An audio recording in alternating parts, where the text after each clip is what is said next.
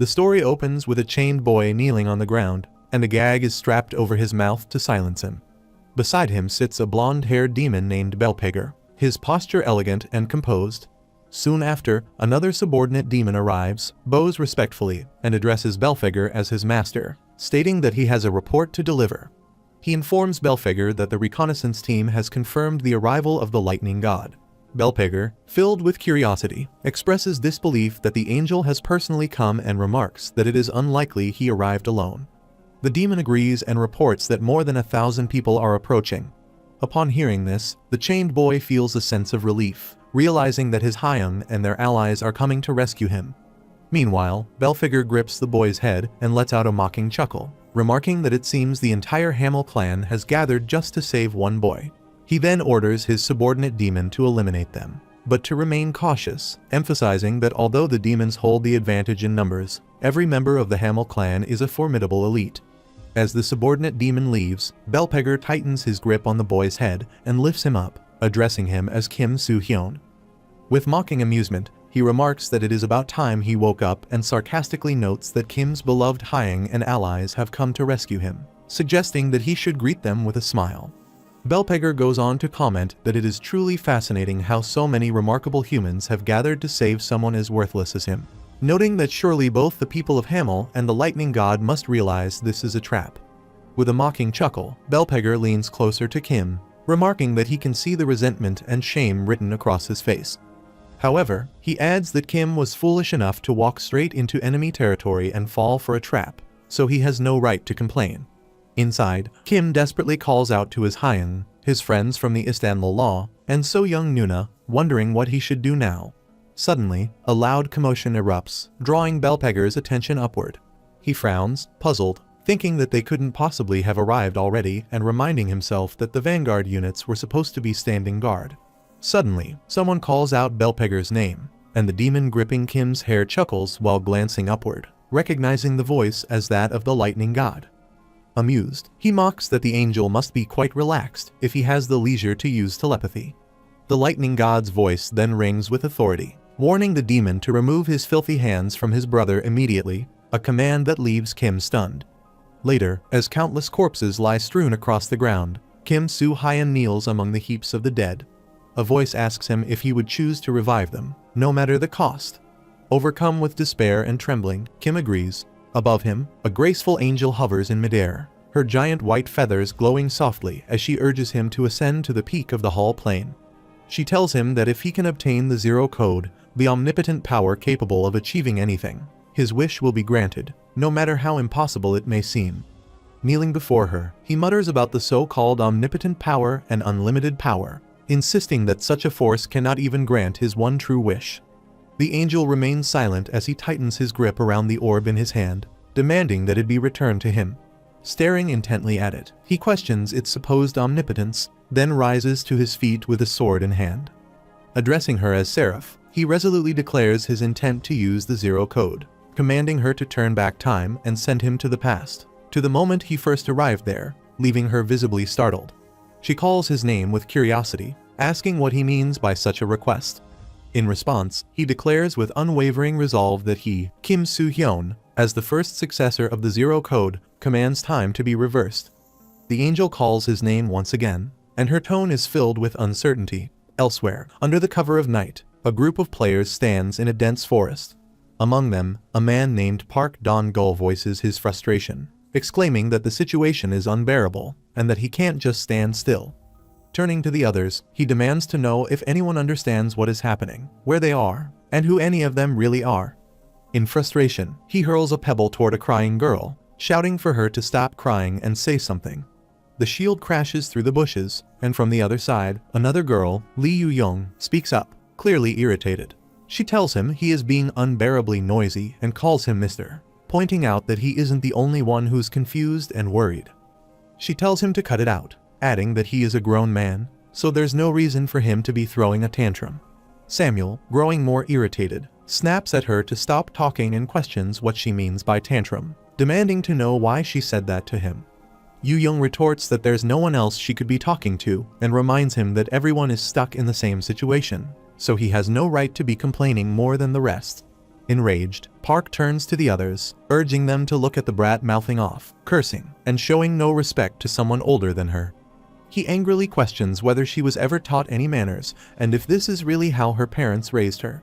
She snaps back in frustration, asking if his parents taught him to lash out at younger people like a child, and tells him to start acting like an adult if he wants to be treated as one.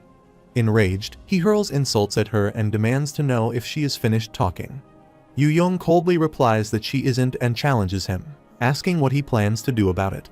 Another guy standing nearby, probably Kim Soo-hyun, quietly loads a crossbow, drawing both Alexa's and Samuel's attention. They turn to him, asking what he's doing. The guy calmly replies that he is just being worried, to which Yu Young responds that she is even more concerned by the fact that he's loading a crossbow in front of everyone. He calmly tells them not to mind him and assures them that he has no intention of shooting anyone, explaining that he's simply preparing in case something unexpected happens. He adds that he doesn't fully understand what's going on, but a self-proclaimed angel told him she had to send him to another world, and when he regained consciousness, he found himself in the middle of this unfamiliar forest. As everyone listens attentively, he asks if they haven't noticed the strange noises coming from the bushes surrounding them. He then states that everyone must have heard the sounds by now and concludes that the place is dangerous, so he intends to leave. As he starts walking to the side, he remarks that if Yu Young and Park want to keep fighting, they can do as they please, but anyone who wishes to come along is free to follow. He also advises everyone to bring any weapons they might have. A girl in a black blazer hesitantly speaks up, saying he will join, emphasizing that it's better to stick together in situations like this. Gradually, the others begin to follow alongside him as well. Meanwhile, a blonde-haired guy named Hyun turns to Saul, who is sitting on the ground, and asks what's wrong. He tells her she can't just sit there and urges her to get up, insisting that they need to go with that guy as well. Saul, with tears in her eyes, shakes her head and says she doesn't want to enter the forest because she is scared. Hyun looks at her in confusion and asks if she plans to stay there, reminding her that she was the one who said earlier that the place was creeping her out. As Kim walks toward the forest, he turns back and asks whether the others are coming. A boy wearing glasses glances over his shoulder and wonders aloud what those two are still doing back there. Meanwhile, Hyun kneels beside Saul, reminding her that she was the one who said they shouldn't stay in this place and that she had a bad feeling about it. He asks what's gotten into her now and urges her to say something. The boy in glasses hesitantly turns to Kim and asks if they can just leave already, explaining that he has been feeling uneasy for a while. Samuel, growing impatient, suggests ditching Saul and Hyun behind, pointing out that they are the ones refusing to come along anyway. Meanwhile, Hyun stands up and tells Saul that if she wants to stay, she can, but he's going to follow the others. As he starts to walk away, Saul hastily wipes her tears and pleads with him to wait, apologizing through trembling words and begging him not to go. Turning back to her, Hyun says that if she is truly sorry, she should get up and come along, urging her to pull herself together. With tears streaming down her face, Saul squeezes her eyes shut, forcing herself to stand despite her trembling legs, and pleads with him not to leave her, asking him to wait and not abandon her again. He reassures her, telling her, of course, he will not leave her, and that she's doing well, encouraging her to keep moving forward. As Saul takes a hesitant step, she suddenly feels a chilling presence behind her. Turning around anxiously, she freezes in terror at the sight of a crimson-eyed zombie. In an instant, the creature lunges toward her, catching her completely off guard. Hyun shouts her name in panic, yelling at the zombie to stop. Just as Hai is about to rush over to help, a crossbow bolt whizzes through the air, striking the zombie squarely in the head and killing it before it can reach her.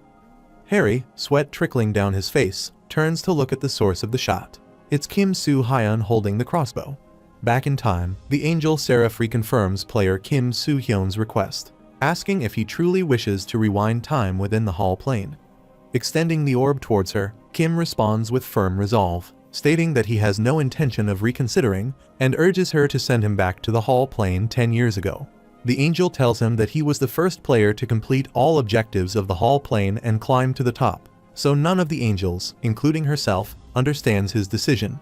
She explains that with a zero code in his possession, he can attain anything and everything granted by his right, including returning to Earth like many players desire, or becoming the king of Hall Plane, or even something even greater. That is how powerful the zero code is, so it is illogical to use it to turn back time. Kim responds in frustration, saying he doesn't need the understanding of her kind and declaring that he's finished being fooled by her appearance and sweet words after 10 long years. He tells her not to waste her efforts, insisting that no matter what she says, he will not reconsider how he intends to use the Zero Code. After a brief silence, Seraph speaks again, stating that this is the final confirmation and asks if he truly wishes to relive those 10 years of torment. He replies with unwavering resolve that if repeating it is what it takes, then so be it. He recalls his Hyung, who died for him, the comrades who lost their lives for nothing, and the memory of a shackled woman flickers through his mind. With his eyes closed, he gives his confirmation. He firmly urges that he had to go through all that unnecessary pain without knowing why, and sarcastically thanks the angels for 10 whole years. Seraph calls out his name and asks if he is perhaps thinking of player Kim Yoo-hyun and player So Young. She then says that she understands his feelings and, in that case, presents a better proposal. When he asks what she means, she tells him to use his gold point GP to bring them back. She explains that the amount he currently possesses is more than enough to activate a wish multiple times. Using that system, she says, they can be revived without him wasting the Zero Code on turning back time. Kim immediately swings his sword at her, but she remains unaffected. She calmly asks why he reacted that way and reminds him that such an attack is pointless, insisting that he should already know this. With his head lowered, he remarks that before Astaroth died, he said that the angels are no different from demons. Seraph curiously asks if he believes the words of a demon, especially someone like him, who lost his comrades to them. Kim responds that he no longer wants to fight, nor does he have the time or patience to continue a pointless argument with her. He states that if she truly understands his feelings, and if she really is his assistant angel, then she must rewind time as he wishes, back 10 years, to the moment he first arrived. As the orb, glowing radiant, rises higher, Seraph extends her hand to hold it. She then shuts her eyes, finding it unbelievable, and begins the process, stating that the Zero Code has reacted to his will, and if his will is strong enough for the Zero Code to react, then she must respect it, and per his request, she shall turn back time, which startles him. She continues, explaining that even so, as she mentioned earlier, he possesses an enormous amount of GP, and wiping it out entirely would be illogical. Since he is the first to reach the summit of the Hall Plane, she states that, under her authority as an assistant, she will grant him several privileges for restarting. He looks toward her and repeats the word privileges, saying he doesn't care about GP or anything else if he can simply return. He adds that he doesn't know what she intends, but it seems she truly means to help him until the very end. As the process continues, she explains that all angels, including herself, understand and empathize with what he feels, and that they all sympathize with him. She tells him to view it not as assistance, but as an act of goodwill. He narrows his eyes and questions her, repeating the word sympathize, then asks what happens if he refuses. Seraph answers that refusing would be illogical and reminds him that she is his assistant, guaranteeing that her goodwill can support him in accomplishing his goals. Meanwhile, the system notifies that player Kim Soo-hyun's request has been received. After reaching 100%, authorization is completed and access is granted. Executing the code named Zero immediately, she tells him to prepare himself. Kim closes his eyes calmly and without hesitation. Suddenly, a brilliant flash of light fills the surroundings, and when he opens his eyes, he finds himself wearing different attire and notices that his sword has disappeared. He glances at his hands, noticing that both his equipment and the calluses on his palms have vanished, and reflects that if his memory serves him correctly, this is what he wore 10 years ago, wondering internally if he has truly returned. Seraph informs him that code name Zero is complete, confirming the successful activation of the Zero Code, and offers her congratulations. She adds that she is an existence that cannot remain in this timeline and that her time is limited, urging him to allow her to show him the information regarding his GP conversation. The system window displays Kim's exclusive privilege setting, Tane, which includes the following. First, a privilege related to his attributes, allowing him to load his first round's character information, with 4 out of his 6 basic attributes randomly selected for enhancement. Second, a privilege concerning his class, granting him the ability to choose his class before the rite of passage without any restrictions. Third, a privilege concerning his special and unique abilities, providing 1 extra latent ability slot in addition to the basic 1 slot for special abilities and 4 slots for latent abilities. He may choose the ability, and a subordinate unique skill may be unlocked instead. though selecting this option allows only half of the 4 latent abilities to be chosen. Fourth, a one-time body modification is available. Fifth, a privilege for equipment selection, allowing him to choose one piece of equipment without type restrictions, though X-ranked equipment cannot be selected. Reading through the privileges carefully, Kim reacts with surprise, insisting that this seems far too unbalanced. Seraph explains that Tene has been unanimously approved by all the angels, and its power is meant to be applied without issue. Taking into account player Kim's latent potential, she adds, this can be seen as a way of restoring balance. As he reflects on his latent potential, she reminds him that very little time remains. Seeing her body fade away, he starts to tell her about it. But before he can finish, she advises him not to become arrogant even with his privileges and urges him to remain vigilant. She continues speaking wearily, her words breaking and skipping, something about wanting to depart, yet he cannot make sense of it. He apologizes and tells her he can't hear her. After a brief pause, she calls his name in a distorted voice and urges him to please be happy. As she vanishes, he realizes that he is finally back in the hall plane, exactly as it was 10 years ago. A radiant portal forms before him, and he recognizes it as the same phenomenon he witnessed a decade ago. When Seraph emerges once more, he immediately understands that this is the version of her from 10 years in the past. Seraph welcomes him to the room of summoning and reports his newly registered identity. Planet Earth, South Korean, 23 years old, named Kim Soo-hyun. With verification complete, she introduces herself as his assistant, responsible for guiding him. She informs him that after he has been given orientation on basic knowledge in this room of summoning, he will be transferred to a location called the Rite of Passage, where he must prove that he has the right to become a player of the Hall Plane. Kim internally contemplates that the Hall Plane isn't somewhere that exists on Earth. It is an alternate world, far from the safe, everyday lives they are used to, and the forest they are in right now is nothing more than a rite of passage to enter the Hall Plane. Meanwhile, within the forest, the group trails behind Kim. Some urge that they should leave before it's too late, while others suggest stopping to take a break. Suddenly, the boy in glasses anxiously urges everyone to look ahead. When they do, the entire group freezes in shock upon seeing that the clearing they had just passed through is now crawling with monsters. Panic spreads instantly as people shout in confusion, wondering where they all came from. Kim watches the scene unfold and inwardly reflects that he has truly returned to the Hall Plane as it was 10 years ago. If he wants to avoid repeating the tragedies of his past, he knows he must find allies whom he can rely on and who can survive alongside him. He activated the Third Eye maneuver, rank 0, and the system window explained that the Third Eye transcends the limitations of a normal eye, belonging to the supernatural category. It extends beyond mere sight, analyzing the surroundings through a form of higher-order cognition, and is capable of perceiving dimensions beyond the current one. Its rank had been lowered because it manifested through an unknown power rather than through personal training or enlightenment. Yet, in its current state, nothing could deceive Kim Soo-hyun's eyes. With that ability, he can see everyone's attribute window without them realizing it. He reflects on the Rite of Passage, the place where the angels sent people like him 10 years ago after being kidnapped for reasons unknown. He considers that there are 2 ways to escape this place. 1. Reach the warp gate within 7 days, or 2. Survive for 7 days. Of course, surviving or escaping alive doesn't guarantee a return to Earth. It simply means one gains entry into the real Hall Plane. Despite the swarming zombies, he remains calm, contemplating that this time he needs to act differently. He recalls surviving alone 10 years ago, but now he decides to form alliances during the Rite of Passage, keeping in mind the people who could be useful in the Hall Plane from the very beginning. At that moment, someone calls out to him, and as he turns, Player and Hyun thanks him for saving their lives. He prompts Sol to express her gratitude as well, and she thanks him sincerely. Kim examines and Hyun's player status internally, noting that he is male, 22 years old, and has a true neutral alignment.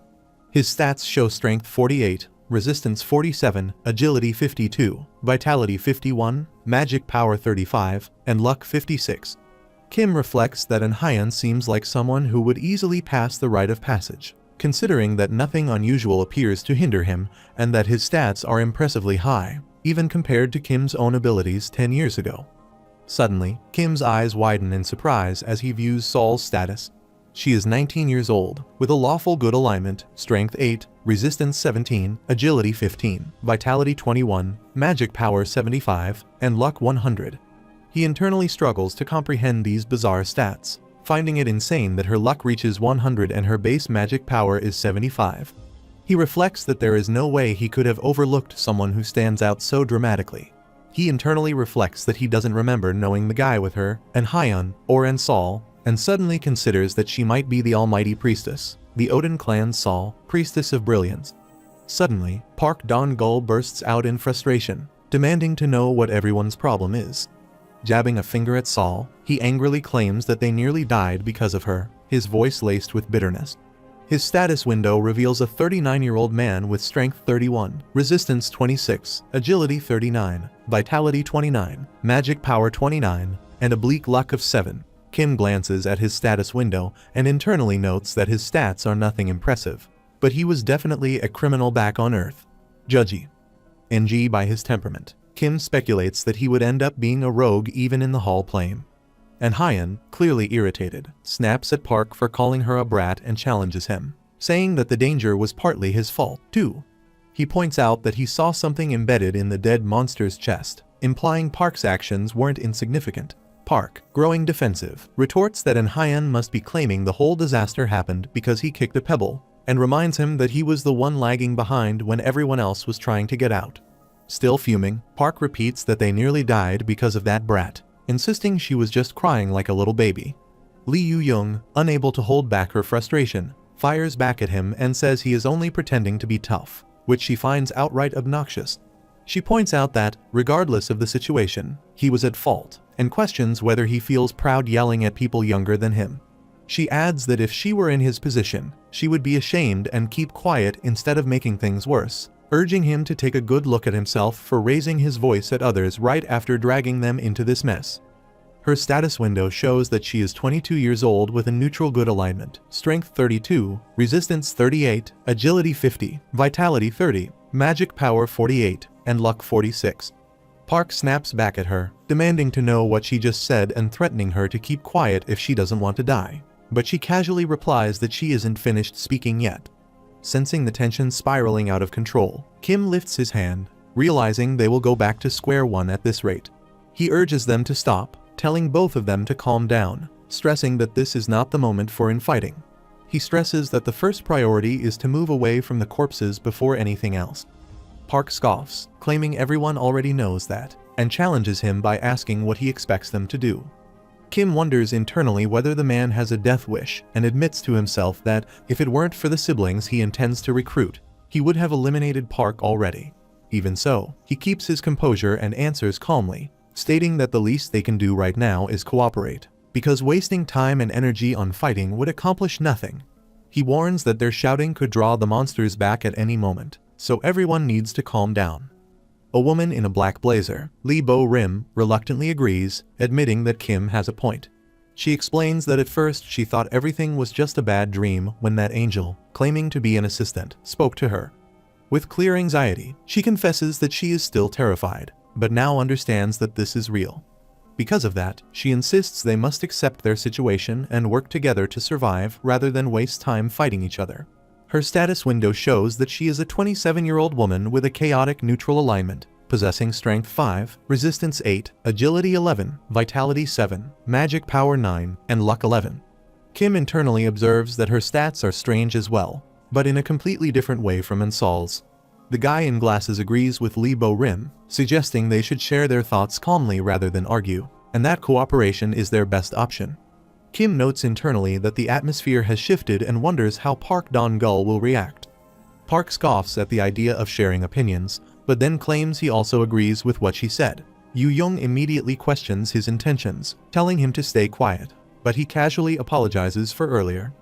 He admits he may have spoken harshly and tells her not to take it personally, brushing it off as simply the kind of life he has lived. He urges her to put aside her grudge for now and listen to what he has to say, and explains that he felt a lot of things when he almost lost his life to that monster back then. So the suggestion that they should work together kind of irks him.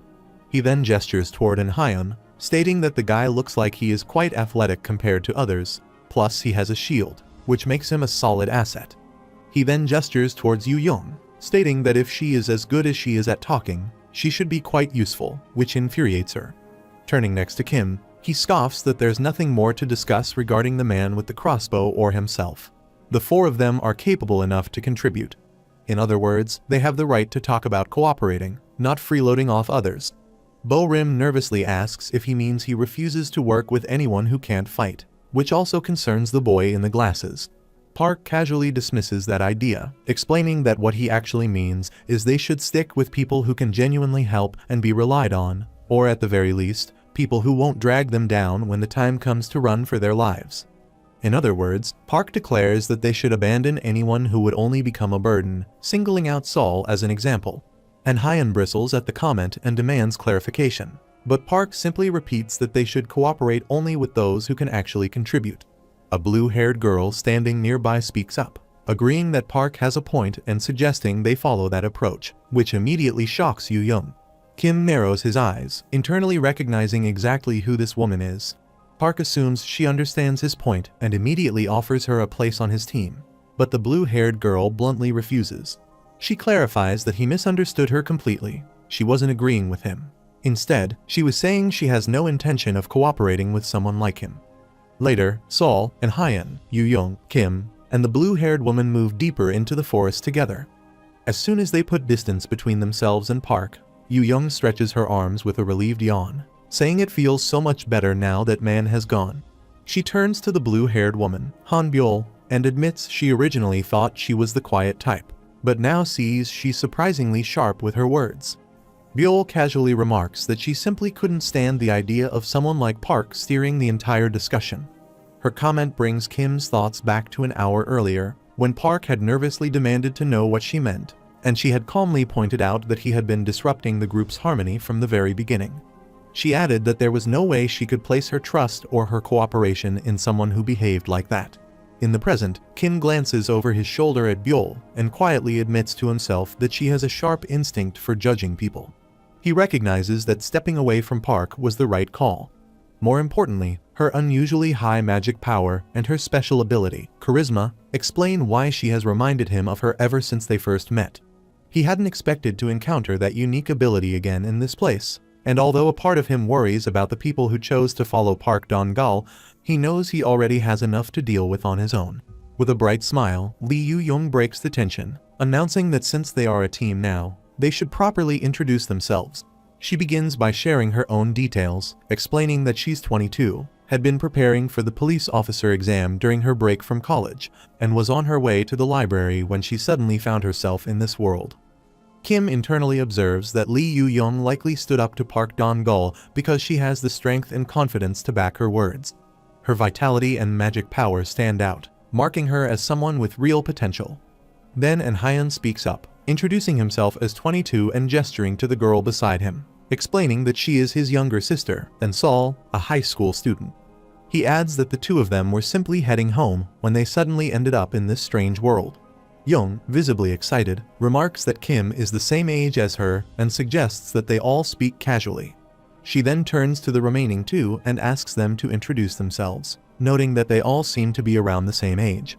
The blue-haired girl, Kim Han-byul, introduces herself as a 21-year-old college student and mentions that, like the three of them, she was brought here unexpectedly.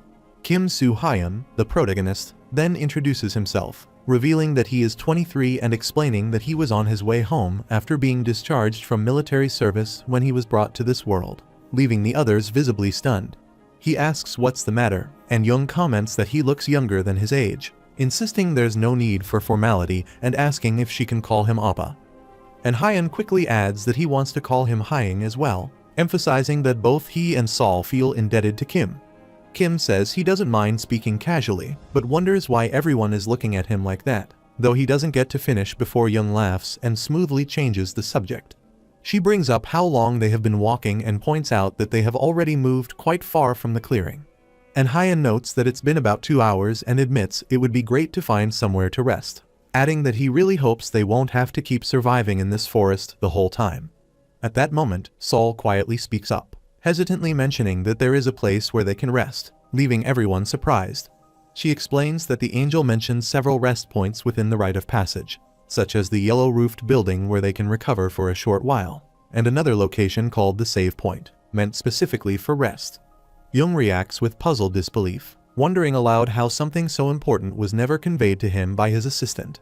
while Kim remains frozen in shock. Byul then concludes that this means they first need to make it out of the dense forest and adds that if they continue following the path, they should eventually come across a building. Suddenly, Hyun urges everyone to stop and directs their attention ahead, pointing out the monsters blocking the way and noting the presence of a path just behind them. Without warning, a zombie lunges at him, but he quickly raises his shield and absorbs the impact. Kim reacts immediately, throwing a sword toward him and urging him to use it. Hyun catches it in one motion, steps forward with renewed resolve, and declares that he will take the lead while leaving the flank to Kim. Gripping his crossbow, Kim loudly affirms that he will cover Hyun and instructs the girls to stay close and protect Sol. Jung anxiously warns Kim to look to his left, where a zombie is about to strike. However, Kim is already aware of it. His perception is far sharper than that of an ordinary human.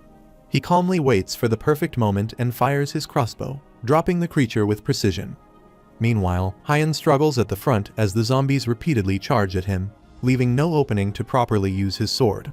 He internally wonders how he is supposed to deal with them. Sensing his difficulty, Kim calls out to him, urging him to aim for the head and stressing that this is the zombie's weakness. Considering Kim's advice, Hyun raises his shield and blocks the approaching zombies, then smashes the nearest one in the head with the shield's full force. Once they finish dealing with the last of the monsters, Jung comments that the number of zombies seems to be increasing the farther they go, though she wonders if it might just be her imagination. Hyun admits that the fight would have been much harder without the sword Kim gave him. He tries to return it by holding it out, but Kim tells him it's fine and that he can keep it. Utterly taken aback, Hyun asks if he is really sure, but the protagonist simply replies that he has his crossbow. Kim then shifts the focus, noting that the zombies ahead will be a major problem. Byul agrees and points out a paved road in the distance, saying it looks like they are almost there. She adds that it's great and all, except the entire area is crowded with monsters, though in her view, they only need to climb over the stone wall. Kim, however, silently concludes that such an approach would not be possible. Jung anxiously asks if they saw the bushes move and wonders if Byul thinks they can go through them, but Byul admits she doesn't think so and suggests they might need to turn back. Kim reflects that, even with the Priest of Brilliance, and Hyun, Lee Yu-young, and Han Byul, he cannot afford to lose any of them, leaving him with only one option. He then speaks up, saying he has an idea and explains that he will lure the monsters away. Byul firmly rejects the idea, stressing that it is far too dangerous. Jung immediately agrees, asking if Kim has lost his mind and insisting they should just hide and wait for a while. Kim questions how long they are supposed to wait and points out that the monsters could find them during that time. Hyun suggests they could try taking a different path instead. Kim counters that it would take longer, the sun is already setting, and there's no guarantee another route would be any safer. He adds that they don't want to end up sleeping or getting lost in this dark forest, leaving everyone speechless. With tears welling in her eyes, Sol hesitantly insists that his plan only puts him in danger and urges that they should all just take a different path together. Kim scratches his head, admitting that he had expected a situation like this to come sooner or later, though it arrived a bit earlier than he anticipated. He says it would be foolish to turn back now when the exit to the forest is practically right in front of them. Then, with a small grin, he adds that he may only be 23, and it might sound a bit ridiculous, but he is the oldest, so this is something he should step up and handle.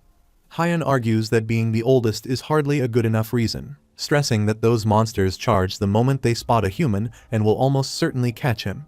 Kim nonchalantly remarks that they are only about as quick as a slightly fast walk. As long as he fends them off with the crossbow while running, he thinks he will be able to get away from them. He adds, almost casually, that he was just discharged from service anyway, so he will treat it like a bit of morning training and do a bit of running. Hyun immediately counters that if that's the case, he's going with him, emphasizing that there's no way they can let Kim shoulder all the danger alone. Jung agrees without hesitation, insisting that she will help as well. Kim lets out a quiet sigh, thinking that if they truly want to help, they need to listen to him. He refuses their offer and explains that if more monsters are waiting beyond that stone wall, someone capable of fighting must stay behind to protect the others.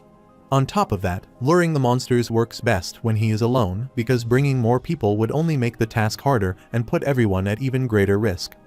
When Hyun insists that he still can't accept it, Kim cuts him off and reminds him that, above all else, Hyun needs to protect his sister. With a confident grin, Kim tells them they have already seen what he's capable of, and emphasizes that he has no intention of dying. He wants to live just as much as they do, and he's certain he can pull this off if they just trust him. He lays out the plan clearly. Once he lures the monsters far enough away, Hyan should take the girls and run without looking back. He warns them not to even consider doing anything reckless, like coming back for him. After they climb over the stone wall, they should wait for him there, because he will join them right after. He then dashes off to the side, thinking this is new, and reflects that back then, he stumbled through the forest for 2 whole days because of the dead men that swarmed the clearing. He didn't even think to find any allies either, since he was too busy running away. He then stands up at a vantage point and scans the forest below, watching the zombies pour through the trees like a restless tide. At least one thing is working in their favor. They abandoned the idea of forcing their way through head-on. With dead men scattered everywhere, things are unfolding exactly as he predicted, and the others should still be waiting at the spot he instructed them to stay. He clears his throat, deciding it's finally time to start. Then he raises his voice, shouting into the forest, calling out to the zombies, loud, taunting, deliberately provoking them. He yells for them to look over here, calling them brats and announcing that a human is right here, waiting for them. The creatures turn toward him, but Kim nonchalantly grins as it reminds him of old days. On the other hand, the rest of the group crouches behind the bushes. Hyan rises, noticing that the monsters have shifted away, and urges his teammates to get moving, emphasizing that they need to climb over the stone wall immediately. Young, crouched behind the bush, anxiously asks if they can really trust this plan and suggests that maybe they should go help Kim Appa. Hyan urges her not to be reckless and to get moving, reminding her that Kim had clearly shouted to lure the monsters away and warning what would happen if they wasted time and the creatures returned. Young, frustrated, asks if he isn't at all worried about Kim. Hyan admits that he is, but claims that he trusts Kim and emphasizes that he had specifically instructed them not to do anything foolish, like going back. He acknowledges their feelings and admits that he feels the same way, but stresses that going back into the forest would render Kim's efforts meaningless. He emphasizes that this is an opportunity Kim Soo-hyun created with his life on the line, and the only thing they should do is climb over the wall as he instructed and wait for him to catch up, urging them to hurry. Meanwhile, the protagonist calmly dashes to the side, singing under his breath, and comes to a stop before the approaching monsters, observing that there are a lot of them and wondering if this is every single one in the area. He sees this moment as the perfect chance to release some tension and declares that it's time to get started. Before he can make a move, a zombie bites his arm, but he is taken aback. The system window appears, showing Kim's stats: Class Sword Specialist, Alignment Lawful Chaos, Strength 94, Resistance 92, Agility 98, Vitality 70, Magic Power 96, and Luck 88. Despite being bitten, Kim smirks, noting how the zombie seems surprised that it can't pierce his arm. The creature growls ferociously, struggling to sink its teeth in, but Kim swiftly slashes through its neck with a sharp elbow strike. He remarks that he would love to take on every one of them, but since the others might still be watching, he needs to conceal his true strength. He mutters that they should understand, though he doesn't really care if they don't, and urges them to move a little deeper into the forest. Later, after annihilating the zombies, Kim stands over the stone wall and is surprised to see that his teammates are not there. He jumps over the wall and dashes to the side, reflecting that he thought they would wait for him. He then kneels on the ground and notes that there are traces that the 4 of them were here and that it looks like they went in that direction. He intently notes that the traces are too cluttered for them to have left immediately and wonders what happened here. He is not sure if the third eye maneuver can look into the past, but still, he decides to give it a try. Placing his hand firmly on the ground, Kim activates the third eye and is immediately presented with a flash memory of his teammates sitting where he expected, confirming that they had indeed been waiting for him. As he studies the vision, he notices that something sudden and unexpected captured their attention, and he can't help but wonder if they might have been attacked. His crimson glowing eye intensifies, and he presses a hand against it, reflecting that with his current levels of magic power and vitality, this appears to be the absolute limit of how much he can perceive of events that occurred in the past, at least for now. He tests, as he has figured out now that they ran because something happened, and thinks it's time to go after them. Compared to Earth with extremely advanced technology, it is hard to say life in the Hall plane is comfortable, so to help humans get accustomed quickly, they created save points or rest rooms in the rite of passage, with structures and environment similar to the Hall planes. In Trap Point, the facilities are modern, and there are plenty of resources. It's a place that reminds one of Earth. On the other hand, Sol lies distressed in a save point at rite of passage. In the living area, Young urges Byul to let her go, but Byul halts her. Young insists that Kim Appa might still be waiting for them there, pointing out that it's already nighttime and it's raining as well, so he could get lost looking for them. She then turns around, asserting that the others can stay if they wish, but she is determined to go alone if necessary. Hyan strides toward her, urging her to calm down, while Byul asks her what if the ghosts appear again and reminds her that they barely managed to get out alive, and that if it weren't for Sol, they would all be dead right now. Young shouts that if Byul thinks she doesn't know that, and exclaims that it is why they brought Sol here to get away from the monsters, so now they have to bring Appa here. She continues, raising her voice, accusing Byul of implying that it's acceptable to be safe while abandoning Kim, who doesn't even know if they are alive or dead, and demands how she could be so shameless. After a momentary pause, Byul allows her to go ahead and look for him, but warns that she won't care whether Young dies as Appa Kim died. Young's eyes widen in shock, and she curiously asks if Byul has already taken for granted that Kim is dead. She presses, questioning if that is why Byul is acting so heartless, and insists that she can't believe Kim would risk his life to save someone like her. Byul remarks that they told him not to go, but he is the one who insisted on acting as bait and asserts it's his fault for getting himself killed, even though everyone told him not to, and asks why Young is making it seem like she did something wrong. Young frustratedly snaps back, but Hyan loudly urges them that it's enough. He acknowledges that both of them have a point, but wonders if they truly need to say such hurtful things to each other at a time like this. He emphasizes that it is raining and dangerous outside, so he decides he will go look for Kim, and Young responds with relief, insisting that she will go as well.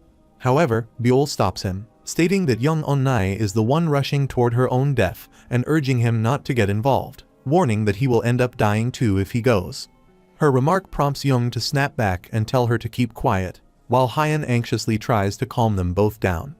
Byul counters that Young is the one who needs to be quiet and urges her to stop acting recklessly without understanding the situation.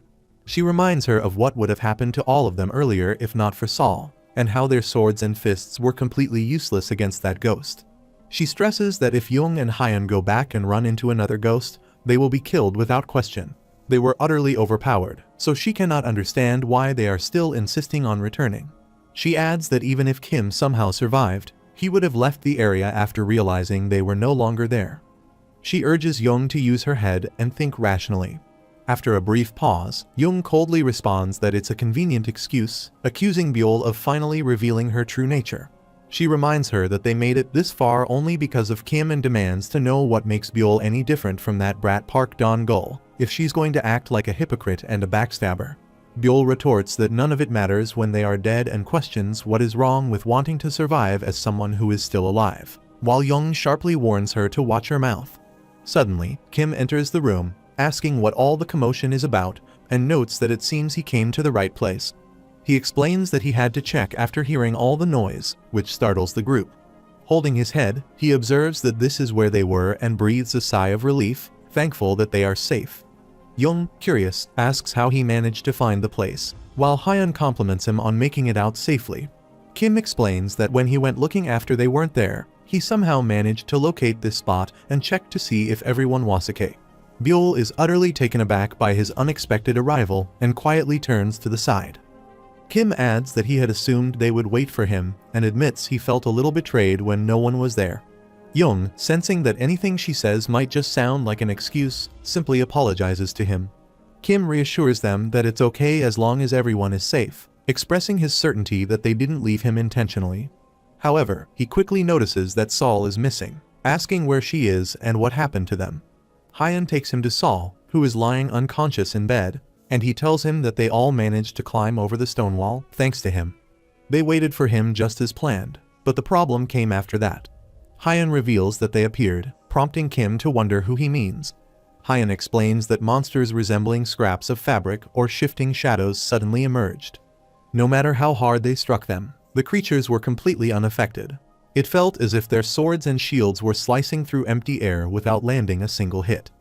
When one of the creatures turned on him, his entire body froze as if he had been placed under a spell. At that moment, Sol, who had been behind him, let out a scream, and a burst of white light erupted from her. The ghosts caught in that light disappeared instantly. Kim's thoughts churn as he considers the creature Hyan described, a ghost impervious to physical attacks. He realizes that it could only mean a wraith, a monster that can be harmed solely through magic. But the idea of a wraith appearing in the rite of passage, where most participants are unable to use magic at all, strikes him as completely illogical. Shifting his focus to Saul, he notes that while she managed to free them, she is clearly in a dire state. Her breathing is labored, her pulse irregular, and every so often her face tightens in pain. He can hear her whimpering in pain every now and then, too, making it obvious just how much she's enduring. Hearing this, Hyan anxiously asks if Saul is going to be all right and wake up. Kim, distressed, places a hand on his mouth and internally contemplates that these symptoms are magic overdrive, a phenomenon that results from the usage of magic that the body cannot handle. It's a common symptom of overusing magic. He internally notes that she hasn't even become an official player yet, but she has already used magic, which he finds unbelievable. He ponders if it was possible because her magic power stats are 75 and her luck is 100, and realizes this is the future priestess of brilliance. He then explains that as long as she is breathing normally, he doesn't think there will be much of a problem. He reassures Hyan not to panic, adding that she's probably just caught in a nightmare. But perhaps he should check her just in case and urges Hyan to step outside for a moment. But Hyan immediately refuses, insisting that he wants to help. Kim sighs, telling him there's nothing for him to assist with and assuring him he won't do anything weird. Then, recalling how Hyan described being attacked by that creature and noticing the fear still written across his face, Kim points out that he looks awful, like he might collapse at any moment. Glancing at Byul and Young, Kim notes that they are all worn out and that it's already late. He tells them to leave this to him and get some rest, adding that if they don't sleep now, they will only be even more on edge later. As they leave the room, Kim steps towards Saul, thinking that it's time to help her properly. He places a hand on her head, immediately sensing that, just as he expected, the magic within her is completely messed up. He thinks that if he transfers some of his own magic and redirects her magic in the correct direction, she will get better by herself. Fortunately, it seems to be an ordinary case of overdrive. With that in mind, he begins the process, carefully redirecting her magic along the correct path. The following day, Saul walks out of the room, and upon seeing her, Kim curiously asks if she is up. She calls him Kim Oraboni, while Hyan practically shouts in disbelief, relieved that she's alive. He rushes over, gripping her shoulders and asking anxiously if she's all right and whether anything still hurts. Saul reassures her that she is fine and that she feels really refreshed, like she got a good sleep. Young approaches Saul, expressing her relief and explaining that Kim had been watching over her throughout the night, urging her to thank him. Saul thanks Kim, who accepts the gratitude with a simple nod, suggesting they leave it at that. He then calls everyone to gather around, indicating that he has something important to say. Once they assemble, Kim tells them that they need to leave the city as quickly as possible.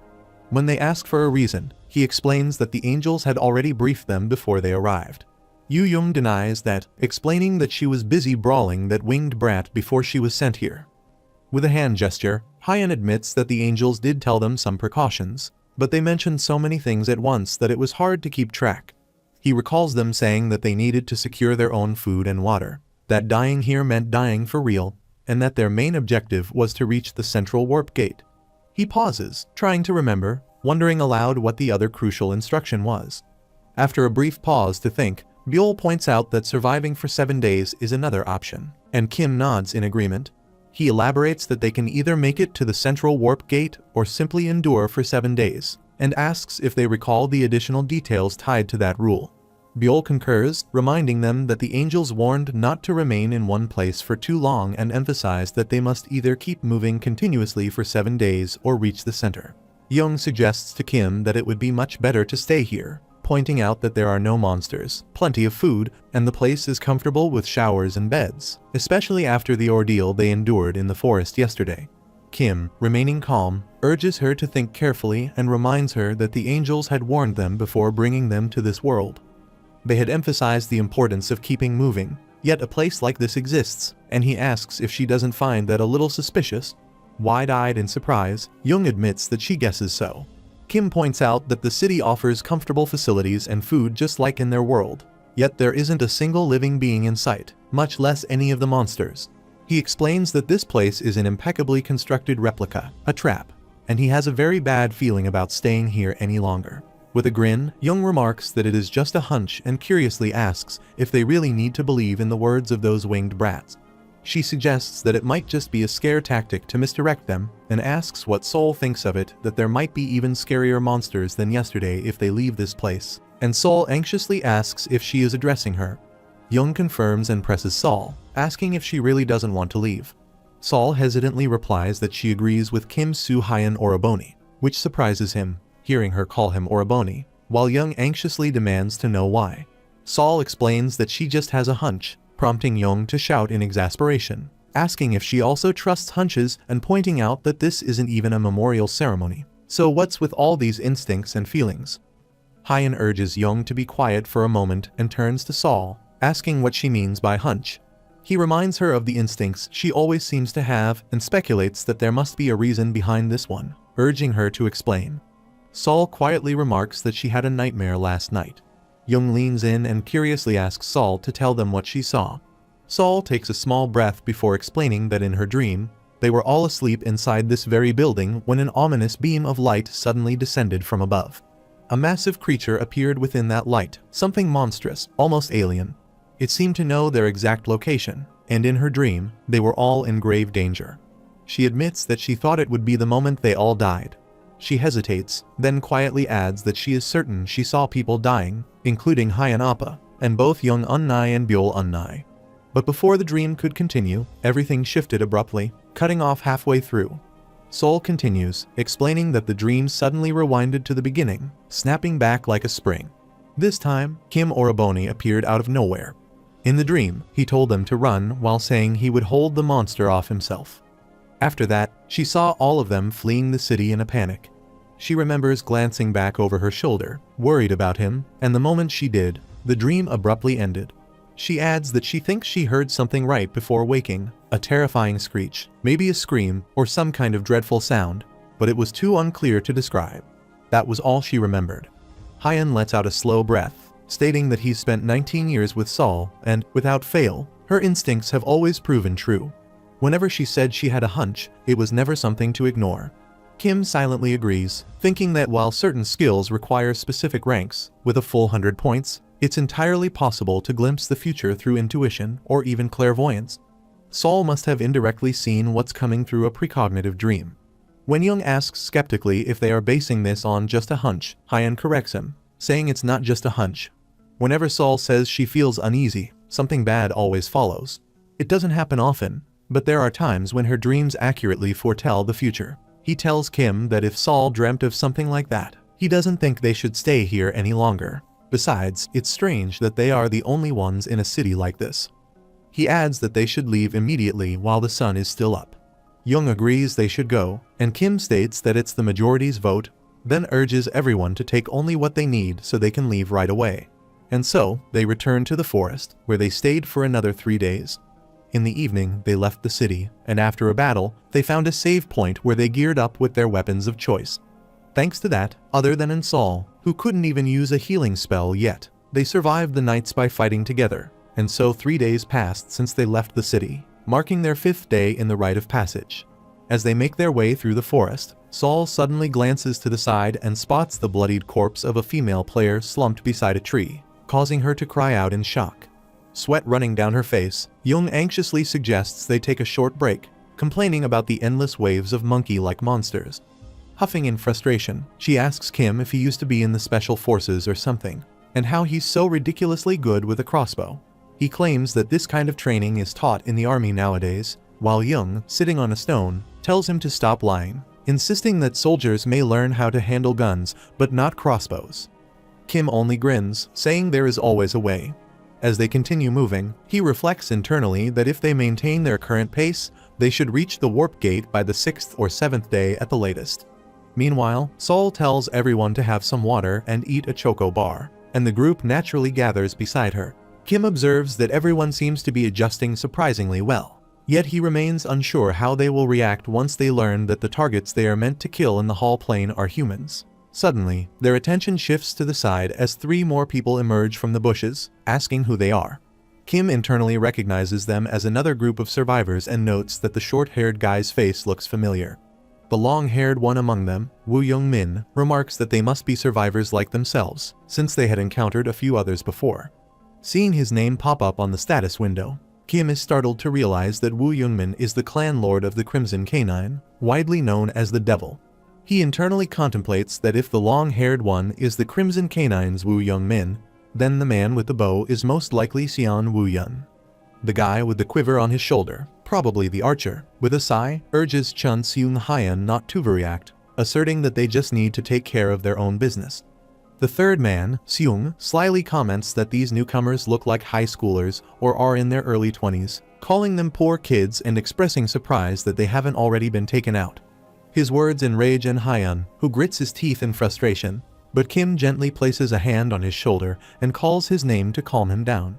Seung steps forward, addressing his comrades, and notes that if that brat just got angry, they themselves aren't exactly in the best mood either. He urges them to answer his questions quickly and suggests they part ways here. Young lashes out fiercely at them, demanding what they would do if they refused and questioning who they think they are, while Kim looks at her in surprise. Seung places a hand over his face, muttering about what if they don't, then pulls out his dagger, declaring that he will show them. He hurls the dagger toward her, but before it can strike, Hyun swiftly shields her, deflecting the attack. Suddenly, an arrow pierces Seung's hand, catching him completely off guard. Seeing Kim holding his crossbow, the archer Seon Woo-yun, with a bow in hand, acknowledges internally that he is fast. Meanwhile, Seung plops to the ground, holding his hand, yelling in agonizing pain. Kim internally recognizes the archer Seon Woo-yun, the man who became one of the top 10 most powerful users of the Hall Plane with the archer class. Seung anxiously abuses Kim for shooting his hand, while Kim internally notes that he doesn't know about this punk. But the other two may become formidable threats in the future. He wonders whether, if he can't turn them into allies, he should simply eliminate them here and now. But he quickly discards the thought, admitting that if he were alone, he might have considered it. Yet with this group beside him, he can't just murder someone in front of these kids. It's far too early for that. Steadying himself, he turns to Young and asks if she is okay, and she assures him she is. Meanwhile, Seung frantically urges Youngmin to kill Kim, repeating his demand again and again in a panicked frenzy. Youngmin covers his face with his hand, muttering that Seung was the one who provoked them and started the fight, and tells him to shut his mouth, calling him a fool. Seung tearfully shouts that it doesn't matter and thrusts his injured hand forward, showing the hole in it, which makes Youngmin grit his teeth in frustration. Composing himself, Youngmin then apologizes to Kim and the others for attacking them and asks if they can end things here, stressing that they aren't monsters and that there's nothing to gain from continuing the fight. Kim replies that he would be willing to end things here, but points out that Seon Woo-yun still hasn't lowered his bow. Youngmin immediately tells Seon to stop, and when Seon tries to argue, Youngmin cuts him off, asking if he can't read the situation and ordering him to lower the weapon. After Seon reluctantly complies, Youngmin waves a hand in apology, explaining that his comrades aren't usually like this, but the past few days have been harsh, and everyone is on edge. He assures them they will ask just one question before leaving. He then asks whether they have seen two women who look like sisters, explaining that the two were part of their group but went missing after being kidnapped by the monkey monsters, and they have been searching for them since. Kim wonders privately whether the corpse he saw earlier might belong to one of the women Youngmin is searching for, but he decides it's better not to get involved and decides to play it off here. Before he can respond, Sol calls out to him and asks if it might be the same person, but before she can finish, Youngmin quickly asks if she has seen them and where. Kim steps in, saying that Youngmin mentioned sisters, but they have only seen one woman, and even then, he isn't sure if she is the person they are looking for. Youngmin remarks that it doesn't matter and urges him to tell them what he saw and what happened. With a sigh, the protagonist explains that the body was messed up too badly by the monsters, so he is not really sure, while Sol adds that she was wearing a yellow dress. The revelation startles the three, and Seung exclaims that it really must be the older sister, anxiously asking if she's dead and accusing them of lying, claiming they must have killed her themselves. Youngmin gestures to Seung to stop, while Kim internally sighs, thinking this is exactly why he wanted to act like he didn't know, and resolves to warn the kids later. He tells them that if they follow the path behind them for a couple of hours, they will come across the body. The area isn't covered with much grass, so the spot should be easy to find. He adds that they placed a blanket over her out of respect, so they should be able to find her easily. offering his condolences. He makes it clear that he's truly sorry for their loss. However, he also points out that he doesn't appreciate being accused of something so baseless, especially after they went out of their way to help. Saul gently steps in, explaining that if they continue down that same path, they'll eventually reach a building where they can rest. There's plenty of food stored there, as well as a room where they can sleep safely for the night. She also mentions that Seung can treat his injured hand there, so they shouldn't fall into despair. Instead, she encourages them to keep moving forward and not give up.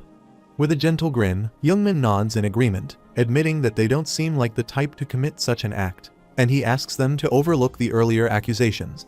He suggests that they part ways for now and hopes they will meet again if fate allows. Kim agrees, repeating the sentiment. Youngmin then turns back to him and asks if Kim is the leader of their group, saying he has something to share. Kim quickly denies being any kind of leader but still asks what he wants to say. After a brief discussion with Kim, Youngmin explains that he wants to offer them a piece of information and begins by asking whether they are planning to head toward the warp gate. When Kim confirms their plan, Youngmin immediately advises them to abandon the idea. He warns that if they value their lives, they should focus on surviving the full 7 days instead, stressing that an overwhelmingly powerful monster is guarding the warp gate and that reaching it will be impossible for them in their current state. Later that evening, in the small rest hut, Sol, Young, and Hyun are asleep inside, while Kim sits alone on the stairs outside. Byul approaches quietly and extends a warm cup of tea toward him, mentioning that it's time to switch shifts. She studies his expression and asks what has him so deep in thought that he didn't even notice her arrival. He internally thinks that he did, but he just pretended not to. However, he tells her that he was just staring at nothing and asks if he looked troubled. Sitting beside him, she agrees and adds that he has had that face since they met that group in the afternoon. She curiously asks what that long-haired man told him, pointing out that Kim didn't say a word after that. She mentions that the others are worried since he didn't say anything after all that happened. Taking a slow sip of the tea, Kim brushes it off, saying it was nothing important. Then he rises to his feet and tells her that no matter what happens, things will turn out fine, so she shouldn't worry. With that, he adds that it's her shift now and steps aside to let her take over. Before he can step away, she quickly calls out for him to wait, saying she still has one more thing she wants to ask. Without turning back, he sighs and tells her he is feeling a bit tired, asking if she can save it for tomorrow. After all, it's not like he's going anywhere. But she refuses, insisting she needs to ask right now, stressing that she feels today might be the only chance she will ever get to ask this. With a slight grin, he turns toward her, commenting on how concerned she seems about the earlier conversation and insisting that it was nothing of importance. She quickly counters that it isn't what she meant, firmly stating that he is hiding something from them and pressing him to explain what they truly are to him. Kim realizes inwardly that this is why he kept catching her glancing at him all those times. She has been observing him far more closely than he thought. The longer he looks at her, the more she reminds him of her, the one he can never quite forget. Byul speaks up, noting how earlier, when Hyun stepped in to take the arrow meant for Young Un-nai, Kim reacted instantly and shot the attacker without hesitation. She emphasizes that the attacker was still a person, not a monster, and adds that everyone has been a little uneasy ever since, unsettled by how he acted today. After a brief pause, he responds quietly that he hadn't realized it. Byul counters immediately, insisting that this isn't something he can simply brush aside. She turns fully toward him, pointing out that he hasn't said a single word since his talk with the long-haired man, and even now, he keeps repeating that it was nothing important and that they shouldn't worry. With growing firmness, she questions why he always decides things on his own and never explains anything to them, wondering aloud whether they aren't supposed to be allies. She accuses him of constantly carrying everything on his own and shutting them out. At the same time, he replies in a calm, steady tone that he isn't making decisions alone and that they always take things into account as a group. He thoughtfully adds that even today, Hyun did more than he did, and Byul and Young did a lot too, even when they were facing the monkeys. She counters that he is only making it seem like that by holding back and declares that he might be able to trick Hyun Appa and Young, but she won't be fooled. Kim calmly asks what it is she wants him to say. She explains that his decisions have always been right since the beginning, which is why they all stay quiet even if they have doubts, but if things continue like this, he will just keep doing things this way. She adds that she doesn't understand why he keeps distancing himself from them. But the real issue is that everyone relies on him far more than he realizes. so she asks him to step forward as their leader, truly lead them, not by holding back or standing apart, but by being a genuine part of the group. She admits that they all know he acts for the team's safety, even when he strikes first against people from other groups or stays completely silent about what he's thinking. And she firmly states that if he is willing to lead them openly, everyone will gladly follow him. After a brief pause, he tells her something. The following day, the rest of the group is taken aback by the unusual silence between Kim and Buell, internally wondering what's with the mood today, and that they got another person who is silent. As they move through the forest, Kim notices a structural monument ahead and realizes they are close, roughly 600 meters from the warp gate. His thoughts drift to Youngmin's earlier warning, reminding him that it might be wiser to avoid the gate entirely and focus on simply surviving for 7 days. He further told Kim that 2 days ago, they were close to reaching the warp gate, but they couldn't get to the end because about 300 meters away from the warp gate, a monster appeared. Back in the present, Kim internally contemplates that the monster Youngmin encountered might be the boss monster of the rite of passage. At first glance, the field ahead seems ordinary, and it doesn't really look like a place where there could be an ambush. He wonders if there is a different spawn condition. Shortly after, Saul marvels at the monumental structure up close, while Hyun, equally stunned, asks if this is the warp gate. Saul glances at it and remarks on its beauty, and Young stands beside them, equally awed. Young wonders aloud if reaching it will let them return home, and Hyun responds that it probably will, urging everyone to hurry. As they walk towards Rap Gate, Kim internally contemplates that they are about 200 away, but there is still nothing special. He ponders whether Youngmin's group simply got unlucky and ran into a nearby boss monster. The only noteworthy thing he can see is that the soil is discolored here and there. Other than that, it looks the same as the clearing. He lands on the ground and activates the magic detection maneuver, causing crimson invisible stripes to appear across the terrain. As he suspected, there is nothing unusual, and he notes that they are now roughly 100 meters away, silently wondering if Youngmin's group was simply unlucky. Suddenly, he notices magic waves gathering in the sky and pauses to observe them. The group asks why he has stopped, and just then, a giant, radiant magic circle materializes in the sky, immediately drawing their attention. Kim urgently yells, commanding everyone to leave everything behind and run if they want to survive. As the others call out his name in confusion, he ferociously insists they must not look back and start running immediately. In that instant, a giant, menacing monster emerges out of the magic circle. Later, the representative angels individually congratulate the users in Hyun, and Seoul, Yu Young, and Kim Han-byul on surviving the rite of passage. The whole plane can be largely divided into 4 continents: the East, West, North, and South. Users who have earned their rights by surviving the rite of passage are sent to the starting inn, located in each of the continent's major cities, after being briefed by the angels.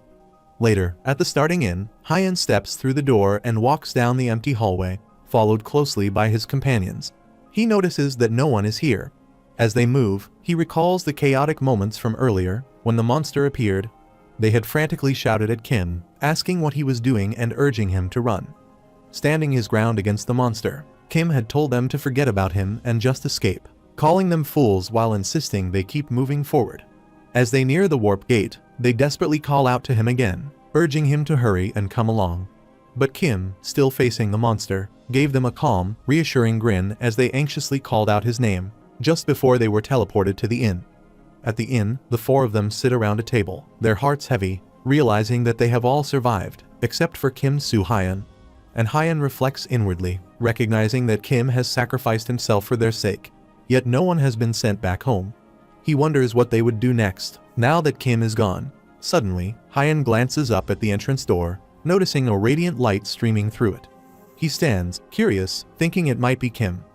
Young, lifting her head from the table, scolds him, calling his idea ridiculous and insisting that they cannot be the only ones to survive the rite of passage. There must be other teams as well. Hyun asks, with a mix of curiosity and hope, if everyone who survives is sent back here, wondering if Kim might be among them. Before the door fully opens, he silently hopes it is Kim. But when the door swings open, Youngmin enters the inn, asking why it is so quiet and whether he and his companions are the first to arrive. Seeing Hyun and the girls already there, Youngmin is surprised. He remarks that they arrived before him and adds that it's good to see they are still alive. Seung, standing beside him, curiously asks who they are. Youngmin explains that they are the group from before, and Seung, surprised, asks if they didn't die and whether they already went to the warp gate. Noticing their annoyed expressions, Seung quickly adds, more seriously, that they don't need to look so upset. Seon, walking to the side, comments dryly that they probably wouldn't feel good seeing Seung and urges him to read the room. When Hyun and his comrades completely ignore Seung, he walks over, admitting that he feels embarrassed. He addresses Young, calling her red-haired, and apologizes for throwing the dagger at her earlier. She does not look at him and simply acknowledges it. He insists again that he is sincere and means his apology, but she remains indifferent and tells him that she does not care and that he should forget it. He comments that it is fine then. Youngmin glances to the side and notes that it does not look like they can leave yet, pointing out that none of the doors or windows will open. He then realizes that one of Hyun's comrades is missing and wonders why only they arrived, asking about the man with the crossbow. He adds that he heard everyone who passed should have been sent here. After a brief, startled pause, he continues, wondering aloud if they all actually went to the warp gate. He adds with curiosity that he warned Kim repeatedly not to go there and assumes Kim must have been killed, but also points out that if Kim is truly dead, then he cannot understand how the rest of them are here. Young and Sol, frustrated and emotional, yell that Kim Appa did not die. From another table, Seung comments that they are being too sensitive and suggests that they must have encountered the monster. Youngmin responds that it seems likely. Seung then concludes that the crossbow user must be dead for sure, and that they barely managed to escape after losing 2 people. He adds that the angel mentioned some new setting or feature, and he wanted to land a hit on Kim if he ever met him again. Youngmin urges him to be quiet, and Seung quickly covers his own mouth, realizing that Kim's companions seem to be waiting for him, so they decide to wait and see. Suddenly, the entrance door glows as more players enter the inn.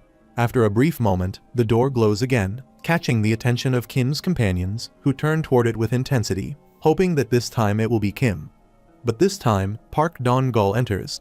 Seeing them, he comments that he recognizes a few familiar faces and calls them hypocrites, saying he never expected them to survive. He adds that the crossbow user is dead, so he assumed they had all died together. The group looks at him with clear frustration. On the other hand, Seraph comments that a single strike kill was an impressive execution of the quick draw blade against the field boss and congratulates Kim Soo-hyun on passing the rite of passage. She then informs him that on the 6th day, at 16:42 and 47 seconds, he officially earns the right to enter the hall plane.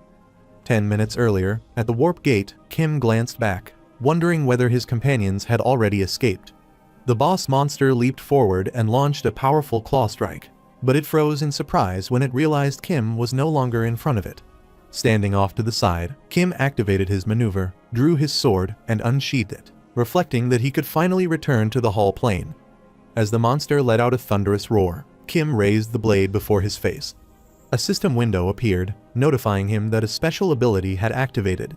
The notification adds that the activation of his special ability, with sword rank X, every swing he made while wielding a sword received automatic corrective support, and years of effort, experience, countless achievements, and class benefits had raised the ability's rank by 2 tiers. A second notification followed, revealing that a latent ability had activated, hand-to-hand combat rank A+, an ability that pushed the user's melee weapon skill beyond human limits and ensured they would not lose in close quarters combat.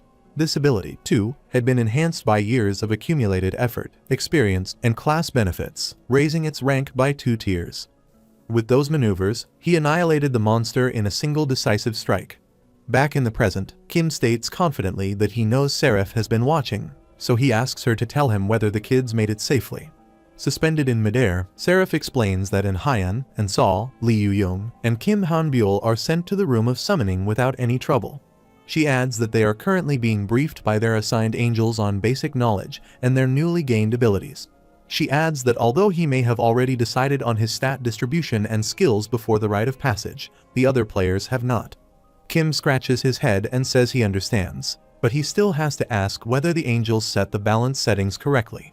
Surprised, Seraph responds that, of course, they did. Kim lets out a sigh and says that even if they ignore the fact that the starting point was in the middle of the forest, or that there were wraiths, he still cannot understand why a boss monster spawned right next to the gate. He asks how a group of new players, who cannot even use magic properly, is supposed to defeat something like that, and he insists that if it had not been for him, his entire group would have been wiped out. Seraph replies that new players were never meant to defeat the monster in the first place, which startles Kim. She explains that for survival, a minimum of 5 people is required, and the monster spawns at a random distance between 200 and 300 meters from the warp gate. The system is designed so that at least one person from each group can reach the gate. Kim asks, with confusion, if she is saying that one needs to sacrifice at least 4 people just to run from the monster, and Seraph confirms that this is correct. When he presses her on why, she explains that in the Hall Plane, it is common to lose allies one has known for a long time. The purpose of the rite of passage is to prepare players for life in the Hall Plane, and this, she says, is one of the essential learning steps. Kim then asks if she means that she wants them to get used to that kind of grief right from the get-go. She admits that the difficulty is high, but explains that it is because the players summoned this time possess considerable potential. She adds that, for his information, the 4 players who arrived first together have been rewarded with 2,500 gold points. Kim is surprised and assumes this means no one arrived before them, then wonders aloud if there is anything for him. Seraph responds that no reward is available to him, as he is the 5th to arrive. He clicks his tongue, finds it a shame, and internally reflects on how 2,500 gold points become a significant amount when converted to the Hall Plane's gold. She asks, with curiosity, if he is truly resentful over a mere 2,500 gold points. He replies that gold points do not grow on trees, but she reminds him that he possesses 3,780,720 gold points, so she believes he should not be dwelling on 2,500. He reflects on her words, then grins as if an idea has formed in his mind. He then confirms if she is saying he has over 3 million gold points, and she affirms it, adding that he holds a significant amount and that spending it all would be illogical. He is internally startled as he contemplates that the Seraph from his past must have converted his gold points into privileges, and he wonders how he still has this many points even after receiving so many overpowered privileges. He ponders just how many gold points he actually possesses. Deciding it doesn't matter, he remarks that it works out well and urges her to open the player-exclusive shop, asking if she can display it here. She agrees and snaps her fingers, but adds that before accessing the shop, she must first settle his reward for defeating the boss monster. A moment later, multiple notifications appear in front of him, each with an urgent alert, announcing an exceptional accomplishment. The system recognizes that he has defeated the predator of the rite of passage, a creature that had claimed the lives of countless promising players, and thus, he has earned a special achievement.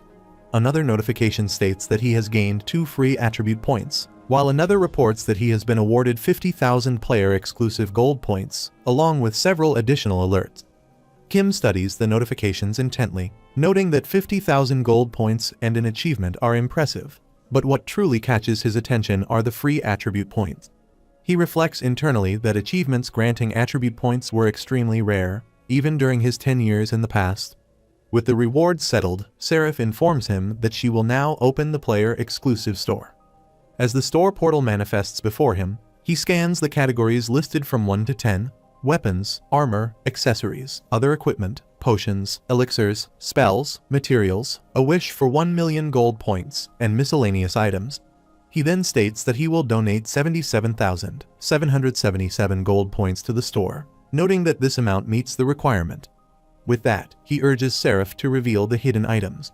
His words startle her, and she looks at him with curiosity, asking how he could possibly know about their existence.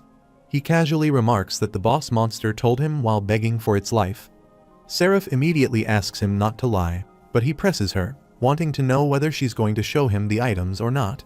She replies that there's no issue with granting his request, but asks him not to do anything reckless this time, as he did in Hwajeon.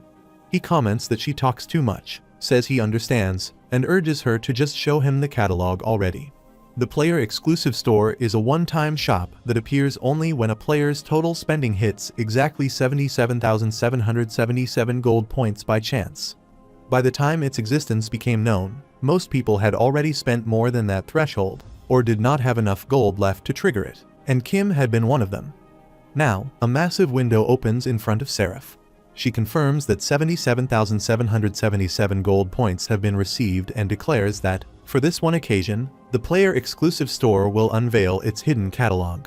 She also notes that Kim's remaining balance stands at 3,756,843 gold points. She adds that all items in the hidden catalog will vanish once purchased, and anything other than potions can only be bought once, so he should choose carefully. He studies the shop window intently, acknowledging that he understands, and decides to start by purchasing any elixirs that boost vitality. As he examines the various elixirs, he becomes excited, realizing that he had never known such items existed, and resolves to buy several of them. He notes the arcane elixir window, noting that it increases both special and latent ability ranks by 1. Finding it worthwhile, he remarks that 700,000 points is worth the purchase. While Seraph glances at him, he turns his attention to the next window, Wish, which allows the player to make a wish that can be fulfilled in the hall plane. He then announces that he is done choosing, and Seraph begins the process of confirming his purchases. The windows display the items he selected, which include Elixir, Arcane Elixir, Vitality Boosting Elixir, and the Nil Sword, an invisible blade passed down since time immemorial. It explains that the sword can be summoned in the current world once certain conditions are met. The weapon is extremely sharp, highly durable, capable of self-repair, and able to overcome magical attacks and defenses of all types. The window further explains that gold points can be exchanged for hall plane gold at a rate of 10 gold points per 1 gold, meaning 10,000 gold points convert to 1,000 gold. Seraph informs him that he has a total of 3,610,000 gold points and warns that once the purchase is made, he will no longer be able to access the hidden store. He taps the window and confirms his purchase. The system notifies him that the purchase is complete and that player Kim Soo-hyun's remaining gold points total 146,943. It also confirms that the items have been sent to the player's storage, which can be accessed from any city. Seraph then remarks that she still doesn't understand how he knows so much about the system, but adds that if he were to use all the items he purchased with his gold points, his power would surpass that of all the current top players in the hall plane. She adds that the existing players tend to fiercely protect their vested rights, so he should be careful to avoid making enemies or acting recklessly. He nods, acknowledging her warning, and remarks that the nail that sticks out gets hammered down. On the other hand, at the inn, Young sternly warns Park to be careful with his words and scolds him harshly, clearly frustrated by his reckless remarks. Park, however, remains completely calm, insisting that the crossbow Kim had used was already in pieces near the warp gate, and that no amount of shouting would change the facts. With a faint, almost teasing grin, he adds that the person she had been with is dead, and that their group only managed to survive because they deliberately abandoned him. His remark infuriates her, and she menacingly yanks him by the collar, demanding that he shut his mouth. Suddenly, the entrance door glows again, drawing the attention of everyone in the room. Kim steps through the door, calls out to Yu Young, saying that he can hear her voice through the walls, and asks if everyone is all right. Young rushes toward him, staring in disbelief as she asks if it's really him. When he confirms it, she grabs his face and tugs at his cheeks, insisting on checking whether he's a ghost or someone pretending to be him. He winces and urges her to stop, saying it hurts. Youngmin steps forward next, admitting he never imagined Kim would still be alive, calling it impressive, before congratulating him on making it out. Kim responds in kind and notes internally that, just as he expected, Woo Youngmin managed to survive. Meanwhile, Kim's own companions stand frozen in shock, completely stunned to see him standing there alive. Outside the inn, 2 cloaked figures observe the building from a distance. One notes that the barrier has vanished, indicating that the summoning has ended. After a brief moment, they decide to head inside. Meanwhile, back in the inn, Young sits at the table and curiously asks how Kim managed to survive. Hyun mentions that Park claimed Kim had disappeared entirely and that only his shattered crossbow was left behind. Kim confirms that this is true, adding that it seemed the monster was targeting weapons rather than people, and that for a moment, he genuinely believed he was doomed. Young curiously asks whether the monster has attacked his crossbow and whether his arm is alright. Kim nods and says that, as they can see, he's fine, then adds that he instinctively raises his arm when it swings its tail, and he barely survives with only the crossbow being hit. Byul asks what he does next. Kim admits that, honestly, he doesn't remember because he was too flustered. He only remembers the monster swinging its limbs and tail while he keeps rolling like his life depends on it. He then adds that he lost consciousness in the clouds of dust, and when he came to his senses, the monster was gone. At that moment, 2 players standing nearby urges everyone to look over there, mentioning that the barrier that was on the doors and the windows is gone. Seeing this, Kim thinks to himself that the moment has finally come. Right then, the door swings open, and a cloaked man steps inside with two others. The people already in the inn recognize them as cosplayers and quietly murmur about how they just walked in without saying a word. The cloaked man excitedly remarks that there are far more people in the second in this time and asks his disciple how many there are. The disciple answers that there are 43 in total. The cloaked man reacts in disbelief, saying that it's almost twice as many as last year. After a brief, thoughtful pause, he breaks into a grin and welcomes the new players to the terrible hall plane. He says he's sure they are all shocked and confused about what's happening, and that they probably have plenty of questions as well. He urges everyone to follow them, adding that they aren't the only new players here. The group is led through the city gates and gathers in a large square. Saul looks around in wonder, quietly asking where they have ended up. Meanwhile, the cloaked man enthusiastically welcomes them to the Players' Academy. He says he's sure the angels gave them a basic briefing about the hall plane before they arrived, but he knows they are still completely clueless about how they are supposed to survive in this place. The Players' Academy, a place that helps new players get accustomed to and survive in the hall plane, a type of job training agency, they could say. It was founded by a player from this northern continent, and the angels approved its utility, so it's gained the authority to set quests with skill points as rewards. The training period at the Players' Academy is 3 months total. Players reputable in fields such as swordsmanship, magic, divine magic, and such help as instructors. The Academy focuses on teaching newcomers how to survive in the hall plane, while training each player according to their individual skills and class. Those enrolled receive a weekly stipend of 20 silver, and players who complete the full 3-month program earn 4 skill points as a reward. He notes that he originally joined only to obtain the skill points. Yet, the Academy ended up providing far more, offering food, shelter, training, and a steady income for new players. With a quiet chuckle, he reflects that the Academy feels like the tutorial section of a game filled with generous rewards. However, skill points gained through training differ for each person since everyone has their own natural limit to how far they can improve. The skill points awarded at the end of the training are one of the few ways for players to raise their stats beyond their natural limits, so he advises that they should be saved whenever possible. After making this recommendation, he declares that he will leave the rest of the introduction to player Park Hyun-woo. Park Hyun-woo confidently steps onto the stage, greeting all the new players and expressing his pleasure in meeting them. He explains that he is representing the Northern Continent's Golden Lion clan and formally introduces himself. Kim watches him silently, reflecting internally that this is Park Hyun-woo, a player destined to rise and one day become a commander of the Golden Lion clan. Seeing his player status, Kim internally reflects that he has never fought him, but his stats are quite impressive, and that's to be expected since he was known as the Phantasm Swordsman in the First Alliance War. Kim ponders if he was killed back when the Golden Lion clan was obliterated. Park Hyun-woo urges everyone to allow him to get straight to the point and expresses his certainty that the angels have told them most things. He explains that they were all once citizens of South Korea, just like the newcomers, and that they, too, have passed the rite of passage. However, he emphasizes that there is a key difference between them and the new players. He points out who arrived first and who arrived later, stressing that this distinction means they are not the ones with the authority to send the newcomers home. At that moment, his companion drops the badly beaten and bruised Park Dong-gul to the ground near him, making the point all the more chilling. Park Hyun-woo states that they all understand very well how confused, terrified, and dejected the newcomers must feel after being dragged into this world against their will. He reminds them that every existing user standing here went through the same ordeal, and in many ways, they are still going through it. He explains that there is only one reason the veteran players have gathered today: to help the newcomers adjust to the hall plane and survive it. He compares it to high-level players assisting beginners in a video game, guiding them through the early stages. Then, without warning, he kicks the injured Park Dong-gul in the head. He declares that this man insulted and even sexually harassed the very players who were trying to help him, making it clear why such behavior cannot be tolerated in this world. Park Hyun-woo continues, stating that if anyone does not want their help, as the man at his feet did, they are completely free to walk away.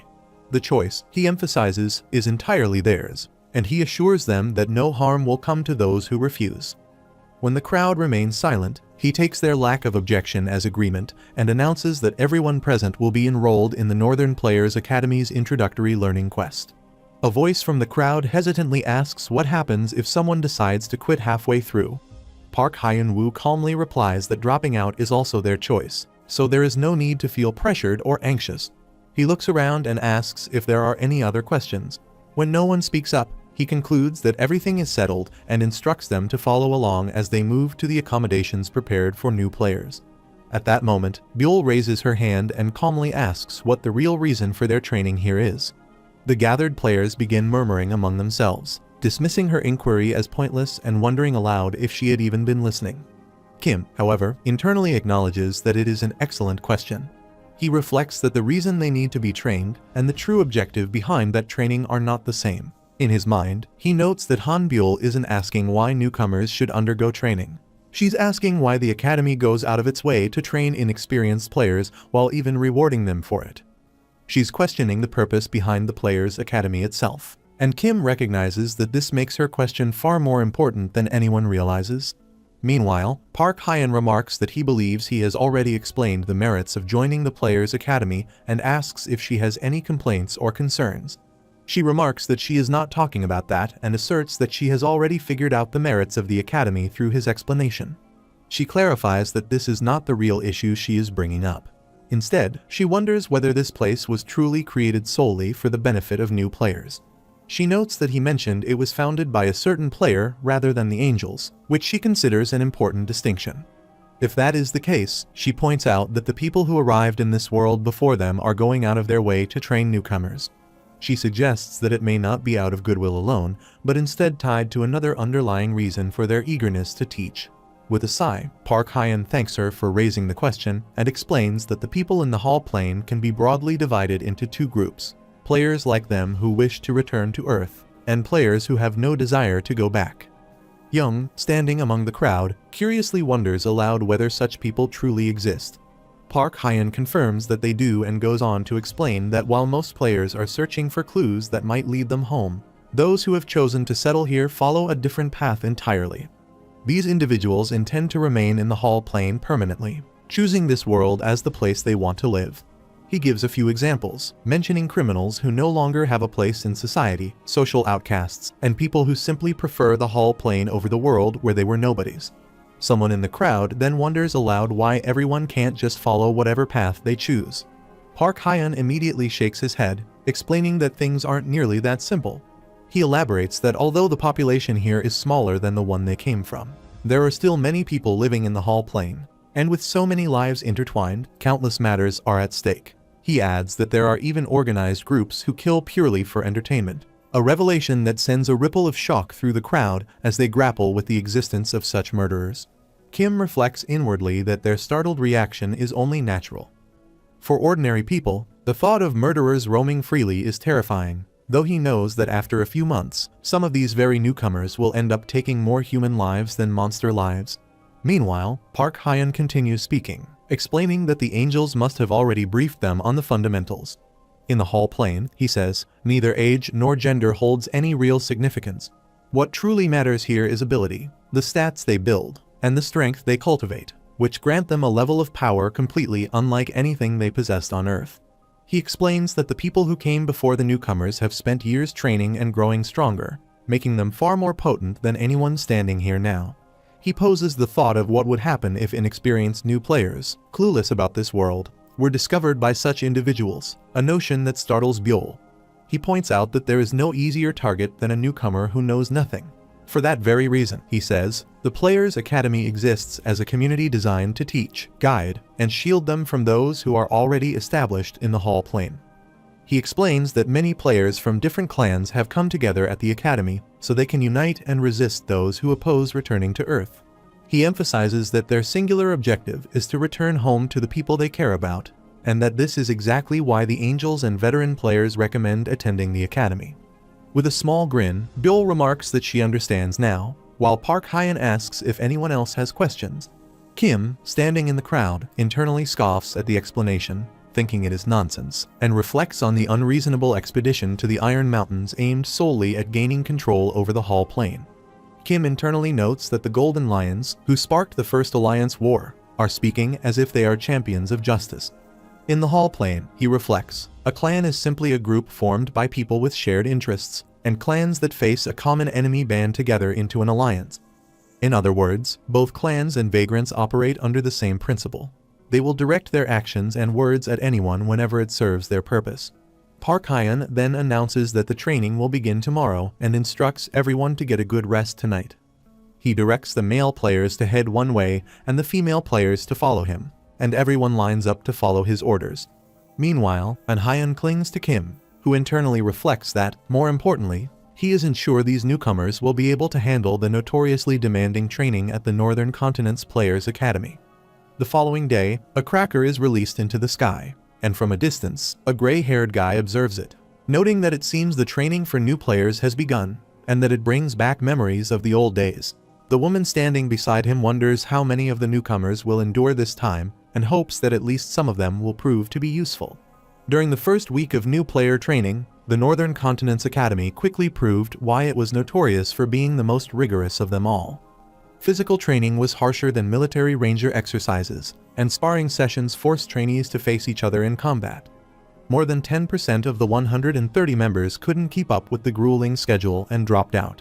Fortunately, Kim's group adapted quickly to the Academy's demanding regimen. Later, while sitting at the dining table for lunch, Kim casually notes that Sol is a priestess and Yu Young is a mercenary. However, he admits that he is a little surprised by the class Hyun chose, mentioning that he expected Hyun to become a swordsman. Hyun, holding a bun, explains that after they passed through the warp gate, he had asked the angel whether Kim was still alive, but she dodged his question, mentioning something about player settings and other vague reasons. That evasiveness annoyed him, so when she suggested he should be a swordsman, he decided out of spite that he would use the lance instead. With a grin, Sol asserts that his brother said he would become a spellcaster at first, and she adds that they have never seen an angel look so flustered. Kim internally remarks that he would react the same way. He then stresses that, regardless, they should not reveal their stats or any other sensitive information if anyone asks, explaining that they can never know how predators might try to exploit them, especially Sol. His group nods in agreement, and Sol chuckles in concurrence. Buell stands up, thanking everyone for the meal, and Kim, curious, asks if she is leaving already, noting that she hasn't even revealed her class. She glances at him and asks if she really has to say, reminding him that he himself said they shouldn't share personal information with other players. With a chuckle, Kim concedes that she is right, acknowledging that she is indeed careful, while internally noting that he only meant not to reveal sensitive information and thinking that she is playfully making a fool out of him. Jung asks Buell what's wrong, pointing out that it's not as if Kim is a stranger or someone she doesn't know. Buell responds that her class is related to magic and adds that she has some important business to take care of, so she will be leaving first. As she walks away, Hyun comments that it's difficult seeing her like this these days, while Jung observes that it seems Buell is getting along well with the people in the Golden Lion and speculates that she might have even joined them. As they continue eating their meal, Kim casually mentions that Buell had told him there is a lot to learn for classes that specialize in magic, which explains why she is so busy, prompting Jung to glance at him curiously and ask if that is really the case. However, deep down, he realizes that she simply doesn't trust him. Since then, Han Buell keeps her distance, and the days at the Players' Academy pass quickly. Later, during a sparring session, the other players stand nearby, and they notice Youngmin holding his sword as he spars with Kim Soo Hyun, observing that both seem quite capable. They also recall that the instructors mentioned how diligent the two are. Amidst the sparring, one of them adds that both have drawn the attention of instructors from other clans as well, and apparently, they have already received quite a few offers. Another player remarks on how fast it all happened and, curiously, wonders whether he has reported this to Hyun Woo Hyungnam. Meanwhile, Youngmin leaps to attack Kim, but the protagonist clashes his sword with him head-on. Youngmin is taken aback as the impact sends him crashing to the side, and it is declared that player Kim Soo Hyun wins. With the final 13th week approaching, only about 80 people remained in the Players' Academy. While washing his hands, Kim reflects internally that his rating seems to have reached the level he desires. He recalls Buell asking him what they mean to him, and Seraph's instructions to avoid arrogance and to make allies rather than enemies. He resolves to do things right this time, to ensure that past tragedies don't repeat, knowing that the bad flowers must be nipped in the bud and that he needs to gather as many allies as possible. As he stands there with another person, Buell approaches him, indicating that she wants a word with him. Turning to her, he remarks that she surprised him and asks how long she has been standing there. She responds sadly that she just arrived and insists there is something she must tell him. He asks curiously what it is, and she replies that she would rather not discuss it here, suggesting they walk aside. As they move to a quieter spot, she tells him that she has received an offer from the Golden Lion clan, adding that, apparently, new players almost never get offers. Still, a few select individuals, including her, have received them in this batch. She adds that they also mentioned they would provide her with as much support as needed since her class is magic-related. More importantly, they said they would one day recommend her as a candidate to become a clan commander if she joined, which somewhat startles Kim. Internally, he contemplates that they will assist her because her class is magic-based and wonders to himself what exactly that implies, and what it means to be a candidate for the clan's commander. He contemplates that unless she possesses a secret or rare class, such an offer would be impossible, since she is a new player with no years of experience under her belt. Curiously, he checks her player status and is startled to see her class listed as Jewel Mage, confirming it is indeed the secret class. Utterly taken aback, he thinks to himself that if the people in the Golden Lion clan offered to assist her, and even mentioned helping her become a commander, they must already know about her class. He internally regards her as a traitor for a moment, wondering if she is kidding him, and reflects that she hasn't said a word to him. He quickly dismisses the thought, deciding not to hold it against her since she doubts him more than she trusts him. He congratulates her and internally resolves to think of her simply as another player of the Hall Plane, rather than someone who has survived hell alongside him. Buell then mentions that she has heard the Golden Lion clan also extended an offer to him. He affirms that they did, prompting her to ask if he is going to join. He remarks that he will decline the offer, as he has no intention of joining them. She curiously asks why decline, and he remarks that it's hard to explain.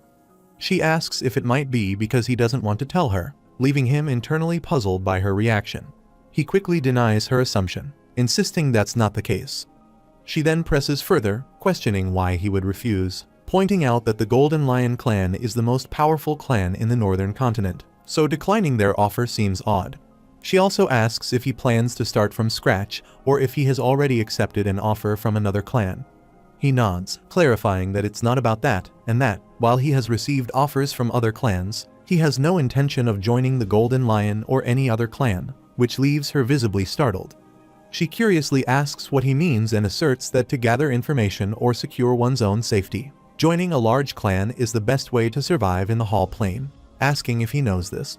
He affirms that he does, but he has no intention of leaving the others behind to join a clan alone, which visibly startles her.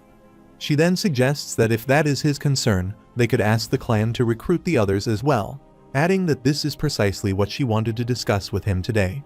He denies, stating that it's not the issue, prompting her to ask what it is.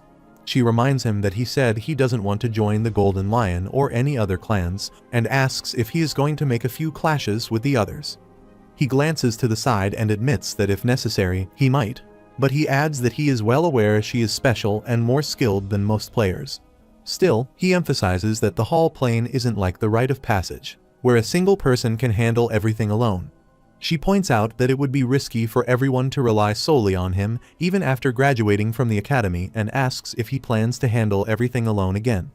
With a sigh, he acknowledges that it is good to be rational, but suggests that she might be thinking too single-mindedly. She anxiously asks what he means, and he remarks that he has heard she has barely interacted with the others over the past few weeks, questioning who she is to treat them as if they were just deadweight.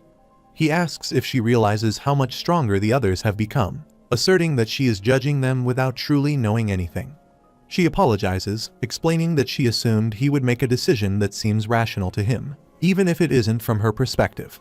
After a pause, she adds that he must also know that the Golden Lion clan has been preparing for a long time in their base for an expedition to the Iron Mountains. If they succeed, their influence will extend beyond being the most powerful force in the northern continent, meaning there will be no one left to stand in their way on the path to returning to Earth.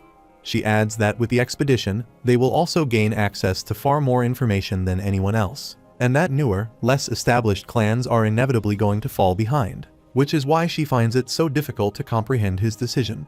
He pauses and interrupts, asking to pose just a single question, inquiring whether there is any certainty that the expedition to the Iron Mountains will actually succeed. The fall of the Golden Lion clan, once known as the most powerful across all continents. For the Golden Lion clan to reach Atlanta, located across the Iron Mountains, they had first to solve many of the problems in the northern continent. The vagrant insurgency, internal conflicts within alliances, and numerous other unresolved issues plagued the northern continent. Yet the Golden Lion clan rushed headlong into preparations for the expedition without addressing them. As a result, the expedition ended in complete failure, sparking the embers that would eventually ignite the First Alliance War. He turns to Buell and asks if she has ever truly considered what it means to receive a recommendation to become a commander in such a large and powerful clan, and whether those offering the recommendation are genuinely people she can trust. After a pause, she asks if he is saying that he is someone who can be trusted. He remarks that he thought he could at least become a sturdy wall she could trust and rely on, but he guesses he is not. A few days later, the long-awaited graduation arrives. Kim intently glances at the system window, which displays quest complete, indicating that he has graduated from the Players Academy in the northern continent's major city, Barbara, and that he has received 4 skill points as a reward. He contemplates whether he should invest these 4 points into strength, but considers that his vitality stat could use some improvement. At that moment, Hyun, Sol, and Young approach him, asking what his next plans are. Young comments that he has probably received numerous offers and wonders if he intends to join any of them. Kim reminds them that they already know he has declined all of them and turns the question back to them, asking what their plans are. They enthusiastically declare that they will follow him, and Sol adds with a chuckle that as long as they follow Kim's lead, only good things are bound to happen. He curiously asks what they think of him, and they respond with a gleam in their eyes, saying that he wouldn't abandon them after all this time together.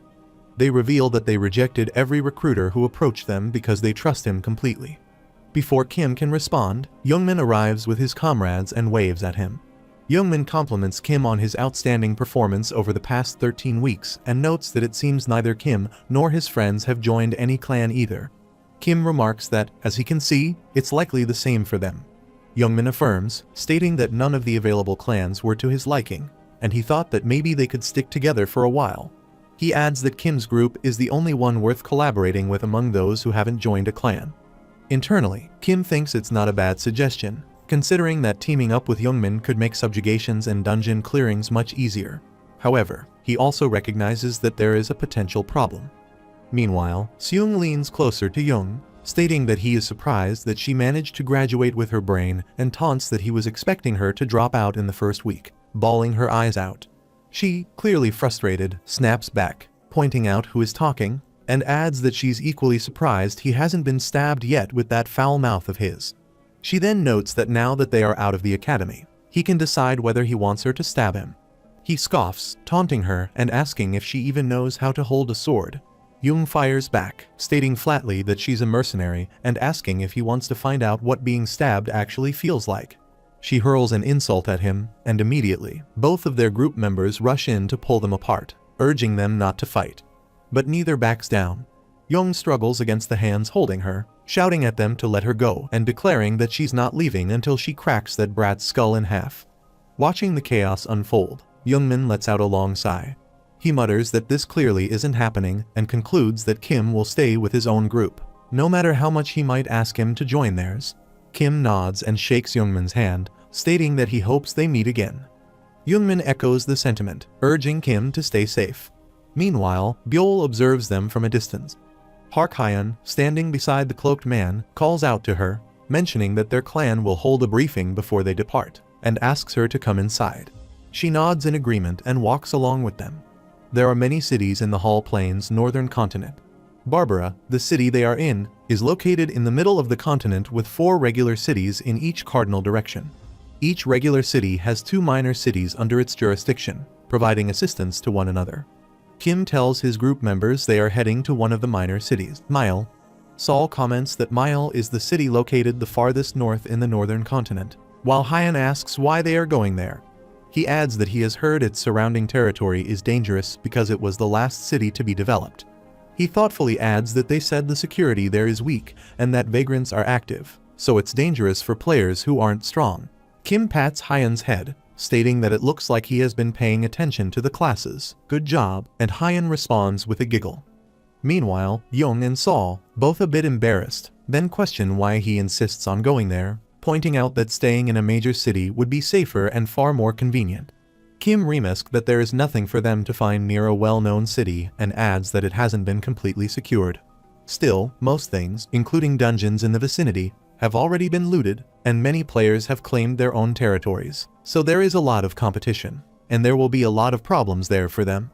Hyan mentions that he heard rumors about groups preparing to cross the Iron Mountain to seize the territory beyond, wondering if it might be wiser to remain in Barbara and eventually join that expedition.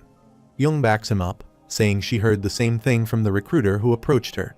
Kim responds that they are still just beginners, and that it's smarter to let the major clans handle those large-scale battles while small fries like them stay out of the crossfire.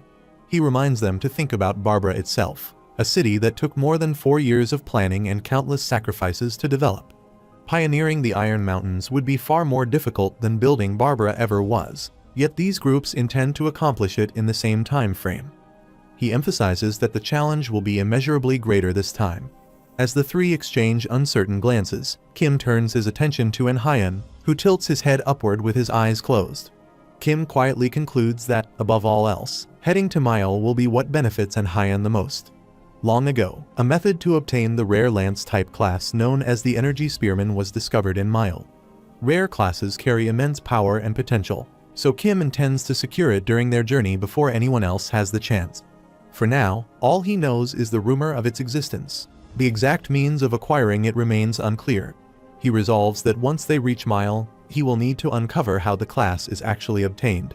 Hyan then remarks that it feels true since Kim is the one saying it, while Young asks whether he is saying there are more things for them to take in Mile. Kim explains that, simply put, the answer is yes. With nearly every player focused on the northern continent's massive expedition, most of the active forces have already left. As a result, almost no pioneering is happening in smaller, more remote cities like Mile, leaving a wealth of untouched opportunities for anyone bold enough to go there. Hearing this, Young shoots her hand up with excitement, announcing that she's completely on board. She adds that she already made up her mind to stick with Kim anyway, so naturally, she approves of his plan. Sol follows with an easy nod, saying she's perfectly fine with it as well. Hyan casually remarks that Young simply cannot be bothered to think too deeply, a comment that instantly makes her glare at him in confusion. Wearing a teasing grin, Hyan adds that he actually agrees with Kim's plan and thinks going to Mile is a solid idea, though he brings up the issue of how they are supposed to travel such a long distance from Barbara. Young grows uneasy at the implication and points out that there are no planes or cars in this world, hoping there are at least horse-drawn carriages available and dreading the possibility that they might have to make the entire journey on foot. With a grin, Kim asks what they mean and confidently states that they will obviously be using the warp gate. As they make their way toward it, Hyan mutters that the sight of the gate is bringing back unpleasant memories, while Sol notes that he has heard using a warp gate can be quite expensive. Kim tells them not to worry, explaining that developed cities usually reduce the fee to attract more players, then asks how much they have managed to save from their weekly stipends. Seeing their perplexed expressions, Kim grins inwardly, wondering why the entire group has suddenly fallen silent. He briefly considers whether they might have spent everything, though he quickly dismisses the thought since there was hardly anything worth buying or even time to go out and spend it. Before he can dwell on it further, Hyan, Sol, and Young exchange sly glances, then hand him a pouch with matching grins. They explain that the pouch contains all the money they received from their stipends and that they are entrusting it to him. Kim takes the pouch in his hands, baffled, and asks why he should be the one managing it when it is their money. Young casually waves off his concern, insisting that the pouch holds all of their money anyway. Hyan, giggling, explains that since they will be together for a long time, it makes more sense to entrust everything to Kim rather than have each of them manage their own funds. Young admits without shame that she is an extremely impulsive buyer, which only reinforces their decision. Sol, wearing her usual gentle smile, urges them to hurry, saying she is excited to see what Mile will be like. Kim nods and responds with quiet resolve, declaring that they should head for Mile.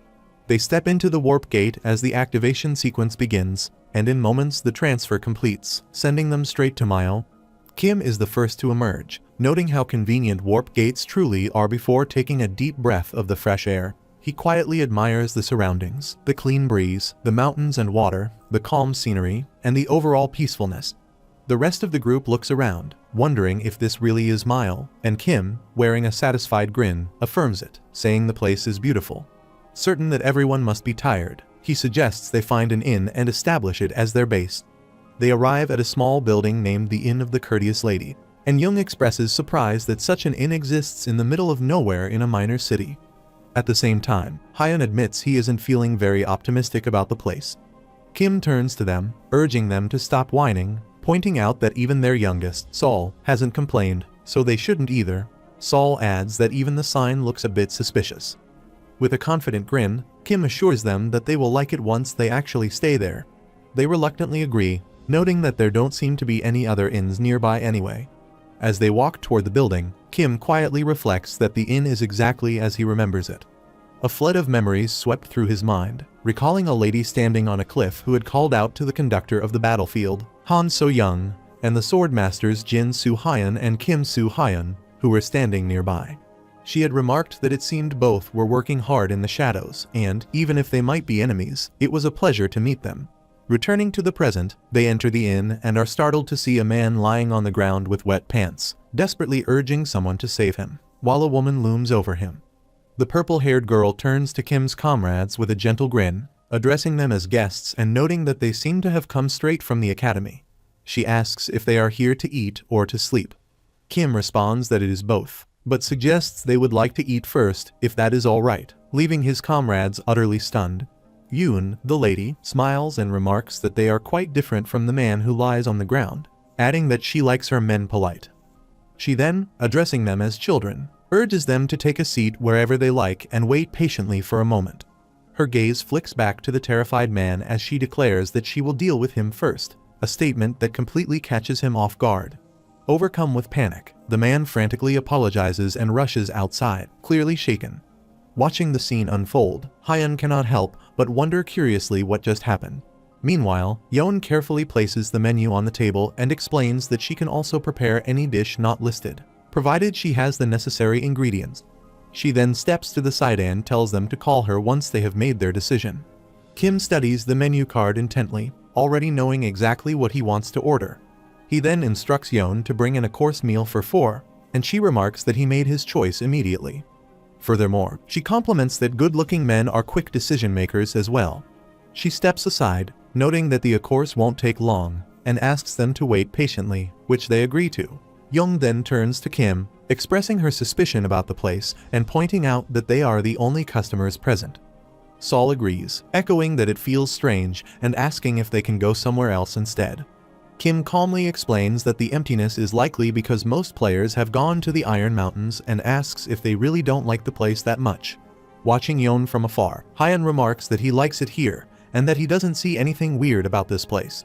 He asks if they really need to go somewhere else. Young responds with a nod and teasingly asks if he's fallen for Yoon. Hyun, with a slightly embarrassed grin, deflects by pointing out that they are all hungry, so they should eat first and decide later. Young frowns, expressing her dislike for Yeon calling them children, reminding him that they are paying customers. Frustrated, she adds that choosing an inn wisely is important, pointing out what just happened as a cautionary example. She continues, pointing out that the place was a complete mess and the man ran off as if his life depended on it, insisting there's something clearly wrong with that woman. Unbeknownst to her, Yeon is standing right beside her with a wide grin. Young freezes, utterly taken aback, as Yeon comments that she's never heard such a strange scream before, prompting Yeon to mutter that Yeon is crazy. Without warning, Yeon places her hand on Young's shoulder, radiating a menacing aura that immediately catches her off guard. Yeon calls her girl and asserts that if she's so curious about why the man fled, she could explain. Young is completely stunned, realizing that her body won't obey her, and it feels as if they are alone in an eerie, isolated space. Kim internally marvels at the incredible magical power on display, but also thinks about how twisted Yeon is, crushing a beginner who just came from the academy with a mana discharge. While holding Yeon glances at Kim with tearful eyes, silently pleading for his help. Kim gulps his drink, thinking that everyone should feel thoroughly intimidated by this display, and realizes that if Yeon keeps crying at this rate, he had better put an end to it quickly. He firmly sets the glass on the table, and Yeon turns her attention to him while Young remains slumped, seemingly unconscious in her chair. Kim asks when their food will be ready, and Yoon, calling herself silly, assures him that she will bring it to them immediately. As the food is served, Kim urges everyone to start eating. Young comments on the meal, noting that it looks ordinary but tastes surprisingly good. Watching her, Kim internally observes that she still hasn't fully gotten over the earlier incident, having experienced a mana discharge laced with bloodlust at close range. He quietly acknowledges that even though Yu Young is a player herself, Yeon operates on an entirely different level, and this is precisely the kind of experience she needs, as she will encounter such overwhelming power many times in the future. Hyun calls out to Kim, asking if they will be taking on requests and the like now that they have set this in as their base. He eagerly adds that they could defeat monsters, explore dungeons and caves, boost their stats, and fatten their wallets in the process. Kim wonders internally whether this kid really thinks they are in a video game. Undeterred, Hyun continues, asking whether they should form a clan immediately or decide on a name first, remarking that names like Golden Lion are too tacky. Sol suggests that a cute name would be nice, something like Pink Rabbit or White Rose, which prompts Hyun to groan in frustration, insisting that it's not cool at all. Kim calmly interjects that they simply can't do that. Young insists that they need a better name and asks why Kim won't come up with one. He clarifies that it's not a matter of unwillingness, but of capability, explaining that the four of them currently don't meet the requirements to form an official clan. Hyun tilts his head and asks what conditions Kim is talking about, arguing that anyone can make a clan, even a single person. Sol chimes in, mentioning that she heard clans are run by residents who have earned the Angel's trust. Hyun enthusiastically agrees and adds that before forming a clan, they first need to form a caravan, gain experience through expeditions, and report their findings. Kim sighs and remarks that Hyun only remembers the easiest part of the process, earning a sheepish chuckle from him. Noticing Young sitting stiffly with a tense expression, Kim gently asks how she's feeling. She bluntly replies that she is angry, prompting Kim to let out another resigned sigh. She adds that, as the Academy's instructors always said, they never know what will happen in the hall plane and asks what Kim thinks would have happened if the owner of the inn were a vagrant, and if she had evil intentions.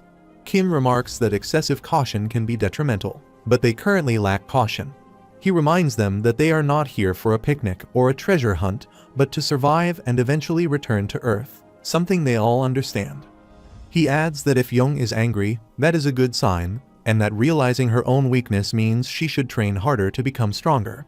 Young, still shaken, demands to know how she is supposed to train so she won't be overwhelmed like she was moments ago, insisting that Kim clearly understands what Young did to her.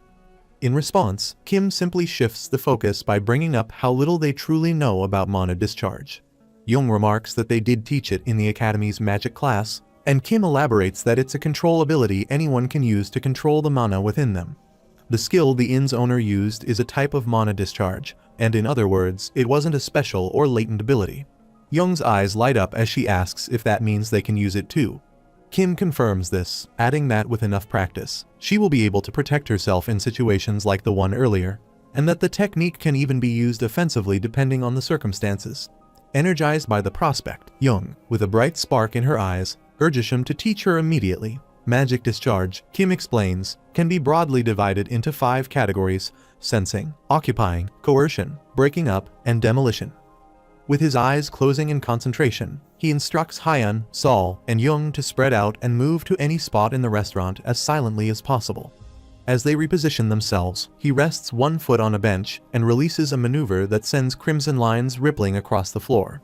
A moment later, he calmly announces Hyun's exact location, southwest, 68 degrees from his left foot, in front of the counter, leaving Hyun startled.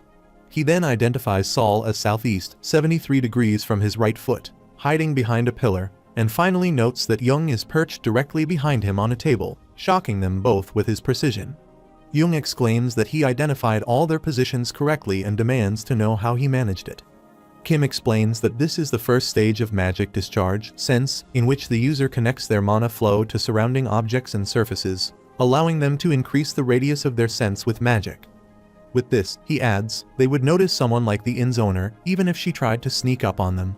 Startled, Hyun asks if mastering this skill would let them detect such threats as well. Kim replies that in most cases, yes, but sense is not foolproof. An enemy might move too fast for them to react, even if detected, or approach from above, where their perception is thinner. There is even a technique that allows one to blend their mana with another person's, making them completely undetectable, and that method is called Occupy, the advanced form of sense. Young then wonders if that was the skill the inn's owner had used. Kim clarifies that Yoon's technique was actually the third level of magic discharge, coercion. Coercion overwhelms the opponent by embedding the user's will directly into their mana, forcing their target into submission. It is a considerably high-tier skill, he adds, and mastering it demands exceptional mana control. He asks if Yoon felt as though the inn's owner was about to kill her earlier and explains that the reason she felt that way was that Yoon infused her mana with raw bloodlust to intimidate her. He then adds that if Yoon learns Occupy, she will be able to defend herself completely against coercion, or at least withstand it rather than being overwhelmed. Yoon, visibly anxious, asks if coercion is stronger and declares that she wants to learn it and use it. Kim shuts that down immediately, telling her that she should forget about running when she can't even walk yet, and that she is already dreaming of flying. He explains that coercion is far more advanced than either sense or discharge. Until the three of them can maintain sense for over an hour, exploring is out of the question. Stepping outside without mastering even that much would leave them wide open for an ambush. Yoon, overwhelmed, repeats the requirement of an entire hour and demands to know when Kim learned all of this, insisting that they all took more or less the same classes. Kim explains that he learned it during his free time at the academy and that the instructors helped him a lot, too. Hyun, curious, recalls seeing him sleeping in odd postures every night and wonders if that was what he had been doing. Reflecting on Kim's nightly routine, Hyun realizes it was all part of his sense training, admitting that he had previously thought Kim was meditating.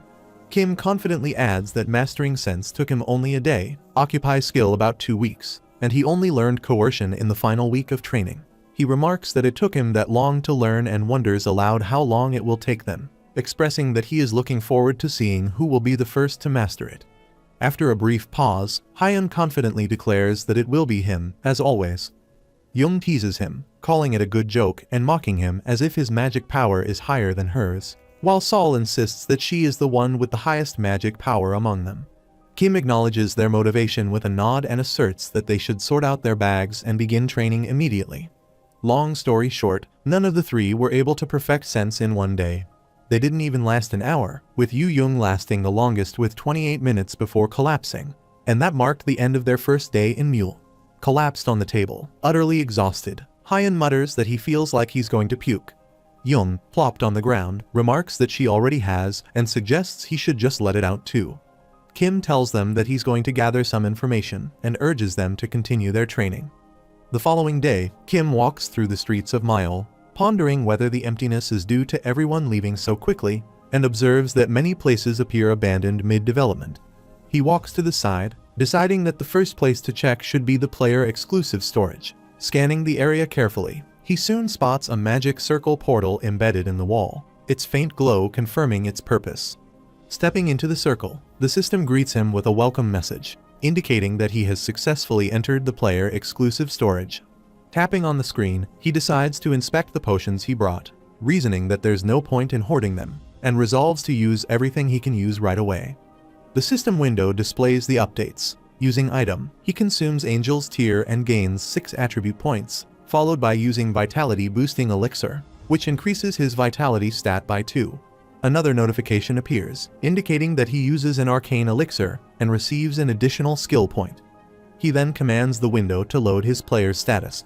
As it opens, Kim studies his stats, noting his class as Sword Specialist Secret, Master level, with the title Governor of the Sword, and an alignment marked as Lawful Chaos.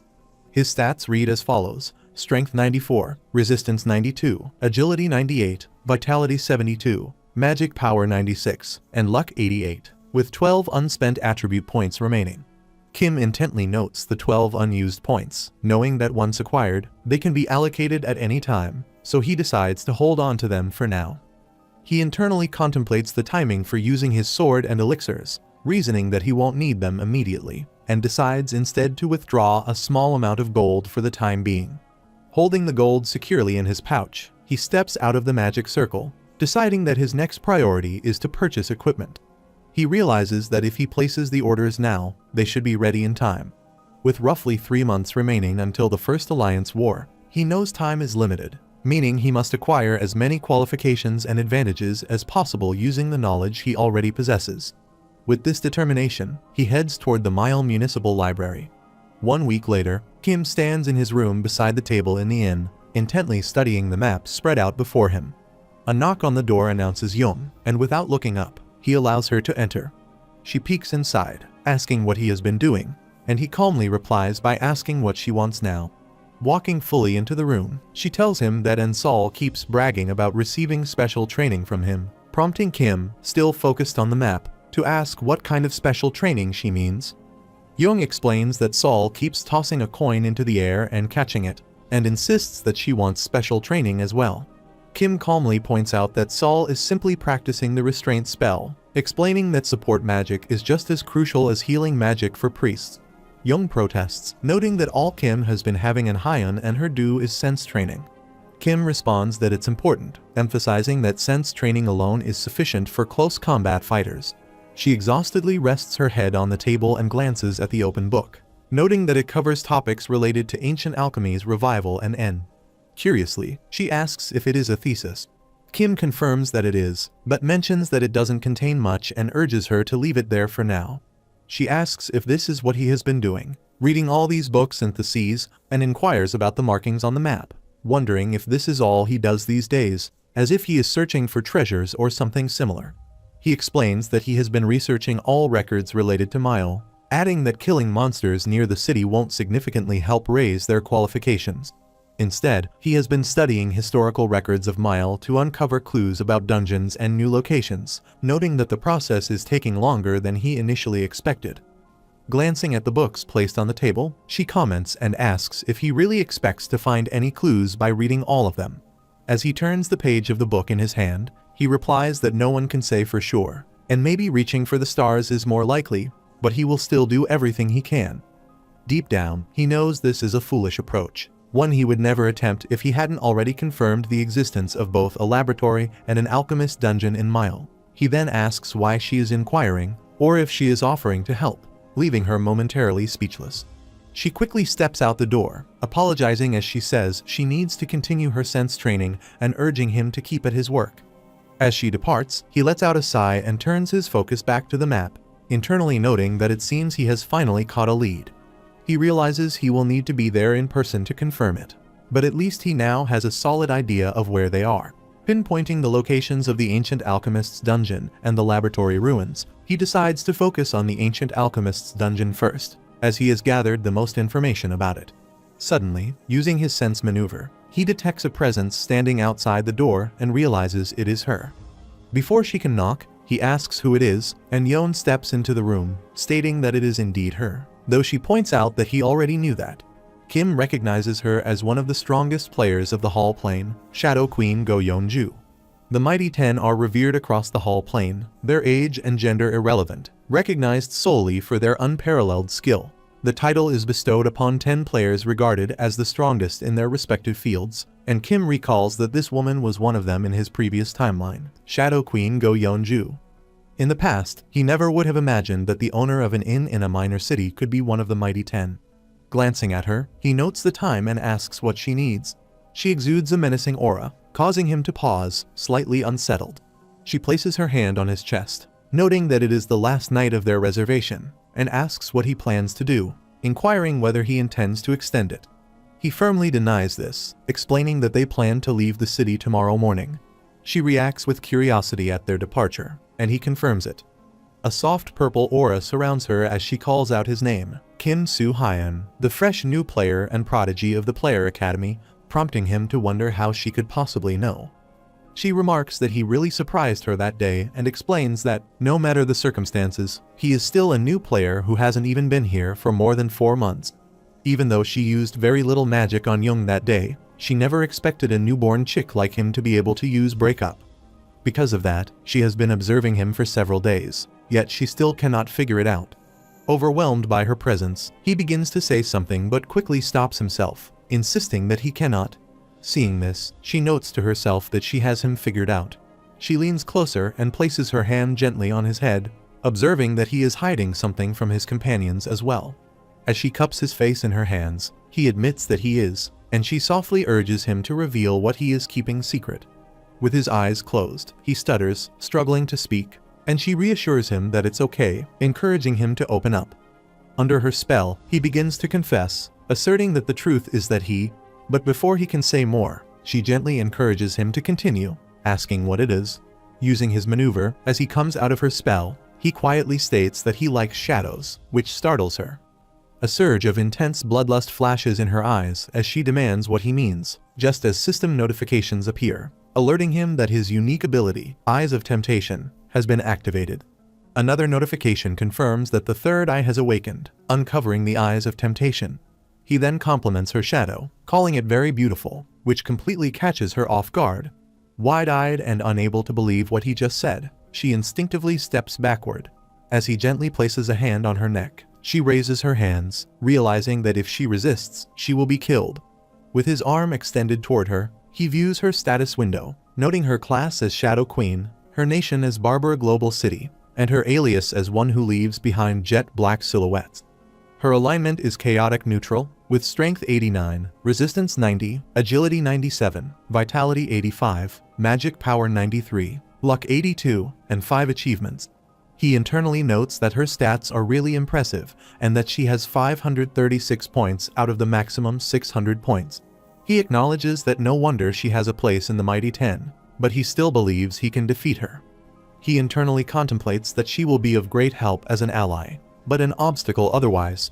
He decides that once he forms his clan, he will invite her to join, but if she refuses, he will have to get rid of her. He then calls out her name, Miss Go Yeon-ju, and she curiously asks how he knows her name. He walks towards her, stating that he likes shadows, which is why he likes her too, and, leaning closer, urges her not to do anything silly. The next day, Kim gathers his comrades to make an important announcement. He places a bag on the table, explaining that it contains their presents for training so diligently throughout the week. Jung immediately recognizes the magical bag, and Kim urges everyone to wait patiently for their turn. One by one, he hands them their weapons. Hyun swings his spear, noting how perfectly it fits in his hand, while Jung examines her sword and asks where Kim managed to acquire it. Kim explains that after seeing them train, he went to look for weapons and gear he thought would fit them. He reveals that he used his own money and the money he received from them to buy these weapons. He then instructs them to put on their gear, pack their bags, and meet him at the inn's entrance. They look at him curiously, asking why not train mana discharge in their rooms. Kim informs them that today they are leaving for the Forest of Darkness to explore dungeons. Later, just before they cross the bridge, a soldier steps forward and confirms the departure of player Kim Soo-hyun, player and Hyun, and Sol, and player Yu Young's caravan, wishing them a safe journey before sending them off. The group then continues down the path that cuts through a wide, open green field. Eventually, they arrive at the edge of a dense forest. Kim studies the map closely and states that this should mark the entrance to the Forest of Darkness, reminding everyone to stay focused. Jung, looking around with excitement, exclaims that it feels just like stepping onto a movie set. She points out how little sunlight manages to slip through the trees and adds that once night falls, it will probably be completely pitch black inside. Standing alert, Hyun asks Kim whether they should find a safe spot to camp for the night. The protagonist gestures for them to wait and intently notes that only the grass patch here has been trampled on. He internally notes the tracks of people and reflects that there wasn't anyone when they came out through the northern exit earlier, and wonders who passed through. He quickly activates the third eye, and when he goes completely still, Jung calls out to him, but Sol motions for her to stay quiet, whispering that he's using Trace and needs a moment. Jung, confused, asks if Trace isn't the kind of skill used by archers and assassins. Hyun replies that while it's usually more effective for those specialized classes, he has heard that anyone with enough experience or separate training can still use it. Jung, stunned, mutters that it can't be and asks if Kim really learned both mana discharge and trace while he was with them and at the academy. Kim, still focused on the tracks, explains that it looks like a caravan of 5 people, maybe 6, passed through this spot 2 or 3 days ago. He admits he can't tell whether they came here on purpose or ended up here after getting lost. But since there are no traces of them wandering, it seems their pathfinder wasn't half bad. Hyun curiously asks if he can tell that much from traces. Jung questions if that means there are other people in this forest with them right now. Kim remarks that maybe or maybe not and asserts that there are traces of them entering the forest, but not exiting. He says it's possible the group might have exited on a different path, but there is a good chance they are still within the forest, or they could all be dead. As they continue moving, Kim warns his companions that they have ventured deep inside as well and need to stay vigilant. Suddenly, a distant commotion breaks through the stillness. His expression hardens as he alerts them that it's an ambush, monsters closing in from both sides. He instructs them to activate sense immediately and prepare for battle. He orders Sol to take the center and tells Hyan and Yu Yong to secure the backline, urging them to hurry.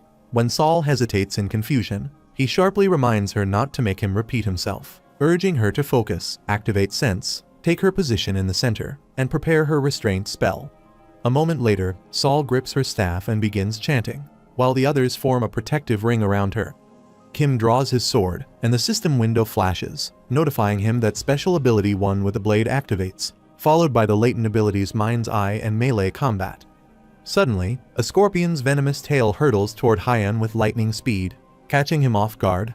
Kim immediately shouts for him not to dodge but to deflect it, and Hyan reacts, following his command in the split second he has. Kim then urges Young not to dodge but to block the attack, and she tries to act vigilantly. The scorpion's tail then snaps toward Sol, who is still chanting with her eyes shut. Kim quickly warns her to watch out. She opens her eyes in shock, losing her focus, and he internally scolds her for stopping her casting at such a critical moment. With a swift, decisive swing, he slices through the venomous stinger, its toxic fluid splattering across the ground. He then reminds them of their academy lessons about scorpions, explaining that these creatures carry deadly poison in their tails. He scolds Hyan first, telling him he can't afford to daydream when an attack is coming straight at him. Then he turns to Yu Young, pointing out that, with a priestess standing behind her, she still chose to dodge rather than block, and asks if she has lost her mind, leaving her momentarily stunned. Finally, he faces Sol and demands to know why a priestess would ever stop casting in the middle of a battle, asking if she intends to get everyone killed. He orders everyone back into the defensive formation, and warns them that these monsters move in pairs and strike simultaneously, urging them to stay alert and keep their guard up. Deep down, Kim privately admits to himself that he misjudged the situation. He assumed they would perform well because of their stats, and he hadn't expected them to be this poor at actually using their skills. As the three stare intently at the splattered scorpion corpses, Kim calls out to them, but before he can say anything, they quickly apologize. He asks if he has made a mistake, prompting them to ask what he means. He confesses that he genuinely cares for all of them, and since he chose them for his team, he has taken on the role of their guardian. Ever since the rite of passage, he had always believed they would improve over time. However, he hadn't anticipated that his naive assumptions would come back to haunt him. He expresses his certainty that they are aware of how terribly they handled that fight, abandoned the defensive formation, stopped casting the spell, stared blankly instead of helping their allies in battle, and failed to manage their strength. He admits that, honestly, from that fight, it almost made him doubt that they graduated from the player academy. He emphasizes that if there had been more than just a single pair of scorpions, they would have all died right there, and when he asks if he is wrong, they tearfully shake their heads in denial. Kim adds that he almost wants to return to Barbara right at that moment and start over with a new caravan of more experienced players. The three, utterly embarrassed, apologize to him profusely. Kim urges them not to disappoint him again, asking if they truly will improve, and they affirm with determination. He then declares that they will adjust their formation to form a protective triangle around Sol. When they ask about their new positions, Kim explains that he will take the front, while Hyan and Young stand on either side of Sol. He urges them to listen up and explains that triangles still have a keeper. Each person on each corner is a keeper, and if one person breaks the formation, the entire shape is ruined. Looking around, Hyan asks if that means the shape must not be broken at any cost, and Kim affirms. He instructs them not to use sense only to dodge, but to use it to read their opponent's attack path, defend against it, and find openings. If the shape collapses, Sol, who is in the center, will also collapse. He urges them to guard the formation as if their lives depend on it, warning that breaking it would be no different from moving alone. As they shift into the new triangle, Kim mentions one last point, asserting that being at the front isn't just about leading the way, which surprises them and leaves them wondering what he means. Turning his head to the side, he approaches a large rock and decisively strikes it with his sword, explaining that they need to be ready for situations like this. The move reveals a man who had been sneaking behind the rock, now lying on the ground, bloodied. At that moment, a green-haired man named Han suddenly appeared out of nowhere, frantically shouting Jong Min's name and wondering how they had been found. He berates Kim and his comrades for killing Jong Min and turns to his mage companion. reminding her that she had said Kim and his team were new players, questioning how they could detect stealth. The purple-haired mage, holding her staff, urges him to calm down, noting that they may have underestimated the group far too much. Han demands to know how Kim detected Zhang Min hiding on the rock. Without even turning toward him, Kim instead addresses his own comrades, telling them to pay close attention. He explains that the people before them are what they call vagrants, and they currently hold the advantage in both numbers and class composition. He then asks if they can figure out who their targets are. Before anyone answers, he firmly instructs them not to speak, just as they were taught in the player academy. He tells them to treat these enemies as monsters, not people, warns them not to hesitate or grow soft, and orders them to kill them all. Saul anxiously questions whether these people are really vagrants. Meanwhile, Han orders the mage to attack, claiming they are just newborn chicks, and the mage begins chanting a spell. She raises her staff, radiating an intense, blinding light. Kim shields his eyes with his hand, recognizing immediately that the vagrant's tactic is to blind them first, and he finds it unsurprising. At the same time, the vagrants are taken aback to see that Hyun, Saul, and Young remain calm with their eyes closed, while Kim internally notes that they don't need their eyes open as long as they rely on sense. Han lunges at the closed-eyed Young, and his comrade attacks Hyun. Both Young and Hyun remain vigilant, deflecting the strikes while holding their formation. One vagrant, frustrated and anxious, finds it impossible that these newcomers can use sense, but Kim, swiftly closing the distance behind him, assures himself that it is indeed possible. With a decisive, precise strike, Kim drives his sword straight into the vagrant's chest. Meanwhile, Hyun and Young confront the remaining vagrants head-on, swiftly taking them down. The purple-haired mage, still chanting her spell, internally notes that all her teammates are already dead and contemplates fleeing to save herself. Attempting to cast a paralyze spell, she is suddenly caught off guard as Saul unleashes restrain, leaving her internally astonished at how such a basic spell could stop her despite her magic power being over 60. Saul, maintaining her composure, firmly brandishes her staff as the spell takes effect, keeping the mage immobilized. Saul then declares that they have got them, but deep down, all three of them, sweat dripping down their faces, can't quite fathom that they really killed people. Kim glances at them and remarks that it's much easier when they stay calm, asserting that they can handle it as long as they genuinely try. As the mage lies helpless on the ground, pleading for her life, Kim looks over her and notes that their performance is likely because of the mock combat they had at the academy, and that they did far better than earlier. He notes with certainty that the vagrants dropped their guard because they underestimated them, yet he acknowledges that his team didn't perform too poorly in the fight. As he strides forward, the mage frantically pleads with him to spare her, but he firmly steps on her hand, making her scream that she will do anything he says. Meanwhile, Hyun, Saul, and Young are stunned by the sight. Lying on the ground, the mage explains that they are all people from South Korea and insists that she didn't do this willingly, claiming that she was threatened and had no choice. Standing on her hand, Kim turns to his comrades, stating that they are bound to get better with experience, but they must remember not to panic and focus on their roles as Thai did just now. While the mage yells in agony, Kim once again tells them never to be soft if their opponent is a vagrant, stressing that if they let them live, it will be a headache. The mage desperately pleads, promising to give them everything she has and begging him not to kill her. Without hesitation, he swiftly unsheathes his sword and drives it into her, causing the blood to splatter across the ground. He then turns to his comrades, who are frozen in shock at the sight, and he internally questions whether he went too far. Young, still stunned, struggles with the thought that it may not have been necessary to kill someone who had already surrendered.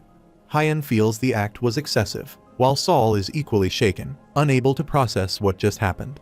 Kim notes that the mood has turned grim and starts to warn them about vagrants, but before he can finish, he senses a sudden commotion.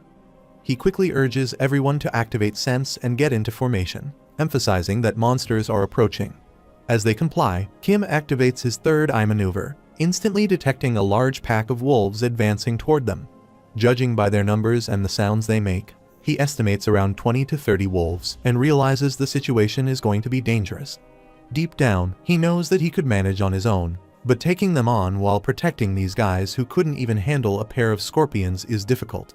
Standing in formation with his eyes closed, Hyun tells Kim that there are too many monsters, and Kim agrees but firmly instructs them not to back down at all costs. As they brace themselves, Kim internally calculates that the fight will turn into a prolonged battle if he's busy covering for them, wasting too much time and energy. He realizes he can't afford to delay any longer. He quickly urges Sol to cast a protection spell over him and instructs everyone to step back a little, explaining that he is about to break off from the formation and handle the approaching threat directly. As she begins chanting, he lunges forward with fierce determination toward the pack of monstrous wolves. Activating the one with the blade maneuver, he slashes through the first wave of attackers with precision, cutting them down head-on. Surrounded by snarling beasts on all sides, he grins, reveling in the chaos and the challenge before him. Internally, he taunts the wolves to come at him and declares with unwavering confidence that he will take on every single one of them, no matter how many there are. However, the monsters, gritting their teeth and growling, suddenly retreat, and he can't help but grin, muttering that no, they don't get to charge him.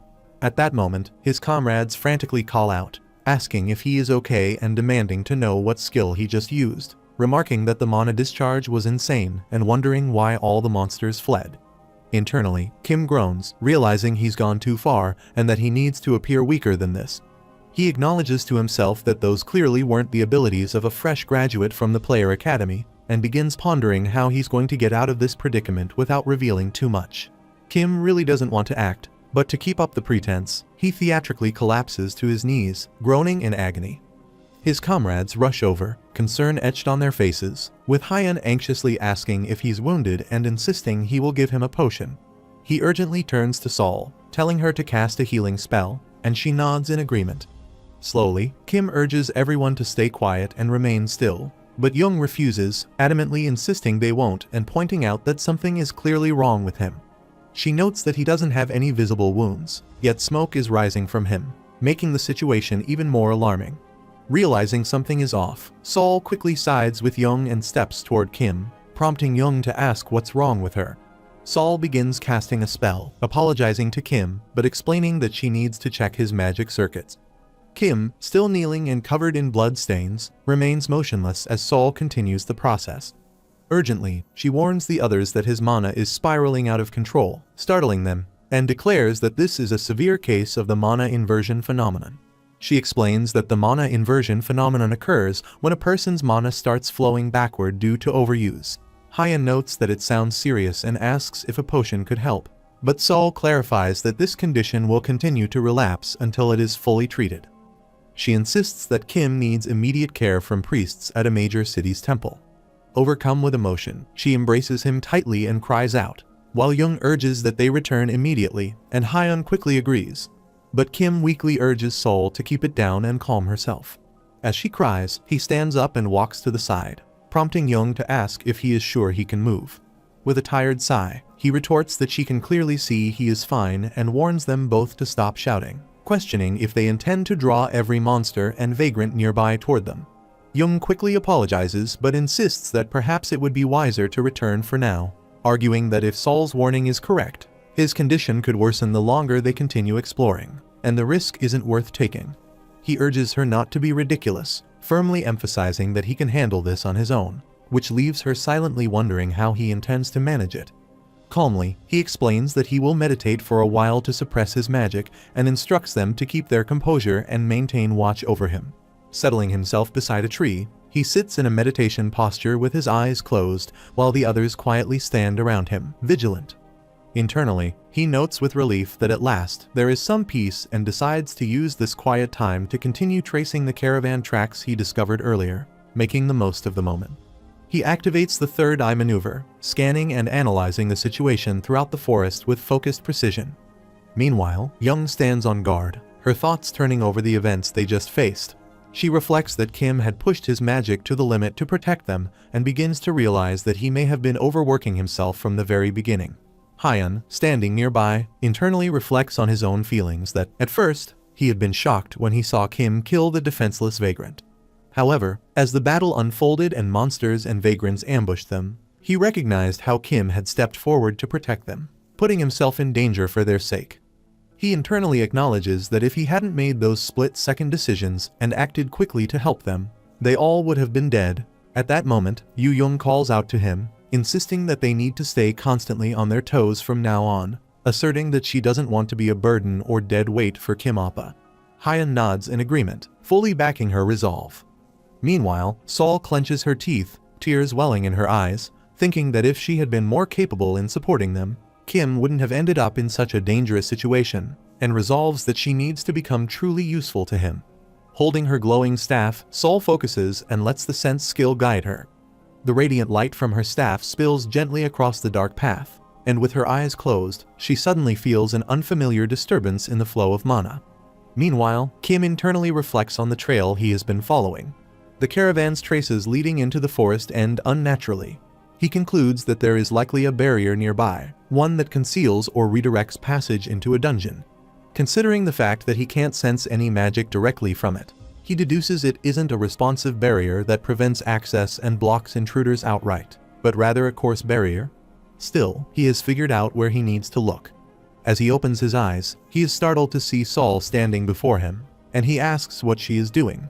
She asks whether he is feeling any better, and Kim, while stretching his arms, explains that, for now, he has suppressed it, so he just needs to be careful. Jung curiously asks whether he is sure they don't need to return, and he mentions that he looked like he was in a lot of pain. He stands up, stating that, as he said, he suppressed it and has to get treated in a city later. When Hyan tries to argue, Kim cuts him off, saying he knows his own body best, and, more importantly, asks whether anything happened while he was meditating. The others glance at each other before telling him that this particular spot feels suspicious. As Kim thoughtfully contemplates the situation, Sol informs him that they can't use sense here for some reason, and if she looks in that direction, it gives her a feeling that they shouldn't go there, but at the same time, she gets a feeling that they should. With a grin, Yu-young calls it another one of her hunches, and Sol agrees and asks Kim what he thinks. Holding his chin, Kim remarks it's impressive, and Young curiously questions what he means.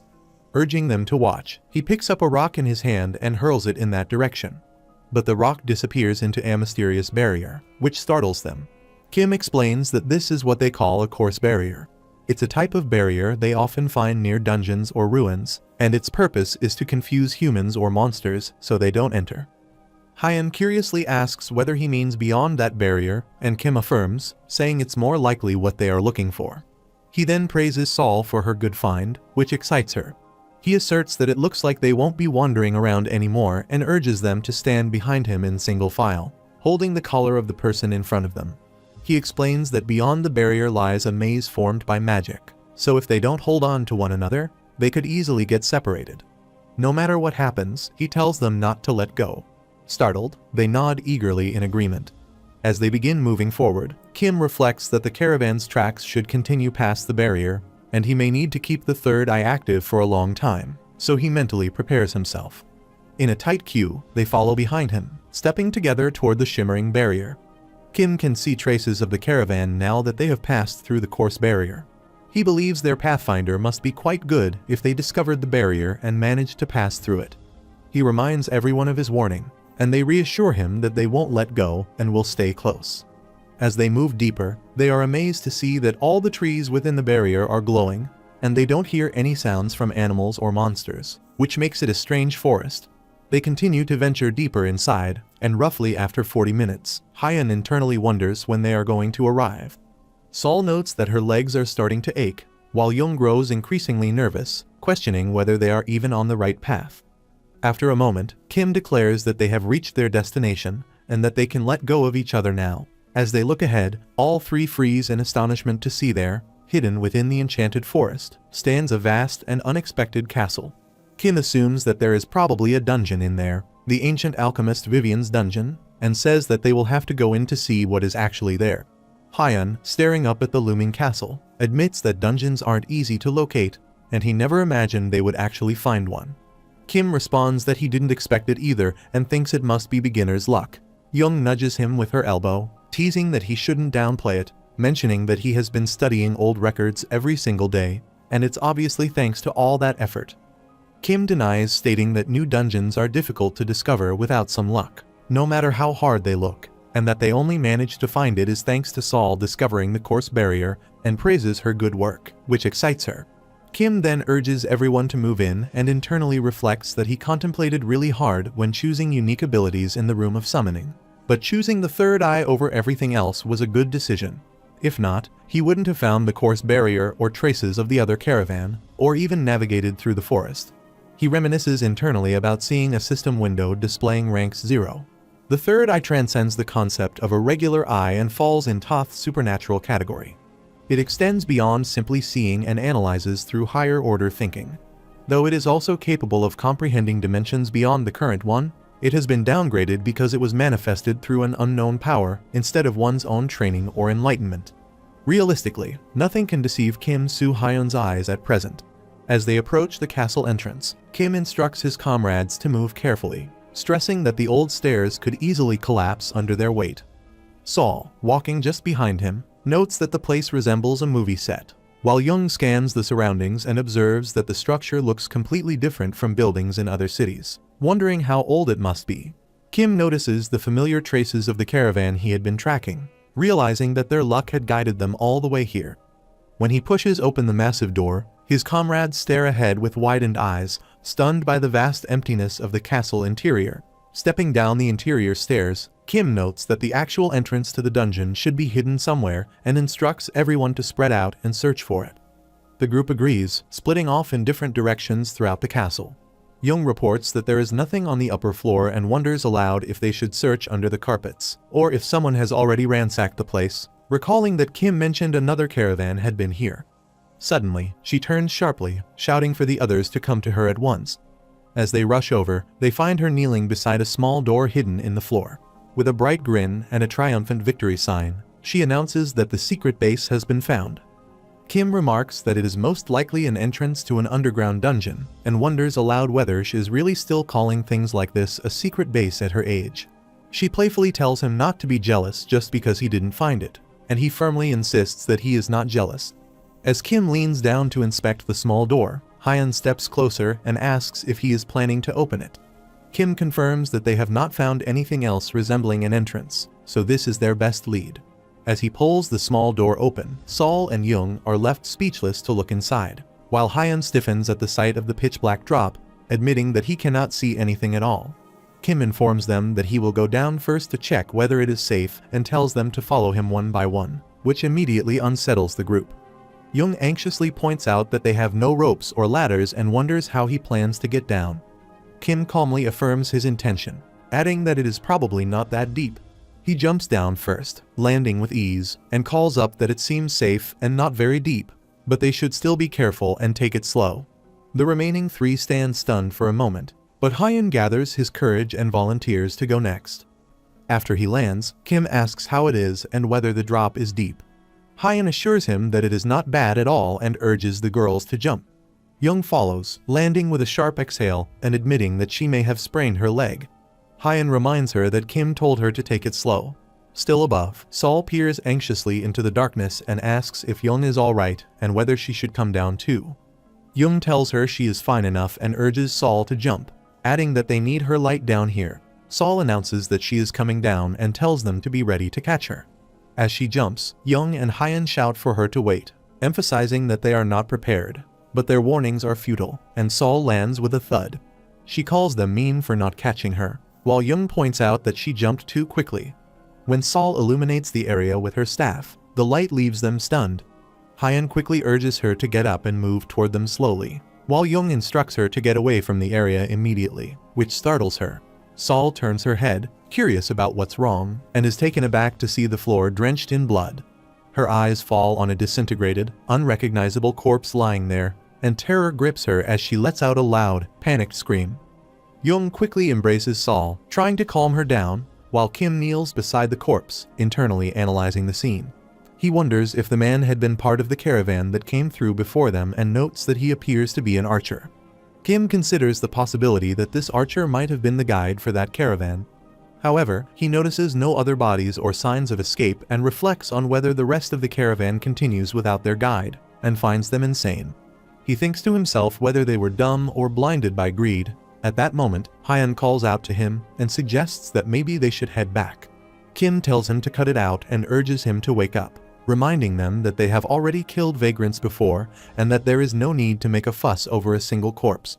He recalls how they were excited to find the entrance to get in here, and now they are afraid. When Hyan tries to reason, Kim explains that Hall Plain is a place like this and that by now they should know it. He emphasizes that in this world, people die everywhere, not just in dungeons, and that they could die as soon as they leave the city. He asserts that they struggled so hard to find a dungeon, and now they want to head back even before they start. He asks if they really want to let other people ransack this place. Young anxiously remarks that she doesn't want that, and Sol and Hyan nod as well. Kim then asserts that they are done with their discussion here and urges them to return to their positions and use sensing to see if there is anything more. He warns that if they don't keep their eyes peeled, they will end up like that guy and insists they move in. As they venture deeper inside the hallway, they find a door that they find strange. Sensing the bloodlust, Young notes that it seems like there were monsters here before, but there are only traces, no bodies. She also observes that the traps have already been set off, too, and asks if Kim thinks the companions of that body have gone through here already. Kim remarks, most likely yes, and gestures for them to wait. He reveals that he senses something ahead that feels off, an uneasy presence that doesn't sit right, and announces that he will move closer to investigate. He instructs the others to keep their eyes wide open, stay alert, and follow him closely. As he cautiously steps forward, he is startled to hear a human voice echoing from the shadows, prompting him to urge his comrades to hurry. They dash forward with urgency, and as they run, Kim reflects internally, wondering whether all the members of the caravan perished before making it inside. Hearing the voice gives him a glimmer of hope, signaling that there must be a survivor who can provide valuable information, and he can't help but find himself lucky. Suddenly, he spots an injured man collapsed ahead and rushes to him, quickly noticing that the man is clinging to life through magic, but is on the brink of death and unable to speak. Kim considers using an elixir to save him, but before he acts, the system displays an information window for the man, revealing that his name is Park Nam-hun. The window shows his stats and indicates that he can be saved using high-level recovery spells or potent healing potions such as elixirs. At that moment, Kim's comrades arrive, anxiously asking what happened. They are stunned to see that the man's body is missing from the waist down, and for a moment, they fear he may already be dead. The utterly injured Nam-hun weakly mutters in disbelief, wondering how that player is still alive. Kim kneels beside him and asks what he is doing here all alone and what happened. Internally, Kim notes that Nam-hun is only in his 4th year and his stats are still pathetic, leading him to conclude that he isn't truly worthy of his elixirs. He presses Nam-hun, asking when he entered this dungeon and where his group is. Meanwhile, Young anxiously insists that they focus on saving him first and deal with the questions later. She urges Sol to use some treatment spells, and Sol nods in agreement, quickly preparing to act. Young then hands Kim a potion and urges him to give it to Nam-hun. As he takes it, the protagonist doubts whether she truly believes it can save a man who is cut in half. He thinks they should focus on gathering more information before Nam-hun dies and should not waste the potion. Still holding the potion, he gently lifts Nam-hun's head and asks what could have possessed him to enter the dungeon alone, without a guide, urging him to open his mouth. The injured man murmurs that it's too late, making Kim wonder if he is aware that he won't survive. If that is the case, Kim questions why he had clung to life at all. The man weakly mutters the words, "trap and escape," prompting Kim to ask whether he had fallen into a trap and was trying to flee from it. After a pause, the man tearfully grabs Kim's arm and tries to say betrayal, kidnapping, his friend, help, but his sentence breaks off, and he loses consciousness. The protagonist carefully covers his body with a cloth, reflecting on the fragmented words trap, escape, friends, betrayal, and kidnap, and trying to make sense of what had happened. Hyan suspects that maybe this guy was attacked by some vagrants. Kim firmly denies and asserts that Nam-hun would have said the word if that was the case, and he believes the dungeon master did it. When Young repeats the words dungeon master in surprise, Hyan explains that it refers to the owner of the dungeon and asks if she didn't already know that. Frustrated, Young snaps that she knows that, and it wasn't what she was asking. Kim urges them to stop arguing and, considering everything, asserts that he believes Nam-hun was trying to convey something along these lines. He speculates that Nam-hun and his group fell into a trap set by the dungeon master and managed to escape. But Nam-hun was betrayed by his teammates or friends, and those people were subsequently kidnapped. Nam-hun had been trying to ask them to save his companions. Hyan, curious, asks if Nam-hun's friends really betrayed him. Kim confirms it and points out the archer's body, suggesting that he believes the archer was the caravan's guide.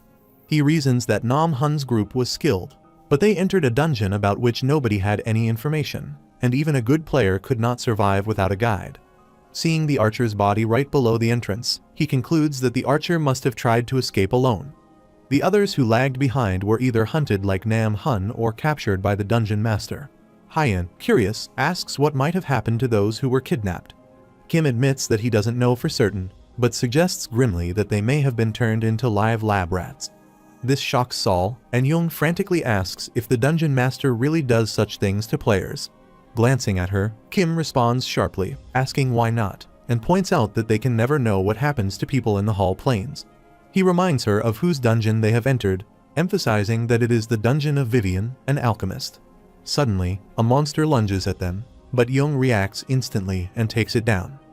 Kim urgently calls out, warning her that another creature is about to strike from above. Before it can reach her, Saul casts a leash spell, slamming her staff firmly against the ground and pulling the monster under her control. She follows up with a radiant illumination spell, blinding the creatures and blocking their vision while Hyan charges in and attacks head-on. As the monsters disintegrate, Jung proudly declares that she probably defeated more than Hyan. She adds that his range only seems bigger because he uses a spear, and if that's taken into account, she's still the better one. Hyan comments that her self-esteem is really something, but before he can finish, Jung cuts him off, insisting that it isn't self-esteem, it's simply facts. Kim tells them both to grow up and adds that they all did well this time. They move off to the side, and Jung complains that these Rangers didn't even drop any loot. Hyan agrees, saying the goblins they fought earlier had much better items, and if they include the jewelry they picked up, they made around 150 gold. Saul then reminds them that Kim Appa already warned them to stay focused. Jung then asks, almost hesitantly, if those caravan people were really being used as experimental subjects by the dungeon master. Hyan groans, saying he wishes she wouldn't bring that up again, and admits that he feels bad they were kidnapped in the first place. Meanwhile, Kim studies the footprints left on the floor using his maneuver and reflects internally that the caravan's trail is still visible. He wonders whether the dungeon master purposely placed monsters along their path. Suddenly, Jung's eyes widen in shock as she spots something ahead. She urgently calls out to everyone, telling them to look. There's a crossroads up ahead. Seeing the 4 openings ahead, Jung asks Kim which direction they should take. Kim studies them carefully, thinking that his third eye suggests the second path is the most promising. Jung, smiling mischievously, asks if he isn't quite sure. She claims she has a better idea and tells him to watch closely. As Kim turns toward her, she suddenly dashes to the side, telling him not to doubt her and to stand still and watch. She approaches Hyan with a bright smile and playfully nudges him while calling his name. Startled, he flinches and asks if she has gone crazy and whether she expects him to vomit again. To lure him further, Jung continues smiling and asks what he means by crazy, adding that she wants to check something. This prompts Hyan to ask what exactly she's planning to check. She reminds Hyan that during the ceremony, he mentioned that Saul had a natural knack for things. He admits that he did say that, and when she asks if he truly meant it, he confidently replies that he's 100% sure, though he asks why she's bringing it up so suddenly. With a bright, mischievous smile, Jung turns toward Saul, calling her cutie, and asks if they can talk for a moment over there. Jung tells Saul to look ahead at the caves, urging her to examine them carefully from left to right and choose one. Saul becomes startled and asks what Jung is doing. Jung turns to Hyan, reminding him that he said Saul has good senses, and insists that she should be able to pick the safest path. She prompts Saul to select one. Still confused, Saul walks toward one of the doors while Jung advises her to take a closer look at the first path. Saul studies it intently, and after a moment, she frantically warns the others that the road is filled with something terrifying. Jung, wearing a calming smile, says they are skipping the first path and encourages Saul to check the others, just as she did before. Saul anxiously comments that Kim Appa would be better at scouting, but Jung insists that she is the only one among them who can handle this. Startled, she nervously repeats that it is only her, then hesitantly agrees to try. Kim, standing off to the side, responds with a gentle grin. Saul examines the second and third paths, but when she reaches the fourth, she becomes utterly terrified and bolts outside. She then decides on the second path, explaining that the first feels full of terrifying monsters, the third gave her chills just from looking at it, and the fourth is so dreadful that she doesn't even want to approach it. Jung expresses full confidence in her choice and enthusiastically declares that the second path is decided. Hyun questions why Young is acting so proud, pointing out that Sol did all the work. Meanwhile, Kim quietly finds Sol remarkable. He reflects on how, even during the ceremony, her natural senses showed abilities similar to his third eye. Considering the 100 points she has in her luck stat, he begins to realize that its potential might be far greater than he initially assumed. He gently pats her head, praising her for doing well, then steps toward the second path and tells the others that it's time to move, reminding them to keep their detection active. As they proceed, a sinister-looking spider hangs upside down behind them, watching their movements with unsettling intent. While walking, Kim silently observes that he still can't sense any signs of other users. He notes that they have ventured quite deep already and that he can detect one life form and 2 enchanted statues ahead. The realization settles in his mind of what this must mean. He turns to his comrades, urging them to stop. But before he can finish, a loud voice cries out for help from the dark end of the path, calling for anyone who is there and growling in pain. Young freezes, startled by the sound, while Sol quickly asserts that the person must have fallen into a trap. As the voice continues pleading for help, Hyun turns to Kim, suggesting that the woman might be a survivor from the caravan and urging them to move before it's too late. Kim unsheathes his sword and firmly refuses, insisting that everyone step back. Startled, his comrades ask why he is drawing his weapon. Kim swings his sword fiercely, unleashing a crimson strike that cuts through the darkest end of the path, and a piercing scream echoes in response. Young, startled, asks what that sound was. Kim sheaths his sword and questions whether they have ever studied a monster called Ramek. Young responds, asking if he means the mutant creature that diverged from doppelgangers. She explains that while it cannot fully mimic a doppelganger's appearance, it can imitate their growl. She adds that, according to experienced players, the monster's physical strength is not particularly high, but newcomers should remain cautious nonetheless. Young continues, noting that there have been many cases in which a Ramek has trapped players by manipulating their emotions, so if they suspect they are dealing with one, they should never approach it too quickly. Kim acknowledges that Young is correct and asks how she knew so much, noting that the Academy would not have covered Rameks in such detail. Young casually replies that she happened to come across the information in an article. Hyun, intrigued, asks if Kim is suggesting that the growl they heard came from a Ramek. Kim confirms this, explaining that it must be mimicking the voice of a caravan player it had eaten earlier. Hyun, curious, asks if the monster can mimic voices.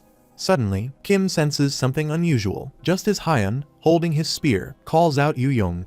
Before he can swing his spear at her, Kim swiftly attacks with a slash of his sword and hurls his spear to the side, which startles them. He then sternly asks Hyun what he did now. Hyun anxiously waves his hand, stating that he thought this brilliant Yu Young could have been a Ramek, and insists that it was just a joke. Kim scolds him, pointing out that they are not even outside and that he is attacking an ally in a cramped dungeon. He asks if he should attack him as a joke, too, which catches Hyun off guard. The protagonist reminds him again that they are not in a game right now, emphasizing that this is reality, and asks how many times he has to remind them to stay alert. Hyun anxiously apologizes, but Young intervenes, telling Kim Appa that she is fine and that he must forgive him. Kim responds that he will give him a pass this time because Yu Young says so, but warns that if they do this one more time, no matter the reason, he won't give a damn anymore. He asks if they understand, leaving them embarrassed and speechless. He sighs and points out that ahead lies a Ramek corpse, flanked by 2 statues on each side, a trap planted by the Ramek. He instructs them to destroy it before it activates and asks for confirmation that they understand. They respond in unison that they got it. As they move deeper into the dungeon, Hyun observes their surroundings, noting spider webs and wax hanging from the walls. He reflects that they have come quite far since hearing the Ramek, yet he still cannot detect any signs of other caravans. Young adds that the path is narrowing and speculates that the creature might be hiding further inside, deeper in the dungeon. Walking down a narrow passage, she covers her nose, wondering about the strange smell and what could be in this place. Soon, they enter a cave filled with spiderwebs, and they begin looking around with curiosity. Suddenly, Sol cries out, clutching her head and looking upward. Hyun quickly asks what happened, and she explains that she thought something had fallen from the ceiling. But little does she know that a green, venomous ball has indeed landed nearby. Wide-eyed in surprise, she hesitantly gestures for the others to look up. When they do, they are stunned to see large, sticky green webs hanging from the ceiling, wrapped tightly around something beneath the vaulted roof. Looking up, Kim regrets not using his mana discharge on the ceiling as well. As they continue to stare, they realize, to their horror, that a player is completely entangled in the waxy, greenish web, suspended high above them. Kim silently examines the player's information and sees that her name is Young Jae-yeon, a second-year student with a true neutral alignment and an unusual condition labeled as physical transformation. The system window explains that this condition arose because of an external influence on her body. It warns that if the condition persists, it will have fatal effects on the player's resistance and vitality. The window further reveals that her body now carries parasitic spiders, which will gradually feed on her abilities and will eventually emerge when fully developed. Suddenly, 2 more green venomous balls drop onto the ground. Saul, startled, blurts out that they look like marbles, but Young quickly corrects her, realizing they are actually spider eggs. Before they can process it, the eggs begin to split open, and venomous spiders crawl out, skittering across the floor. Everyone immediately holds their weapons in alarm. Young, horrified, wonders if those eggs came from the person hanging above them. Hyeon turns to Kim, anxiously asking what they should do. Gripping his sword tightly, Kim responds that they need to focus on dealing with the spiders first. Hyeon asks what happened to that person, Yeon, and Kim explains that she has become the spider's host, adding that the cave's owner was an ancient alchemist, so they must have planted this vicious trap. Stunned, Young asks whether this is something that can be described as just a trap. She fiercely yells that they have committed a horrible crime and declares that she will kill them. Before long, they manage to cut down all the spiders swarming around them. Saul quickly steps in and activates a cure maneuver on Kim, but he brushes it off, saying he's fine. She insists she's not done yet, saying she needs to check once more to make sure everything is truly fine. Kim glances at his own hand and replies that it's enough, quietly noting to himself that he has far higher resistance than the others anyway. But Saul protests, pointing out that he took the majority of the venom while shielding them. In response, Kim holds out his blood-stained, partially dissolved cloak toward her, explaining that only a bit of his cape melted and that he is otherwise unharmed. He firmly instructs her not to waste any more mana and to take a moment to rest. He then asks Saul if she can store his damaged cape in her bag, and she quietly agrees. At that moment, Hyeon calls out to him, pointing toward the cocooned figure above and asking what they should do about the person hanging up there. When Kim returns the question, Hyeon hesitates before admitting that he wants to save her. The protagonist pauses, thinking to himself that he doesn't want to let Hyeon down, yet he is not good at making up white lies. After a moment, he finally answers, saying that they can take her with them, but her body has already undergone severe mutation, twisted to the point of being used to breed spider monsters. He emphasizes that she is no longer human and is closer to an egg-producing monster. He emphasizes that even if they helped her barely cling to life, she would rather not live through such pain and suffering. He asks his comrades whether they have the right to decide that for her, and the question leaves them speechless. Kim then concludes that they should at least bring Yeon down first. If she is still conscious, they will ask her directly whether she wants to live. He suggests this approach, and Hyeon quietly agrees. As Kim unsheathes his sword, a chilling laugh echoes through the darkness. A voice comments about there being 2 males and 2 females, which startles the group. Young tightens her grip on her weapon and firmly demands that the speaker stop fooling around and show herself. The voice only chuckles again from within the shadows, saying that she is coming. Kim urges everyone to stay alert, convinced that the dungeon master has finally appeared.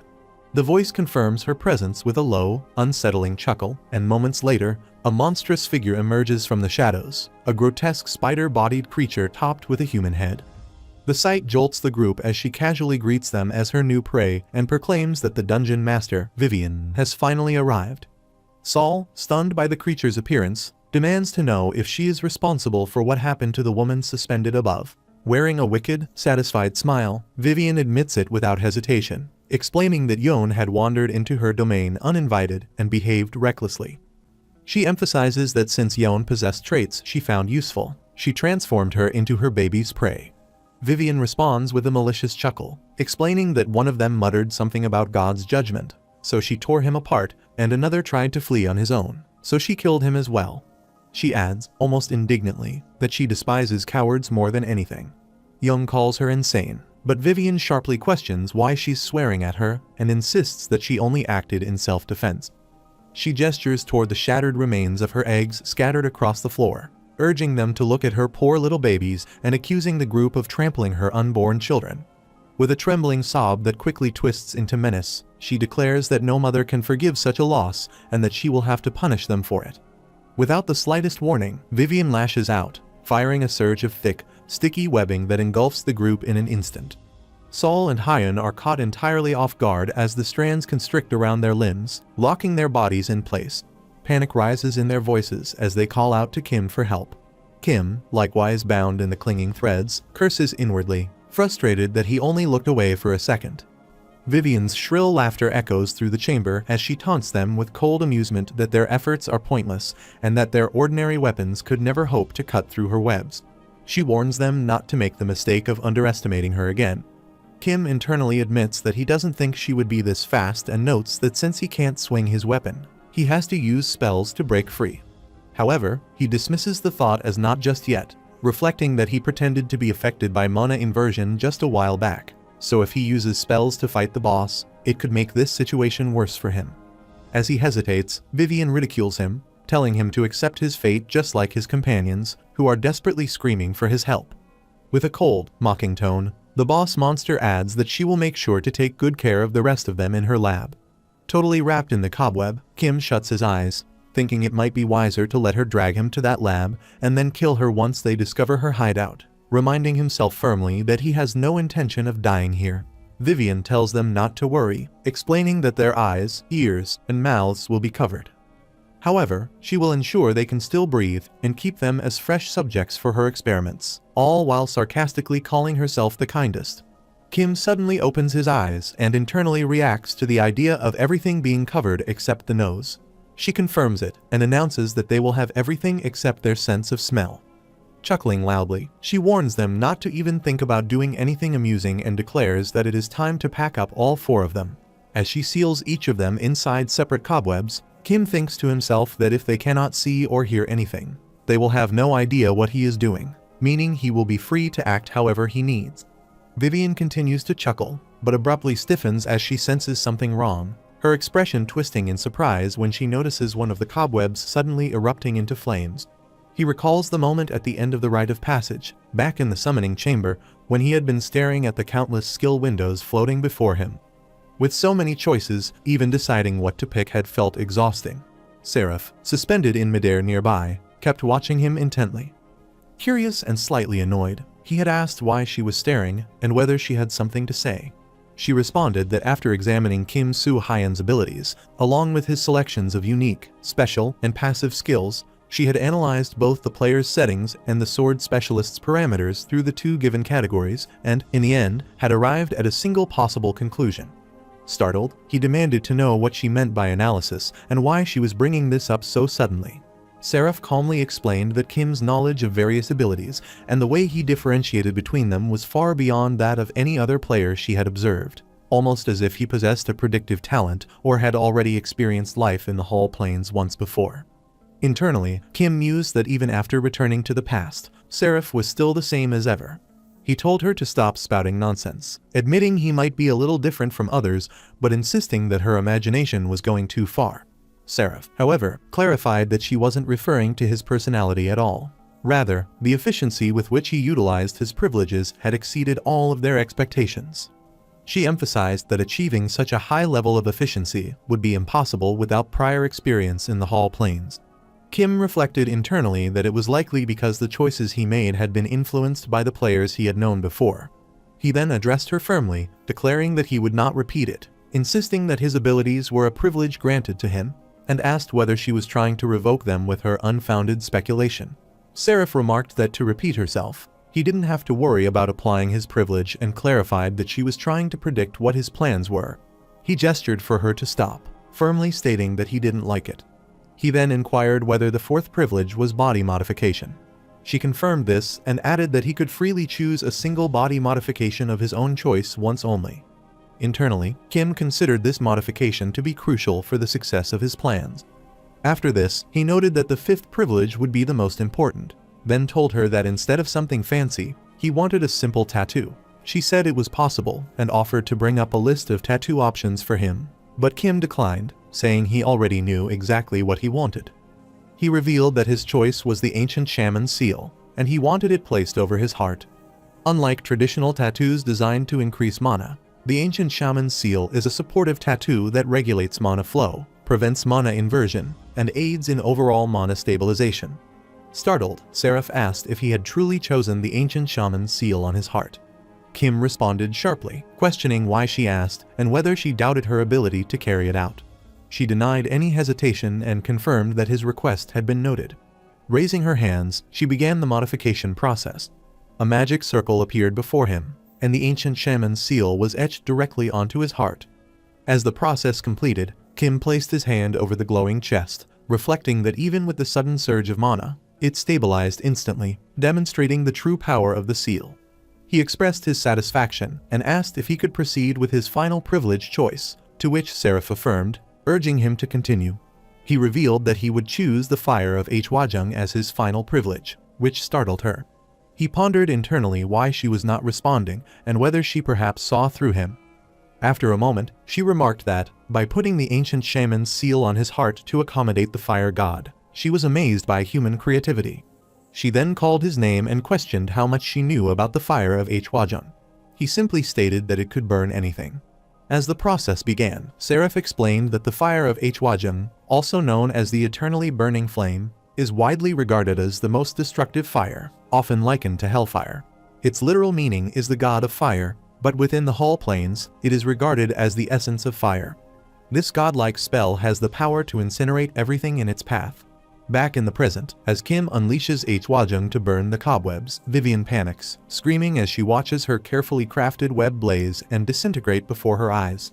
As the fire consumes the cobweb around him, Kim contemplates that it's definitely above the incense yom, the strongest fire that humans can control, with just its sheer destructive ability that scares even the flames of the end, dominating Mugen, the very last floor of the 8 hells. This is the purest fire. With that, Hwajung Kim soon sets himself free from her web. Back in the past, Seraph informed him that player Kim Soo-hyun's resistance was 92, and his magical power was 90, giving him a 21% chance of successfully implementing Hwajung. However, when accounting for the potential disadvantages, the likelihood of failure rose to 58%. Even with his strength and resistance both above 90, the fact that his vitality was only 78 made the task extremely risky. She stressed that if the attempt failed, he would lose everything before even beginning, urging him to remain realistic.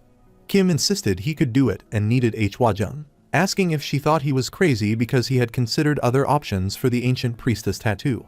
He pointed out that he had heard all equipment, except that of S tier, could be given as special gifts, so he wondered when Hwajung had been placed in that tier. Seraph began forming a radiant pill in her hand, explaining that Hwajung was originally in that tier, and while the item exists in the Hall Plains, it could never appear again. Obtaining it was a challenge, she emphasized, because even if it was technically below S rank, its inherent danger was always present. Before she could finish, Kim, frustrated, urged her to stop and firmly declared that he was completely sure about his request, Hwajung. With her eyes closed as she crafted the pill, Seraph warned that even if he could endure it, she was certain he would regret it. When she finally handed the pill to him, he eagerly opened his mouth, glad to hold it in his own hands. As it slid down his throat, sweat immediately poured from him. His entire body felt as if it were ablaze, and the circuits of his body began exploding one after another in a violent chain reaction. Despite the chaos raging inside him, he reflected that the ancient priestess tattoo could help, but what he truly wanted was Hwajung. Gritting his teeth against the pain, he silently addressed Hwajung, insisting that he wasn't trying to dominate her, only seeking her assistance. He didn't want to force her, but hoped to be her partner, emphasizing how much he needed her to assess his body. Internally, he urged her to judge for herself whether he was worthy of her power and to give him an answer. Invisibly, Hwajung tugged at his collar, signaling that it was fine, and asked if he was truly certain about what he had said, before indicating that they would proceed. Suddenly, his blood began to boil, but he quickly realized that it wasn't his blood itself. It was the impurities in his body being incinerated by Hwajung. A fiery stream surged through his arm, making him scream in sheer agony, unable to comprehend that such pain could exist in just a single limb. Hwajung spoke, telling him there was nothing left to examine in his arm, and that she would move on to his legs, asking if he was ready to let her through. He clenched his eyes shut as the searing energy coursed through his legs, and the pain was so overwhelming that he collapsed to the ground, nearly losing consciousness. Hwajung commented that she was only missing his head and asked whether she should stop if he was afraid, prompting him to open his eyes. She admitted that she didn't think she needed to inspect his head, but pointed out that he hadn't fully accepted her yet. She reminded him that if she continued, he would die and asked if he understood that. Through clenched teeth, he declared that he didn't want to stop now and told her not to underestimate him. With a soft chuckle, Hwajung urged him to open the path to his head, stating that she would take a look. Soon, the fiery surge penetrated his mind, causing blood to gush from his ears, eyes, and mouth, and he collapsed, unconscious from the excruciating pain. Later, as he awoke weakly, a system window appeared before him, displaying an update on his player information. One notification stated that the eternally burning hell, Hwajung, had been successfully embedded into Kim Soo-hyun's heart, and that his assimilation rate with Hwajung had reached 100%. Another message congratulated him, informing him that every impurity in his body had been burned, resulting in an increase to both vitality and magic power, along with 2 permanent points added to his vitality. Kim could distinctly feel how quickly the priestess's tattoo repaired the mana circuits scorched by Hwajung, and how smoothly mana now flowed through his body compared to before. He wondered if this remarkable improvement was the result of the purification, finding the sensation nothing short of astonishing. The following notification revealed that the immense shock to his system had pushed his body beyond its limits, resulting in a permanent loss of 10 vitality points. Kim clicked his tongue in frustration upon noting a permanent deduction of 10, even though he had anticipated the risk, but seeing it confirmed still hurts. When the system displayed his updated player information, he noted that he had succeeded despite the cost and had acquired Hwajung. Back in the present, Vivian snapped and hurled a splatter of venom straight at him, hissing that he was a presumptuous man. With a mocking laugh, she wondered aloud what she should do with him, admitting she hadn't planned to kill him yet. But his defiance had enraged her too much to resist. But she freezes in shock when she sees Kim standing there completely unharmed. Surrounded by a rising aura of flame, he looks at her with calm indifference, asking who she thought was dead and whether that weak attack was really all she had. The fire of Hwajung has the capacity to kill easily, and simple threads of spider venom can't stop it. Staggered by what she's witnessing, Vivian stammers in disbelief, demanding to know how a creature like him could withstand her strike. Kim only lets out a weary sigh, dismissing her with a sarcastic remark about what else he should expect from a low-tier spider. Furious, she lashes out with her sharp, towering legs, but before they can reach him, Kim reacts in an instant. The fire of Hwajung erupts as he counters, and the blazing strike catches her completely unprepared. 2 of her legs are severed cleanly, torn from her monstrous body, which catches her off guard. Enraged over her severed legs, she furiously vows she will never forgive him. Roaring for him to die, she unleashes a barrage of web strings, but Kim doesn't flinch. He charges straight through, sprinting across her webs with unwavering resolve. The sight leaves her shocked. Standing firmly atop her own web, Kim looks down at her and remarks, almost bored, that for the proud boss of this dungeon, her attacks are disappointingly repetitive. He mocks her further, saying even the so-called ancient alchemist would weep at such monotony. Driven mad with rage, Vivian spits another burst of venom at him, but it dissolves uselessly before it can even reach him. He mocks her with a sneer, questioning the pathetic strength of her attacks as if she has already spent every last bit of power. Furious, she clenches her teeth and, in her mind, struggles to comprehend what kind of human he is, finally recognizing that the fire he wields is far beyond ordinary magic. With that realization, she abruptly darts aside, deciding she must retreat to the nest while she still can, as she is unable to face him in her current state. But Kim follows with an amused chuckle, sprinting after her as though her escape attempt is nothing but a joke. When she glances back, her eyes widen in disbelief at how terrifyingly close he already is. She suddenly slips from her own web and crashes to the ground below. Kim leaps down after her, amused, remarking that he never imagined he would witness a spider tumbling from its own web.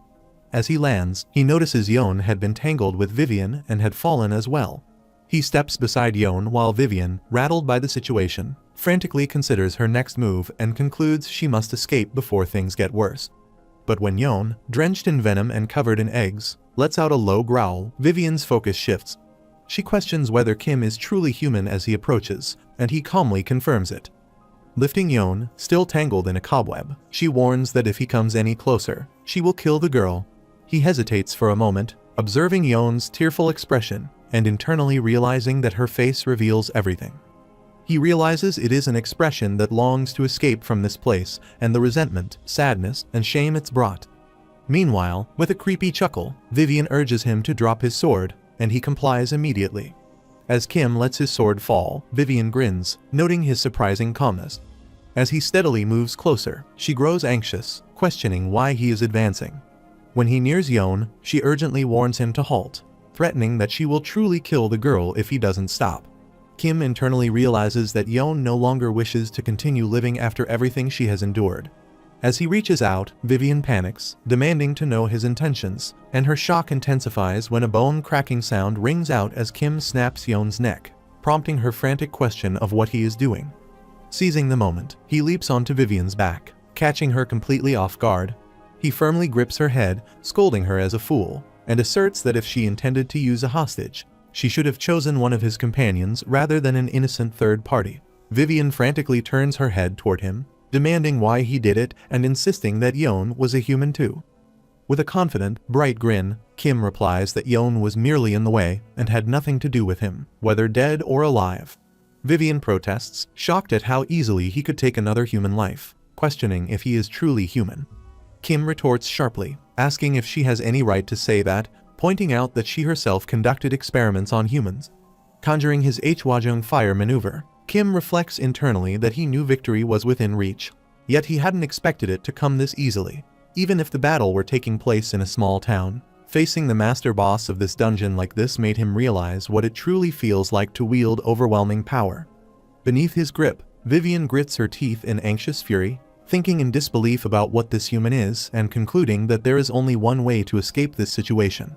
She then tells him that she has one request, and he allows her to speak, asking what it is. With her severed arms, she desperately pleads for him to save her, a sight that catches him completely off guard.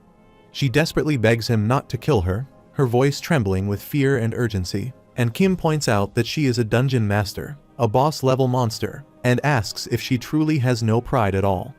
She responds that pride is meaningless, and that survival is the only thing that matters to her. Kim, taken aback by such words from a being of her power, reflects that it feels strange hearing this from a monster.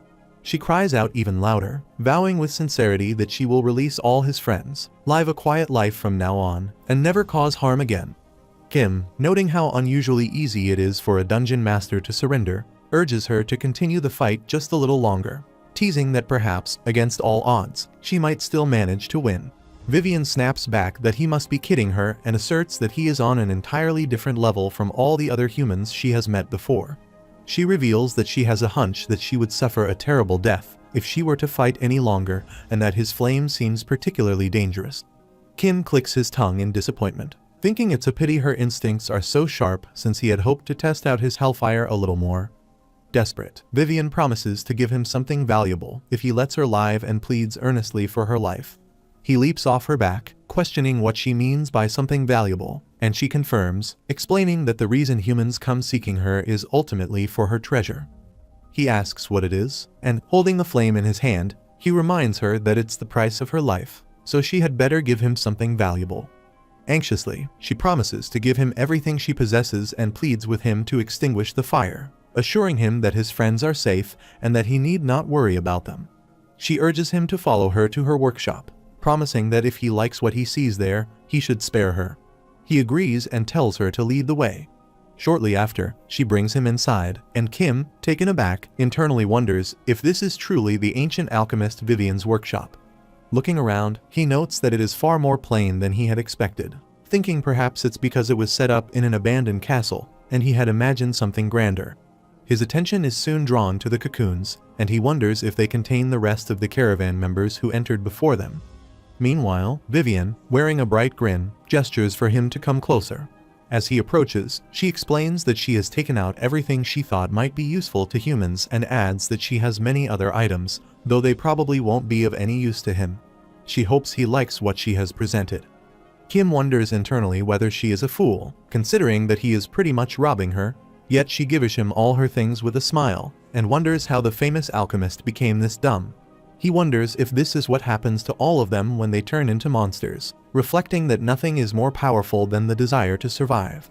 With a sigh, he opens one of the pouches she presented, and is surprised to find it filled with gleaming gems. Vivian giggles, asking if he likes it, and mentions that she, too, had a fondness for shiny things when she was still human. She adds that all the gems are of the finest quality, and a single pouch would be enough to ensure he could live comfortably for quite some time. Holding one of the gems, Kim internally acknowledges that they are certainly all of high quality. Pure gems are also used in magic as a medium, and these gems would fetch a very high price among mages. He thinks they would also be useful for Han Buell, who is a jewel mage, but quickly dismisses the thought since she left for the Golden Lion clan herself, and that he should forget about her. Shaking off the distraction, he remarks that the gems are indeed valuable and almost feels a twinge of guilt for taking them all. With a chuckle, she reassures him not to worry and emphasizes that nothing is more valuable than life, adding that she doesn't really have any use for the treasures anyway. Kim internally wonders why she seems so cheerful about giving them away. He then picks up another pouch, curious about its contents, and finds it filled with coins. At first, he estimates it to be about 200 gold coins, but she corrects him, explaining that it contains exactly 204 gold, 27 silver, and 306 bronze coins. She adds that she had gathered every coin she owned, but was never interested in them, so he is free to keep them all. She then extends the third pouch toward him, telling him to take a look at this, expressing her certainty that he will really like this one. As he opens the pouch, it is filled with various potions, and she excitedly claims that he won't find any of these anywhere else, urging him to let her explain what each one is. He notes some high-tier healing potions, though none of the very highest grade, which he finds a bit disappointing. He also spots mana restoration potions, poisons that might come in handy, and several antidotes, noting that there must be antidotes for the poisons as well, which completely startles her. Holding an explosive potion bottle, he activates his third eye and suddenly notices her staring at him, utterly stunned. When he inquires about her reaction, she asks if he is an alchemist rather than a swordsman or a mage. He replies that he is not a mage and questions why, but she quickly brushes it off, saying it's nothing. Kim, placing the potion back into the sack, reflects that he already has plenty of gold, so he doesn't need it, though he notes the gems are incredible. His attention then shifts to a box, which he opens carefully while she tries to explain the contents of the book inside. Suddenly, a system window pops up, congratulating him for discovering a rare class, and informs him that reading the book could allow him to change his class to Chimera Alchemist, which leaves him startled.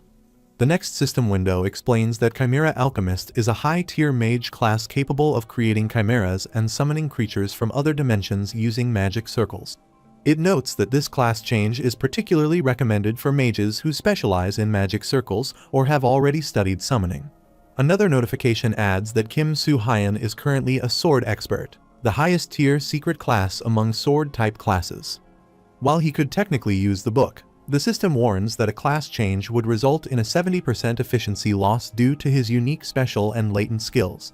Considering his 96 magic power, he could recover about 20% of the lost efficiency. But overall, the system does not recommend the class change.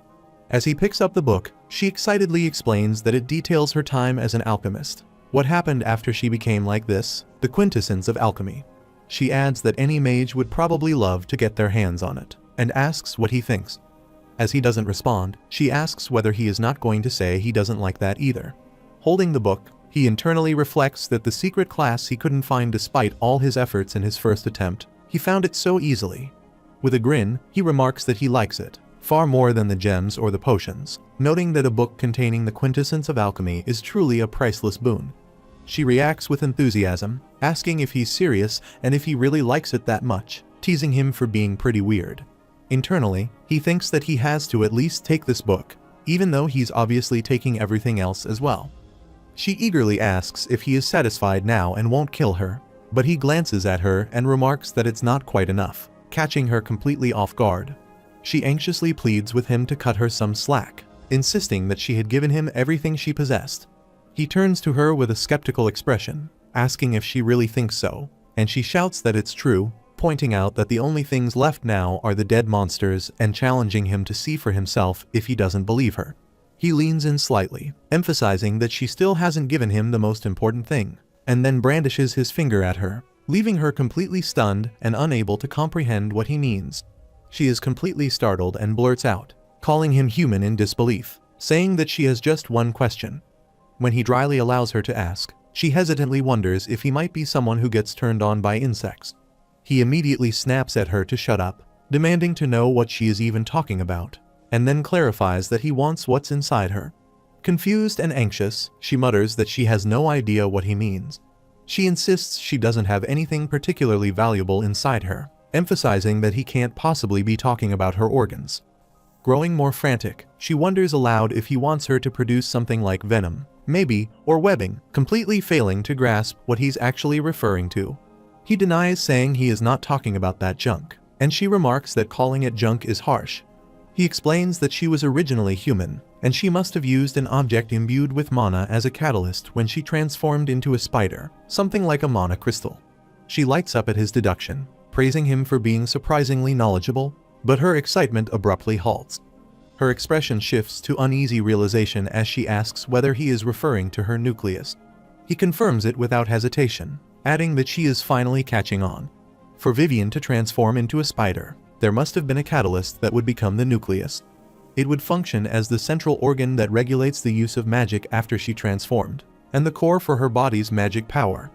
A mana crystal that has become a nucleus for a long time is likely to have mutated due to the rich amount of mana stored. Vivian anxiously asks if he seriously expects her to hand over her nucleus, insisting he must be joking, but he bluntly replies that he's completely serious and urges her to stop making a fuss and just give it to him.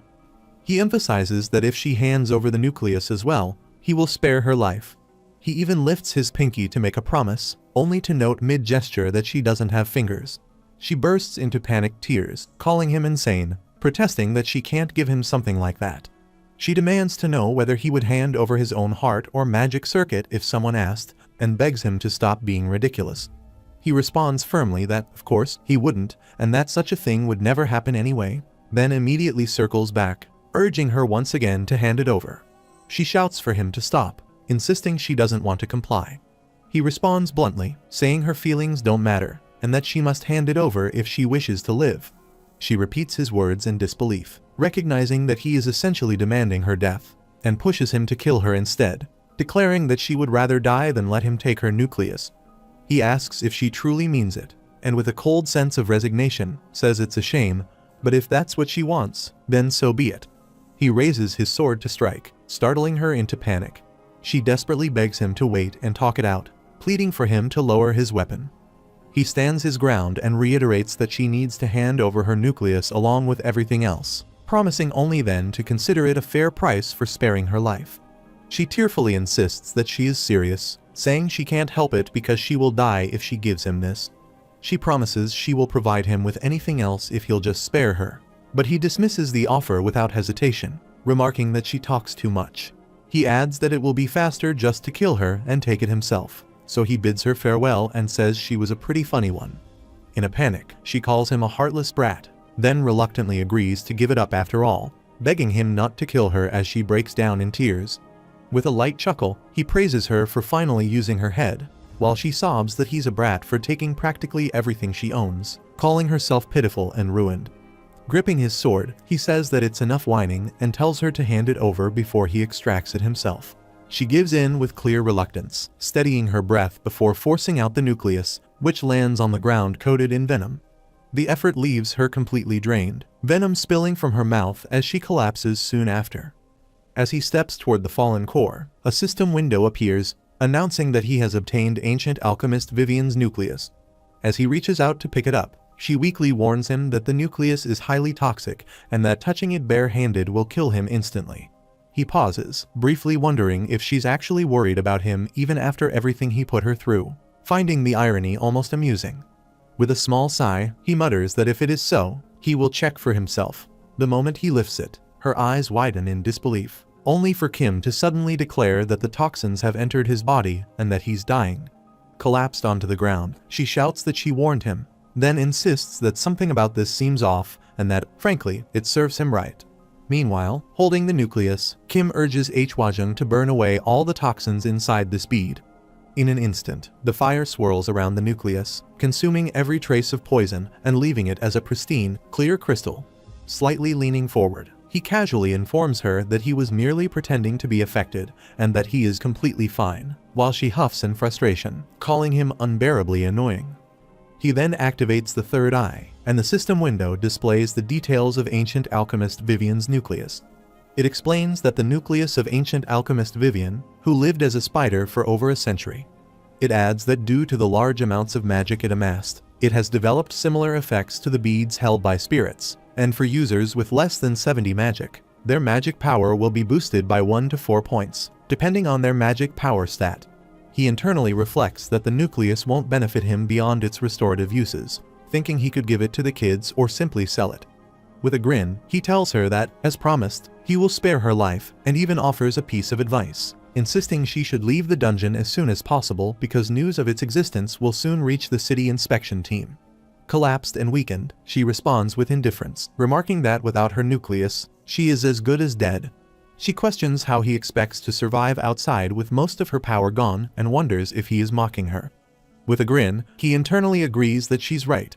She insists that, one way or another, she will die and frantically rolls on the ground, crying out that it hurts. Suddenly, black energy begins to radiate from her body, and she screams in agony, prompting him to wonder what is happening and if this is really Vivian. In an instant, her spider form sheds away, revealing a girl lying amidst venom. Gritting her teeth, she lashes out at him verbally, demanding to know what he wants. He calmly inquires if this is truly her original human form, and she, still kneeling on the ground, responds that it's obvious. He remarks that he hadn't expected her to revert to her human state so completely. Without warning, he steps closer and places his hand firmly on her shoulder, catching her entirely off guard. She cries out in sharp agony as a piece of her skin tears away from her body. Holding the skin in his hand, he internally notes with a mix of curiosity and unease that her skin is peeling off, and there is no way anyone could look at this and mistake it for the body of someone alive. He then admits that he is surprised to see that she returned to being human just from removing the nucleus, but notes that her body is pretty much a corpse, and questions what in the world she did in the past. She snaps back, telling him to mind his own business, insisting it has nothing to do with him anymore, and that she has no obligation to explain anything. Unbothered, he turns away toward the pouches she already handed over, casually bidding her farewell. But in a sudden shift, she calls out that on second thought, if he really wants to know that badly, she might tell him. Without turning toward her, he brushes her off, saying he isn't desperate enough to care, and that he already has everything he came for, so he's leaving. She lets out a relieved breath, only to panic a heartbeat later, suddenly begging him not to go and urging him to hear her out. Wondering why he is rushing away, he finally looks back, reminding her that she was the one who told him to mind his own business. Tearfully, she insists that he can still mind his own business while asking her as well. With a playful grin, he still refuses, insisting he isn't bothered, which leaves her stunned. Lying weakly on the ground, she reaches out and grabs his foot, desperately begging him to pay attention to her. He responds with a dismissive what, emphasizing that he spared her life. So as far as he's concerned, everything is finished. Panicking, she denies it, insisting nothing is over.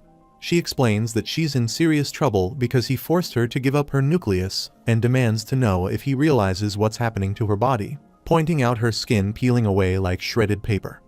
She asserts it might be all nice and done for him, but it isn't for her. She explains that she has lost all her original strength, along with the magic, power, and vitality she once possessed as a spider. Everything has been stripped away because of him. He internally sighs, finding her complaints a nuisance. She goes on, saying her entire body is ruined inside and out, and demands that he take responsibility, warning that at this rate she will crumble into dust and die within 5 days. He dismissively replies that she handed over the nucleus of her own will because she didn't want to die, and tells her to stop acting so pitiful. She breaks down completely, sobbing that she only gave up her nucleus because she wanted to live. She repeats that she doesn't want to die and begs him desperately to save her. He lets out a weary sigh, wondering how she can cling so fiercely to life even in her current state. He can't understand why she's so obsessed with surviving, but decides he may as well examine her condition using the third eye. The system responds by displaying her resident information and begins converting it into user information. The user window displays Vivian Laclairdis' status. Her class is Chimera Alchemist Rare, her nationality is Ispinian, and her titles include Ancient Alchemist and the Jet Black Hunting Spider. Her attributes are listed as Strength 48, Endurance 25, Agility 56, Vitality 20, Magic Power 42, and Luck 49. The system further reports that because the nucleus, serving as the core of her transformation, was forcibly removed, her body is beginning to break down, and all skills of the Chimera Alchemist class can no longer be used. Although she has returned to her human form, it happened through an unknown phenomenon rather than the proper mechanism, leaving her with severe internal damage. Several of her stats are steadily declining. The system further warns that emergency aid is required, and that death may be imminent if nothing is done. Another notification explains that even greater healing magic would not fully repair the internal wounds. While it could save her life, there is a very high likelihood that the aftereffects will remain. Using more than one elixir fully heals both internal and external wounds, resulting in instant recovery. Kim intently observes that she is a resident of the Hall Plane, possesses the rare Chimera Alchemist class, and wields an ancient magic skill of considerable power. He then informs her that there is a way to restore her body, which catches her completely off guard. Kneeling beside her, he explains that he will not assist her without a price and reminds her that, as an alchemist, she should understand the fundamental principle of equivalent exchange and the cost that comes with any gain. Later, Kim's companions are freed from the ceiling, where they had been ensnared in cocoons. Young then asks for clarification, noting that, according to Vivian and Kim, Vivian had been transformed into a spider long ago by an evil mage and has had no control over her actions since then. Vivian confirms this, adding that it was only thanks to Kim extracting the nucleus, which had been controlling her body, that she was finally freed. Hyun questions further, pointing out that even if she had been turned into a spider, she should have retained her memories, so he asks why she hadn't sought help instead of killing users and creating a dungeon.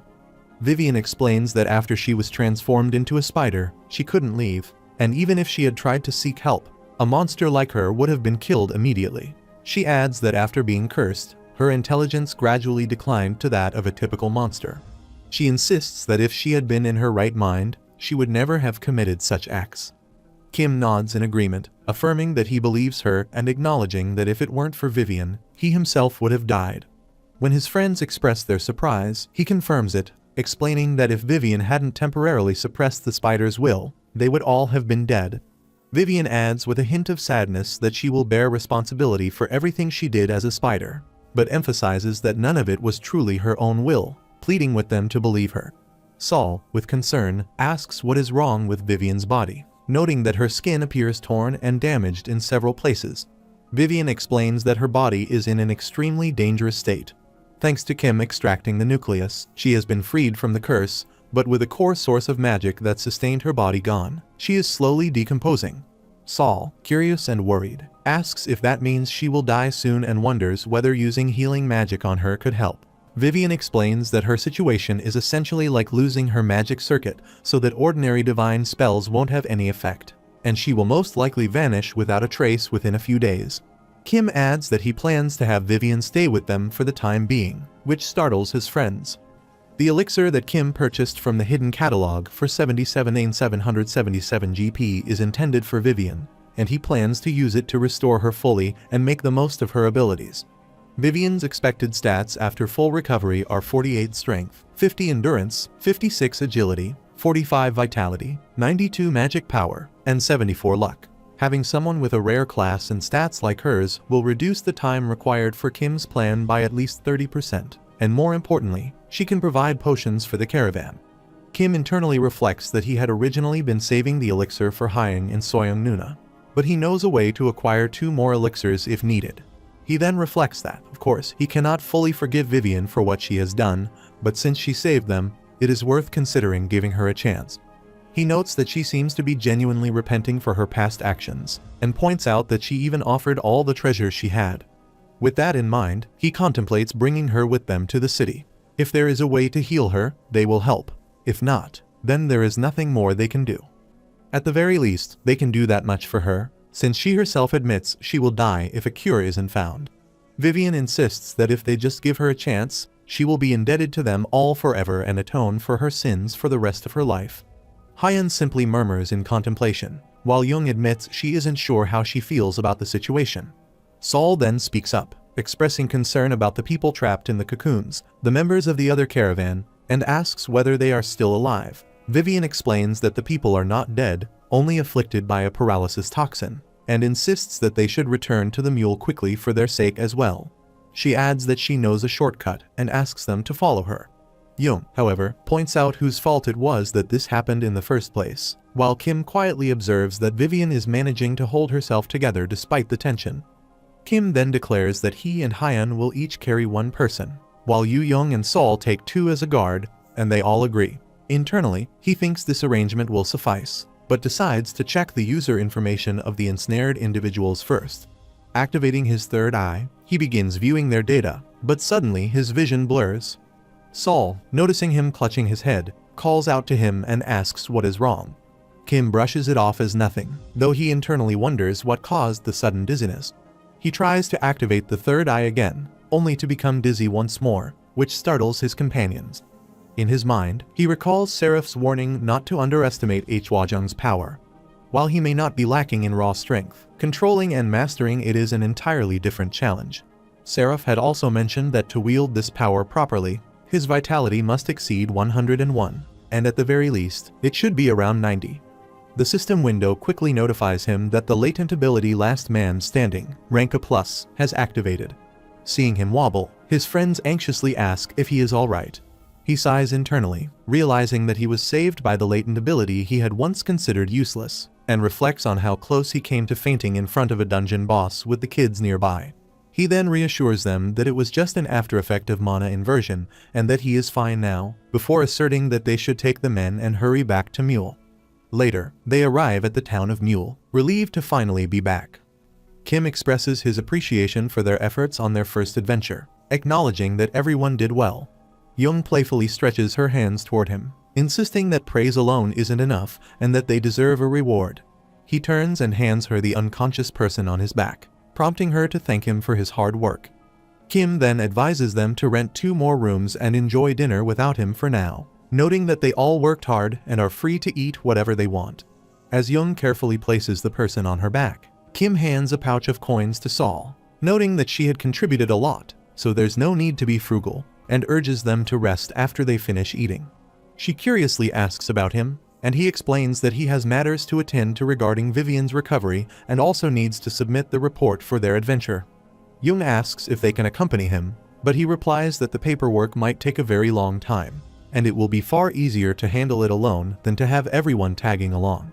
More importantly, he urges them to take care of themselves, telling them to wash up, eat, and get some rest. They agree and head into the inn, but before going inside, Sol calls out to him, urging him to return quickly. Shortly after, as Vivian walks beside Kim through the streets, she admits that she really doesn't understand something, prompting him to ask what she means. She questions what he thinks about how he and his friends act, pointing out that he behaves as if he were their mother.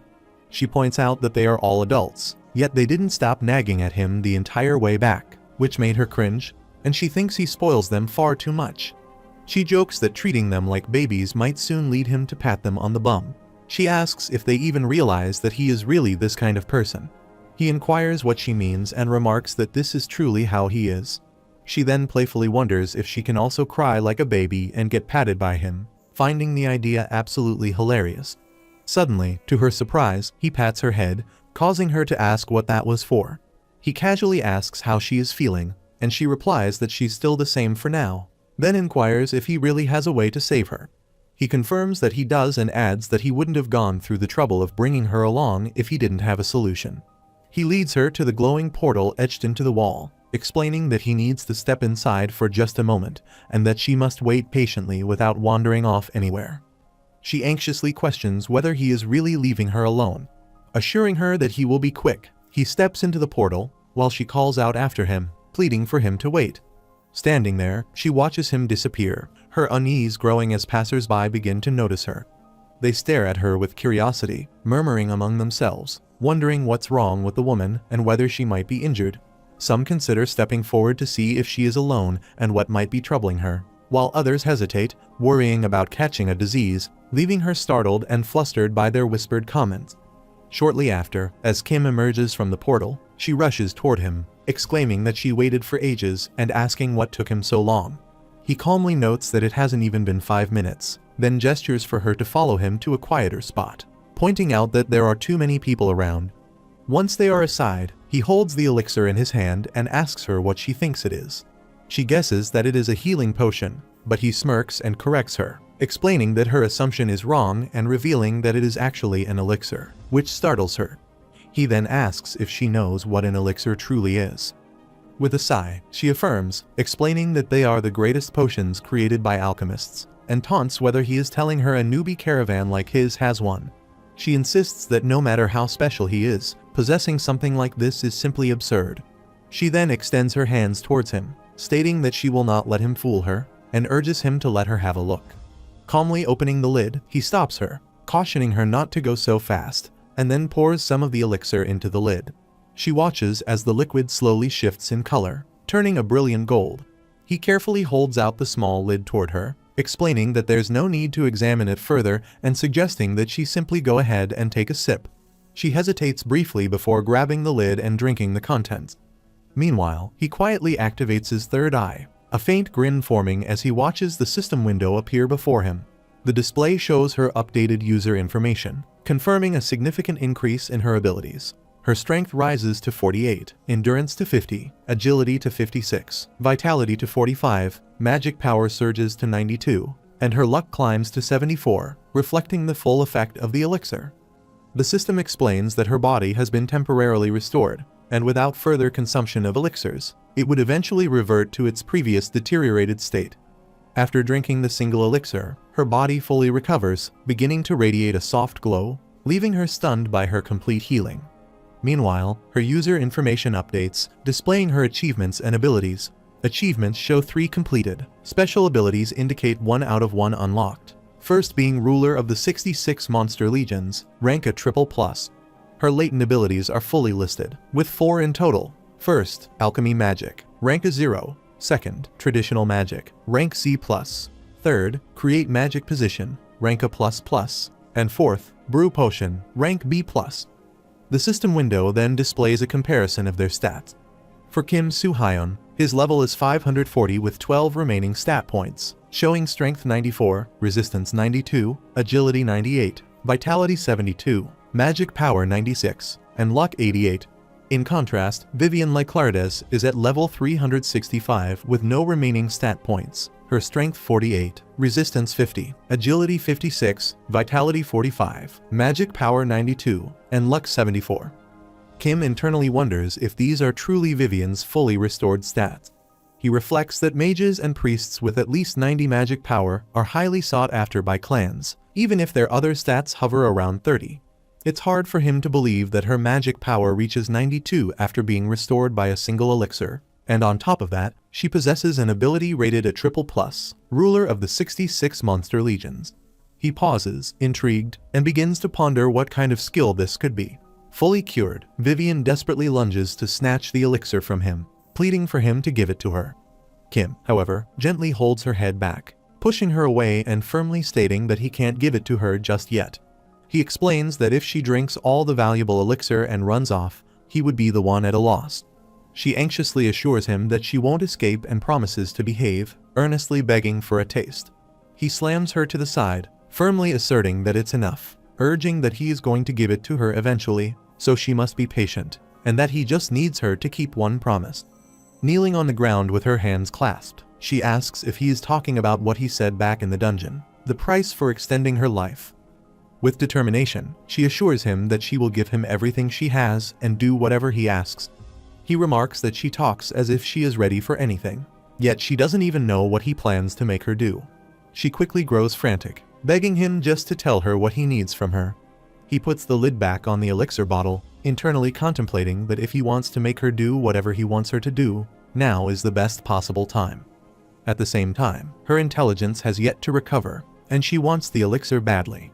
A slow grin spreads across his face as he finally says that it's nothing difficult at all, then urges her to form a contract with him. To proceed, he guides her to a sanctuary, where a priest greets them warmly. The priest notes that he hasn't seen the two of them in Mule before and mentions that most users usually visit Barara or Can instead. Even so, he clasps his hands and welcomes them once more, then calmly asks how he may assist them, whether they seek a benediction or a divine message. With a slight grin, Kim explains that he has come to form a contract and also submit an adventure report while he is here. The priest blinks at his words, slowly repeating that he is requesting a contract.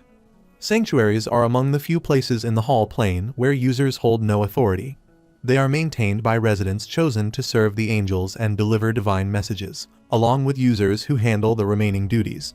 After asking them to wait for a moment, the attendant slips into a side room, saying he will call for the priest in charge. Kim nods, replying with a brief acknowledgement and thanks. As he waits, Kim reflects inwardly that, if he remembers correctly, the priest overseeing contracts is also a user. Just then, two young men hurry down the hallway, muttering to each other in low voices. One urges the other to move faster, insisting they need to get to him before someone else does, adding that they haven't had a customer, in quite some time. What they fail to realize is that Kim hears every word. From the small side door, the two young men step out and approach them, offering a polite greeting before asking if they have come to form a contract. One of them introduces himself as Lee Min-hee, explaining that he will be handling the contract process, while the pink-haired youth beside him is his assistant, Min-cheol. Kim confirms that he is here for a contract, and also to submit an adventure report. Min-hee lets out an exaggerated sigh, noting that they are severely short-staffed and processing reports is troublesome for them, so Kim doesn't need to worry about that part.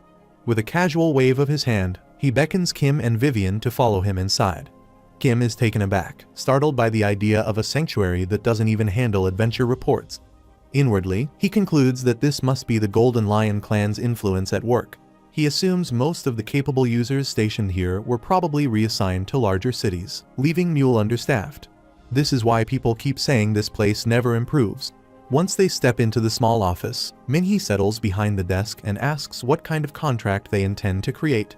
Kim responds calmly, stating that he wants to establish a contract between a user and a resident. Min-hee looks momentarily startled, but quickly masks it with a polite smile. He explains that a contract between a user and a resident doesn't require any extra procedures on their side, and asks whether they already know the exact terms they want to include. Kim replies that he can write everything down immediately as long as they hand him the contract form. Chuckling, Min-hee turns to his assistant and tells Min-cheol to pass it over. Min-cheol steps forward and places a pen and a sheet of contract paper on the table, instructing Kim to write the full terms clearly and ensure both parties sign at the end. Kim writes down the content while seeing him wibble. Vivian, standing to the side, sweats profusely. As he extends the paper towards her, she snatches it from him and signs immediately, while the priest and his assistant are startled to see that she is signing without even reading it first. Once done, she thrusts the paper back toward Kim, breathlessly insisting that she's signed it, so they should hurry up and move on. He curiously asks whether she even read it, adding that he is not complaining if she didn't. Kim slides the completed contract across the table to Min-hee and asks him to review it. Min-hee takes the document, politely requesting a moment to confirm everything is in order, and begins to read the terms with focused attention. The first clause states that user Kim will provide something Vivian desires, after which Vivian agrees to abide by the contract's conditions. The second clause notes that resident Vivian will not oppose Kim and will comply amicably. Though she retains her free will, she must prioritize Kim Soo-hyun's demands.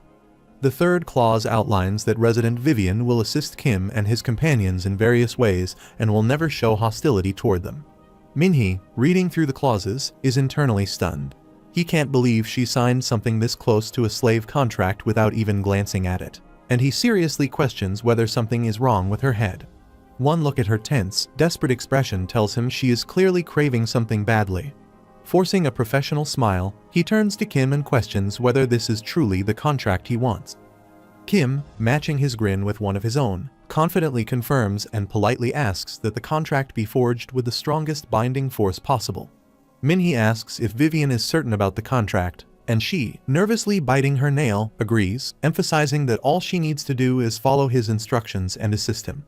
Kim, slightly impatient, asks if contracts always take this long and urges them to speed things up, prompting both Min-hee and Min-cheol to nod with polite smiles.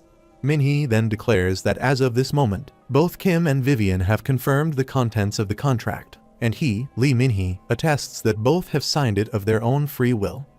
The contract paper suddenly begins to glow with a radiant light and lifts into the air, capturing Vivian's focused gaze as she watches it intently.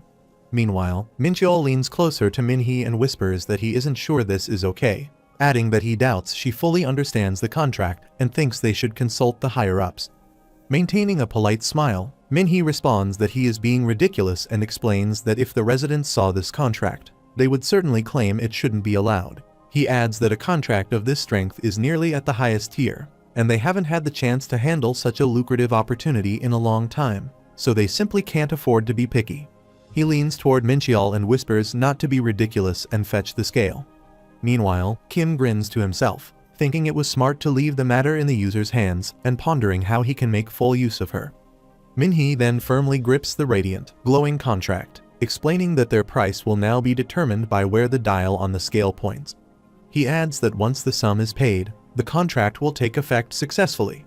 Placing the contract paper carefully on the scale, he reassures them that they need not feel suspicious or worried about it being completed so quickly, explaining that priests in charge of contracts are granted a special privilege during this process and that there is no trickery or scamming involved.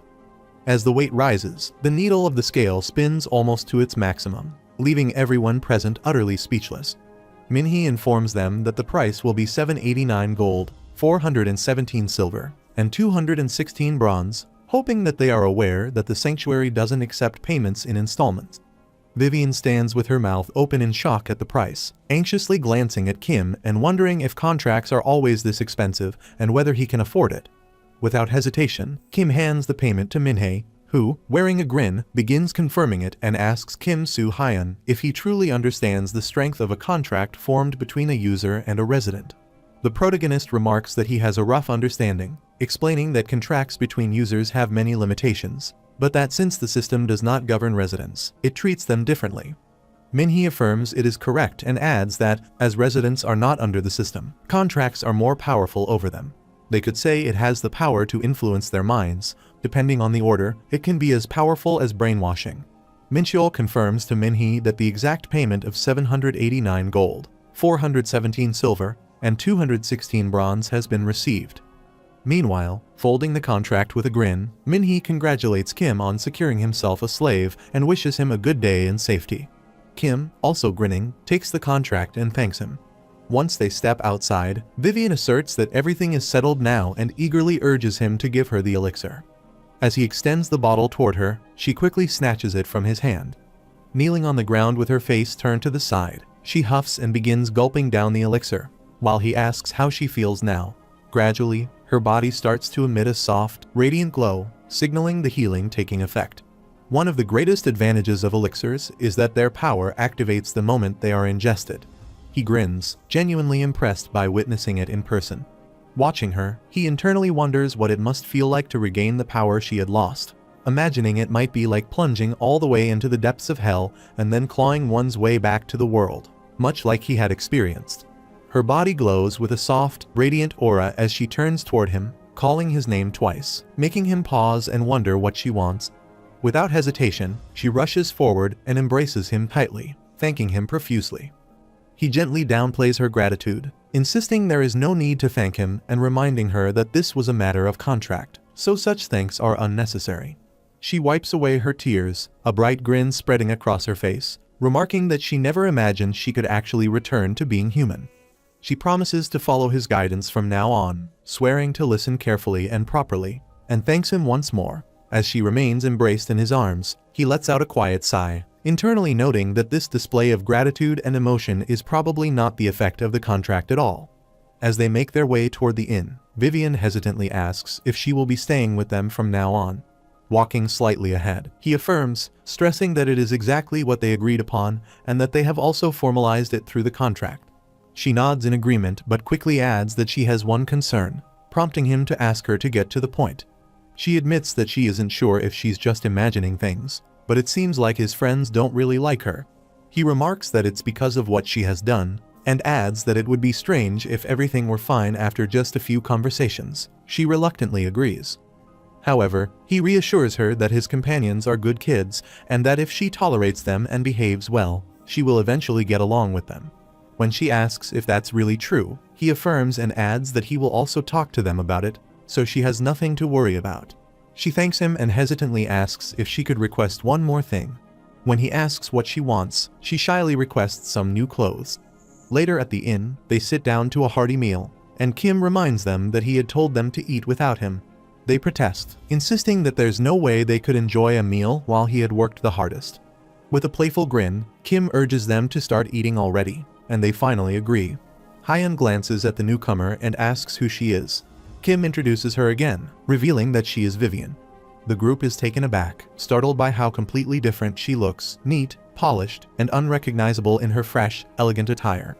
They look at her with curiosity, reminding themselves that Kim had said most healing magic wouldn't work on her. Vivian explains that Kim Soo Hyun gave her an elixir. But before she can finish, Kim forcefully pops a piece of food into her mouth and casually tells the others that they had gone to the sanctuary. Awestruck, Young acknowledges that the priests must be pretty impressive and asks whether he has also submitted the adventure report. With a satisfied grin, Kim affirms that he did. He explains that apparently, the sanctuary doesn't have enough hands to process reports regularly, so they usually wait to handle everything at once after another adventure. In the meantime, he managed to get Vivian cured and also formalize a contract while he was there. Startled, they ask about the contract, and he hands them the contract paper, emphasizing that the sanctuary has formally approved it. He adds that Vivian has now officially become an ally who will assist them whenever needed. Kim then decides to skip the finer details since there are too many people around to eavesdrop, but he emphasizes that Vivian is a fairly powerful magician. He acknowledges that they might feel uneasy about this, given that she was once their enemy, yet he assures them that he doesn't think too badly of her. He adds that she will face many difficulties now that she has returned to human form and expresses that he would like their help in getting her to adjust. When he asks whether they understand, they agree, albeit reluctantly, and Kim notes internally that their response isn't as positive as he had hoped. He notices Yu Young reading the contract, her lips curling into a sarcastic grin as she scans the clauses stating that Vivian will never be hostile and will assist in various ways. With a sly, knowing look, she reassures him not to worry about Vivian, adding that she will personally make sure to keep an eye on her and take good care of her. Kim then inquires about the two people they brought with them, and Hyun informs him that neither has woken up yet, though they are still breathing, so they must be alive. He adds that they placed the man in their room and the woman in Sol and Yu Young's room. Kim praises them for handling it well. Young, her curiosity piqued, asks the protagonist what they plan to do with them, pointing out that they don't even know when the pair will wake up. Kim internally contemplates that, judging by the gear they carried, both of them are likely mages. Deep down, he considers that if their stats and alignments check out, he might want to recruit them, since skilled mages are always valuable. However, he also notes that with Vivian now accompanying them, it's a bit worrying, given what she did to their caravan in the past. He finally resolves to wait until tomorrow, deciding that if they don't wake up by then, they will have no choice but to leave them at the sanctuary, as they simply cannot afford to take care of them. He then urges them to eat quickly, stressing that the food will get cold if they delay. The following day, the inn's owner, Go-yeon-jo, stands in the kitchen, intently studying the paper in her hand. She reflects that the Golden Lion guys have become far too preoccupied with their expedition to the Steel Mountains, to the point of recklessness. Even if they are in a hurry, she thinks, continuing like this could easily lead them into serious trouble. Kim, sitting on a table, comments that there is no one in the inn today, and she turns her attention to him. Leaning casually against the shelf, she asks if he has any idea how things have been going recently. She explains that most of the usual patrons have left for the big cities to follow the Golden Lion clan, leaving only Kim's team to stay the night. Curiously, she then asks if he is not going to introduce her to the people he brought along yesterday, noting with a keen eye that it seems to her all three of them are mages. She questions where he managed to find such valuable people in a time like this, when skilled manpower is scarce everywhere. With a soft chuckle, she asserts that her Kim Soo Hyun is certainly capable. He turns his head toward her, pondering the way she called him hers, and casually remarks that it was just a coincidence. She raises an eyebrow and asks if that is really so. At that moment, the sound of a door opening reaches them, and she comments that it seems someone has finally woken up. As Kim continues devouring his food, he internally speculates that those footsteps don't belong to the kids. At that moment, someone descends the stairs, and Kim notices a blue-haired woman cautiously looking around as she makes her way down. Seeing him, she walks toward him, prompting him to ask if she is awake and how she is feeling. The woman replies that she feels a little weak, but is otherwise fine, adding that being in town must mean something. Kim nods and affirms, explaining that he and his companions rescued her from the ancient alchemist's dungeon and gently urges her to take a seat. She settles beside him and expresses her gratitude, thanking him sincerely for saving her. She then introduces herself as user Young Hyeon, explaining that she has been here for 2 years and that her class is a regular mage. Kim internally notes that she shared her name and class so promptly and carried herself with politeness, leaving a good first impression. Curious, he activates his third eye to view her user information and stats, which show strength 34, resistance 38, agility 40, vitality 32, magic power 87, and luck 80. Internally, he reflects that he had wondered how she dared to enter the Black Forest, and now he sees that her stats are truly impressive, even for a second-year mage. He then introduces himself as Kim Soo-hyun, a swordsman with 0 years, remarking that it's good to see she has finally woken up. Hyun is startled by his 0 years and asks if he cleared the dungeon all alone.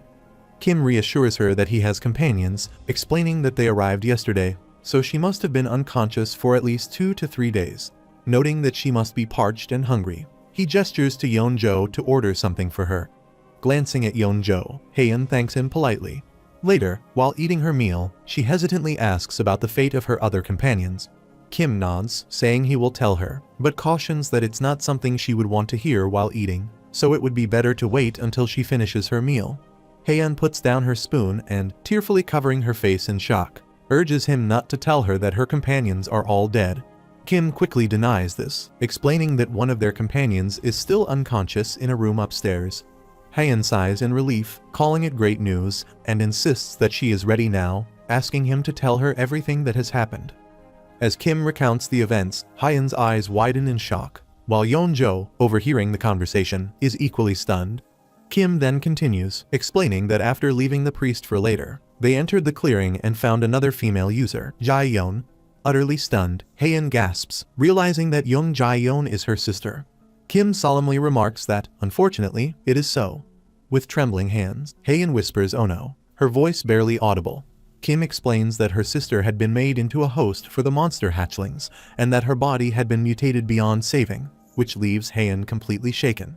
He adds that, given the horrific state she was in, death seemed preferable to what had happened to her, and as another human being, he could not bear to leave her suffering.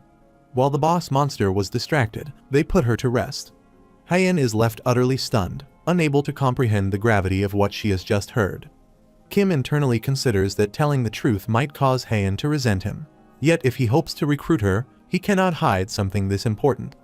With a trembling voice, Hyun asks if there was absolutely nothing that could have been done to save Jae-yeon.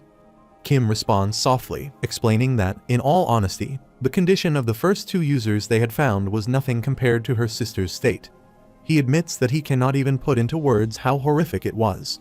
Throughout the entire fight, Jae-yeon had stared at them with pleading eyes, as if begging for release, and in that moment, he simply did what his heart told him was right. He apologizes to Hyun for what happened to her sister, but she brushes it off. She explains that, knowing Jae-yeon, living through such humiliation must have been unbearable for her. In a quiet, hollow voice, she adds that perhaps releasing her from that suffering was the only mercy left. Hyun covers her face, her voice trembling as she says Jae-yeon had always been a prideful girl. After a moment, she apologizes for losing her composure, but Kim gently tells her there is no need to apologize.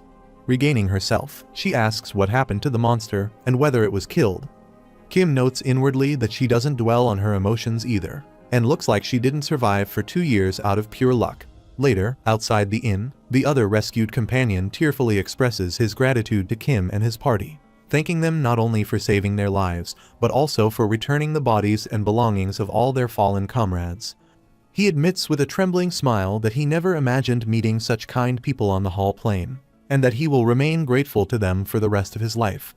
Kim quietly opens the man's status window. Shin Sang-yong, regular mage expert, alias the one who seeks the truth of magic squares, alignment lawful neutral. His stats read, Strength 40, Endurance 42, Agility 45, Vitality 40, Magic Power 85, and Luck 60. Kim notes inwardly that Shin's magic power is remarkably high, and combined with Hyun's impressive abilities, both of them are strong users. A part of him can't help but think he would like them to join his team. Kim responds with a light grin, modestly insisting that he didn't do anything noteworthy, and Shin bows once more to express his thanks. Meanwhile, clutching her belongings wrapped in cloth, Hyun casts a brief look at Vivian. She remarks that, looking back, everything began to fall apart because their pathfinder abandoned them to save himself, and that many people are to blame for what happened. She goes on to say that she heard Vivian was cursed and transformed into a monster, so she can at least understand the situation Vivian was forced into. Words that make Vivian tense in surprise. However, Haein adds that she still cannot forgive Vivian for what she did to her companions and her sister. She adds that for Kim Soo-hyun and everything he has done for them, she would like to treat Vivian without prejudice, but she is unable to do that yet. Kim then tells the two of them that he and his companions will be staying at the inn for a while, and he sincerely wishes them both a quick recovery. With that, he expresses hope that they will meet again someday. The two quietly nod in agreement with a gentle grin. As both of them depart, Young compliments that Haein is amazing, admitting that if she were in her place, she would have swung her dagger at Vivian immediately, as her family was killed. Hyun agrees with her, stating that he can't even imagine what he would do if he lost Saul. He compliments that it's incredible that someone can have so much self-discipline, and that if she survives long enough, she might become a renowned person. Kim internally contemplates that Haein's will is really impressive, especially compared to how he was when he lost his Haein. Since he doesn't recognize her, it must mean that she died to Vivian in his previous attempt, and it might just be possible that he met someone who could become one of the top 10. He quickly corrects himself, thinking it's not that simple to reach such a rank. Young, standing beside him, overhears him muttering and asks in confusion what he means by 10. Kim brushes it off, saying it's nothing. He then turns to his companions and asks how they are feeling, noting that he has fully recovered despite being utterly exhausted yesterday. Young confirms that she is feeling fine as well. Kim asserts that, in that case, they can end their rest and start training. He explains that now that Vivian is part of their caravan, he plans to leverage her ancient knowledge to gather intel on a new dungeon. Meanwhile, he wants them to train diligently so they are ready to depart at a moment's notice, which catches them off guard. He adds that they earned some money from their last adventure, and expects them to be fully prepared for the next dungeon. Young responds enthusiastically, affirming that they can do it. The second dungeon, discovered near Mule during her previous attempt, was known as the Laboratory of Ruins, and it was rumored that various magical items and even a rare class could be obtained there. Kim then points out that, from their recent adventure, they should all have a clearer understanding of their weaknesses, and he is confident they are eager to experiment with new tactics they have been considering.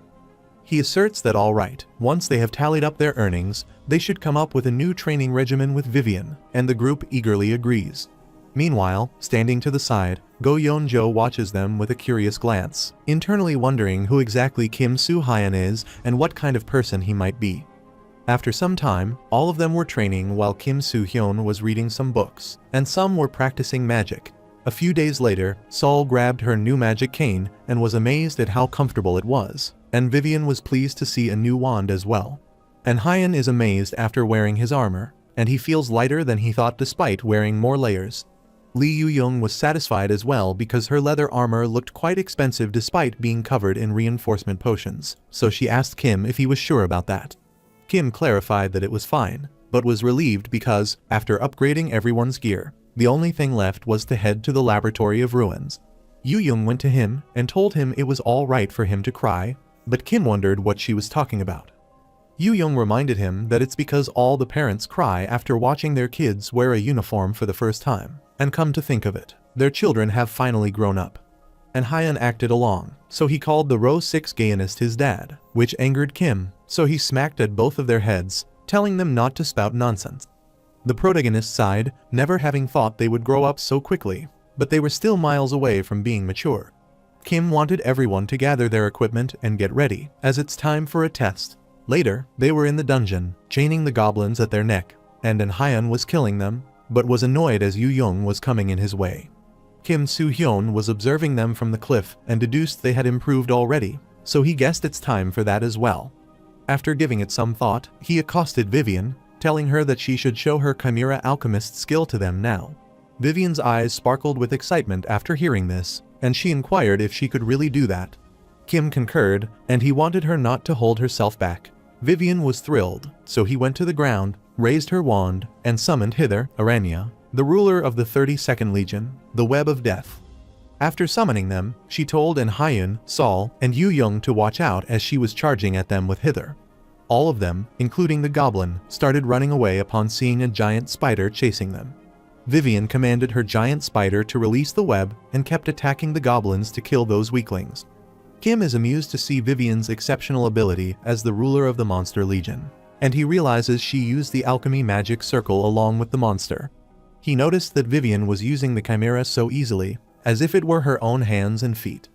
Kim was worried because her traditional magic was C tier, but this could stack up against the secret class Spirit Summoner. Since this skill is called the 66 Monsters, Kim pondered how many monsters Vivian could control, and he was relieved he had come with them. Later in the evening, the three of them were exhausted and hungry so that they couldn't move a muscle, but Vivian was all right. After a while, Gu Yeonju arrived with the meal, which pleased them and energized them. She is leaving to bring the rest of the food and to assure them that they should order more. Everyone thanked her for the delicious meal. Gu Yeonju accosted Kim, then whispered in his ear about the visit from the two users. She reminded him of the magician form before, as they were looking for him, so she told them he would be back in the evening, and they left. Kim Soo-hyun understood, and he thanked her for telling him about them. After she left Kim, his comrades wanted to know what he was talking about with the inn lady, as they were whispering something secretly. Kim wiped his hand, telling them that the people they had saved a few weeks ago had come there that day. Yu Young is amazed to know that, and she supposes they might come again at some point, as she liked her elder sister. And Hyun can't believe her, wondering how Yu Young is sure that the lady is older than her, as she might be younger. Yu Young was engrossed after hearing, wondering what he meant. Saul asked Kim why he hadn't mentioned leaving yet and whether he was waiting for them. Soo-young and An Hyun were dumbfounded after hearing that and looked at the protagonist. Kim started eating and affirmed that he had been waiting for the two of them. And Hyun supposed that Kim might want to recruit them to their caravan as he is waiting for them. However, he is unsure if they would join them because they seemed proficient in magic, so a lot of caravans might be trying to recruit them.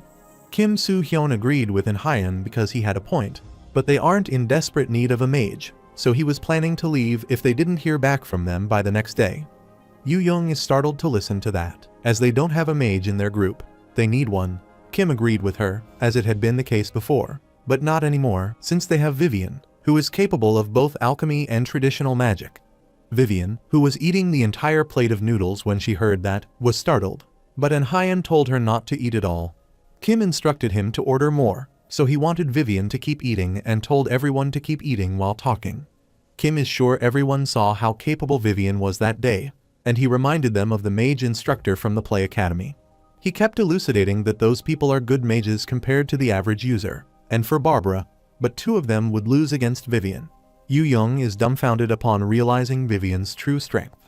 Kim considers their small setup, containing 3 closed range, 1 priestess, and 1 mage, to be a more efficient group for movement.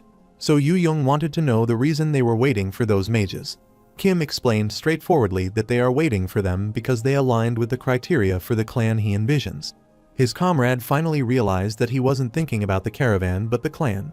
Kim planned to discuss this matter slowly, but since they brought it up, he has to tell them. The clan he envisioned has 2 unique traits that set it apart, prompting his comrades to ponder them.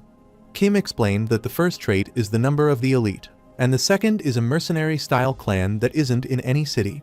He is sure that people will ask to join their clan after it's formed, but they won't accept anyone other than those who are best in their fields or have the potential to become the best. While everyone is confused after hearing that, seeing other potentials isn't tricky for Kim Soo-hyun because he possesses the third eye. He remembers there was no clan based in multiple cities or that moved as an entire clan, like a mercenary group, because they all did missions available in their respective cities. He is sure that the more powerful clan, an unrestricted mercenary group, would form and capture people's attention. And Hyun agreed with him, as that is true, but he doesn't think the existing clans would follow a small new clan, and they can't guarantee they can recruit strong users either. Kim explained that this is why they are training hard and exploring to improve their image, and he is sure that a group of 0-year-olds clearing a dungeon is an unusual case as well. Kim planned to clear the Laboratory of Ruins, officially form the clan, and leave the mule. He plans to reveal that he is a sword specialist and that Vivian is a chimera alchemist. He also wanted to disclose that they could have another chimera alchemist, and that An Hyun could have an opportunity to become an energy spearman in the Laboratory of Ruins. Kim is sure no clan could ignore a clan that has a secret class and 3 rare classes, and they would try to request them, doing their utmost to merge with them. Sol was wondering why Kim stopped them from becoming the citizens of the northern continent after graduating from the Player Academy, as he had this in his mind from the start. Kim concurred as he planned to create a new clan. However, Sol thought it would be disadvantageous for them to register as an unrestricted mercenary, rather than as a user registered to a city, which startled Kim, who wondered what the disadvantages might be. Kim Soo-hyun doesn't take into account the disadvantages of not being eligible for certain privileges, but their current situation would remain unchanged. He also looked into it before they left the academy and realized that most of the privileges weren't that useful.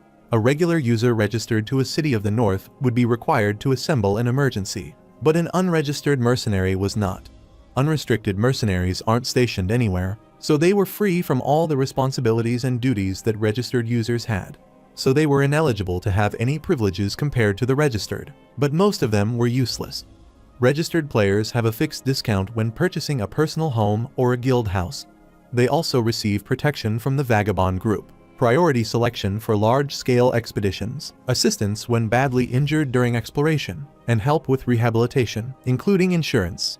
Kim knew that these privileges might be tempting to new users unfamiliar with the Hall plan, but they became useless once they became accustomed to this world and got a grip on it. Kim recalls the Steel Mountain expeditions that will commence in 2 months, which will fail and trigger war across each continent, so that these privileges would come to naught. He knew that freedom would be more useful at that time, and being unaffiliated with any continent or city would mean a lot.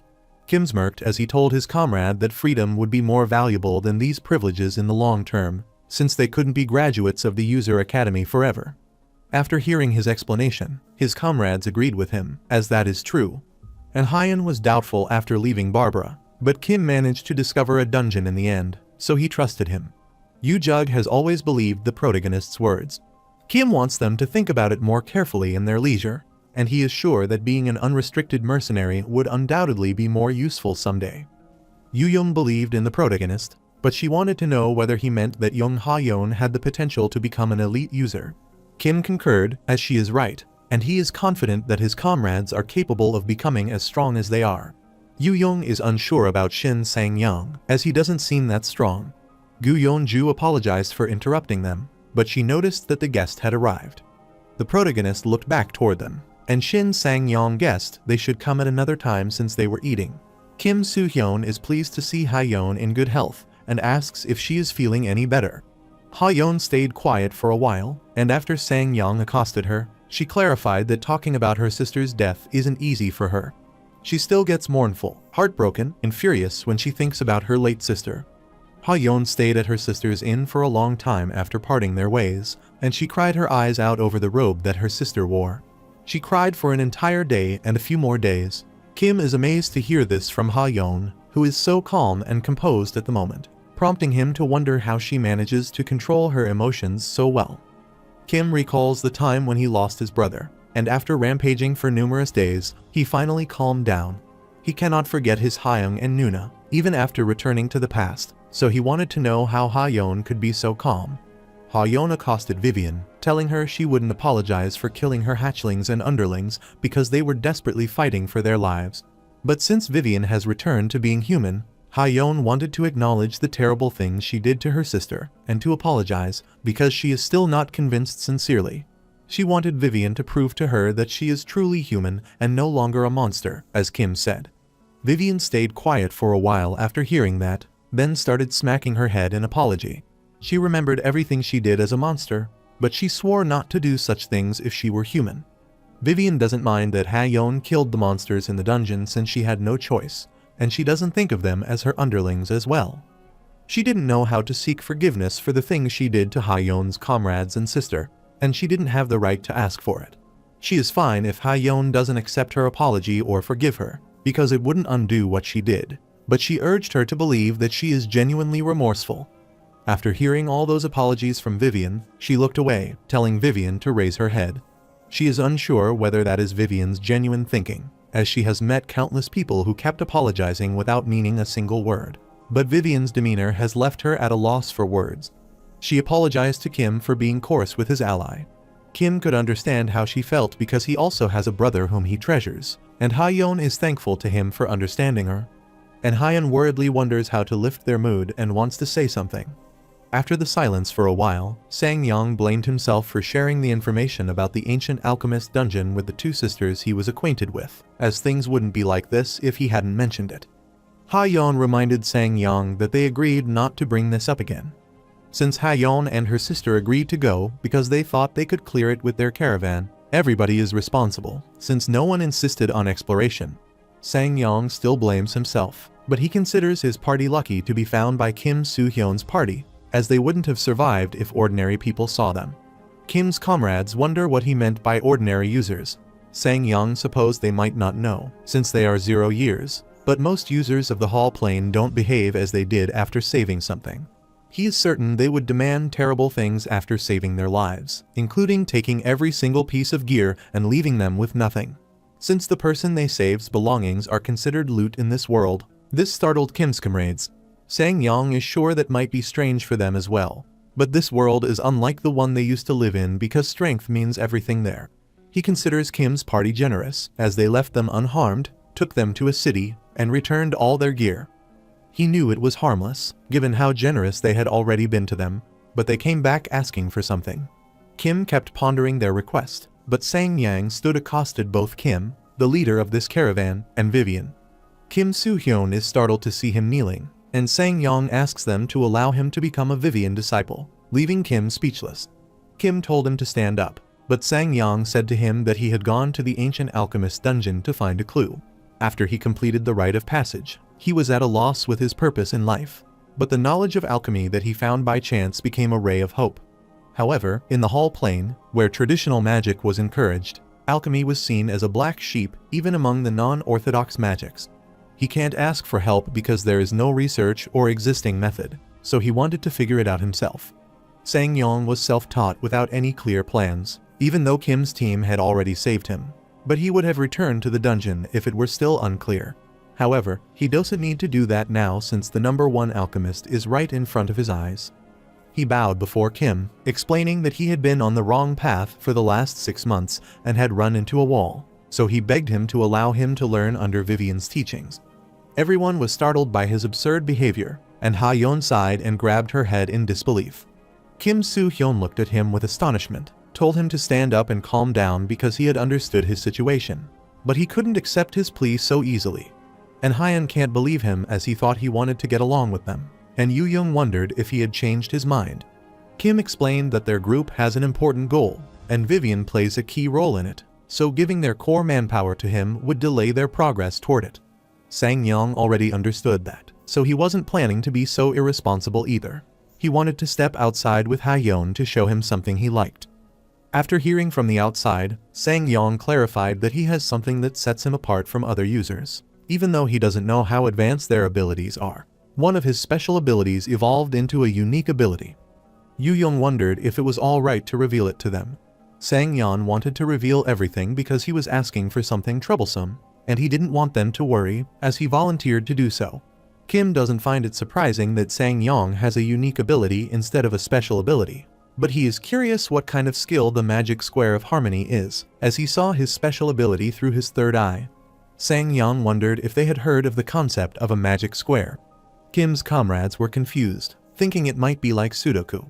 Sang-Yang affirmed that a magic square is like that, an array of natural numbers without repeated entries or missing digits, such that the sum in each row, column, and diagonal is the same.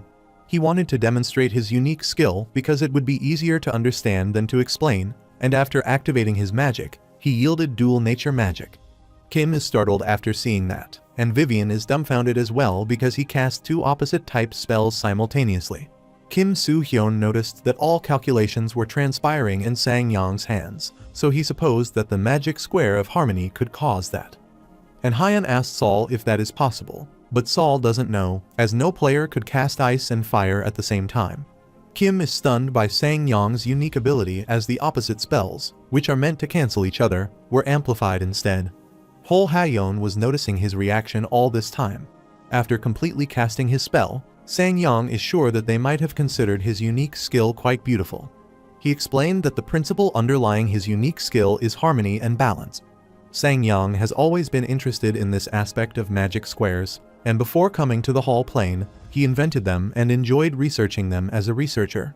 He is sure they might be unaware, but the principle of magic squares can be seen in their everyday life. After witnessing their confusion, Sang-yong apologized for straying off the main topic.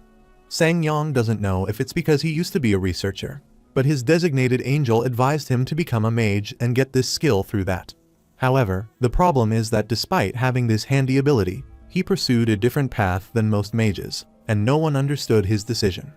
Soo-hyun could understand that, but even if Sang-yong lacks a special ability, he has a unique ability. Yet he decided to learn alchemy and ancient language deciphering, which are completely useless in battle. That is absurd.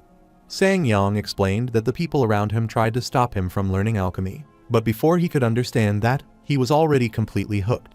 Kim looked at his skill ranks, which were shoddy, and most of them were B or D, which would be improved with class-specific skills, and he guessed Sang-yang might have survived this long because of his talent. Sang-yong considered himself pathetic for choosing what he is interested in instead of reality in a life or death situation. Kim agreed, as he is pathetic, but he didn't want to say it, so he kept quiet. Sang-yang doesn't regret it, as he couldn't have stayed sane in this crazy world for the past 2 years without his passion for alchemy. However, he has reached the limit of his knowledge, so he needs Vivian's knowledge of ancient alchemy to stay alive in this world. He is aware that he has survived this far because of his luck, but he is afraid he will break before he finds a clue on how to leave this world if he doesn't advance. So he requested that Kim allow him to join him, as he is willing to offer his help in reaching his goal. He assures Kim Soo-hyun that he is good compared to other second years despite his appearance, thanks to his magic square of harmony.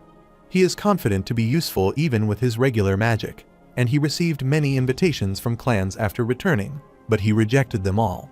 Sang-yong has stayed in the Hall Plane longer than they all have, so there wouldn't be any other issues that would drag them down. While Kim is staring at him, Sang-yong is willing to forego anything else as long as Vivian gives him advice and guidance. And Hyun and Yu-yong were stunned after realizing that Sang-yong was saying he wouldn't ask for a split in profits. Sang-yong is willing to do his utmost best to help Kim's team reach their goals. Kim considers it a fantastic offer, as he would have someone of Sang-yong's caliber for free, aside from occasionally lending Vivian, so he supposes Vivian might be that valuable person. Even though he considers it shameful that Sang-yong lacks latent ability, the category is a slot that hasn't been developed yet, which makes him wonder what will happen if he makes him use the Chimera Alchemist class book. Kim looked at Vivian, prompting her to wonder why he was asking for her opinion, since she was willing to do whatever he said. Kim is pleased to hear that he was going to ask if there were requirements for becoming a Chimera Alchemist. He looked at Sang-yong and was sure that with his alchemy and magic square, there wouldn't be compatibility issues. The protagonist had heard long ago of the rare occurrence of users who ascended to higher classes having their existing skills and abilities upgraded. He knew that in the Sang-yong case, a special ability evolved to a unique ability for some other reason.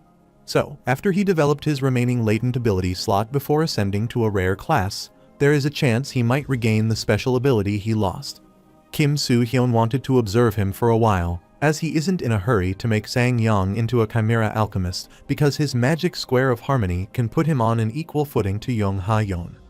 He reached out to Sang-yong because he couldn't decline his offer, since he insists on it, and he is looking forward to working with him. Sang-yong thanked him for accepting his offer and shook hands with him. Kim Soo-hyun is pleased to have recruited Sang-yong to his team. So, he asked Ha-yeon about her future plans and activated his third eye to check her skill information, but Ha-yeon was still mulling it over. A few days later, Sang-yong wished his protagonist a good morning. Kim realized that he had returned from his morning training. Sang-yong concurred, as that is true, and he supposed that the leader might have finished his morning meditation. Kim concurred, but he told Sang-yong not to call him leader, as it's a little embarrassing to hear, but Sang-yong can't do that when he is a leader. Kim inquired regarding his training, as he has been pulling all-nighters a lot recently. Sang-yong is doing that because he needs to practice what he learned for his masters and for his own personal training, so he doesn't have time to rest. His eyes sparkled in excitement because that was amazing compared to before, when he didn't know what to do. Kim appreciated his hard work, but wanted him to take care of his health as well, since they would be venturing out of the city the following day. Sang-yong supposed that the leader might have found the intel he had been looking for as they were leaving the following day, and he also planned to get some rest that night. However, he found it strange to hear this from the leader, who also sleeps late, so he hopes he will get some rest that night as well. Kim Soo-hyun concurred, as he would be resting as well, and expected to see Sang-yang later on the first floor. After some time, he came down, saw Ha-yeon, and greeted her, and Ha-yeon greeted him as well. Kim informs her of their departure the following day, as he has already told Sang-yang. Ha-yeon remember him saying that he was planning an exploration. Kim concurred, but he is thankful to Ha-yeon, as the other two have gotten more serious now, and they have gotten the knack of things. He believes they could clear dungeons more easily, so he didn't want to delay things. A few days ago, Sang-yang was startled by the data, wondering if that was how they had found the ancient alchemist dungeons.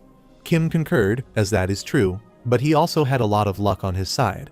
Sang-yang considers it incredible, as he managed to determine the locations of 2 dungeons by analyzing records without prior information.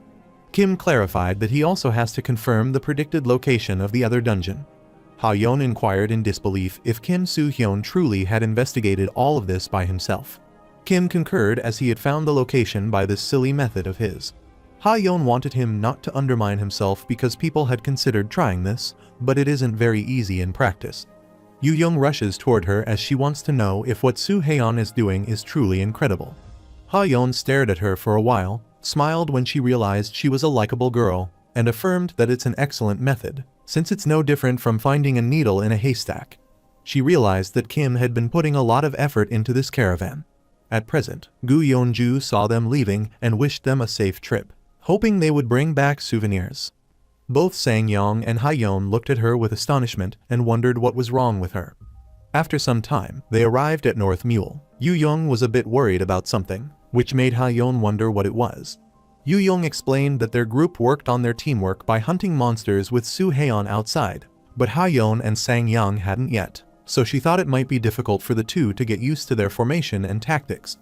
Kim is startled by what she said and stares back, considering her an idiot for worrying about the wrong people. Ha-yeon looked at her, chuckled, asking if that was the case, and she thought she had a point. Yu-young didn't want her to worry because if something happened, they would help her. Ha-yeon smirked after hearing this and was relying on her for help. After some time, they were at the dessert taking a break when Kim told Vivina to come to him for a second. Vivian, worried, looked back, wondering why he was calling her, and told him she was busy at the moment. Kim glares at her, sending chills down Vivian's spine, so she rushes at him and asks what he needs. Kim apologized for interrupting while she was talking. Vivian told him not to do it again if he was apologetic, because that guy had talked too much and asked what the matter was. Kim inquired if there was a laboratory north of Mule before she became a spider. After pondering for a while, Vivina remembered there was something like that. Kim Soo-hyun wonders if she remembers its exact location. Vivian refused as she can't remember everything from the past despite being a genius, but she is sure to find it after hearing in that direction, and wonders if he doesn't know the location. Kim understood and told her to leave, since that was all, but Vivian is annoyed to realize how boring he is. Kim looked ahead and was relieved to see they were heading in the right direction, but did not realize the exact location was problematic. Although Kim could find it easily with his third eye, it would raise suspicion for a group of 0-year users to find 2 dungeons so easily without any exploration. He is concerned that Ha-yeon wouldn't join their clan permanently if she thinks something is odd. While he was still thinking, Saul tapped him on the shoulder and told him it was all right. Kim's eyes widened with astonishment at her kind gesture. Then he chuckled, unable to believe it. They took a different path to the ancient alchemist dungeon, but it's the correct way, and they have to travel further into this wasteland. After a while, he noticed something and told everyone to form up because a monster was approaching. Suddenly, they all sensed an earthquake, which concerned them, and shortly afterward, a hand appeared from the ground. They discovered it was not an earthquake, but a land mole. Kim is startled to see the land mole that came out faster than he expected, and he knew that regular attacks wouldn't work against it. While he is pondering about this, Ha-yeon cast her spell Stream of Aqua and started striking the land mole. Kim looked back with astonishment and realized that she had also activated the rapid casting skill with the previous one. Kim remembers that land mole is the monster that lives underground with a hard body that ordinary weapons can't penetrate. Kim Soo-hyun remembers his brother telling him that when facing a land mole, he must attack it with a weapon enchanted with a lot of magic or crush it with incredible strength. However, they can be trounced very easily with one method, spraying them with water. While Ha-yeon was splashing water on the land mole, She accosted her comrade, and Sang Yang understood, so he started following her up. Kim is amazed to see that they are better than he thought, with their casting speed, reaction, and skill usage all perfect. After a while, Sang Yang instructed Saul to prepare a protection spell, and after Saul concurred, he wanted her to cast it on the land mole after he gave her the signal. Saul is confused to hear that he wanted her to cast the spell on the land mole rather than on them. After that, Sang Yang requested his master to assist them, and Vivian concurred, so she started summoning Hither, the ruler of the 32nd Legion. After the spider appeared, she commanded it to mobilize them, as he wanted to see how good his disciple is. Hither starts throwing a web over the land mile, immobilizing them. After that, Sang Yang stepped forward to cast the spell, then commanded Saul to cast the protection magic, and she concurred. Sang Yang cast the spell chain lightning simultaneously, and all the land moles were electrocuted by his magic, so they kept moaning. Kim is dumbfounded after realizing that Sang Yang is using the magic square of harmony and double casting the spell. Sang Yang clenched his fist to hold the land mole, thus trapping them inside his chain lightning, and told Saul that it was time to cast the spell if she was ready. So, he is a bit flustered because casting heat protection on the monster would be harmful. Sang Yang wanted her to trust him and Ha-yon and cast the spell. This left Saul with no option but to comply with his request, and she cast a protection spell on the monsters. After successfully casting the spell, she clarified that it was done. Sang Yang told Ha-yon that it was her turn, so Ha-yon used the spell reverse. The protagonist and his comrades were all dumbfounded when they saw the land mole electrocuted by the protection spell. Saul inquired what kind of spell that was, so Sang Yang explained that it was a combination attack they used in their caravan. He explained that protection magic protects them from outside attacks, but not from the inside. But the reverse spell reversed that, so when the hold wears off, the chain lightning traps the flow inside their bodies due to the protection barrier. Saul is still confused, so Sang Yang explained that applying magic gives them an endless number of ways to use it, and thanks to the combining spell, he and Ha-yon have survived this long. The protagonist accosted Han and Yu-young as they were pretty, asked them to stop spacing out when the mages set everything up for them. He wanted them to go wild on them since the monsters were defenseless. Both Han and Yu-young looked at each other and then rushed ahead to subjugate the monster. The protagonist looked at Ha-yon, saw her smile, and knew her face was asking him if he had done well. Kim smiled, then he firmly grabbed his sword and rushed at her. Threw his sword near her, which pierced through the ground behind her. Ha-yon's eyes widened in shock, and after looking behind for a while, she saw blood pouring out of the ground, so he realized that he had attacked the land mole that was sneaking to attack. Her heart was beating fast at his sudden slash, but she thanked him for the help and knew it would have been bad, but Kim didn't want her to mention it. Later that night, Yu-young yawned, feeling so sleepy, and wondered if those monsters ever went to sleep. And Ha-yon is annoyed to see the beast ambushing them at night and suspects they might be trying to get revenge for earlier. Yu-young is in disbelief that they were coming in hordes.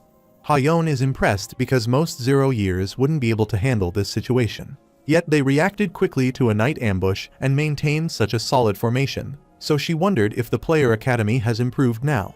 Both Ha-yon and Yu-young smiled cunningly, then clarified that they had learned all of this from their dad. Ha-yon is confused after hearing about their dad.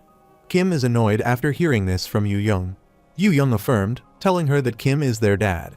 Ha-yon looked back at him with astonishment, which made Kim wonder why she was looking at him with that expression. Ha-yon supposed that Kim Soo-hyun might have children very early, since she didn't think he was that type of person, and asked for his age. Both Yu-young and Ha-yon burst out in laughter. Kim felt awkward telling her that he was not their dad, and Yu-young explained that it was just a joke. Kim wanted them to stop messing around, as they should leave now, as they can't sleep around the monster's corpse, and everyone concurred. While everyone was leaving, Saul looked in the opposite direction, confused, as she sensed something.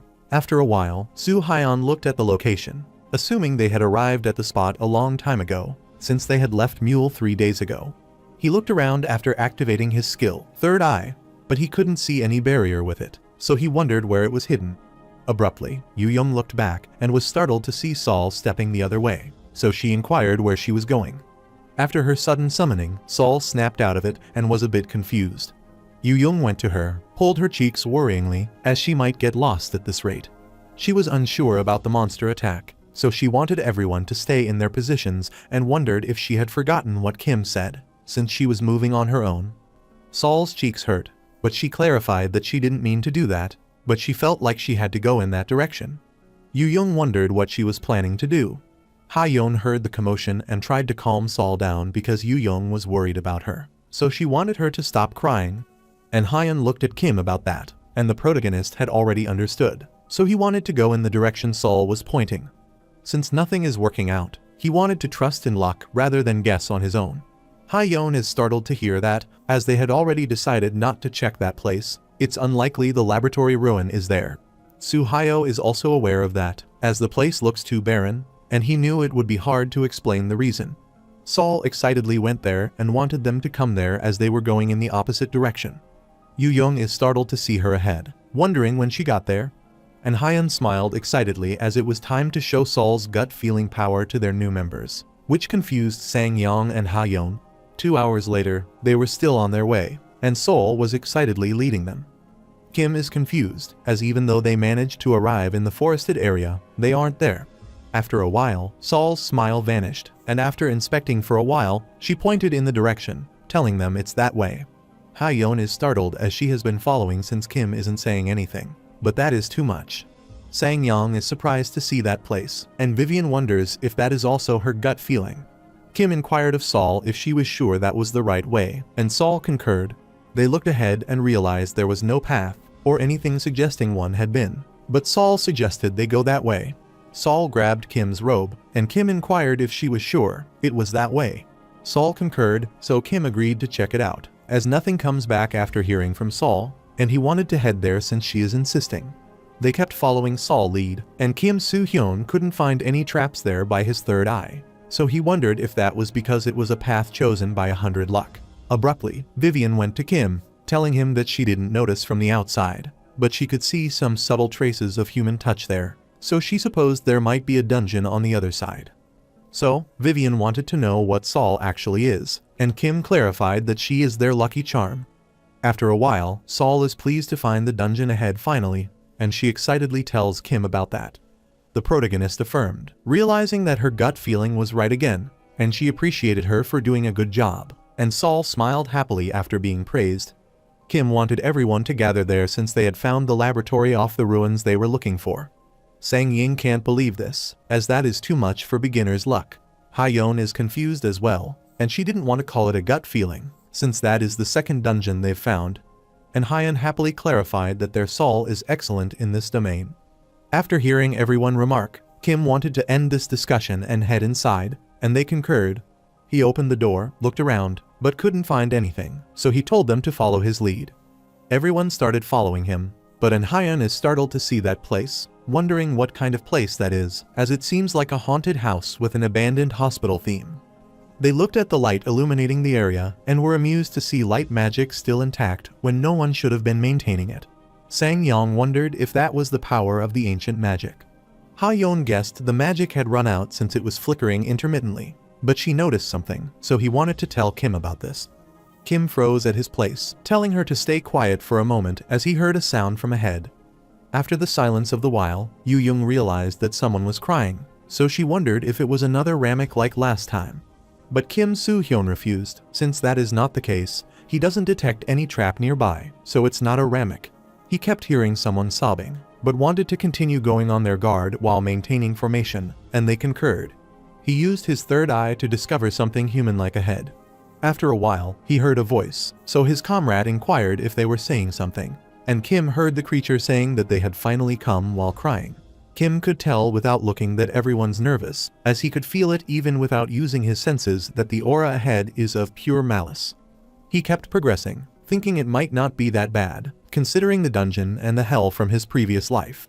While he was heading forward, Sol grabbed him tightly. Her face had turned pale, and she warned Kim that he mustn't go there, as those things weren't for them to handle. The protagonist looked back at her, telling her to calm down, saying it was fine, but Sol refused and kept holding him with her trembling hands. Kim is startled to see her hands trembling so much, which might be due to her gut feeling. He is sure that might be because of the great rage coming ahead and the great rage, but he patted her head, telling her it's all right. He figured out that Sol's mana was all curdled up, so she was trembling so badly. As Kim's mana flowed through her head, Sol calmed down and realized that his mana was worn. Ha-Yon knew that mages and priests are sensitive to the flow of the souls and ego, but realized that Sol is especially sensitive, which is giving her shudders as well. She doesn't know what creature is ahead, but she feels a great hatred from ahead. Kim doesn't want to be scared, as that is another monster of the Hall Plane, and they are only at the beginning of the dungeon, so he tries to get closer. Yu-Young is worried to hear that, and Sol kept crying as she tried to stop him. Everyone kept following Kim Soo-hyun's lead, and after a while, they felt strange as the crying had stopped all of a sudden without them noticing it. As they approached that creature, a profound silence enveloped them, and Yu-Young, worried, told Kim that the situation felt unsettling. Kim firmly grabbed his sword, asked the lady ahead if she was a staff member of this laboratory, and demanded an answer. But the creature didn't respond, so Kim looked to his comrade to be prepared, and they nodded their head. Abruptly, he is startled as the creature asks him for the reason that brings him there. Yu-Young is surprised to hear that voice coming from there, and Ha-Yon's face turns pale as he wonders whether that creature is human. Kim told them to be quiet and informed the beast that they had lost and stumbled into his place, so he wanted her to answer their question if she could speak. He asked who she was, but the creature began emanating an ominous aura and kept asking Kim why she had come there. Kim warned her that he would consider her a foe if she didn't answer their question. He gave her one last chance and asked what she had to do with this laboratory. The creature didn't answer his question and kept asking what brought him there. Then she twisted her neck to look back, which startled Kim. All his comrades' faces turned pale when they realized the creature was a ghost, and they began shouting as the ghost repeated the question. Vivian is dumbfounded to realize that they are scared of this, and Ha-Yon worriedly inquired if that was a deadman but Ha-Yon refused, as that isn't the case. Abruptly, they saw the ghost moving, which startled them, and soon the light was turned off. They kept calling Kim and then wanted Ha-Yon to use light magic. As the area was illuminated, they saw the ghost approaching. The protagonist reacted quickly, so he grabbed the ghost's face and took out her jaw in a split second. Ha-Yon used light magic to illuminate the area, and everyone asked Kim Soo-hyun if he was alright. Kim looked back and thanked Ha-Yon, saying it was much better with the light. He is startled to realize that they are prepared to attack with their weapons, but it seems like they were going to hit him. Yu-Young was left speechless, but Ha-Yon clarified that it wasn't the case. They saw a ghost of him, so they wanted to help him. And Ha-Yon looked around to see the ghost, and soon he noticed Kim holding the ghost's body part. The protagonist saw him staring at his hand and clarified that he was going to return it, and threw the jaw toward the ghost, who wanted her to take it back. The ghost stared at him with her injured face and started standing again. Kim found it adorable compared to what he went through in his previous attempt, and he grabbed her hair. He wanted to know the reason she was trying to scare them. He lifted her hair, knew it was going to end up like this, but he was annoyed as the ghost dared to threaten his comrades. He is amused to see the ghost glaring at him, so he wants to blow her immediately, but he has to gather intel first, making him hold himself back. He activated his third eye skill to check the target's information, and the monster was classified as undead. However, unlike the regular undead, she possesses flesh and emotions, due to an experiment conducted by the arrogant resident of Hall Plane in ancient times to ascend to godhood and create a new type of human beings. He released the undead and wanted to ask Vivian something. He wonders if this thing reminds her of anything about this place, and he is even counting something insignificant as well. Vivian kept pondering for a while, but she didn't remember much, and she guessed this undead had been experimented upon in the past. Kim is startled to hear about the experiment, so Vivian explained that they are considered unorthodox at present, but there was a time when magic engineering and alchemy were popular. Vivian heard that this place was built by a group of researchers who wanted to create a new form of humans. That amuses Kim, and he wonders what happened next. Vivian doesn't know the details except for the lab shutting down for some reason, and she guesses this creature is one of the people sacrificed for the research. Kim understood and realized that Vivian's information was as much as he knew from the third eye. He looked back at the undead and quickly stomped on her head and smashed it. He wanted to continue their journey, so he asked his comrade to keep an eye out for traps or ambushes, with the primary objective of securing a retreat path and exploring this place. Abruptly, he asked Ha-Yon if she could keep this light magic going all the time because all the lights had gone out. Ha-Yon affirmed that she could do that, but she couldn't double cast at the same time. Kim Soo-hyun knew that Ha-Yon had mastered everything, including double casting and continual casting, which are required for mages. Still, continual casting was more than enough for him, so he assured her that it was all right, and he started progressing ahead. As they journeyed, they confronted countless undead, and Kim understood they needed to crush their heads to kill them. But they were moving faster. Till now, they have subjugated more than 30, but there is no end to them, so he wanted to find their source of emergence. After a while, he told Hyun that the undead were swarming in his direction and wanted Sang-yong to support him. Both of them concurred, so they get into their formation, and Hyun is annoyed as they keep coming. Hyun volunteered to help them, so she cast the spell Cone of Aqua, and Vivian summoned hither Caritatis, who is the armament of despair for the 14th Legion as well. Their bloody war with the undead continued, and Kim also kept fighting them and subjugated many at the same time. However, the biggest problem he is facing at the moment is boredom, as it's too easy to subdue them. Kim can't even use any skill because his stats are too high. He planned to submit a formal clan application after clearing this dungeon because they are a group of 0-year users who find and clear 2 dungeons within 2 months, so the authority would certainly accept their report. After submitting the application, Kim planned to clear the Cave of Pain before it was approved and hoped everything would go as he planned. While pondering, he froze at his place. His eyes widened in astonishment as he realized that his sword wasn't cutting anything. He looked around, couldn't believe those undead were falling back, and couldn't believe that he was too spaced out to hold himself back. He looked back, startled to realize that his comrades had already dealt with the undead. Yu-young is relieved to know they are saved because the undead got scared thanks to Vivian's underlying, so she wanted to catch her breath. Kim Soo-hyun sighed as they thought the undead got frightened by that and considered it a great time. Yu-young wanted Saul to cast restoration on her, and Saul quickly agreed and gave her the potion. Kim approached Vivian, who stared at her, and she pointed at the undead, wanting to know if she could get rid of them. Kim looked at the undead and remembered that in the past, he had instructed Vivian not to attack immediately after encountering an enemy.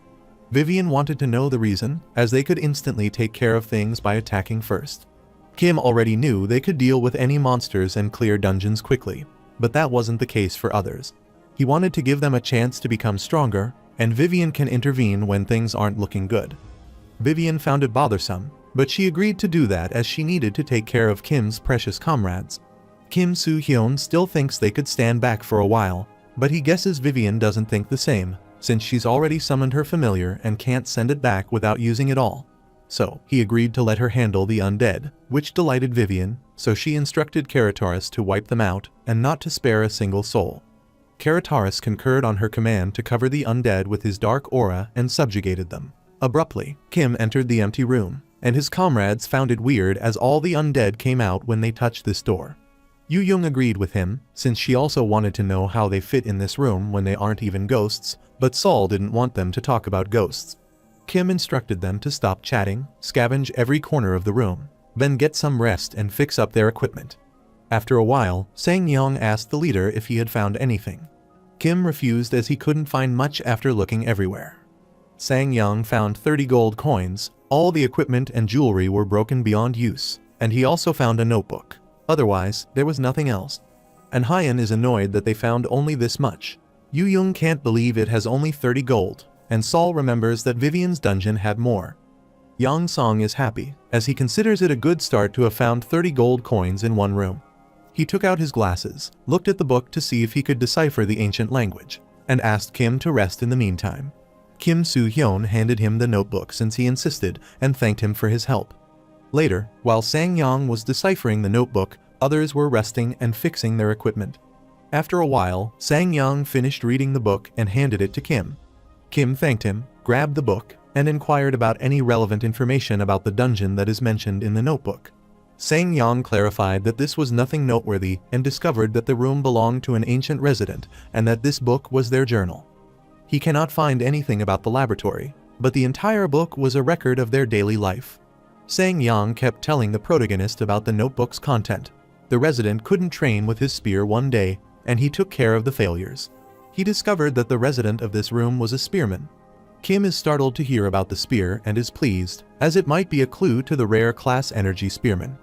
Sang-yong explained that various experiments were conducted in this room in the past, and according to the journal, there are 3 floors in this building. He is sure that the undead attacking them might be subjects mentioned in the journal. Therefore, Kim suggests clearing the entire floor before moving to the next floor because rushing to the upper floor can lead to unexpected hazards. Kim Soo-hyun is also unsure about the exact method for acquiring the energy spearman class in the laboratory.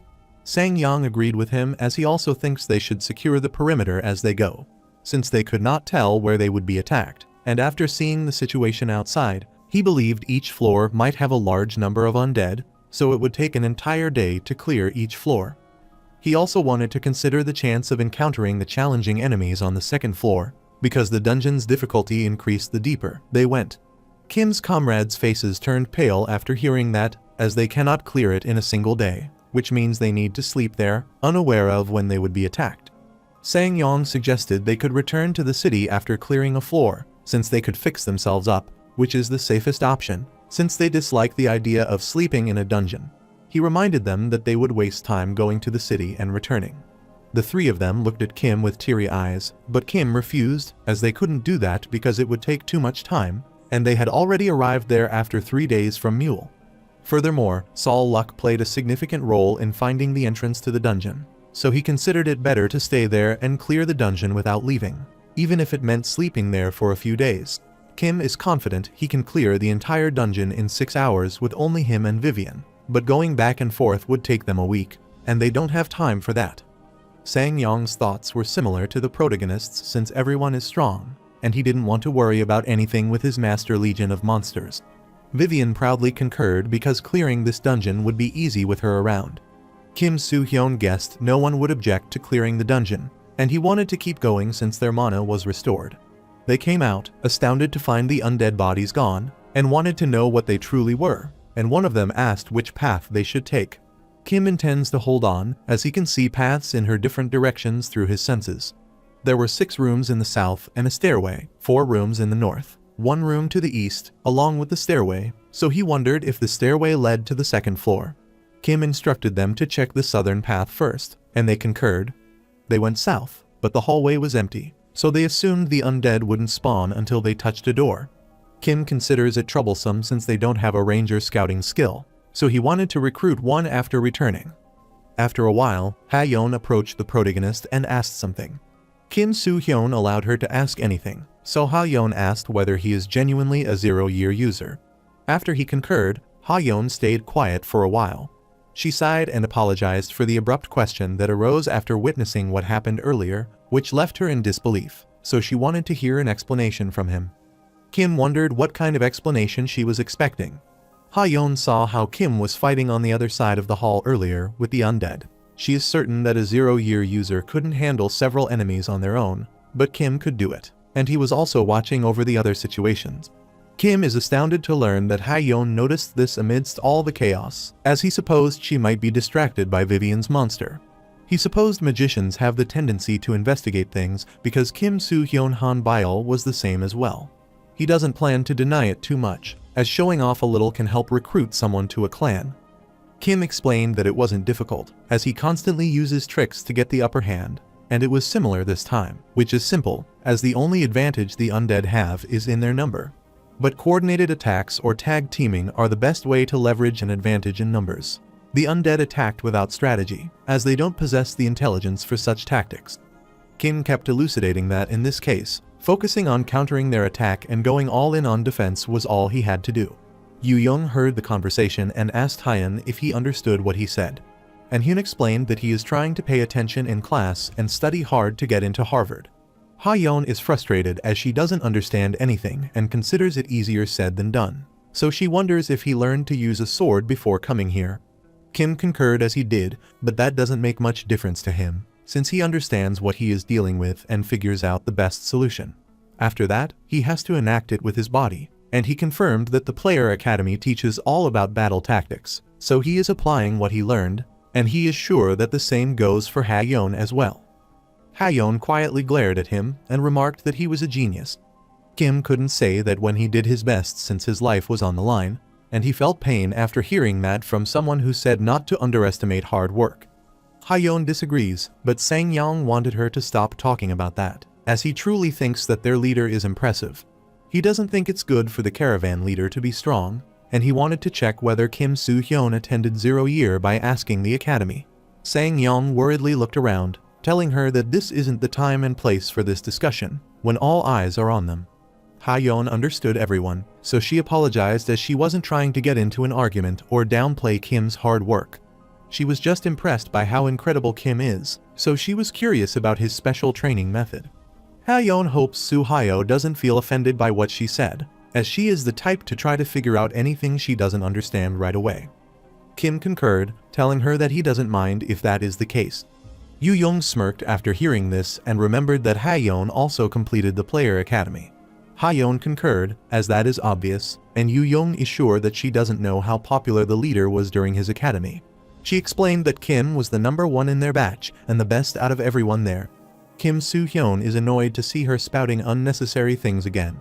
She is sure that Ha-yeon is unaware of how hard the clans tried to recruit Kim, and after they even changed the instructor designated to his room to a pretty woman.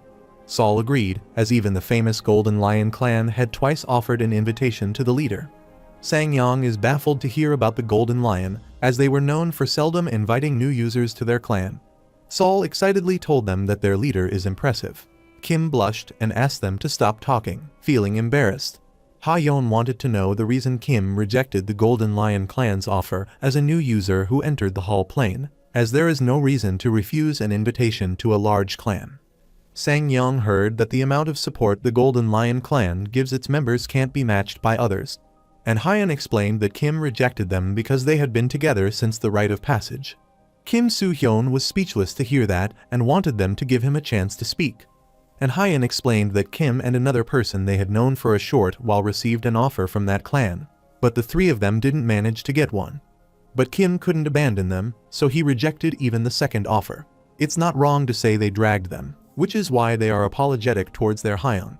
While Sol and Yoo-young were gloomy as well, Ha-yeon clarified that rejecting those offers was a wise decision because there is a hidden reality about the Golden Lion clan. While she is going to tell them something about the Golden Lion clan, and Ha-yeon asks about them. Ha-yeon apologized as she talked to herself, and she supposed Kim cared about them a lot, since that was what had happened.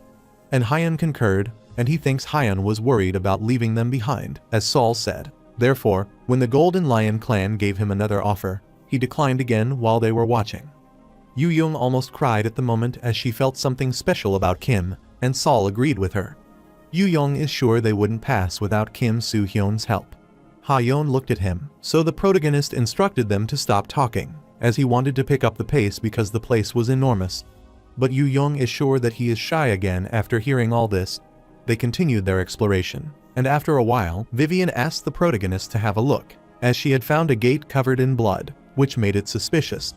Kim went near the door and could sense a presence from the other side, which wasn't like the other undead, but it also didn't seem to be alive.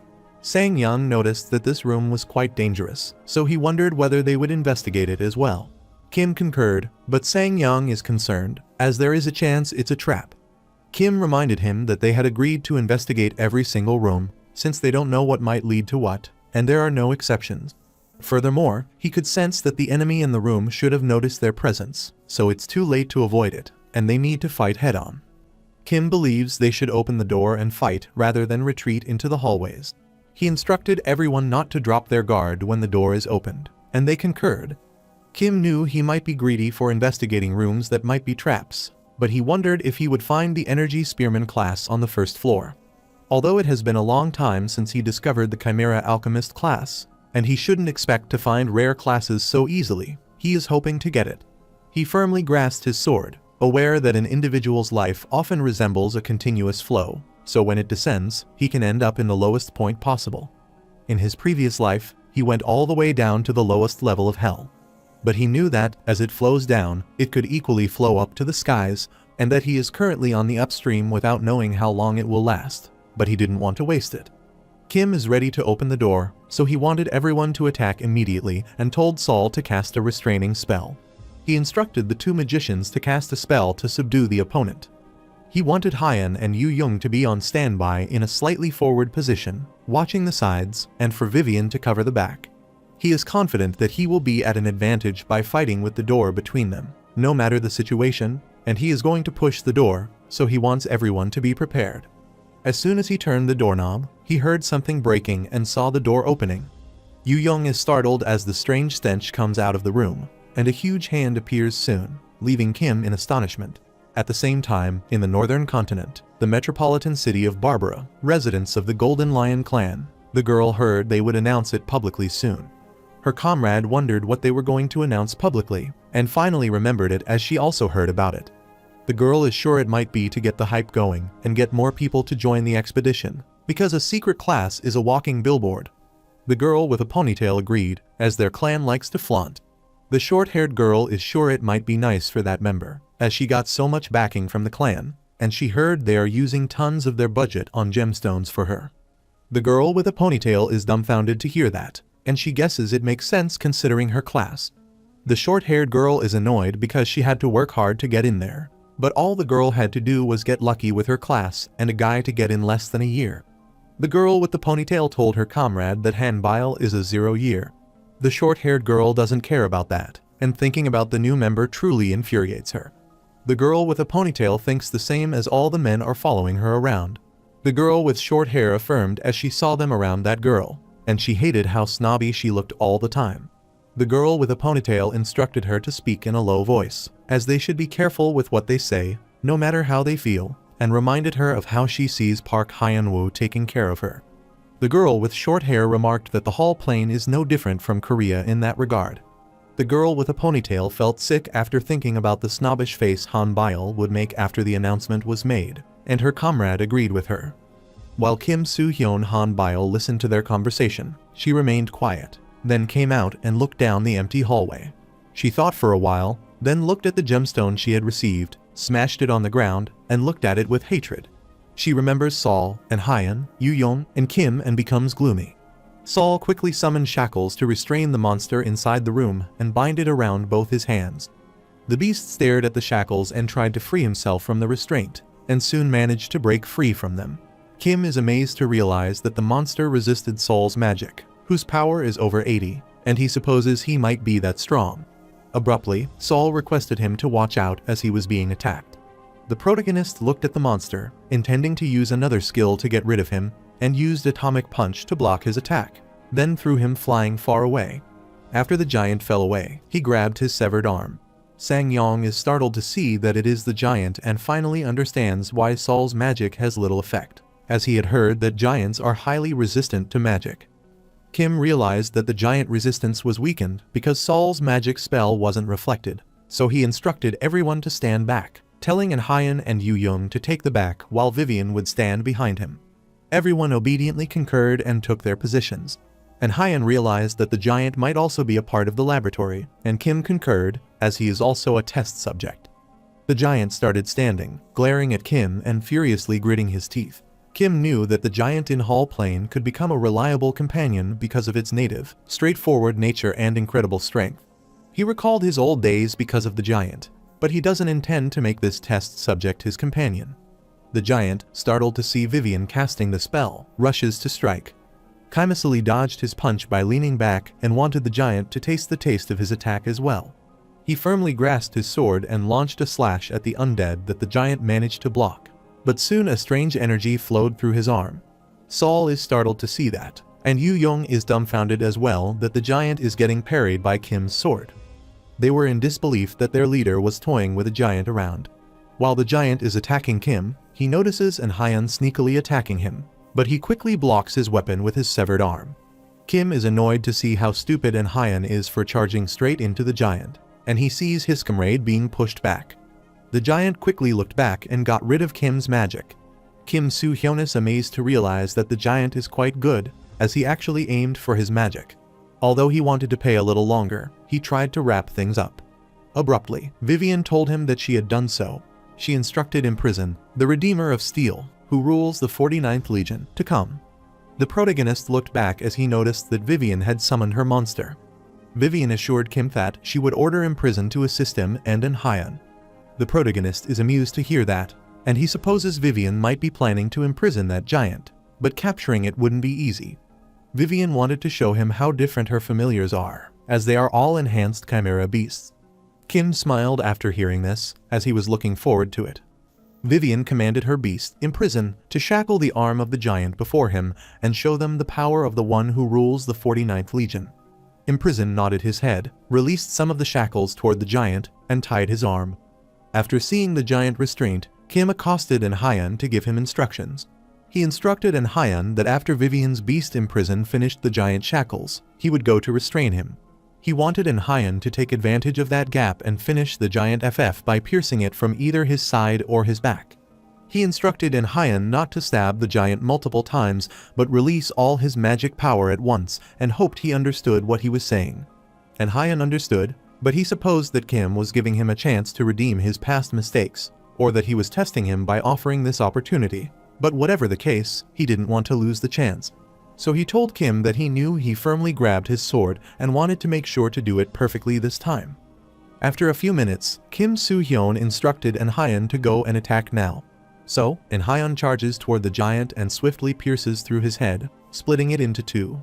After the giant corpse fell down, Enhyan was delighted to see that he finally did it. Vivian praised Imprison for doing well and wanted him to return. Kim praised Vivian for doing well and appreciated Enhyan as well because his final blow was excellent. Enhyan takes a deep breath, relieved that his heart is still pounding. Since they dealt with the giant, Kim suggested they should search this room and rake what they can salvage, and his comrade concurred. After a while, they searched the entire place. Yu Young is pissed upon seeing the items, wondering why the drop rate in this dungeon is so alarming, since they can't find anything in 5 rooms in a row. She is annoyed because defeating that Lycan was easy as well, so she wonders if that is some joke. Sang-yong wanted her to cheer up, as they still had something, even though that's only 10 gold, but Yu Young smirked, as that isn't enough. The protagonist knew the reward wasn't great enough because, from the first room they fought into the 5th, they found nothing and wasted their energy killing monsters. Sang-yong tried to cheer everyone and divert their attention to the last room in the south section on the 1st floor. Sang-yong supposed this room might be different because all the doors so far had been small. Vivian believed it might be a room used to store the cleaning tools, but Sang-yong disagreed. Vivian found it more like a warehouse, so she wanted to open the door, check it, and move on to the next area. Kim grabbed the knob of the door and couldn't believe what they were talking about, as they had already forgotten that when they opened the previous room door, the undead came rushing out in a pile. Since it's not so long since they entered this dungeon, he wanted everyone to stand back and put their guard up. He opened the door slowly, peeked inside, and couldn't see anything ahead, so he instructed Ha-yeon to use the light. Ha-yeon agreed, so she quickly used light to illuminate the room, and everyone was amazed by what they saw, thinking it was terrific. They found countless weapons inside the room, along with several closed boxes, and Ha-yeon is amazed, as that is a warehouse that stores weapons. After looking around, they also found some gold coins on the floor. They supposed the weapons were stored in case of emergencies. Ha-yeon wonders whether they are all ancient weapons. If so, it would be helpful. Kim is certain there might be a weapon that can increase their attribute rather than help with mana efficiency, like the one they sell at the shop. And Ha-yeon is stunned to hear that, wondering if it is true, and he wants to go around to take a look first. Kim instructed them to group them by type first, since more than half would be defective even if they looked fine. He wanted to gather the usable coins, jewelry, and weapons together, have one person stand guard by the door so they wouldn't get ambushed, and have everyone obediently concur. All of his comrades were worried as they finally got their hands on the good item after a while, but someone had to stand guard. Kim looked at them and could tell what they were thinking, so he decided to go and stand guard. Sang-yong volunteered to stand guard and asked the leader to relax. Kim is surprised as he doesn't want any equipment. Sang-yong didn't want any, as he had already promised his master, who taught him not to receive any treasure gained from this expedition. Kim finally understood that, and everyone happily thanked Sang-yong for his help. Kim supposed Sang-yong did that to lift their mood, so he is thankful to him for being thoughtful, and he wanted to get him something later. After a while, they kept looking around, and Ha-yeon couldn't believe that these weapons looked useless. Yu Young agreed with him as they turned to dust when they grabbed them. Ha-yeon found it amazing that things from ancient times could still maintain their original shape. The more powerful the magical power is, the better his shape is preserved, so they are certainly a rare item. Yu Young and Ha-yeon were dumbfounded after realizing the reason the weapon shapes were maintained. Abruptly, Saul approached the protagonist and asked whether the item she was holding was an ancient artifact as well. Kim Soo-hyun inquired about the item, so Saul showed him a bracelet. Ha-yeon grabbed the bracelet and started casting a spell on it, and after a while, she was done. Kim requested her to use the appraisal magic as well. Ha-yeon affirmed, so she used the appraisal magic on the bracelet, and was dumbfounded by its usage. Everyone wanted to know what that was, and Ha-yeon congratulated them, noting that the equipment can help the user use their mana better than the usual one, and she speculated that this bracelet contains a small amount of mithril as well. Kim grabbed the bracelet and was pleased to find it contained mithril, so he wanted Sol to try to copy what he had done. Yu-young wondered if mithril is good, so Ha-yeon explained that it is true because mithril is a rare material. He kept elucidating that, besides being light and stronger than any ordinary metal, it also helped with the mana flow, which is usually not used as a material to make equipment. Yu-young's eyes sparkled with excitement, but she wanted to know how much it cost. Ha-yeon explained that since it's an artifact made a long time ago, it would be priceless, so they can't call it expensive. Kim activated the third eye and found that the bracelet's mithril content was around 6%. Since Ha-yeon said that the bracelet doesn't increase any attribute but increases the mana utilization rate, he knew who he should give it to, and he handed it to Ha-yeon. And Ha-yeon's mouth opened wide in shock, but he didn't know that Kim was handing this to him because he had the lowest magic power. And Ha-yeon wanted to refuse, as he considered it better for Kim to take it. Kim didn't want him to say things he didn't mean, and he wanted to give it to Yu-young if he didn't like it. Yu-young is thrilled to know this belongs to her now, which concerns Ha-yeon, so he quickly rushes ahead to get it. Yu-young wondered what the matter was as he was going to give it to him.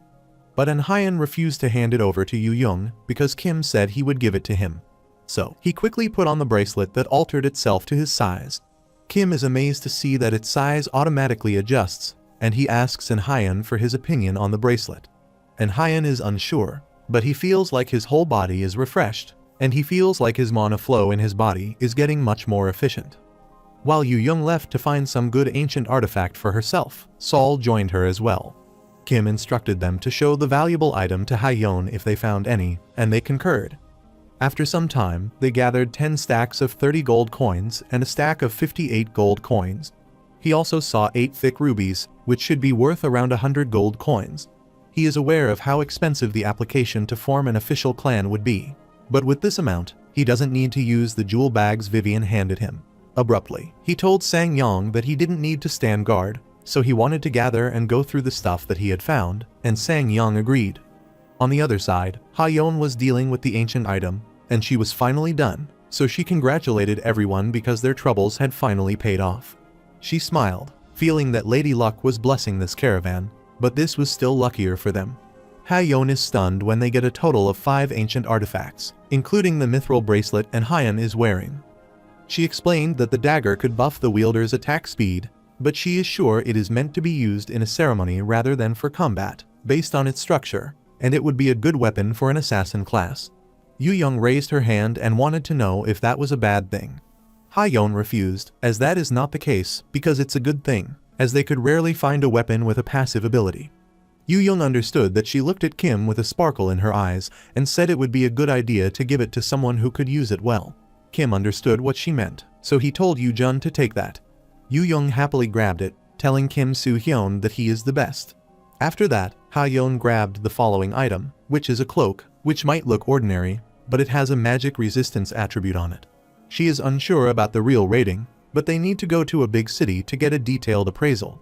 Kim already knew this through the third eye, but he is letting Ha-yeon explain some of it to avoid complications, so he told her she had explained enough.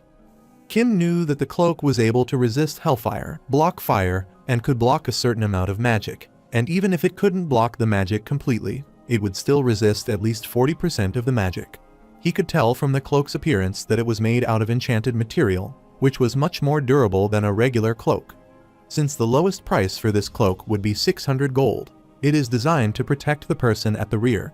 Kim handed the robe to Vivian so that she could keep it and asked Ha-yeon if she was okay with her giving all these items to their party, since it was expensive. Since Ha-yeon was okay with it, he wanted her to move on to the following item. The following item was the 2 rings, which are the best she has seen so far, and she stopped before explaining them. Kim wondered what was wrong, so Ha-yeon told him to try out this ring, which confused him.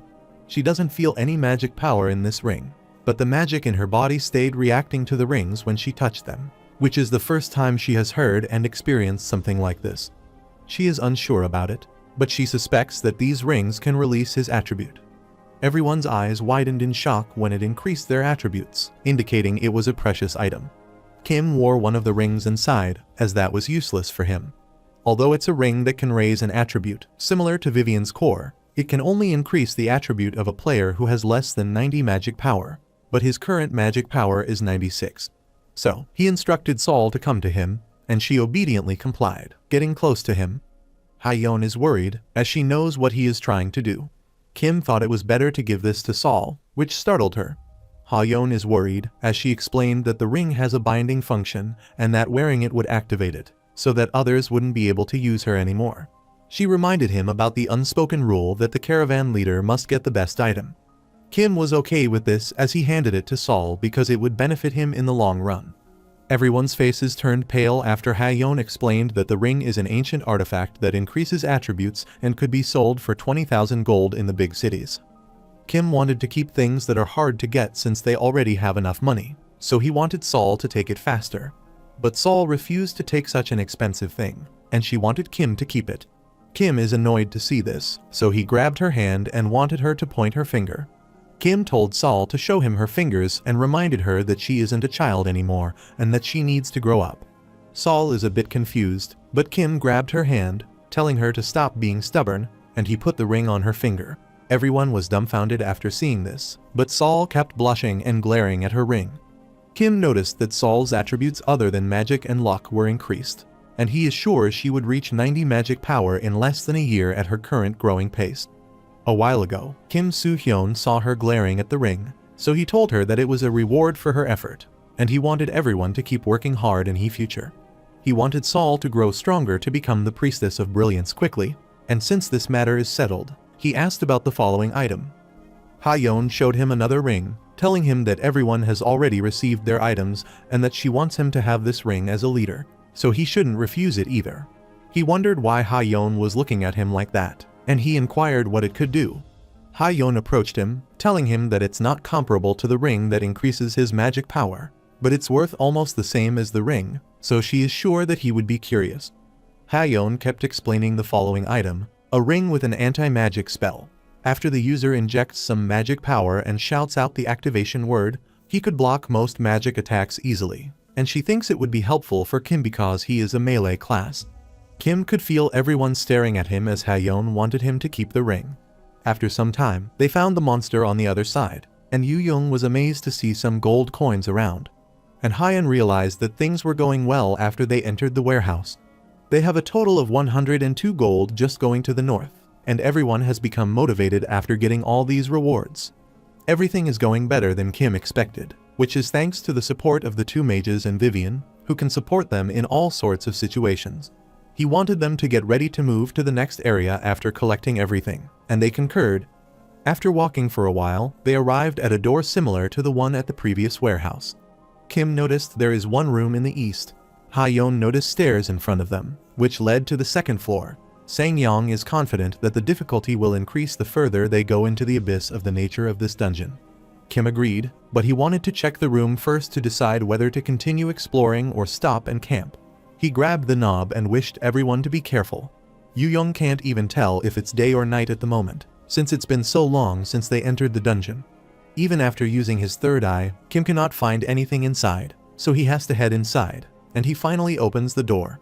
After looking inside, they found nothing worthwhile except for some old clothes. Ha-yeon supposed someone might have lived in this room. Kim saw something on the bed, so he quickly took away the sheet and found the skeleton underneath. Yu-young was expecting something special from this room, as this is the only one.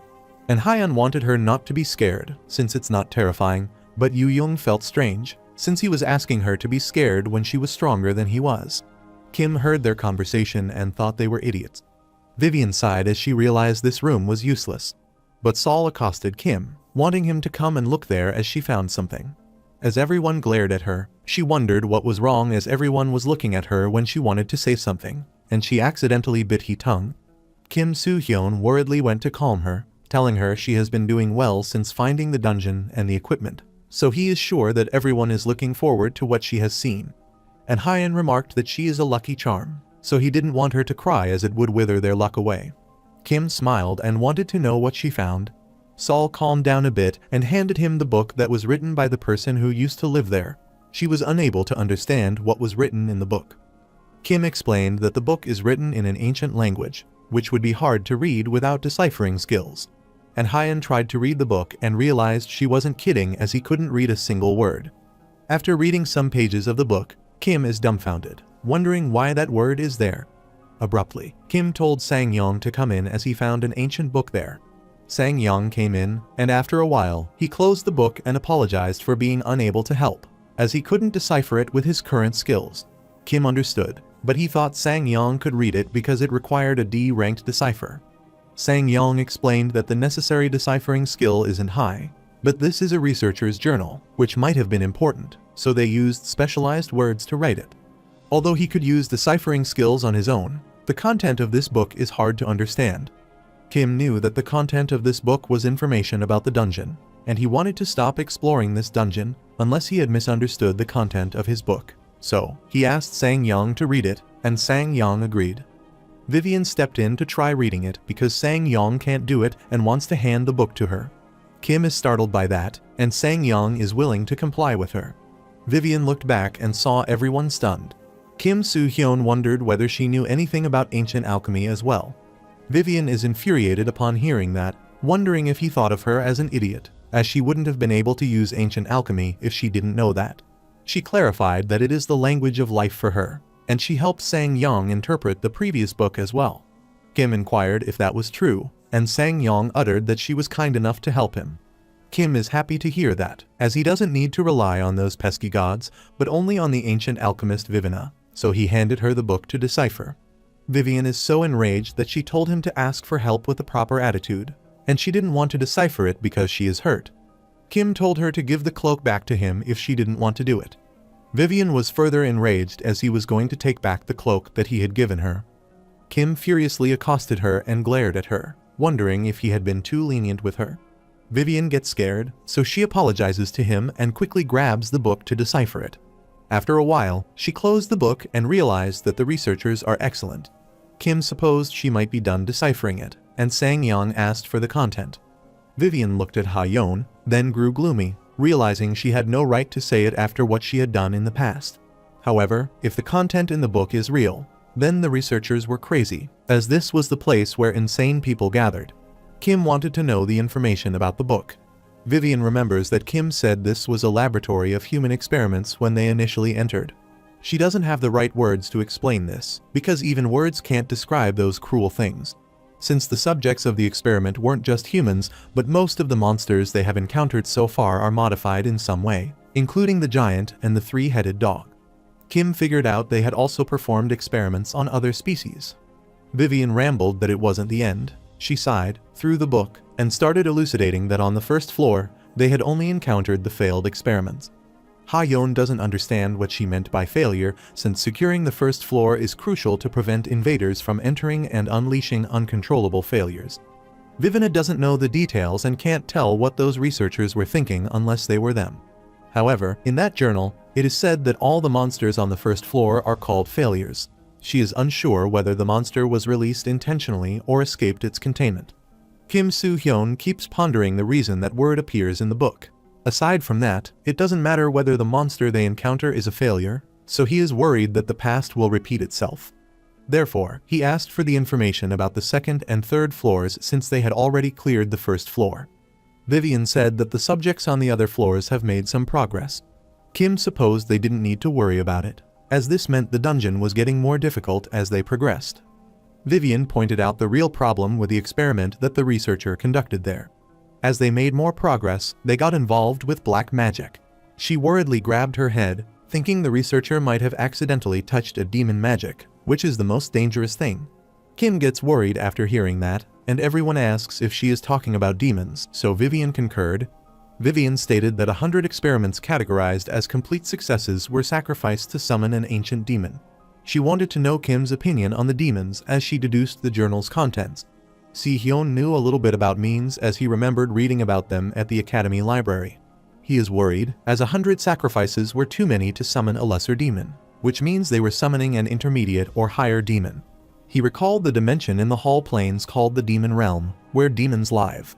Just like angels, demons can't intervene directly in the Hall Plains, but they can indirectly intervene using the demons they created. Kim knew that normal demons could appear in the Hall Plains with some of their powers sealed with specific conditions. However, he knew that if sufficient sacrifices were made, they could easily bypass those restrictions. Kim's head started hurting upon thinking about those down there, as he has to deal with demons now. After thinking for a while, he inquired what kind of demon would be summoned by offering 100 sacrifices. Vivian expects the demon of intermediate level to be summoned. Ha-Yeon gets worried as this means the researchers have successfully summoned an intermediate demon. Vivian was unsure about the number of sacrifices, so the demon's level might be higher than the anticipated one. So, she asked Ha-Yeon if she could summon an intermediate demon after sacrificing 100 humans. Ha-Yeon was indulged in her thoughts when Kim inquired if she had encountered a demon before. Ha-Yeon concurred as she encountered a demon that was a lesser demon. Kim Soo-hyun asked who had handled it, but Ha-Yeon couldn't remember the details, as it had been a long time ago. But she is certain that the lesser demon powers were sealed, so all the players attacked together on the ground with their weapons imbued with holy magic. But the strength of the demon was overwhelming. She started trembling as she recalled that many players died that day, so she doesn't think that demons are easy opponents to deal with. While everyone is scared after hearing this, Sang-yong added that an intermediate demon appeared in the southern district but was defeated by a single player. So even if demons are scary, they are a part of the Hall Plains, so he doesn't find any reason to be scared of them if they don't know the level of demons that are summoned. Furthermore, he thought that demons might have returned to their realm since they were summoned a long time ago. Kim can't believe he calls demons part of the Hall Plane, since that applies only to ordinary demons. Vivian grabbed his cloak, telling him not to worry, as she hates demon summoning, but it doesn't matter what kind of demon they encounter. She will win against it, so she wants to leave it to her. Kim laughed after hearing this, appreciated her for doing a fantastic job, and expressed his gratitude for sharing this important information with him. Vivian knew that what those researchers did was scary, but it didn't matter, as they would explore the dungeon not to uncover the secret nor exterminate the demons. And Ha-Yeon supposed that Vivian might have also summoned demons, just like those researchers. Vivian was infuriated by that and wondered whether he thought the tamed and wild familiars were the same. She looked at Kim to ask whether they were heading to the second floor, since she didn't see the point in staying there. Kim refused, as he wanted to stop for now, as they had already achieved their mission by clearing the first floor. He knew it was a little bit earlier than usual, but he wanted to camp there, and everyone agreed with him. Later that night, everyone was sleeping soundly, but Kim kept checking his stats and was relieved that he had reached a level he had never reached before. Since most players have at least one unique, special, or latent ability they wanted but couldn't get. But for Kim, this is the only fire that can even fight against the demon who has been summoned by sacrificing the 1,700 years in her past, the Archduke of Hell. But he has Hwa Young, the Burning Inferno, so no matter what kind of demon he would encounter, he can defeat them all with that power. Kim has abandoned his weak self from the past and is strong now, so that he won't lose anyone this time. The following day, after everyone woke up, they packed their things. Sang-yong approached Kim to ask if he planned to explore the second floor that day. Kim concurred that it was true, but he wondered whether Sang-yong was suddenly anxious, as his stuttering indicated nervousness. Sang-yong is a bit embarrassed and clarifies that he isn't nervous, it's just a habit of his. But Kim could understand if he is anxious at the moment, since the second floor would be more complicated than the first because of the strong monster, according to the journal information. Since Vivian said that sacrificing 100 would be enough to summon a lower demon, therefore, by figuring out the number of sacrifices made on the second floor, they can estimate the level of the demon summoned. Sang-yong isn't sure whether there will be any monsters on the second floor, but being careful wouldn't hurt. Furthermore, the 100 specimens that were sacrificed were considered the most successful experiment in the journal. Kim Soo-hyun agreed to keep that in his mind. Then he looked at Sang-yong with a smile on his face. He knew it would be enough for the caravan members' conversation during the expedition, so he hoped others would listen and learn from it. He looked around and saw 3 of his comrades chatting and enjoying their own company. Then he looked at Vivian, who was yawning, and couldn't believe they hadn't learned. He instructed everyone to group up and informed them of their objective for the day, to clear the second floor and enter the third floor. He hoped everyone had gotten enough rest, since they would be starting earlier than usual and could take their time exploring the second floor. He assured everyone they could return home the following day at the latest if they entered the third floor that day. Furthermore, they would return with their pockets full of high-grade rewards, which pleased everyone. They started their journey and, after descending for a while, finally found a door, so Kim wanted everyone to halt. Hyeon asked him to wait a moment, then instructed Sol to cast the protect spell on Kim. Sol agreed, so she cast the protective spell on Kim, and Hyeon started casting the spell Reflective Shield to overlap the target protective spell. The blue droplet emerged and merged with Kim's barrier, and he is amazed to see that, so he wants to disrupt other players' magic as well. Hyeon clarified that this is all about the application because they are on a flight of stairs, so if Kim gets attacked after opening the door, it would be dangerous. She assured Kim that it isn't because she distrusts him, but preparing in advance for the second floor with unknown difficulty wouldn't hurt, and she hopes he understands. Kim Soo-hyun looked at her, thought it was great for a while, and wanted to enter before the magic expired. He told everyone to get ready as he was going to enter, and he opened the door, but no monster was in the hallway. His comrades were startled to see that there was nothing, even though they were nervous for no reason. Kim is enraged after hearing this, as they are acting like this despite all the training. He supposed he had to start mental training all over again, but first, he wanted to take a look at the area. He activated his third eye and realized the layout of this floor is different, but its size is similar to that of the first floor. The second floor splits into two corridors heading to the right and left, with each hall's walls having a door so that he can open 3 pathways for each corridor. He decided to start from the left side and continued their journey. On their way, Sol's face turned pale as she felt anxious, and she felt like she couldn't go on any further. Kim guesses someone cheerful, like Sol, can feel the bloodlust there as well. Since the bloodlust is more intense than on the first floor, it means the demon coming might have been successful. Sang-young guessed they could clear this floor faster because the layout is different from the first floor. After looking at the number of rooms on that floor, Ha-yeon guessed it might be because the number of failures exceeded the number of specimens considered successful, but she still wanted to keep her guard up. After a while, En-hyeon approached Kim and asked whether they really needed to open all the doors on the second floor. Kim wanted to know the reason for the abrupt question. En-hyeon is considering getting to the other side of the passage to head to the third floor more efficiently than this. Kim wondered how he could be sure the stairs were on the other side of the passage. Since they have to search the entire place if there aren't any stairs, they could also get different equipment or a reward. So, he thought it would be shameful for a player to come here in the future and win the jackpot after skipping a few rooms.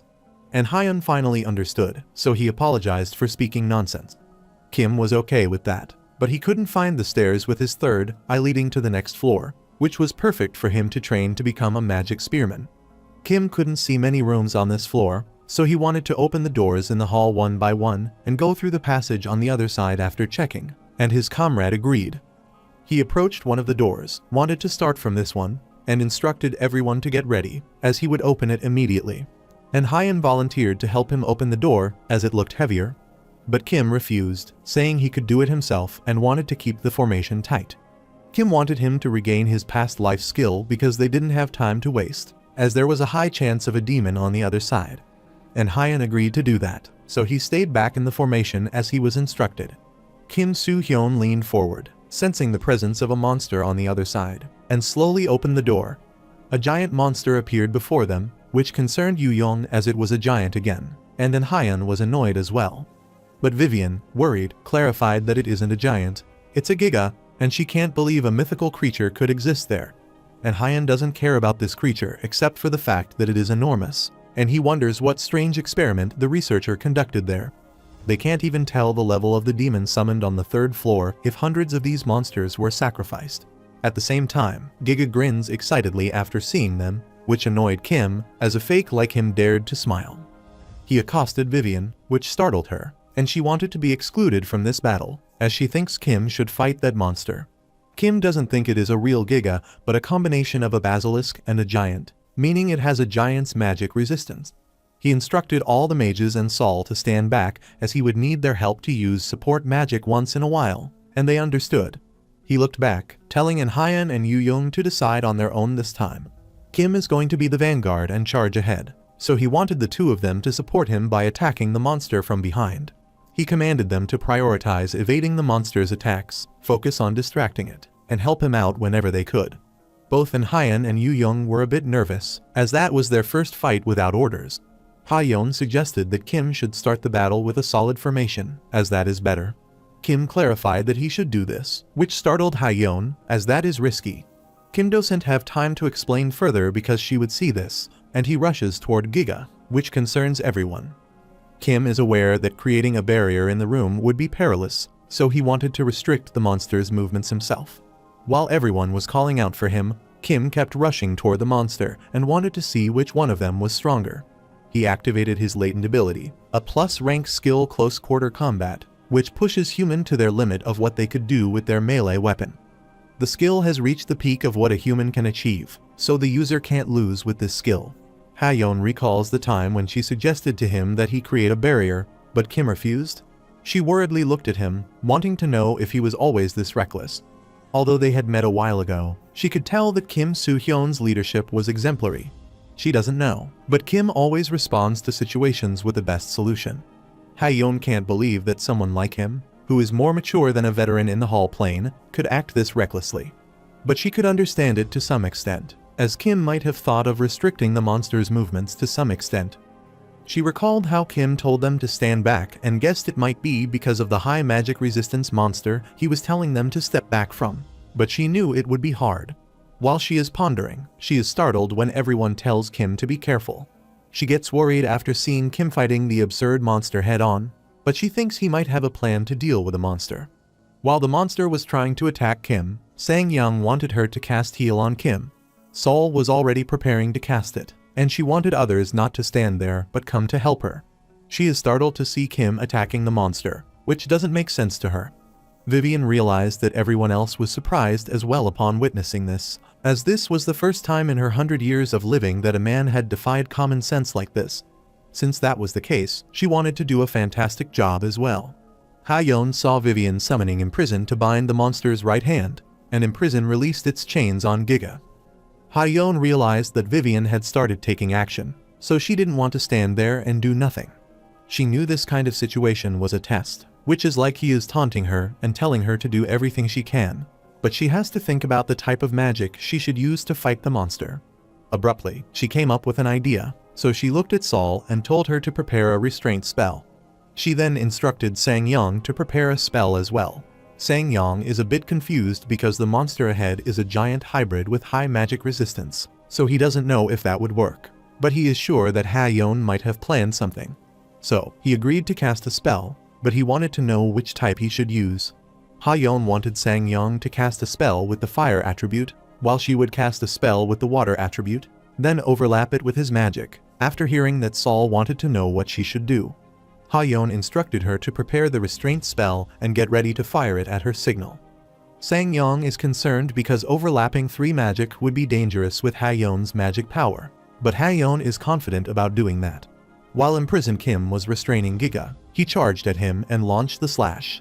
Hyun looked ahead for a while, then instructed her comrades to target the left arm as they were going to bind his arm to create an opportunity for Kim Soo-hyun.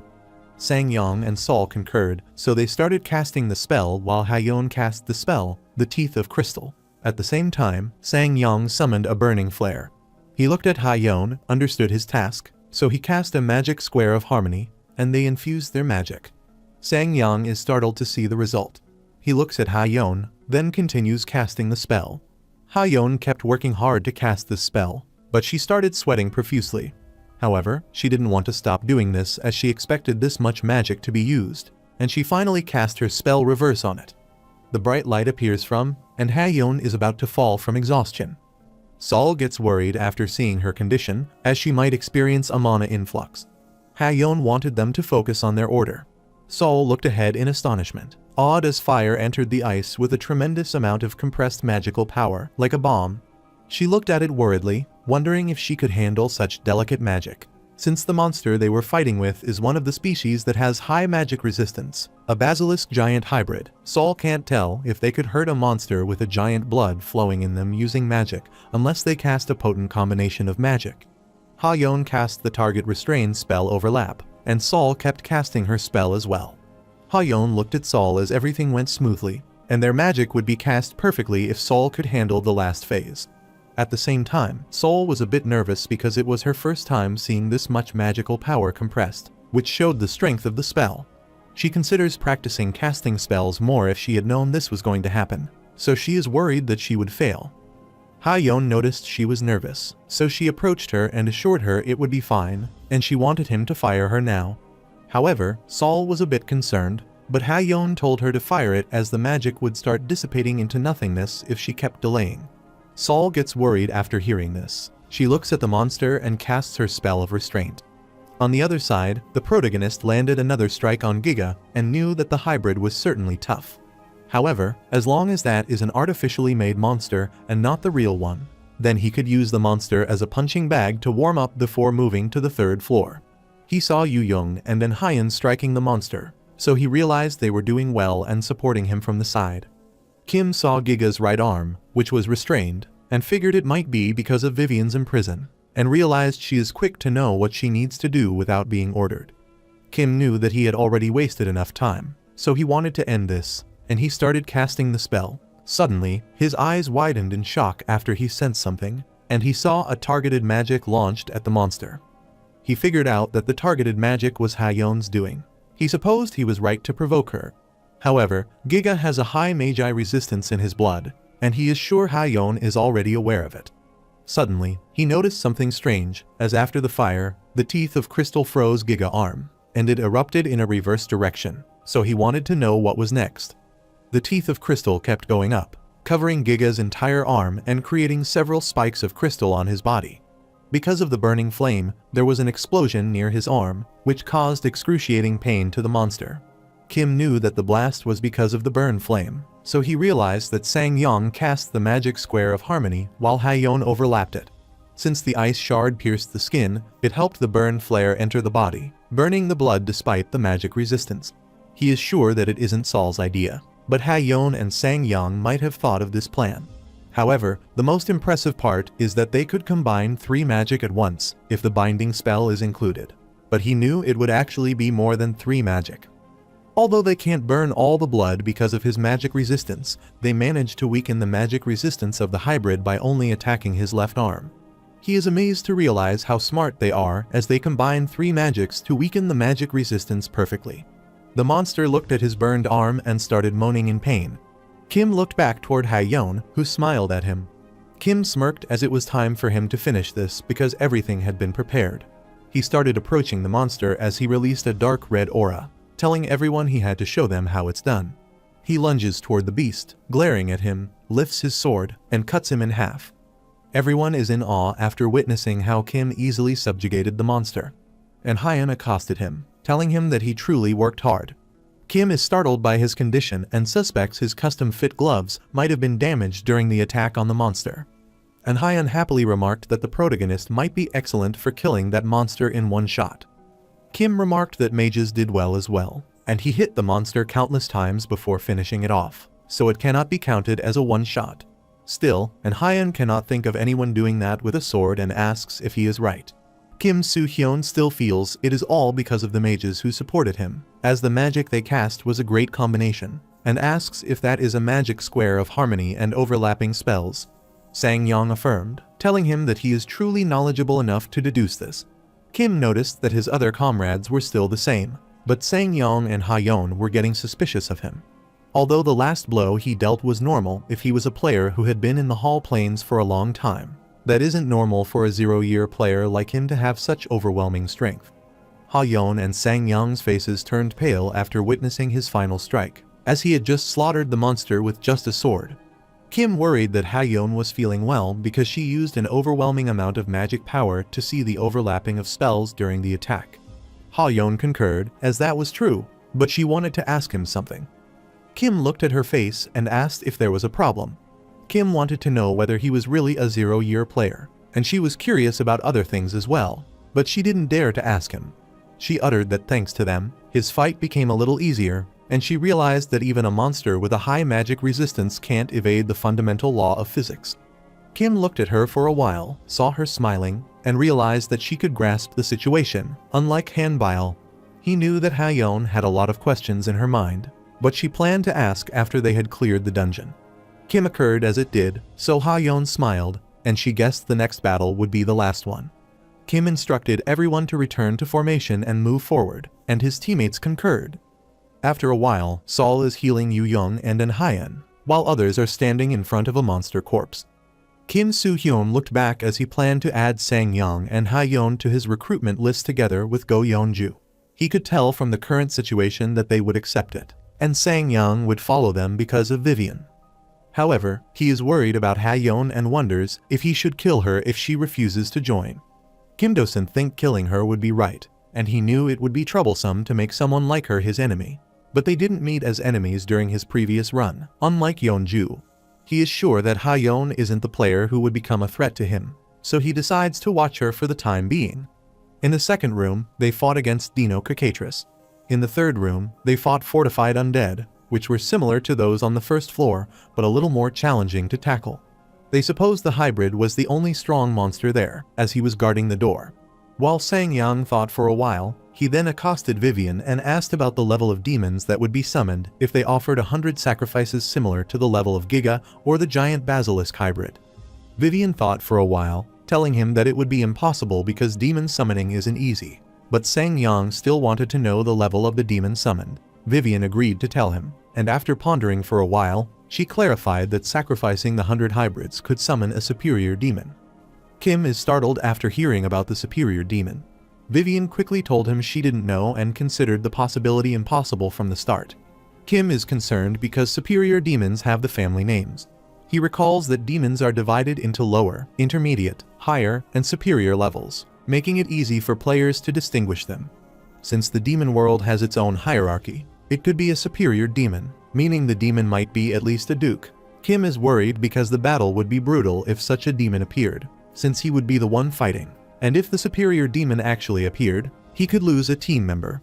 He looked back and saw everyone concerned, and he wanted to leave it at that because the atmosphere had turned a bit tense.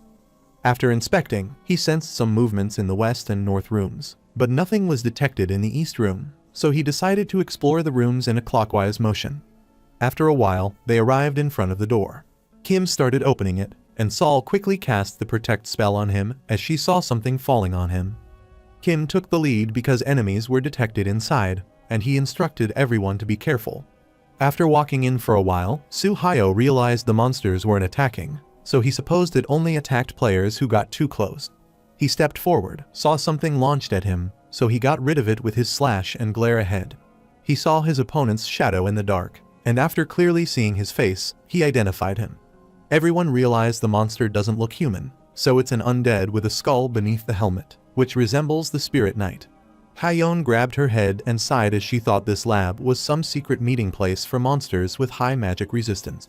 Kim knew that Spirit Knights are knight with soul traps in them and are challenging to deal with, because they use both magical and physical attacks and have high magic resistance, allowing them to use magic. Although he could tell that the Spirit Knight was worn out, he supposed he might be one of the failures. Vivian approached him and asked if the Spirit King was also the result of the failed experiments. Kim Soo-hyun wasn't surprised that they created a Spirit Knight when they tried to summon demons. Vivian can't believe those researchers toyed with a person's soul, which is a taboo in alchemy. While the Spirit Knight slowly approached them, Kim clarified that En-hyeon is the keeper, Yu-young will be the support, and that Sol should prepare to cast restraints. They concurred. He grabbed his sword, telling mages to keep their distance from the Spirit Knight and only provide occasional support. After instructing everyone on their task, Kim rushes toward the Spirit Knight. The Spirit Knight saw him approaching, so he raised his sword, and Kim figured out he might be swinging his sword to attack again. However, his pattern was predictable, so Kim wanted to let his comrades get some experience, as they couldn't tell when they would battle with the demon. He quickly got rid of the Spirit Knight's slash, then launched at him. However, the Spirit Knight quickly countered his attack with his utmost strength. As they kept fighting, the Spirit Knight's core started shattering because of the strength of his opponent. Kim is certain his core is damaged now, but he has started to see a strange shield around his body. While he is pondering, Ha-yeon quickly strikes the Spirit Knight with her spell Ice Cannon.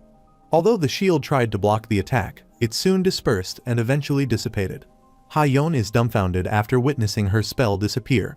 Kim figured out that the shield absorbed the ice cannon because of all sorts of shady experiments the lab has done. He firmly grasped his sword and launched a slash at the Spirit Knight, thus knocking his shield away, which startled the Spirit Knight. Kim noticed the shield floating in the air, releasing ice bullets at them, and realized it absorbed and reflected any attack it received. Kim considered his opponent cunning because he would reflect the attack back at him.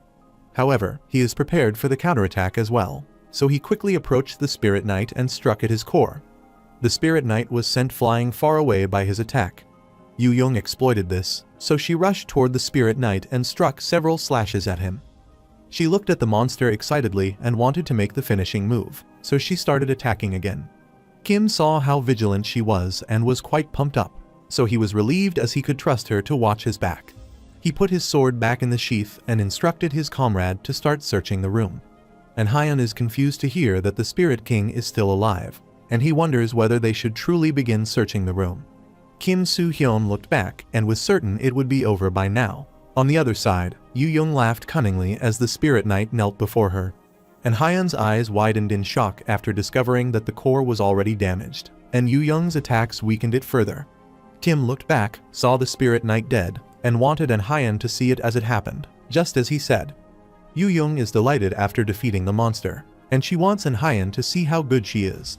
An Hyun is annoyed to hear that, so he looked back toward his leader, which made Kim wonder what the matter was. And Hyun is annoyed because Yu Young didn't even do all that herself, as Kim damaged the monster and let her have the kill. Kim sighed after hearing that it's right, but it doesn't matter to him. And Hyun is relieved to hear that, so he reminded Yu Young if she had listened to what Kim said.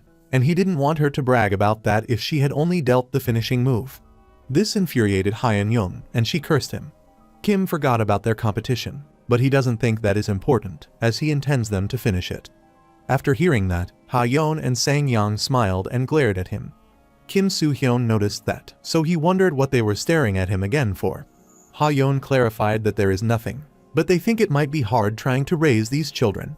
Kim smiled awkwardly after hearing that, and he looked at them still fighting. Yu Young furiously told An Hyun that she killed the monster and supposed he didn't see her advanced swordsmanship. And Hyun doesn't think that half-backed sword technique is her advanced swordsmanship and knows she is showing off just because she defeated a punching bag. Yu Young mocked him, wondering why he was so aggressive when she didn't get knocked back when she swung her weapon, unlike someone else. And Hyun remembered being pushed back when he tried to attack and felt mortified.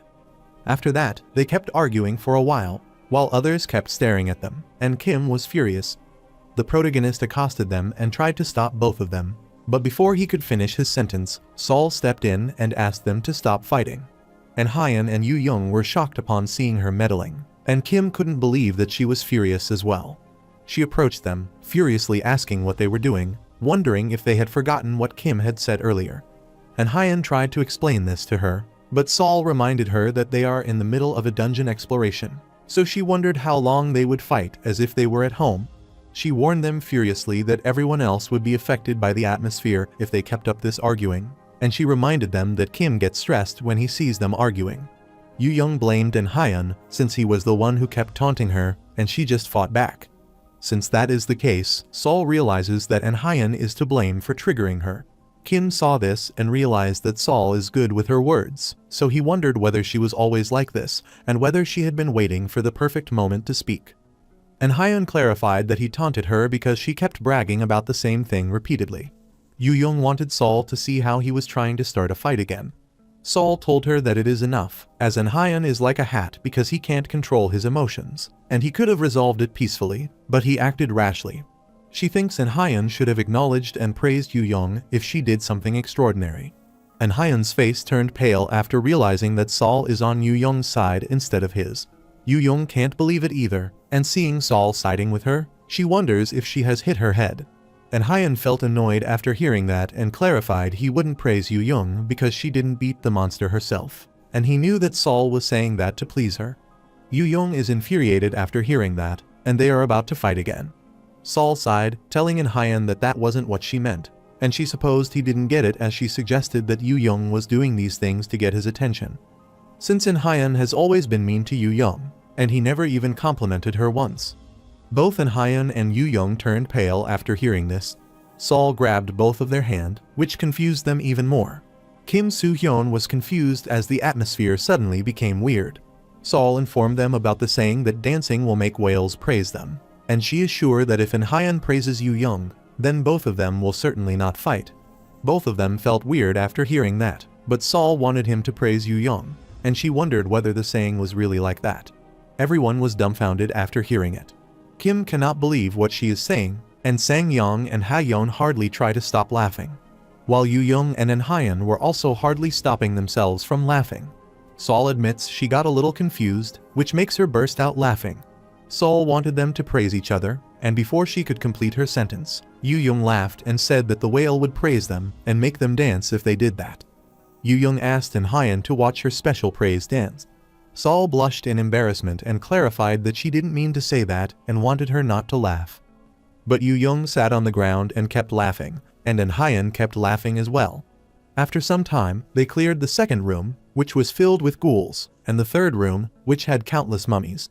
Eventually, Vivian wanted Kim to look ahead as she climbed the stairs to the next floor. She was wondering where the stairs were and asked whether they led to the third floor immediately. Kim concurred and asked if they could continue the journey. Yu-young has no problem with them, and everyone else was okay as well. Kim asked about In-hyun's opinion, and In-hyun was fine with continuing the journey as well. Kim noticed he looked quite distracted, so he asked for the reason. In-hyun clarified that they didn't get much from the second floor, so he was considering looting the Spirit Knight's equipment, and he is sure the equipment will remain even after the corpse disappears. Since that is the case, Kim wanted to agree to let him have the equipment.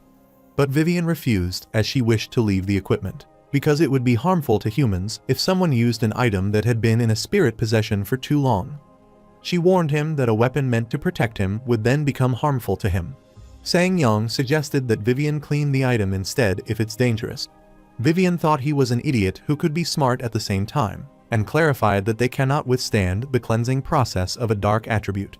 Furthermore, she is sure those items are close to breaking, and Sang-young agreed, as that is right, and he realized that his master is wise. Kim thinks it over for a while and decides, with Vivian, that it makes sense. He looked at In-hyun, who was sure he might be disappointed, but he didn't want him to worry because after finishing the Energy Spearman class, he would give it to him. He told In-hyun not to be dispirited because they still had the third floor to go. In-hyun cheered after hearing this, so he agreed to go to the next floor. They continued their journey to the third floor while Ha-yeon was illuminating the area. Soon, they arrived near the third floor door, so Kim Soo-hyun warned them to be alert as they entered. He is sure that everyone is already aware of their roles, so he wanted to open the door. While everyone was a bit worried, Kim led them to the third floor, where they saw a massive door ahead. Everyone is stunned by the gate and confident that anyone who comes across that door will know it leads to a boss's room. Kim opened the door and noticed the dark aura dispersed in the room. The entire room was covered with blood stains and bones enveloped in a dark aura. Kim looked ahead and saw a demon, who explained that he had seen an actual human after a long time. Kim's face turned pale after hearing that voice, as he recognized it. Everyone is astounded to see the monster ahead and wonders if it is really a demon. Vivian, worried, accosted Kim because the demon truly existed, so she wondered whether they stood a chance against it. But Kim didn't reply, which concerned her, so she called him again. Kim Soo-hyun froze at his place in astonishment after seeing that demon. The demon started approaching them and couldn't even remember how long it had been since he had last seen a living human. But he found it annoying, as their reaction was so boring. Kim is sure it's that demon from his past life, with an arrogant look that always looks down on people, and a tone that always sounds annoyed. Kim's face turned pale after seeing that demon, and he wondered if he was dreaming. The demon wanted to know what they were doing there, as they weren't even panicking or screaming, so he found them all so boring. He firmly grasped his sword while all of his comrades kept calling him and wanted to know what they should do. Kim didn't reply. He grabbed his head and smiled annoyingly, then told the demon that he was delighted to meet him again. The demon is annoyed by his response's lack of etiquette and wonders whether that is because they are inferior beings. He clarified that he is the vessel that is bestowed the title count in the demon realm, and his name is Belphegor, so he wanted the mortals to tremble. The protagonist smirked excitedly as he had been waiting to meet Belphegor for a long time. Belphegor gave them the last chance to prostrate before him and beg for forgiveness, as they are lowly mongrels. Vivian is annoyed to see the demon count as the opponent. and she knows this battle is going to be challenging for them. Sang-yong asked his master if they could beat that demon. Vivian explained that the count isn't the highest level, but she guesses it's still considered a higher demon. Belphegor smirked after hearing that coming from those lowly humans and agreed that he might be called the demon of sloth, and he might be sleeping for a longer time than he should, but he wondered if they were truly not afraid of dying. He supposed they might be spouting nonsense because they are scared, and he truly found them annoying. Mongrel. However, he was in a good mood that day, so he wanted to let them off the hook this once, and he started laughing. While everyone is quite furiously glaring at Belphegor, he hates the demons more because they are the most arrogant beings, and the monster is sinister. He considers a demon a creature that can't be trusted at all because they don't care about the method. As long as they can get what they want, they will use it. Since Kim was powerless in the past, and the demons have strength that far surpassed his past self, that is why he lost so many people he loved. However, he is confident that he can change the situation this time. He is unsure about the demon's appearance in the laboratory ruins, but he finally understands how they met him in the past. Kim pointed his sword toward the demon, wanting him to stop spouting nonsense, as he would certainly kill him, and he cursed the demon. Belphegor is amused to hear that and laughs excitedly because it's finally becoming fun. Everyone stood speechless at his strange behavior. He has decided to turn Kim into his own personal living chair. Kim Soo-hyun points his sword at the demon and tells him to do whatever makes him happy. Belphegor is sure that he might be slightly better than a bug, but he is still annoying. And he raised his hand, started casting the magic, and clarified that he is done tolerating their jokes, so he wanted to give those barbarians his mercy once again. He warned them that if they prostrated themselves and apologized, he would give them a swift death.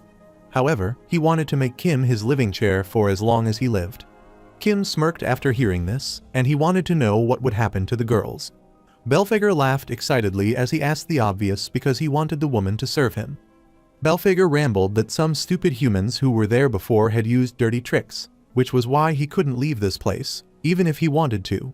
He licked his lips with his tongue, telling them that he was bored with nothing to do for a long time, but he was delighted to see a delicious woman coming there. He wanted them not to worry, as he would show them mercy if they begged, and he wanted them to feel honored to serve him as the great count of the demon realm, and he laughed excitedly. While everyone is worried after hearing this, Kim wanted him to shut up and told everyone to get into formation.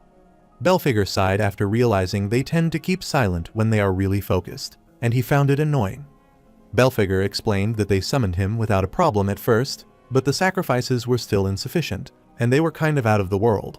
Kim felt great as he realized that Belphegor didn't have his full power at the moment, so he could easily trash him around. Belphegor grins after hearing this, since it's just like what Kim Soo-hyun said, he only has around 70% of his original power at the moment. He doesn't know how Kim knows that, but he wants him to see that he is so annoying, and he has already tolerated enough of his conceit. Subsequently, he launched his flames toward Kim, who laughed wickedly and wanted him to writhe in pain. However, the protagonist remained composed even in that intense situation, and he used his anti-magic spell, thus dispelling all of Belphegor's magic and clearing his path. Belphegor's face turned pale. He annoyingly glared at Kim, called him stupid, and wondered if he thought immortal magic would be enough to stop a higher demon's flames. He gathered his flames again, telling Kim that these are eternal burning hellfire that are only granted to high-ranking demons. While Belphegor is still talking, Kim is sure that he wanted to say that he is an idiot who is only good at talking big. Belphegor can't believe how imbecile he is as he dares to insult him, and he launches the burning flame at him again. Kim raised his sword while telling Hwa Young to awake to let an imbecile like him show Belphegor the real looks of eternal burning flames. Kim Soo-hyun's heart started racing as his sword was covered with a red aura. Then he unleashed his flames toward the demon. Kim's flames merged with Belphegor's, triggering an immense explosion. All of his comrades were dumbfounded after witnessing this unprecedented situation. Belphegor is dumbfounded as his flames are extinguished.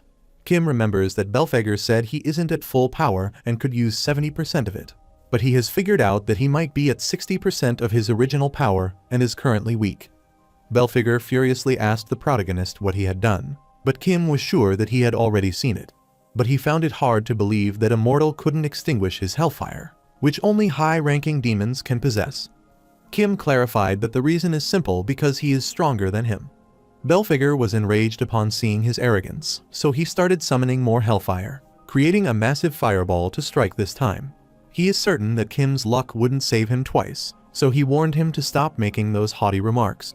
Kim Soo-hyun is amused to hear him call it luck when the hellfire has been the pride of all the demons, only to be extinguished, and he is bored with repeating the same thing, so he wanted to do something thrilling instead. Belphegor didn't listen to him, so he launched more hellfire toward him and told him to keep his mouth shut. Kim's sword specialist class could cut through everything, and the HWA Young could turn anything to ashes.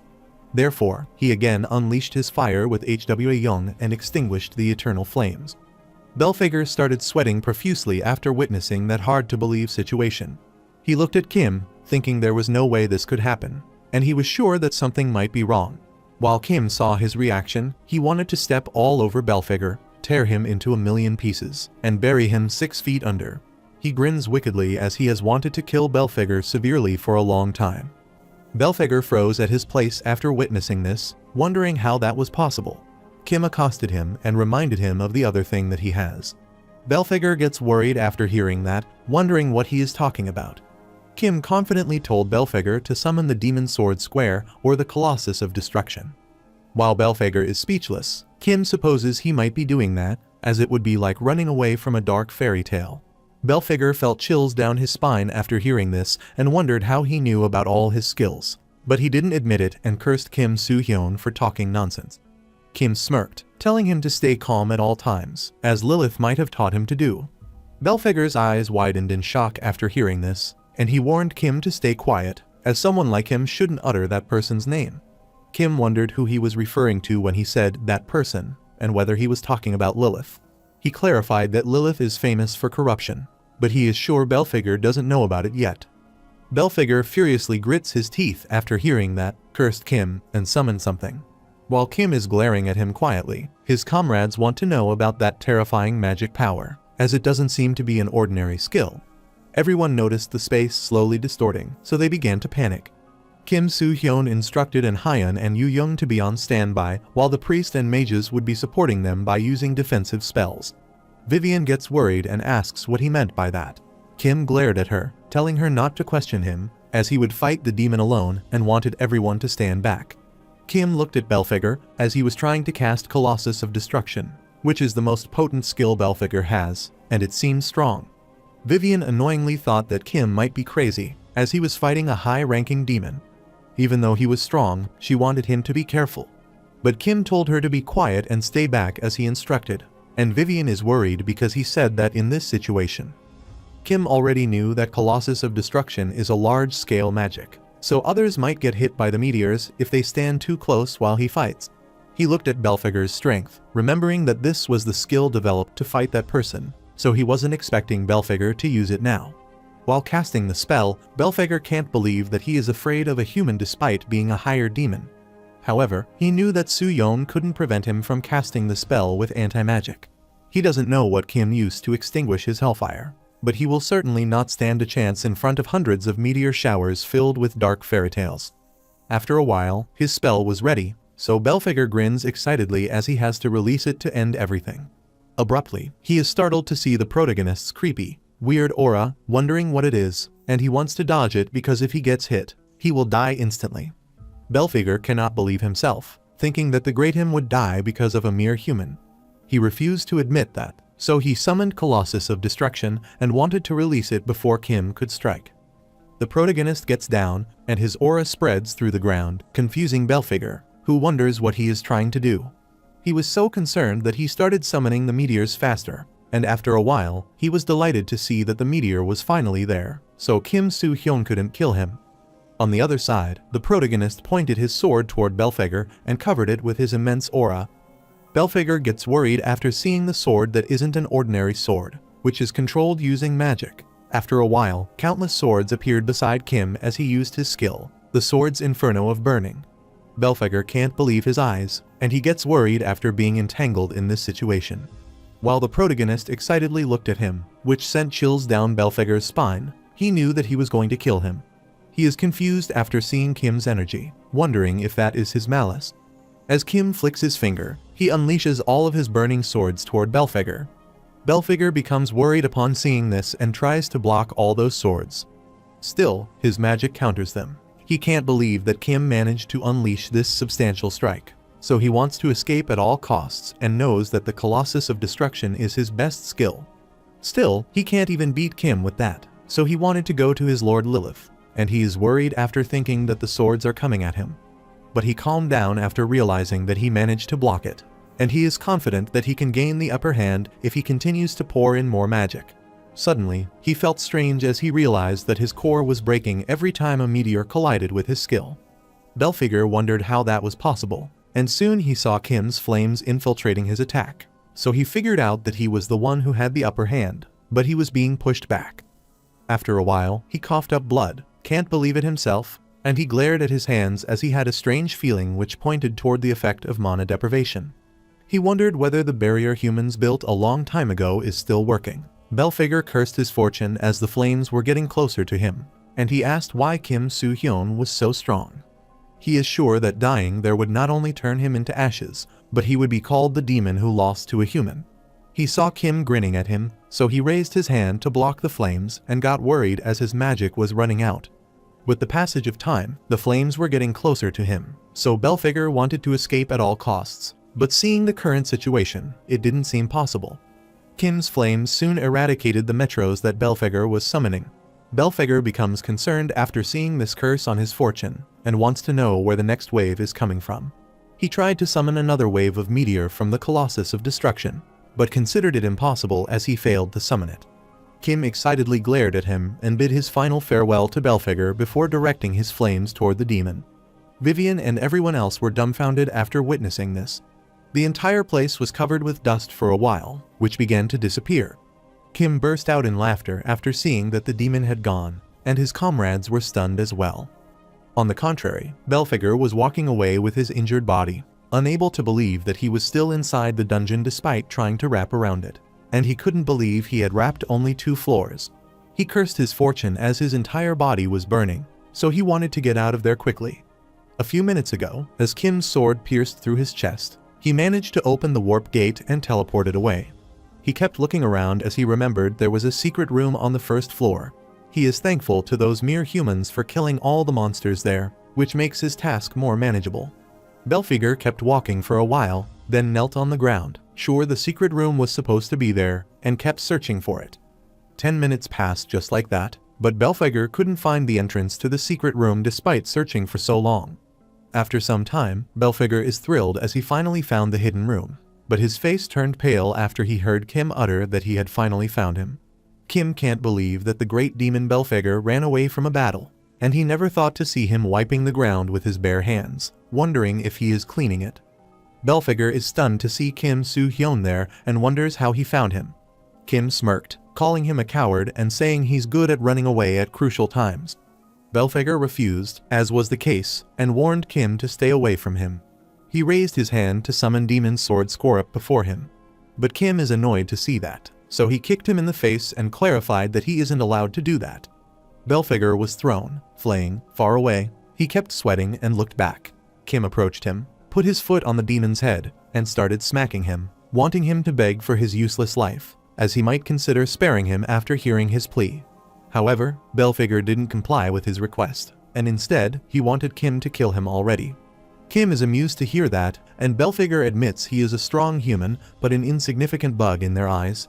He is confident they would help him take his revenge and didn't want Kim to worry that he would meet the same end as his. Kim looked at his haughty face and wanted to know who Belphegor meant by them. He wondered whether the demon was talking about Lilith, whom he adored, or Astaroth, Satan, Baal, Asmodeus, or Lucifer. Belphegor is unsure how Kim learnt the names of the great demons, but he wanted to assure him that they would avenge him. Kim smacked his face and clarified that those demons are already dead because of the humans. Belphegor doesn't believe him, thinking he is lying because they haven't entered the human realm. Kim grins excitedly, telling him that he is stating the truth because he was the one who killed them. Belphegor's eyes widened in shock after hearing that, but he refused to believe it. Kim is sure that Belphegor is confused at the moment, so even the lie detector that all demons have will tell him that he isn't lying at all. Kim excitedly told the demon that he was telling the truth and that he enjoyed killing Lilith most, so he asked whether the demon wanted to know the details, which confused Belphegor. Although Kim didn't kill those demons in his current life, The fact that he killed them in his previous life is actual as well. Therefore, he is confident that even if Belphegor uses a lie detector, it will appear as if he is telling the truth.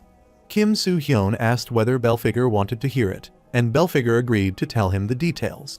Belphegor wanted him to shut up, but Kim kept explaining that Lilith's eyes were quite alluring, as if the stars were shining in her eyes, which was tempting for him. Belphegor was infuriated after hearing that, so he tried to attack Kim. However, the protagonist quickly evaded his attack, telling him that he was hurt, and he grabbed his hair to pull him up. Belphegor cursed Kim for uttering this nonsense. Kim smacked the demon's head on the ground and conjectured about the reason he was getting so worked up, when this was no different from what he was trying to do earlier. Belphegor wanted to know what grudge Kim holds against his kin. Kim pulled him up to ask if he genuinely didn't know. Belphegor refused, not knowing, so Kim smacked him on the ground and clarified that he still remembers every single detail of what happened that day. He clearly remembers things that Belphegor did in the past. He cannot forget what Belphegor did to Dayeon when she was the only person who would genuinely smile at him. However, Dayeon took her own life after discovering she was pregnant with the child of a demon. Soo-hyo can't forget how always cheerful and bubbly Dayeon took her own life. After she died, Kim spent his entire life hunting Belphegor down. But when his brother tried to stop him, he was bound with rage, and that was the first time he acted so selfishly. However, Soo-yeon fell into Belphegor's trap because of his dirty little tricks. He is sure that Belphegor wouldn't understand how insulted he felt back then, as he got caught because he wasn't strong enough. However, he is sure that Belphegor doesn't want Kim, so he summoned all players and demons that are on his side to ambush his brother when he came to rescue him, so his brother died in the end. He furiously struck Belphegor's face against the ground and reminded him that his brother risked his life along with his comrades to save his ignorant younger brother, but he died in the end. While Belphegor was moaning with pain, Kim Soo-hyun explained that this didn't end there because Belphegor managed to use his dark fairy tale and escaped the battlefield with his life intact and became an actual duke the second time they met. Kim remembers about Han So-yeon and furiously grits his teeth upon recalling what happened to her. Although he managed to reach the end of the hall and grasp the end, he desperately wished with his entire heart, but it was impossible in the end. Kim realized that he had been dancing on the palm of Belphegor's hand after listening to the angels. He is sure that the demon is unaware of the extent to which he has to struggle to seize the opportunity.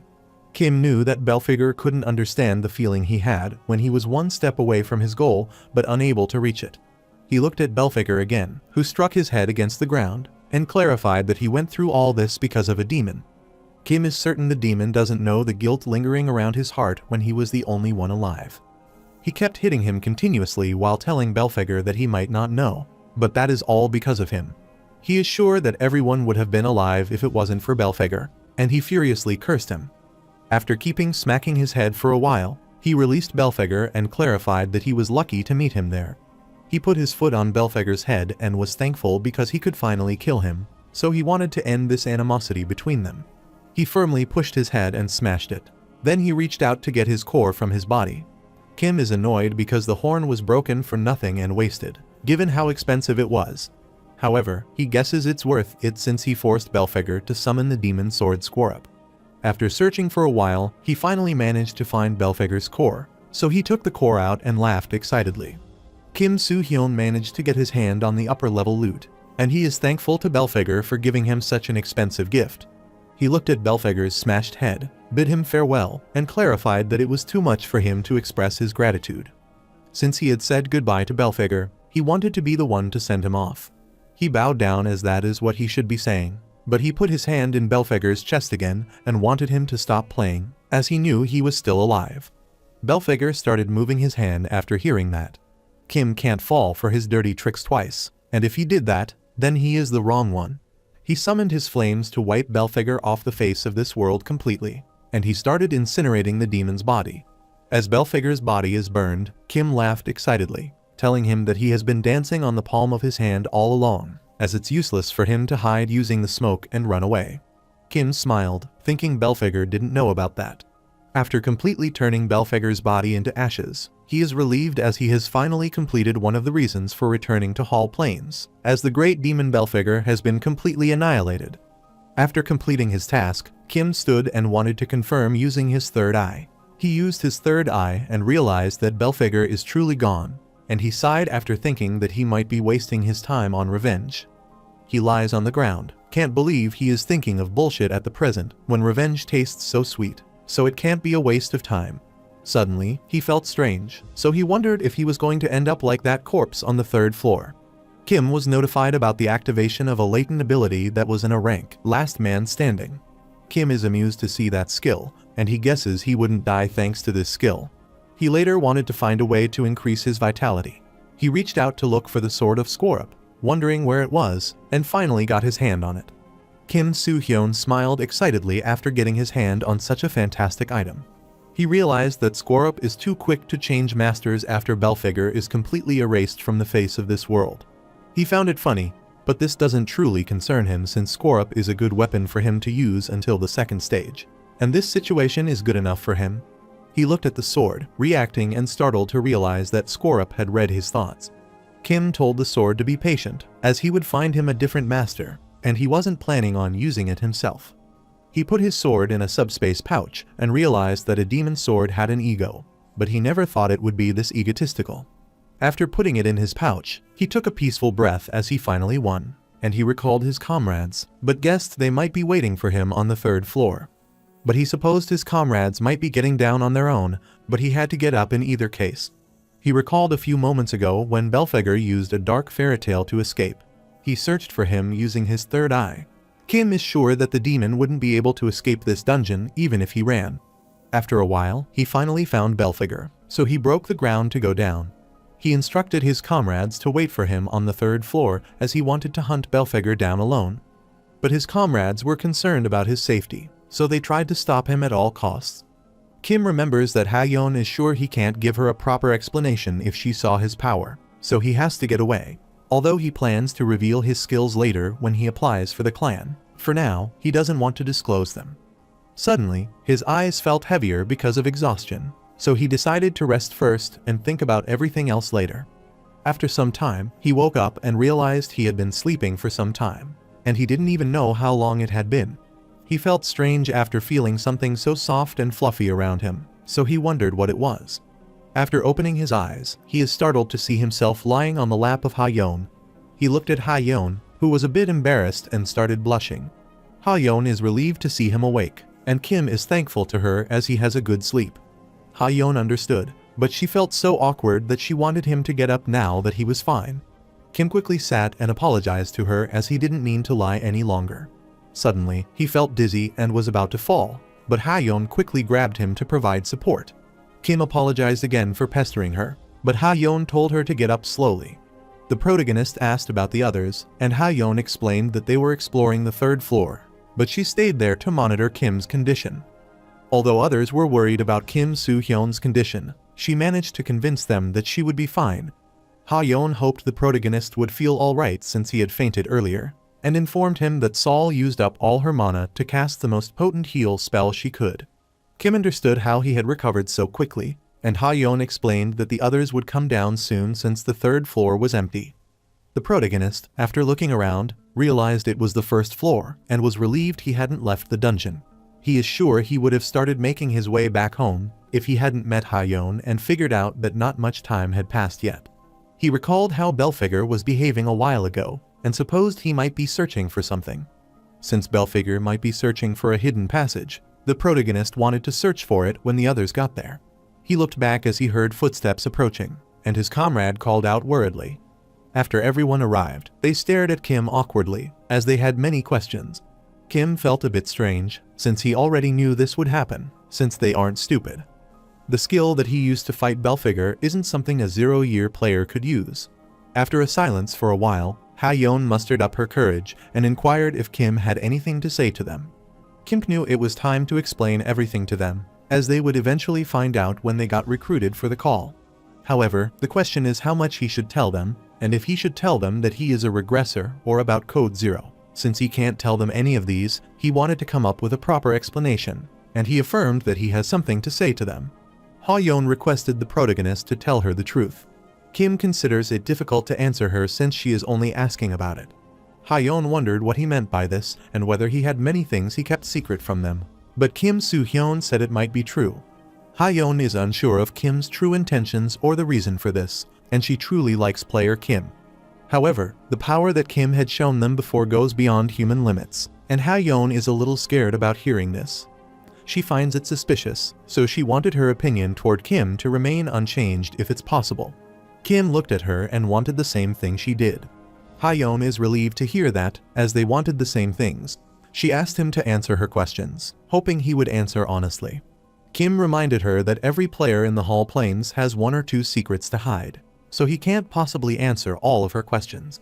But Ha-yeon doesn't consider this a good time to mention this because she doesn't think he is human at the moment, nor does he seem like a zeroth-year player, and she doesn't think there is only one who has these thoughts. Kim agreed to answer, but he was sure they wouldn't believe his words even if he told the truth. Ha-yeon has a way to ensure he is speaking the truth, so she wanted to consider Kim Soo-hyun's silence as his yes to do that. She thinks it's worth it since Kim is willing to answer her questions. She took out the truth detector orb and told Kim she had gotten it over a year ago. Kim is surprised to see that the truth detector is a rare item. Ha-yeon explains that if he touches the orb and infuses it with his magic, it will display his inner thoughts, and the crystal's interior will transform accordingly. Based on those inner thoughts, they can determine whether Kim is telling the truth. She wasn't expecting to use it like that, but this shows she has high expectations, so she might regret it if she doesn't use it and asks for his forgiveness to use the crystal of truth. Kim asked whether they really had to do this, but after looking at Ha-yeon, he could tell she was full of determination. Although the crystal of truth can be sold at a high price, it's an item that can secure one's entire life in Hall Plains. But that's proof that Ha-yeon has a lot of expectations. Although the protagonist knew this was going to happen, he didn't think it would be this serious, so he sighed and reached out to put his hand on the orb. Abruptly, Yu-young stepped in and wanted Ha-yeon to stop this. Ha-yeon could understand how Yu-young is feeling at the moment, but she wanted her to stay quiet if she didn't know anything. Yu-young warned her not to take another step, but Ha-yeon reminded her that it is essential for both of them. Yu-young is annoyed that Ha-yeon didn't consult them about what she is doing to Kim, even though they hadn't met long ago. However, for Yu-young, Sol, and An-hyeon, this is different because they have eaten, slept, and even fought together since the beginning. However, Ha-yeon is forcing her oppa to do something like this, which is why she is mad. Ha-yeon forgets that Yu-young is still a kid, or she doesn't understand what kind of place Hall Plain truly is. She explained that Hall Plain is a place where people backstab and get backstabbed, and that if anything is unclear, they should ask for clarification, as this is the creed that has kept her alive. She didn't know why Kim Soo-hyun was lying to Yu-young, but she needed to uncover the truth. Yu-young is enraged after hearing this, so she wants Ha-yeon not to run her mouth like that, since Ha-yeon is saying Kim is lying to them. She rambled that, from the first step they took in Hall Plains, Kim had sacrificed a lot for them, so even if he lied, it was because of something unavoidable, because everyone has their reasons. Everyone quietly listens to her, but Ha-yeon wonders if she is sure this isn't just her being delusional, and she is sure that her other companions might not be okay with this. Yu-young's eyes widened in shock after hearing that, so she asked Sol and An-hyeon to back her up and inquired if they would think Kim had deceived them. Both Sol and An-hyeon were startled after hearing this, but they didn't answer, and there was complete silence. Yu-young can't believe they are acting like this, wondering if they aren't mad that Kim is getting accused like that. An-hyeon tried to calm her down, believing in Kim, but he wanted to hear what he had to say first. Sol thought the same, believing Kim Soo-hyun. Yu-young grabbed her head as she didn't know this was real, and wondered if both of them had forgotten how much they owed Kim since the rite of passage. An-hyeon worryingly explained it's not like that, and he wanted to talk about Kim for a moment. Yu-young reminded them that Kim had helped them escape the forest and had lured the deadmen away. He also brought them a time when the boss was summoned before the gate, and he rejected the Golden Lion clan's offers, which had a bright, fiery appearance, and stayed with someone like them who knew nothing. Yu-young reminded them that their leader fought the monster on the front line and protected them every time. He brought them brand new equipment, but had only worn old equipment himself. Yu-young supposed they might have forgotten the person who had taken care of them when they were worn out from training. Since Kim did everything for them, they shouldn't be acting like this if they had even an ounce of shame. There was a moment of silence, so Yu-young reminded Ha-yeon and Sang-young that Kim had helped them and saved their lives.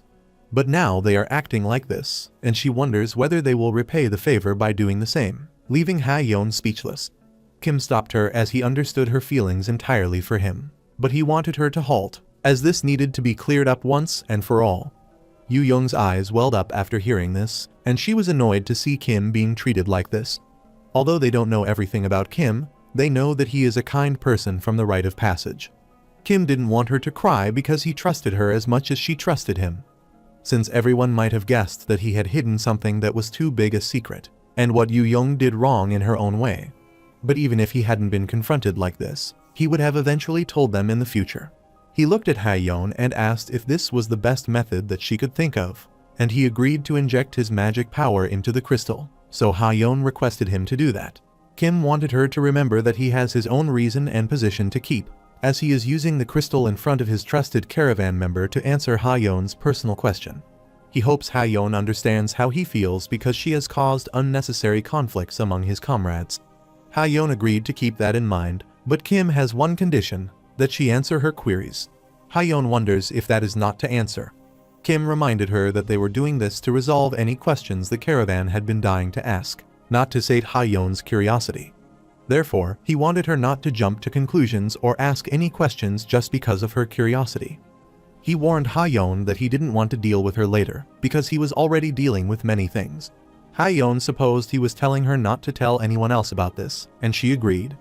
Kim Soo-hyun is pleased to hear that, so he started infusing his magic power into the truth crystals, and Ha-yeon decides to start questioning him. Kim knew about the crystal of truth, as the flame inside wouldn't change if the pair is telling the truth, but it would turn red depending on the intensity of the lie. Therefore, deceiving the crystal of truth isn't easy because he can't even tell a single lie, and all of his answers must be from his heart. Kim planned to tell them the truth while choosing his words carefully, and he wanted to exploit this opportunity. Ha-yeon requested that he tell his name, and the protagonist clarified that his name is Kim Soo-hyun. Then she asked about the year he was in Hall Plains now, and Kim clarified that it was the Zeroth year. Ha-yeon's next question was whether he is a player like them, and Kim concurred. Ha-yeon is stunned after realizing that the crystal's color didn't change while he answered all these questions. She inquired if he was hiding something from them, but before that, she wanted to know why he was hiding it from them. Ha-yeon decided, after entering the Hall Plane, that it would be better to hide his true power until he gathered more information. Ha-yeon inquired about the reason, so the protagonist clarified that he wanted to avoid getting unnecessary attention. He is sure that all the envious players would try to kill him if a newbie like him became the center of attention. Ha-yeon questioned whether that was the only reason, but Kim answered that he wanted to become stronger in secret and avoid getting involved in annoying things. Ha-yeon understood, and she asked what he had been hiding this entire time. Kim is willing to tell the truth, but the answer involves revealing his lair information, which is highly sensitive information, so he wanted the players who weren't originally part of the caravan to pay the fee. Ha-yeon understood, but she considered it worth it if the information was accurate, and Sang-yong agreed. Kim sighed after hearing this and was willing to tell them, clarifying that he had obtained a secret class. Ha-yeon and Sang-yong were stunned after hearing about a secret class.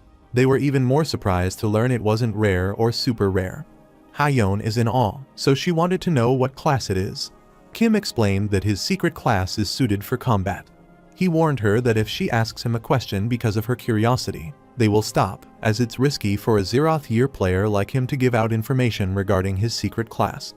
Ha-yeon grows worried upon hearing this and is stunned by the crystal's color, realizing he is telling the truth. She rambled that Kim Soo-hyun has been telling them the truth so far, and he has answered her previous question honestly. However, Kim is still only a Zeroth year player, but he still soloed a higher demon that is impossible to do, no matter how good he is at fighting, and she wanted to hear his explanation in this matter. Vivian raised her hand, telling her to stop as she tried to say something. Ha-yeon urged her to tell them quickly because the crystal of truth doesn't last for long. Vivian and Sang-yong discovered a peculiar ruin while exploring the third floor, which is a barrier used for the Great Demon, and is powerful to the point that it still works. Ha-yeon is confused as she didn't feel any traces of the barrier during the battle. Vivian supposed it might be because the barrier was designed to activate only when the demon tried to escape, and only when Belphegor made contact with the ceiling. Sang-yong agreed with his master's opinion because even if the higher demons are powerful, he was summoned with insufficient sacrifice and incomplete summoning. Furthermore, after the barrier effect, they cannot call Belphegor a higher demon. Kim is pleased to see things turning in his favor after he had only remained silent. and he wonders whether he should direct the attention elsewhere. He summoned his fire, which started Ha-yeon, as he was using fire magic, and inquired what this was. Kim is certain that she might have seen this on the 3rd floor, but it's not an ordinary flame magic, as this power is completely different from his class. Furthermore, he didn't do anything shady to obtain this, he has earned it through his own effort, and after the angel recognitions, Kim is concerned because he is using the Crystal of Truth, so if Ha-yeon asks about her younger brother, then he has to tell her the truth. Therefore, his mission was to stall until the duration of the Crystal of Truth is up. Ha-yeon guesses this flame might be the reason Kim's power doesn't match the year. Although his secret class helped him, this flame was the one helping him the most, and this was not an ordinary flame. He is sure they have witnessed how powerful this flame is, as it can even burn a demon's magic into ashes. Ha-yeon understood, but she never thought Kim had such extraordinary power. But since Kim hadn't done anything illegal to obtain it, and even the angels know that, then it might be credible. Kim concurred, as that is right, and Ha-yeon is aware that Kim Soo-hyun is the strongest prayer in the Hall Plains, and angels treat them all equally. Kim is displeased after hearing this, as it isn't the case. The angels don't treat them equally. Ha-yeon inquired if angels had any objections to Kim possessing the power, as she wanted to know if they did anything about it. Kim clarified that they had done something and that he would explain the details, but he paused, prompting Ha-yeon to wonder what the matter was. Kim finally hit the jackpot to evade all questions related to Jae-yeon on this topic. He refused to tell her the details, but angels know about this, and his advisor Angel was strongly opposed to him getting this power. Ha-yeon asked how he obtained the power, and she was startled, as she couldn't ask anymore, even though she was curious, since Kim had received his power legitimately. Furthermore, she has promised him not to ask any questions out of curiosity, and she wonders what she should ask now. While she is pondering it, Kim is amused that Ha-yeon thought he would take her bait, but he knew it was natural for her to be curious. After a while, Ha-yeon wanted to understand why the angels were opposed to his obtaining that power. He is sure there might be a good reason for the angel who would oppose him to gain the power he rightfully deserves, since the angels are the advisors who guided them throughout their stay in Hall Plain. Kim is delighted because things are going as he planned, which is good for him, so he wants to finish this now. He wanted to say something to her, but then he stopped and clarified that it was nothing. Everyone is dumbfounded after seeing that the color of the crystal has changed, and Ha-yeon accosts the protagonist. The protagonist looked at them, wanting to do this to buy some time. Ha-yeon reminded him that he had lied to them because the crystal's color had changed. Kim clarified that it was due to unavoidable circumstances, and the crystal turned blue. Ha-yeon clarified that the entire caravan has a great deal of trust in Kim, so he hopes Kim also has confidence in them. Since Kim was the one who mentioned that power, and this wouldn't have happened if he hadn't spoken about it, she wanted him to tell the truth. At the same time, Kim wished to ensure that his answer would cause the crystal flame to change color to manipulate what question Ha-yeon would ask. He sighed as he was about to tell her about this power, but then stayed quiet for a while. Ha-yeon guessed he didn't trust her since he wasn't saying anything more than that, and she understood, so she wanted him to let go of the Crystal of Truth. But she is stunned as Kim explains that this power is beyond human limits, so a normal human can't possess it. Ha-yeon stared at him with astonishment because a player like Kim had obtained that power, and wondered if he had gambled his life for it. Kim Soo-hyun concurred that it is true and elucidated that he has a power that lies dormant inside him, so it's more like a double-edged sword, and a mere human can't handle the power that resides inside him. Kim could use this power to unleash hell, but he would receive massive backlash as he was actually losing his mind when they found her a while ago. That is why the angels objected to his possession of this power, because it will one day devour him. However, the protagonist must accept this power due to personal circumstances. Ha-yeon is speechless after hearing this, so she looks at the crystal and realizes Kim is telling the truth. And Hyeon and Yu-young were worried after realizing that Kim had been risking his life to save them. Sang-yang is astounded as well to learn that the leader possesses a power that a human can't handle. Ha-yeon thinks about it, since it quenches some of her curiosity, and she knows that is reality, but it's still hard to accept. Kim thought the situation favored him as Ha-yeon had run out of questions. He is going to be the one with the final laugh as the Crystal of Truth's duration slowly dwindles. Ha-yeon approached him and clarified that she had another question. Kim wanted her to say that instead of taking the Crystal of Truth out earlier, and for a crystal duration that has not ended, and he doesn't think there is any use in asking like that. Since Kim has told the truth about everything so far, he is aware that Ha-yeon has started to doubt herself. Since sharing the private information like this isn't common when a player's life depends on the secrecy of his job and skill information like Hall Planes, he has the right to kill Ha-yeon and Sang-yang. Ha-yeon becomes gloomy, telling him that she understands and apologizes for getting suspicious of Kim without understanding how he might have felt about this situation. Although she can't take back what she has already said, she still has one question left. Ha-yeon's last question was a general one she was curious about, and she is willing to break the crystal of truth herself after Kim answers it. Kim Soo-hyun gets worried after hearing that it's a general question that Ha-yeon is curious about, and ponders whether it's related to Jeon Jae-yeon, but he lets her ask away, as he would listen to her. Ha-yeon mustered her courage and asked why Kim was sacrificing himself for others. Ha-yeon is startled by the question, as Han Bile had asked the same thing, wanting to know why he is like this and whether he doesn't trust them for not telling them anything. Kim doesn't see the reason for remembering Han Bile at this time. Ha-yeon, remember that power is a double-edged sword for Kim, so she doesn't want to use it carelessly. She knew that Kim had defeated the demon alone, but they could have fought it together, so she wondered if he needed to use that power and risk his life. Before Kim could answer, Ha-yeon clarified that she knew he had done it out of kindness, but he was currently in Hall Planes. She is unsure about the rest of the caravan, but Kim certainly knows the way Hall Planes works. Ha-yeon is aware that Kim doesn't want anything from them since he fought for his life, which is why she wanted to know the purpose of making such sacrifices. She requested him to answer her question honestly.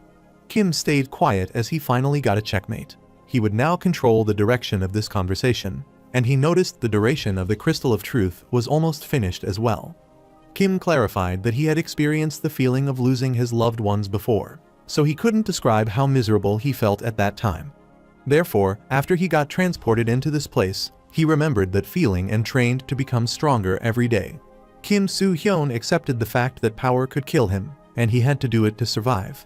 His only mission after setting foot on Hall Planes was to return home, so he had to endure and return, and he wanted to survive until he reached the end of Hall Plane, where he could return to Earth. But he knew there was no point in returning to Earth like that.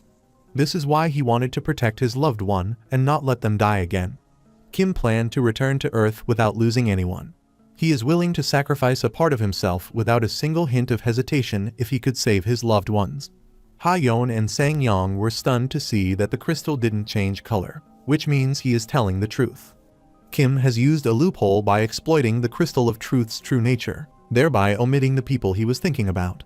The people Kim was talking about were his own brother, Yoo-hyun, and So-young, not his current comrades. Sol and Hyeon and Yoo-young's eyes welled up after hearing that from Kim, thinking he was talking about them. The protagonist looked at them, apologized for tricking them, but he wanted to ensure that they didn't regret following him. Abruptly, Sang-yang requested Ha-yeon to stop this questioning immediately, which startled Ha-yeon. Sang-yang is sure the questions asked so far were enough, as the crystal had already revealed the leader's good nature, so he wanted to stop this. He went to Kim, bowed before him to apologize for doubting him a few minutes ago. However, he is surprised to see the leader not flinching when Ha-yeon brought out the Crystal of Truth in front of him. After listening to how sincere Kim has been, Sang-yang realized his foolishness and doubted him, even though he had granted his unreasonable request and apologized to him. Kim is glad they have cleared up all the misunderstandings, and he doesn't want to apologize as he originally planned to tell them all of this when they arrive at the inn. Sang-yang didn't think anyone in Hall Plane had held on to their belief like Kim, so he apologized. While they were conversing, Ha-yeon looked at Vivian, who was a bit worried, and she wanted Kim to wait a minute. Kim Soo-hyun inquired his comrade to ask any other question if they wanted to know, as there was some time left, and Hyeon refused, as he didn't doubt him. He didn't even have any doubt initially, but instead he was apologetic and thankful to him. Yoo-young wiped her tears, telling the protagonist that she knew from the beginning to the end that Kim didn't lie, and she felt bad for him. She has endured many hardships, but she has never experienced what Kim has. Kim looked at her, but his face turned pale as he recalled Ha-yeon saying that it was her last question, and she suddenly asked another one when there was still time left on the Crystal of Truth. Abruptly, Sol asked Kim the question she had been wanting to ask, which silenced everyone. After mustering up her courage, Sol asked him what he sees her as. Everyone was startled by that and wanted Sol to read the room a little. Kim was speechless after hearing her question. Yu Young wondered what Sol was talking about as Kim Soo-hyun saw her as a troublesome child who always cried, and wondered if she was trying to make him lose more face by asking this question.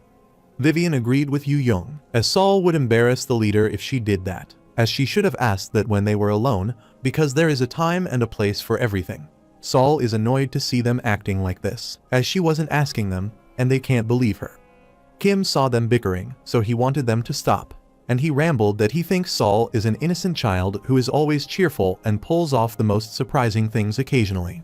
He believes that Sol is someone who would fit in a place like Hall Plain, so he doesn't consider her a burden to him, and he sees the potential to become strong in her.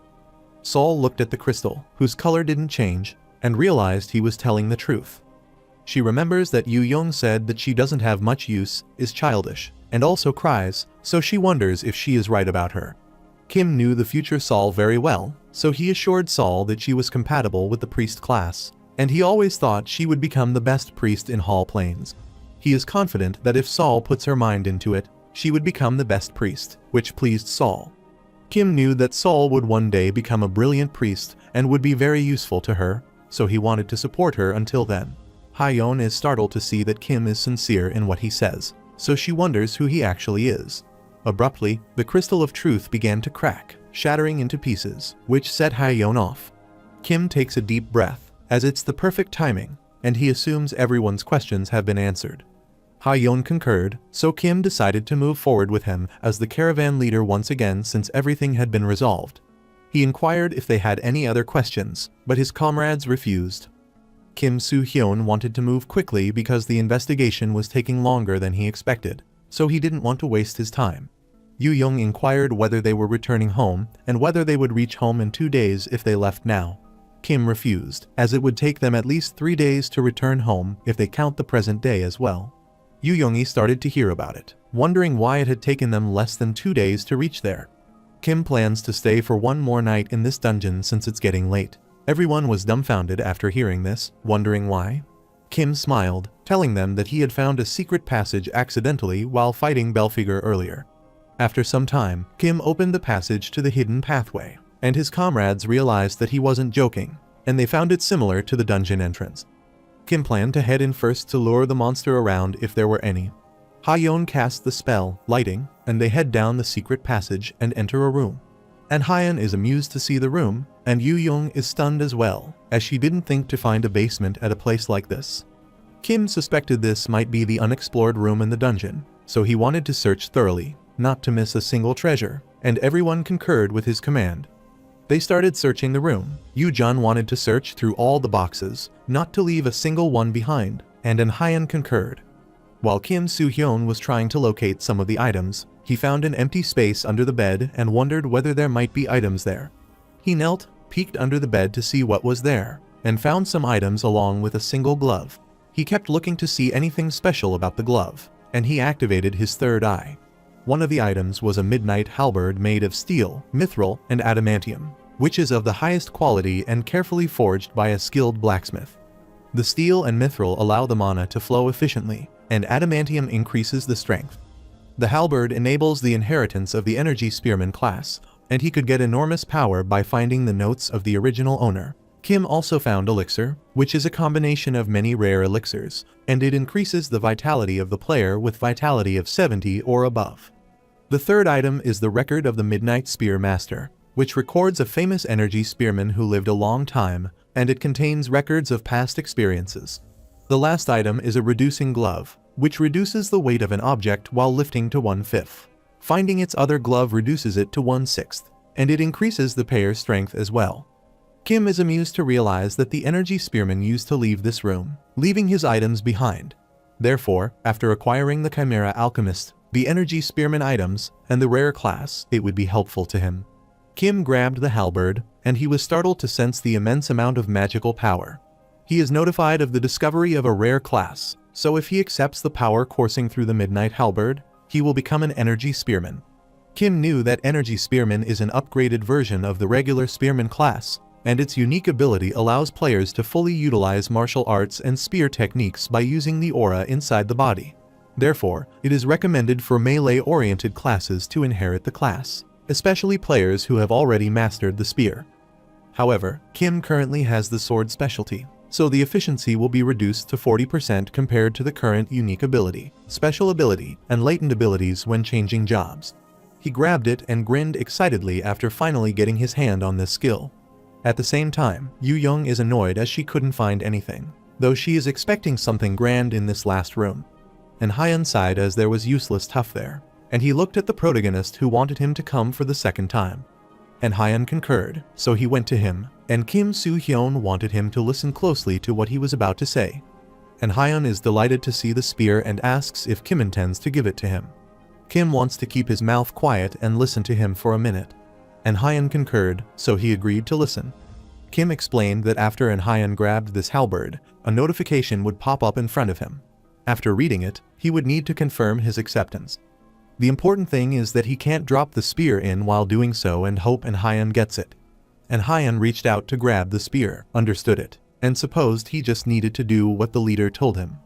Kim concurred, telling him to follow what the notification says, then he will naturally know what to do, but he warned him not to drop the spear. And Hyun is expecting something good because Soo-hyo has put it that way, as he requested him to give him the spear. Yu Young's mouth opened wide in shock after hearing this and asked what Kim was giving to Hyun again. Kim handed him the spear, and Hyun grabbed it while thanking his Hyun, but he was startled to sense the immense energy surrounding him. Kim is amused to see his reaction and knows it would be difficult for Hyun to accept this class because of the magic power requirement. Yu Young worriedly inquired what they were doing, and everyone was curious about the situation as well. Kim Soo-hyun wants them to stay quiet because Hyun is changing his class to the rare class energy spearman, so he wants them to let him concentrate. Everyone is stunned after hearing that Hyun is changing in his class and acquiring the rare one. At the same time, Hyun has received countless notifications regarding acquiring the rare class. While everyone is curious about the reason Yun receives a rare class, Sang-yong wonders if this caravan is the lady's favorite caravan, as he has never heard of a caravan as lucky as this before. Ha-yeon wants to save his chat for later because the class change process requires a lot of focus. Kim sighed after seeing their reaction, wondering why they were excited about a rare class compared to when he received his secret class. Abruptly, Hyun started moaning, so the protagonist guessed he started feeling the burden of changing his class when his magic power didn't meet the required stats. However, he found it weird for a 0th-year player to change to a higher tier class when he hadn't unlocked the full potential of their stats. However, everyone was expecting a significant rise in states when a greenhorn receives a set of bonuses without a penalty, and Kim wanted his comrades to stay strong. While everyone was looking forward to it, Hyun finally realized that the class-changing process was a true success. Hyun is dumbfounded after discovering that not only has his class been changed to rare, but his skills were enhanced as well. Kim saw his reaction, so he guessed he was looking at his player information, and he decided to take a look as well with his third eye. Kim is amazed to see that Hyun's information has changed a lot.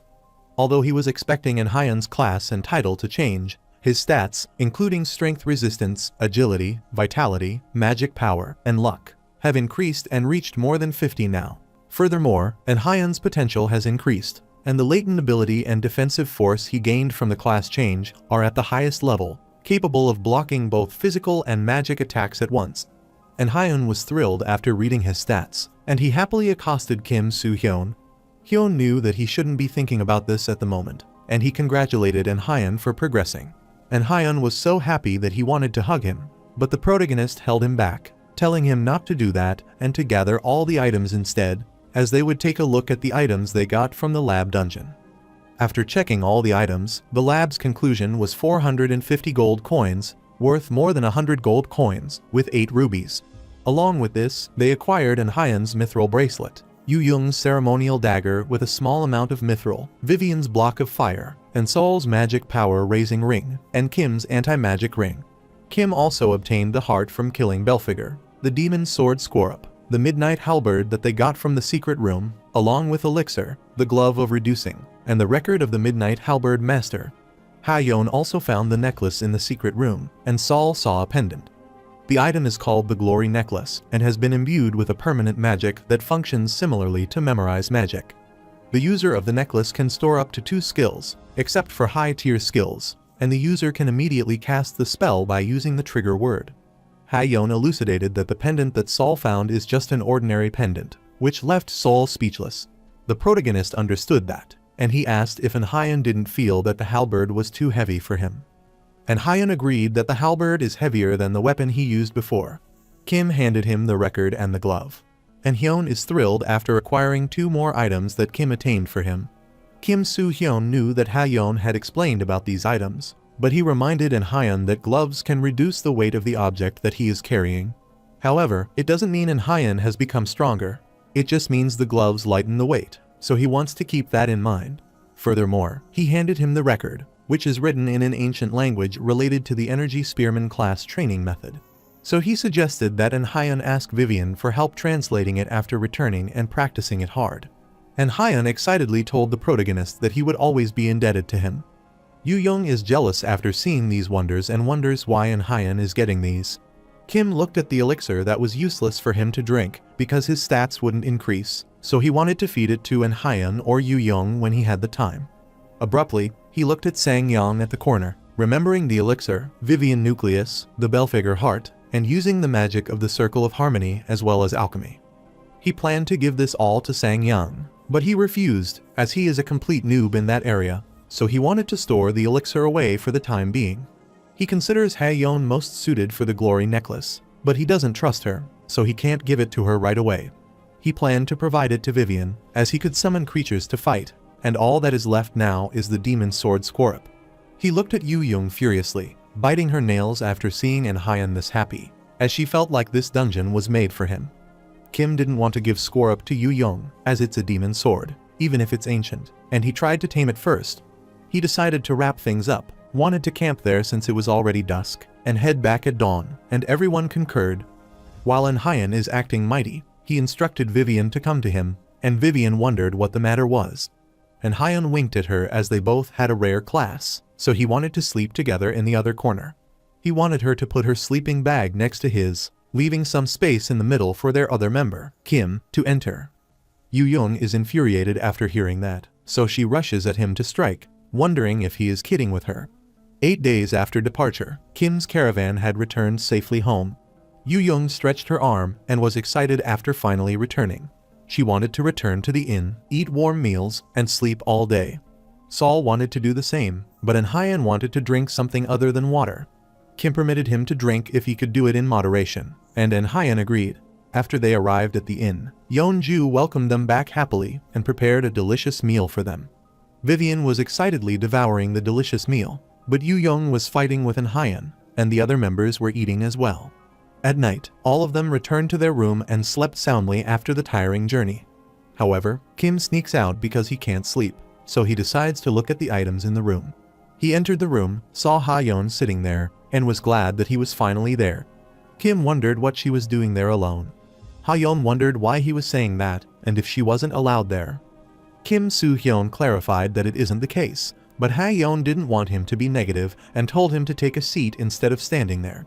Ha-yeon was not feeling good about drinking alone, so she thought Kim arrived at the right time. Therefore, she wanted to spend that night together with Kim if he didn't mind. Kim agreed to do that, so he took his seat, and Ha-yeon thanked him, but she wanted to know what he thought of her as a person before starting to talk about anything else. Kim considers her a brilliant and talented mage, which makes Ha-yeon wonder if that is all. Kim added that she is someone who keeps her calm and devises new strategies wittily, and that she learned to adapt quickly despite her own weaknesses. Ha-yeon inquired if that was all, and the protagonist added that she has a very serene voice. But she still wanted to know if there was anything else that made Kim pause before she said what she wanted to tell him. Ha-yeon smiled at him and explained that everyone has a personality others know about and one they know about themselves.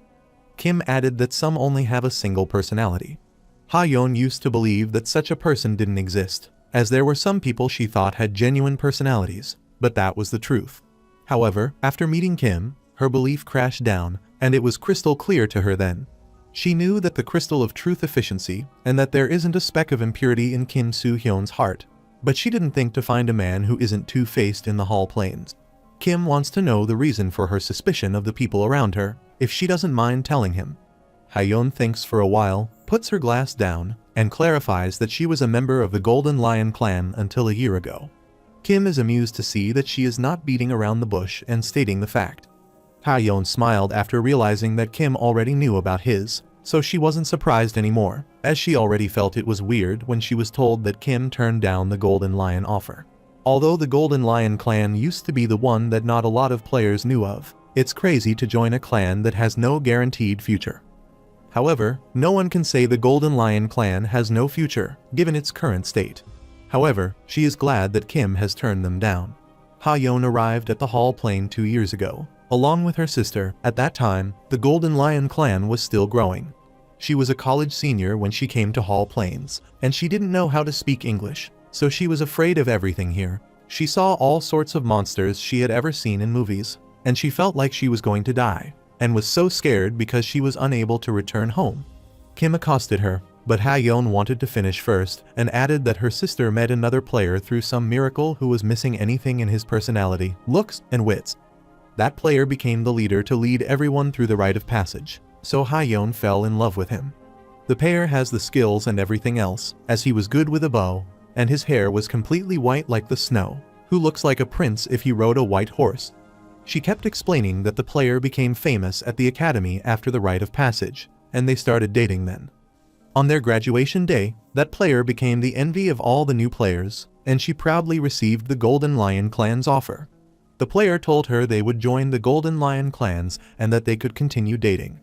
The player also said the scout is willing to make more people if needed, even if they don't meet the requirements, so Ha-yeon kept following him like a stray puppy. Kim Soo-hyun kept hearing her story. When he saw the situation turning out this way, he poured her some wine, and she thanked him. Ha-yeon was never happy with her life in the clan, as the player got jealous of her because they thought she didn't meet the requirements to join the clan. She also heard embarrassing rumors that she couldn't tell him, and nobody was on her side at that time. Kim asked whether those players had done anything else to her. Ha-yeon explained that just like any ordinary night, she was tired and wanted to go to bed immediately. There were no other players at the dorm that day, so Ha-yeon felt something was odd, but she was too exhausted that she couldn't afford to care anymore. After some time, she heard the door creak open, and she ignored it, thinking it might be one of her roommates. At that time, the player who entered her room came up to her bed. Kim was dumbfounded after hearing that, and Ha-yeon considered herself lucky as she succeeded in using her fast chant, which she had been trying to develop for a long time, so nothing major happened. But she froze at her place after calming down and looking at that person's face because the man trying to assault her was the one who had scouted her from the player academy. The scout got mad as more blood started to pour out from his mouth, and he cursed her, wondering if that player still had to dump her. Kim told her to stop now, as he realized what had happened, and he grabbed her head worriedly. Ha-yeon agreed to and rambled that she got into a massive fight with the guy she had been dating after that incident for the first time since they got together. Ha-yeon cried and clung to him, asking how he could do that, but the player replied in a cold, uncaring voice that he had lost the scout's attention because of her. The player told her about the extent of the scout's power there and told Ha-yeon that she had to do whatever it took to survive. He wanted to know what she had been doing in Hall Plains and wanted her to understand how he felt this once. He wanted her to face the reality, as he would tell the scout to try again.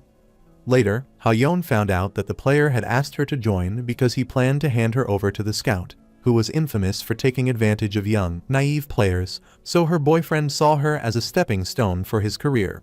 Kim understood, so he inquired what she did after that incident. Ha-yeon went to the headquarters of the Golden Lion clans and told them she wanted to quit without informing anyone else. Surprisingly, they approved her request without asking any questions, as most of the people in that clan already knew what had happened to her, and she smiled after telling everything, as she thought Kim might find it funny. But Kim refused, as that wasn't funny, and he supposed that Ha-yeon might want to take revenge, but she didn't have the power to do so because the assailant held a high rank in the clan. However, since that happened in the Golden Lion clan 2 years ago, he finally understood the failed expedition wasn't the reason they got destroyed, as he cannot even imagine how corrupt they might have been. Ha-yeon thanked him for listening to her long, tedious story the entire time. Kim Soo-hyun wanted to stop there since it was past midnight, and Ha-yeon might be tired. Ha-yeon refused to do that, even though it was too late in the night, but she wanted to talk and tie up all the loose ends they had. Kim wondered what more there was to talk about. Ha-yeon wished to know the price of the information Kim told her at the lab, as well as the debt she owes him. Kim felt amazing after hearing about her debt, and asked how she would repay him for forcefully extracting all his private information, and asked if she had already decided. Ha-yeon apologized for using the crystal of truth to interrogate him, but she has the habit of not trusting people who help others for no reason, so she wanted to ensure that Kim is genuine. Kim understood her situation, but that didn't justify what she did, and he didn't want to consider it. Since this is a Hall Plains and Ha-yeon has his player information, which endangers his safety, he wanted her to know that he had a justified reason to kill. Ha-yeon already knew that, but she is unsure what Kim wants from her. Kim wanted her to figure this out herself, as he wasn't going to decide this. Ha-yeon agreed, so she has been thinking about it during their journey back, but in the end, she concluded that she can't pay off the debt she owes Kim Soo-hyun. Kim wanted her to explain this, which makes Ha-yeon wonder whether he genuinely doesn't understand or is pretending not to. Kim is shocked, so Ha-yeon worriedly asked if she could truly give him anything at the moment, as she doesn't think Kim needs her service, her player information, her skills, or gold coins. Kim believes she is exaggerating, which makes Ha-yeon wonder how that embellishment is possible, given that her player information isn't that valuable and she doesn't have any gold coins at the moment. Although her skills are good, she doesn't drag anyone down, but she is not as good as the protagonist, so even if she joins the Kim party, it wouldn't be enough to pay off her debt. Ha-yeon is confident that Kim can do anything without her at his party. After hearing all of this, Kim remained quiet for a while, wanting to know why she kept degrading herself like this. Ha-yeon clarified that it's because this is all true, and it's because she needs him in her life. She still can't forget the time when Kim Soo-hyun said he wanted to protect the people he loved, and the crystal of truth proved it. Ha-yeon was astonished by this, so she wanted to become one of the people Kim cared about. She asked if there was a way she could earn his trust. Kim is sure she understands that she can't earn trust in a day, and he wanted to know what she meant. Although Kim was asking her, he could guess the reason for this. He is sure that Ha-yeon is still affected by the trauma the Golden Lion clan inflicted on her, so she is scared to trust or rely on others, which is why she keeps acting recklessly to keep him close. Ha-yeon is sure that her existence might be meaningless for Kim, so she can only do one thing for him. While Kim is a bit confused, Ha-yeon clarifies that she is speaking as a woman, not as a player, so she can only give him one thing. After hearing, there was a moment of silence, but soon Kim Soo-hyun sighed in disappointment, as he had been expecting something more.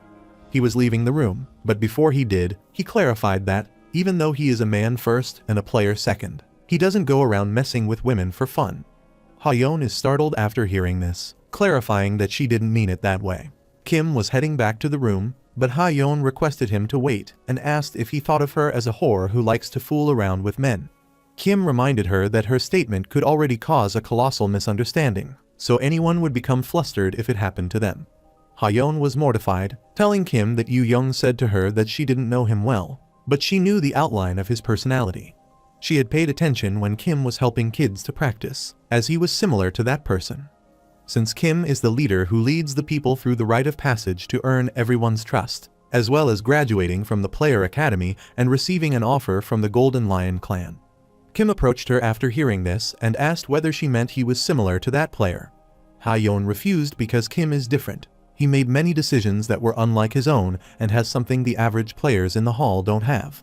Furthermore, Kim Soo-hyun didn't trick her, and he even promised that he wouldn't deceive her. She is sure that might be because she has tried, so she need to stand by Kim's side, and she had more of this thought since the day she used the crystal of truth on him. So Ha-yeon thanked him as her final chance, and she remembered that Kim said he wanted her trust.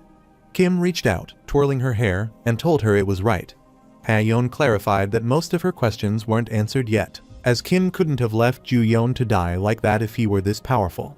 However, she was going to bury all her questions deep inside her heart and not question him.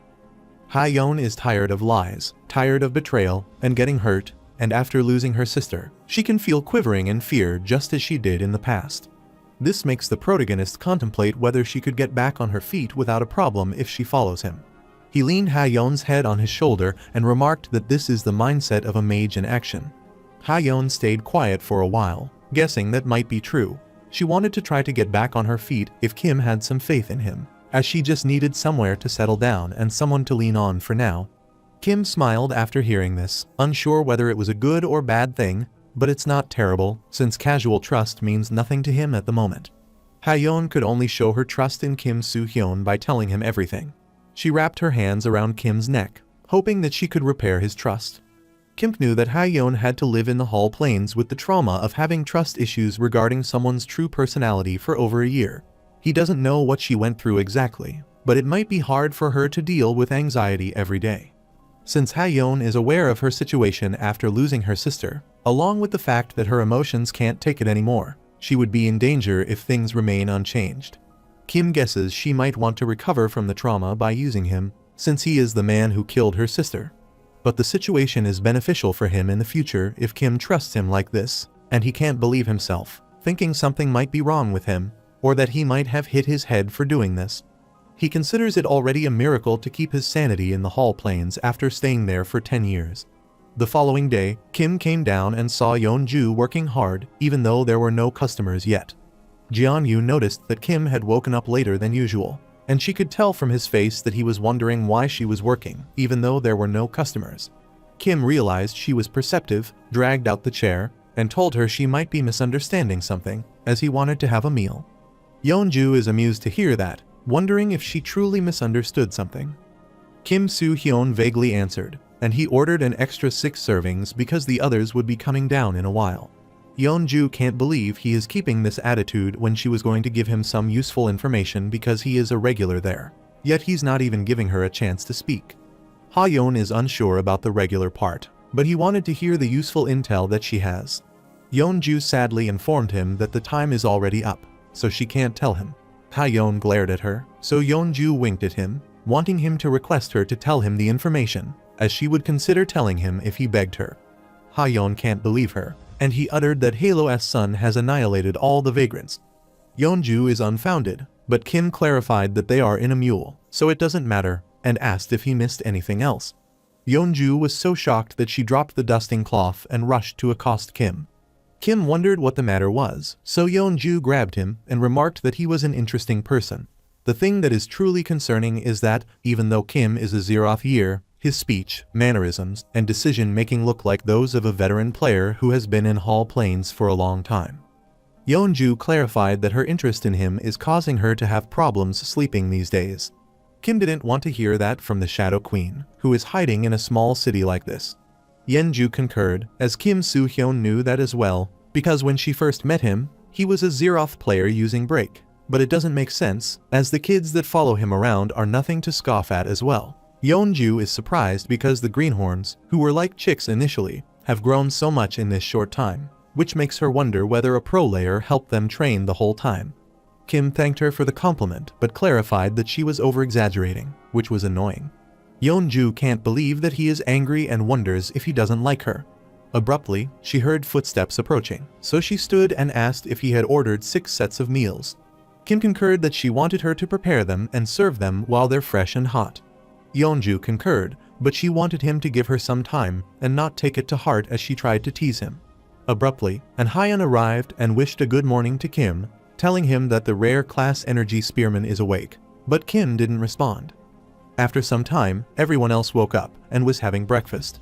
Sang-yang accosted the leader, asking whether he had any plans for the future.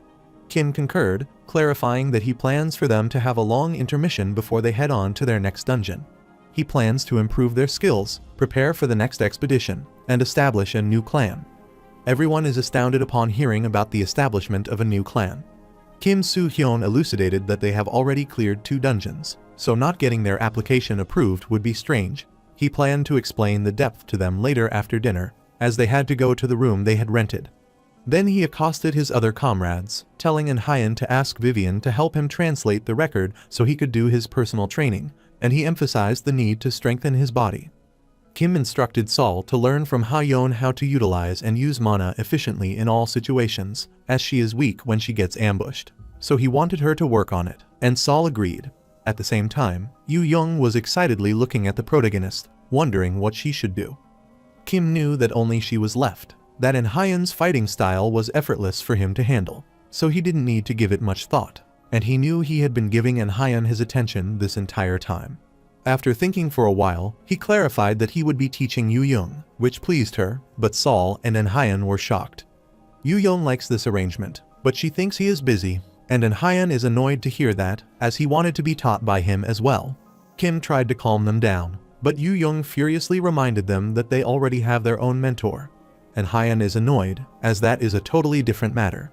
After some time, Kim handled all the matters, so he asked Hyeon if she was alright, since he had noticed her limping this morning. Hyeon apologized as she didn't want to make it obvious, but things didn't go as planned. Kim tried to give her something that wasn't an apology gift, which startled Hyeon. He took out the necklace of glory because he wanted to give it to someone who could use it well, and apologized because he couldn't give it to her straight away.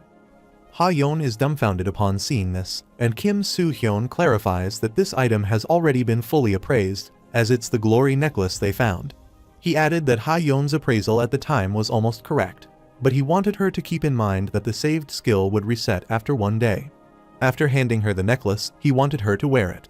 While Hyeon is in awe, Kim helps her put on the necklace and asks for her opinion. Hyeon blushed, telling him that she considered it troublesome, but she agreed to accept it since he was giving this to her with sincerity, and she knew others couldn't utilize it as efficiently as she. Kim, after hearing this, told her it was good if she thought that way, and he hoped to see her in the evening as he went outside to attend some important business, and Hyeon hoped to see him later. Later, Kim was out on the street when he noticed that Mule was quieter than usual. Since a developing city like Mule always has a certain number of players living there, he wonders if this means that the Golden Lion clan's expedition to the Iron Mountain is in motion. Kim is aware that securing a single road connecting the southern city to Atlanta could help them gain significant power, but more than a quarter of their main force would be lost the moment they entered the Iron Mountains.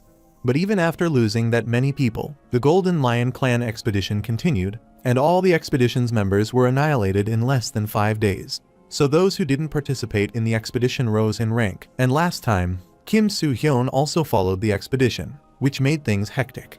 After they returned from tackling the Cave of Screams, many things began to change. Abruptly, he stood before the jeweler's old store, where he had been after coming there after a long time. He sighed as he couldn't get over this horrible naming sense, no matter how many times he had seen this. He opened the door, entered the shop, and saw the shopkeeper glaring at him, thinking a customer had finally arrived. Kim concurred, greeting the old man and telling him he wanted to sell 8 pieces of jewelry. The old man asked for the jewelry, wishing to have a look. Kim noticed that he still has that indifferent personality, and he showed him the bag.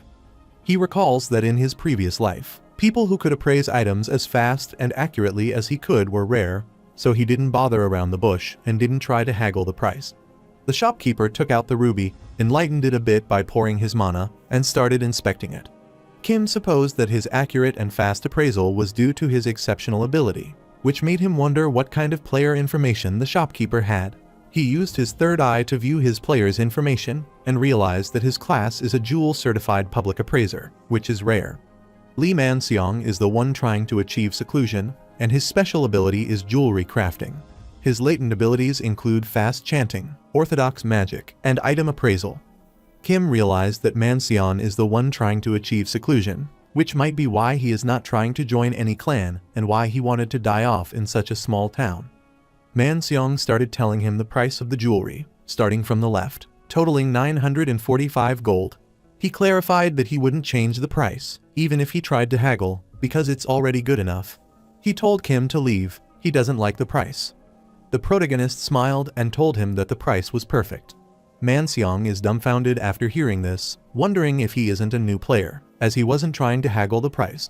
Kim Soo-hyun clarified that someone referred him to this shop, and he heard that there is a wise old man who is knowledgeable in the art of jewelry and accurately appraises them while holding the pride of a craftsman dearly.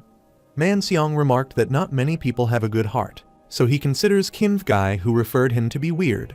The protagonist smiled after hearing this remark and clarified that it's rare for a jewel like this to be priced more than 100 gold coins each. However, the jewel's magic power is concentrated and pure, so he considers this jewel quite suited to become a mage jewel. Although Kim doesn't know about jewels, he thinks the price is reasonable. After hearing this, Man-seong handed him 1,000 gold coins, as he didn't mind giving him a bonus of 6 or 7 gold coins for each of the jewels.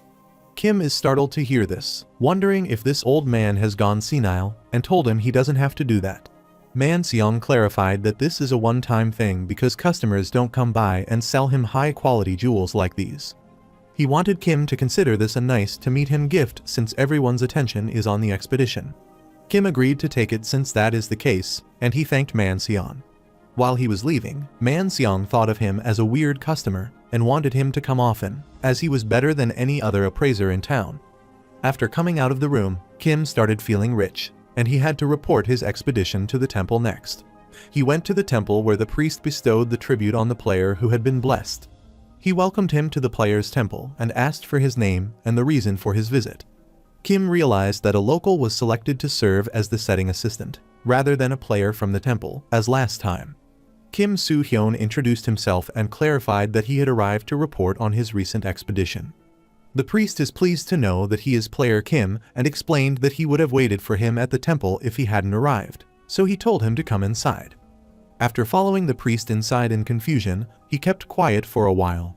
The priest looked at the document and found it an outstandingly perfect report, with nothing missing, but the verification process takes a while to complete. The priest wanted Kim to guide the investigation team to the places he mentioned when they sent them. However, Kim is busy with other things, so he can't guide them as they are going on another expedition after a small break. The priest gets worried as it would make things difficult for them. Kim wants to leave it to be if it's difficult, as he isn't responsible for guiding them to the location when it's their job. The priest wants to show him the things he wrote about in the report, as they need concrete evidence from an investigation squad for this case, and are lacking manpower at the temple these days, so that it would be helpful. Kim agreed to do that and wondered what evidence he had to show him. The priest wanted to see the spider nucleus he had obtained from the forest, along with the heart of the high demon Belphegor. Kim quickly took out the box containing both the nucleus and the core and showed them to the priest.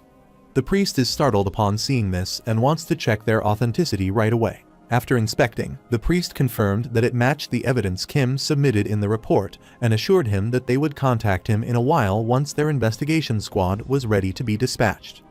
Kim inquired about the possibility of dispatching the investigation squad in 2 weeks.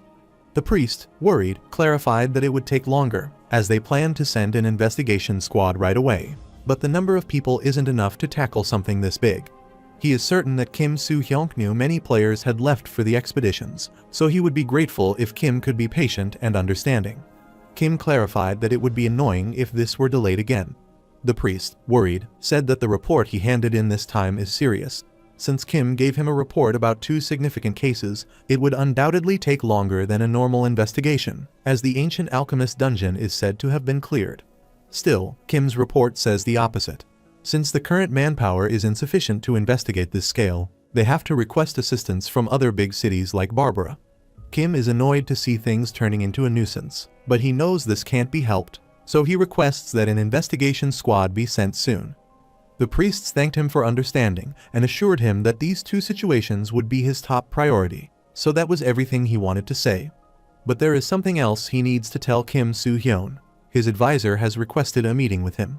After a while, Kim Soo-hyun met Seraph, who had seen him after a long time. Kim is annoyed to see her and wants her to get straight to the point without beating around the bush. Seraph inquired how he has been doing, but Kim is sure that she has eyes to see. He is occupied, so he wanted her to tell him straight if she wanted to say something, as he would appreciate it. Seraph stayed quiet, so Kim guessed there was nothing else, so he tried to leave and requested her not to waste his time like this next time. As he turned to leave, Seraph wanted Kim to wait, and a bright light appeared behind him. Kim is stunned after sensing a mana disturbance of this magnitude, so he worriedly looked back. Seraph is annoyed to see Sandalphon there, as she can't be there, so she warned her to stop this instance. She clarified that summoning is forbidden, that the summoning room is a private space for her and Kim Soo-hyun, and that outside intervention is not allowed. Kim is startled to hear that, wondering if there is a civil war among angels at the moment. As the mana disruption continued, Seraph warned Sandalphon again, telling her that she is in charge of player Kim and she doesn't intend to change the player she is assigned to. After the mana disruption stopped, Seraph wanted to have a moment with Kim as she had something to tell him. Kim wanted her to keep this shot, and he also wanted to know about Sandalphon. Seraph explained that Sandalphon is an angel who is in charge of advising another player, and Kim has been asking for a different angel after entering the player academy. Kim Soo-hyun wanted to know why Sandalphon wanted to replace Seraph that badly. Seraph explained that it is because Kim has been showing significant progress after entering Hall Plains. Kim is aware that angels guide the players who enter Hall Plains to the desired path. The desired path isn't based on the player's desire. It's based on the angel, which suggests the angels are trying to achieve something greater by using the players. Kim once trusted them and used to think of them as an ally that was trying to help him return to his original world, but that isn't true. Seraph wanted to ask him something about why he despises her so much. Kim wished to ask a question in return and rambled that it was strange for people not to hate the culprit who had dragged them into the Hall Plane. Seraph doesn't think that is the only reason Kim despises her, and she knew it might be odd, but her instincts are telling her, and she is entirely sure there are more reasons. Kim remained quiet for a while, wondering if it was really that important. Seraph concurred, as that is important since many angels are interested in Kim's future endeavors. Since angels can't get involved in matters in Hall Plains, they need to maintain a good relationship with their players and act as their agents. Furthermore, Sandalpone's request for an exchange is also due to their destructive relationship, so she wanted to try to change whatever part of her that he doesn't like if he tells her. Kim smirked upon hearing her say that the angel couldn't get involved, and he furiously clenched his fist. He reminded Seraph that they don't want to get involved, and, in truth, they despise it. Seraph is startled after hearing this, so Kim clarified that he hates her and all the other angels, as thinking about their true personality makes him vomit. He is disgusted to realize he once looked proud after acting in accordance with Seraph's will. Seraph is confused, wondering what Kim is talking about. Kim shouts as he doesn't want Seraph to pretend not to know anything. He doesn't know the reason humans got involved in their stupid war, and he wants to know their intentions when they brought Earth into it. He asks Seraph what she thinks the other player would think after discovering the reality, and Seraph's face turned pale after hearing this. Kim doesn't think there is a point in staying in a separate dimension, as they have been doing this all this time. He considers demons better than angels as they took the risk and entered Hall Plains directly, but angels are more ignorant than they are. Seraph is shocked upon hearing this, wondering how he knew. Kim has spent 10 years in Hall Plain. While surviving this hell, he has been learning about the situation angels and demons are in. But he wondered if Seraph was terrified to think that he would side with demons because of this. Seraph is confused, wondering what he is trying to say, but Kim doesn't want her to worry, as he hates the demons more than angels, so if Seraph keeps her mouth shut, they would be fine. He requested that Seraph relay to Sandalpone that he hates changing his angel, as he wouldn't get along with the other angel who would become his advisor. He considered Seraph useless to him as well, but he wanted her to help him by not annoying him like this again, and he left after saying that. After he came out, the priest was amused to see him return so soon and asked if he enjoyed his meeting with the angel. However, Kim Soo-hyun thought he didn't like it, and that his experience was worse, but he told the priest he did like it, thanked him, and asked him to expedite his report. The priest agreed to do that and asked him to return more quickly. While returning, Kim recalls the past when the demon clarified that they are the same, and Kim doesn't have the last laugh and is sure that he wanted to save them. Since Kim can't save them, but the demon could bring them back to life, he considers this his only way to bribe him. The demon is sure that his words might sound like a loser's last-ditch effort to him, but he wanted him to keep this in mind that nothing will change, as he is also dancing on the palm of their hands, and Kim is annoyed after recalling those memories. After returning to the inn, he asked Vivian about the progress of the translation, and Hyan is pleased to see the protagonist there and explains that everything has been going well. However, it's still not complete, and Hyan has a rough idea of it, but he still can't tell what it's supposed to be. Vivian clarified that this book is challenging to translate and that she has decided to split it into smaller sections before translating.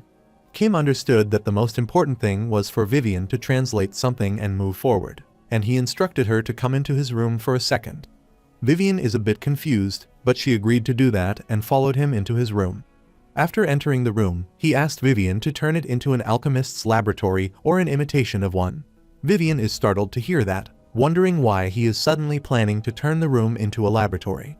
The protagonist showed her the demon core and the Vivian nucleus, and she recognized them. Kai explained that one is the demon heart they got from Belphegor, and the other one is the core that Vivian has been using when she was a huge spider. He suddenly remembered he had forgotten to call Sang young, which confused Vivian, but soon she understood what he meant. Kim is pleased to know she is smart, and Vivian wonders whether he is planning to use the magic circle of harmony to stabilize everything. Kim concurred, as that was right, but Vivian thought they should purify the demon heart with Kim Soo-hyun's flame first. then they would have a chance to do so. Vivian is facing one problem. Her spirit level is declining, so if it is not high enough, it would be impossible. However, the magic circle of harmony can solve the efficiency problem. After thinking for a while, she decided to delay the laboratory construction that Kim mentioned. Kim is startled upon hearing this, wondering why she is saying that. Vivian elucidated that the process he is talking about isn't easy to accomplish in a place like this, as the environment isn't suitable. Although it might be possible if Kim decided to wing it, the probabilities of success are low. Furthermore, this matter isn't urgent, so she wishes to commence the process in a properly equipped laboratory with the necessary equipment. Kim guessed it might be because the materials are limited. Vivian concurred, telling him that an alchemist always tries to challenge the impossible, but that is possible with unlimited resources. Since they have found some rare material after wasting much time and effort, they are at high risk of experimenting with a lower probability in a temporary laboratory like this. Kim thinks about it, and this makes sense to him as he recalls the saying that the further he goes, the further he has to return. Vivian heard of this saying for the first time, but she was pleased to see him making a correct choice. Kim sometimes doubted Vivian's identity as an imposter because she was brighter than the one he knew. Vivian smirked after hearing, wondering if Kim had forgotten who she is, as she is the one and only Vivian La Claridas, the great alchemist who held great pride in her name in the past. Vivian doesn't plan to do anything stupid that she did when she was a spider after her reasoning has returned, and she is 24 in human age, so she appreciates it if he treats her like a woman of her age. But after seeing Kim start the fire, she worriedly clarified that it didn't matter how badly he treated her.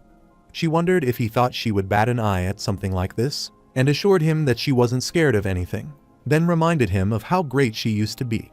With the flicker of his finger, Kim summoned the flames again, which sent chills down Vivian's spine, and she kept apologizing to him, telling him that she was wrong, which pleased Kim. After a while, Vivian's eyes were filled with tears as she asked Kim what he was doing. Kim Soo-hyun was trying to burn the mimics that had turned into Vivian, but he didn't realize she was actually Vivian. Vivian gets infuriated when she realizes he is using that excuse, and she considers him the biggest mean person in the world. She doesn't know why he is doing this to her and warns him that she will do the same if he keeps doing it. After Kim asked if this was true, Vivian concurred, telling him that he was testing the patience of the great ancient alchemist. After the protagonist showed her the contract, Vivian laughed awkwardly, telling him she was making jokes, and, with teary eyes, asked if that was all it was. Kim smirked as he knew he was harsh on her and clarified that he was joking, so he asked for her opinion about Sang Yang. Vivian is unsure about Sang Yang, but he seems a decent guy who is a bit clumsy, but he is polite and kind, wondering why that matters. Kim explained that it was because of this book, and Vivian recognized it as her research journal, so she wondered what was wrong with it. Kim explained that this is similar to what an Haiyan experienced. Those who use it advance to a higher class than their current one, so he wanted Vivian to take it and give it to Sang Yang when the time comes. Vivian can't believe he wanted to give this to Sang Yang and have her make a decision. Kim points to her head, clarifying that she isn't going to decide it on her own. After Sang Yang joins their clan and his personality is deemed passable, he will give his final verdict. Vivian guesses he wants her to hand the journal over until he has given the green light. Kim concurred and wanted Vivian to learn Sang Yang's personality while teaching him alchemy. Vivian understood, but she became thrilled at the thought that if Sang Yang passed the Kim test, he would officially disciple her in chimera alchemy. Kim concurred, telling her to do her job properly, which confused Vivian, who wondered whether that was true. Kim concurred, but Vivian still wanted to know if he was messing with her, which confused him. Vivian wonders whether he is genuinely not going to mess with her that day, as she mentally prepares herself for it. Kim froze at his place after hearing this, telling her to leave unless she had something nice to say, and Vivian concurred. After some time, Ha-yeon and Sang Yang were in his room, so the protagonist decided to get straight to the point and clarified that he planned to start a clan in the future, as he announced in the morning. While they were covering, Yeon-ju entered the room and apologized for intruding, as he thought Kim would be alone. Kim Soo-hyun looked at her, wondering why she had come into his room all of a sudden and asked for the reason for her arrival. Yeon-ju brought his dinner there and put it on his table. Kim didn't order anything, but that was exceptional service for Yeon-ju's regular, and she inquired about what they were talking about. Kim was discussing something crucial, so he took the food and didn't want her to join in. Yeon-ju wondered why that was and if it was something she wasn't supposed to know.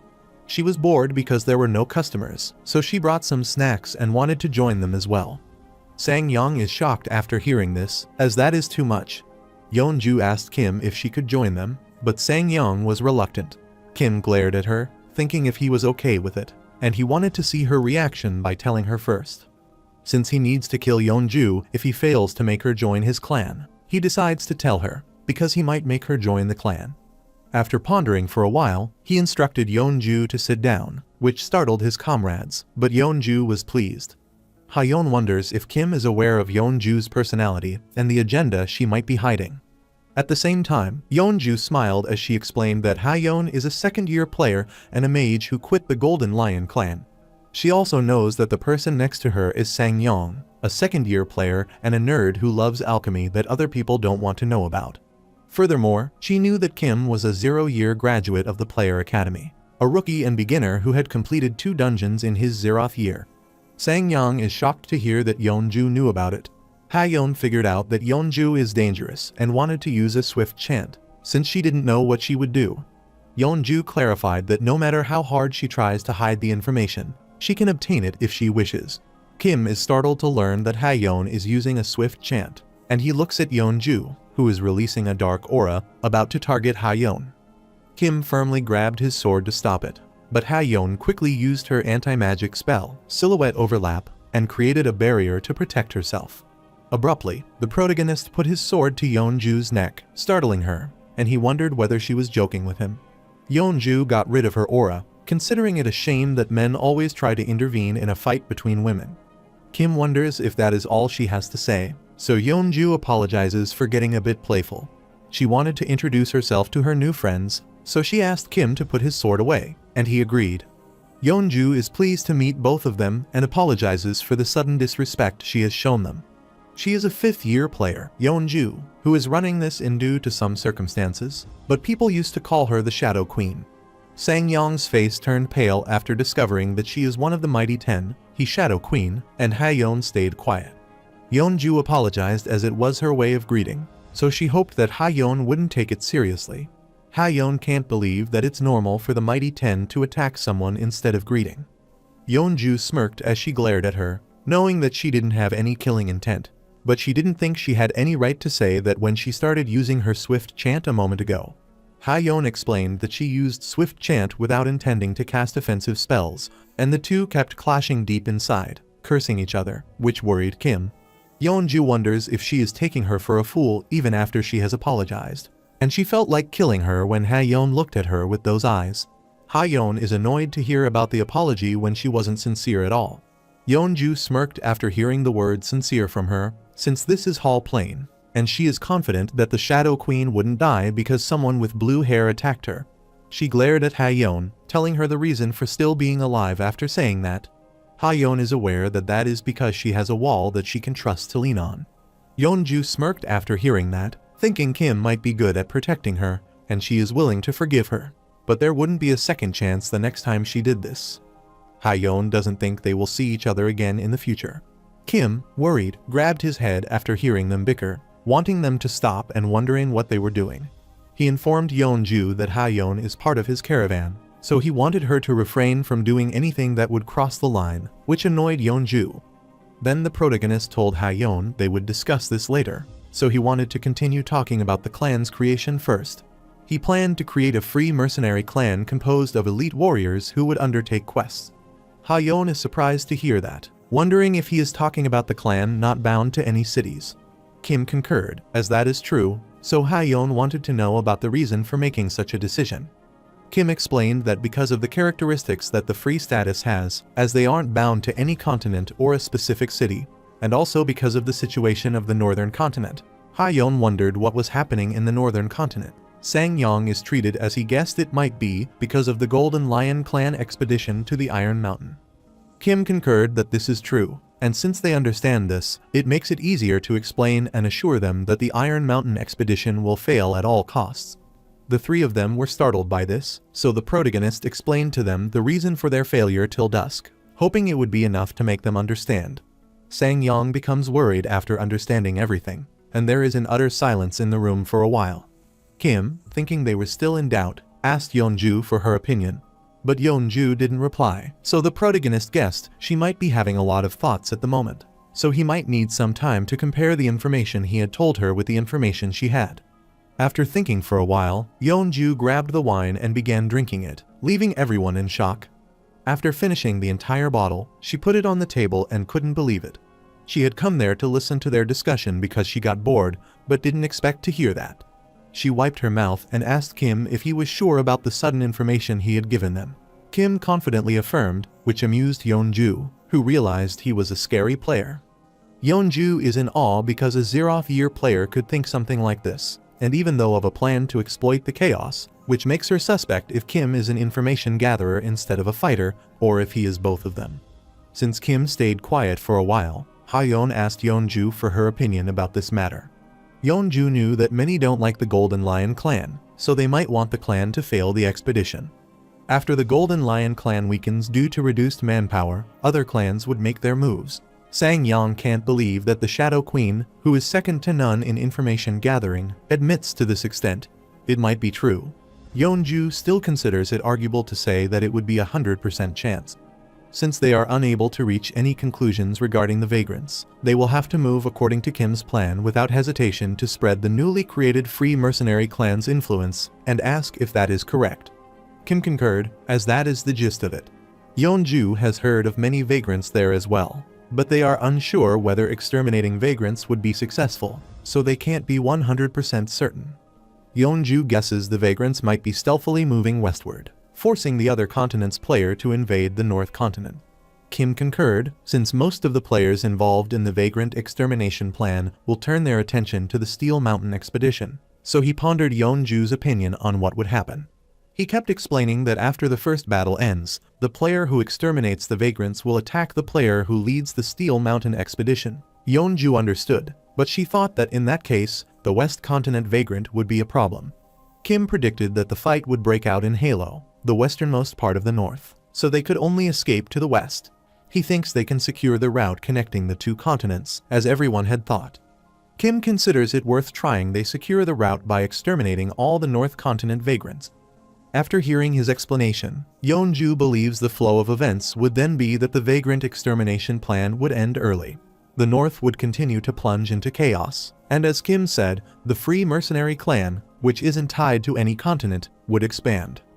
However, Yeonju still has a few questions regarding building up their reputation, since no one would want to join a clan with a Zeroth-year user as its clan leader, despite their outstanding performance.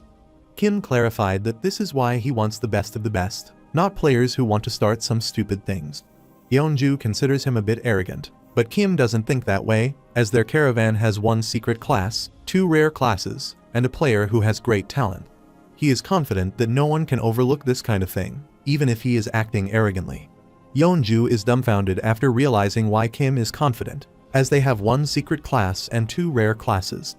After finally understanding everything, she wanted to know why Kim is telling him confidential and vital information like his. Yeonju can confidently say she doesn't care about this, but she wonders if Ha-yeon and Sang-young would be a part of his clan. After hearing this, both Ha-yeon and Sang-young were left speechless, and there was utter silence. After a while, Sang-young told Kim that he genuinely liked the caravan, and even if he didn't get along well with his leader, he liked his current master, so he wanted to join his new clan if Kim was fine with this. Ha-yeon doesn't understand how Kim knew or understands what he had said that day, but she has put her trust in him, so she is going to believe him.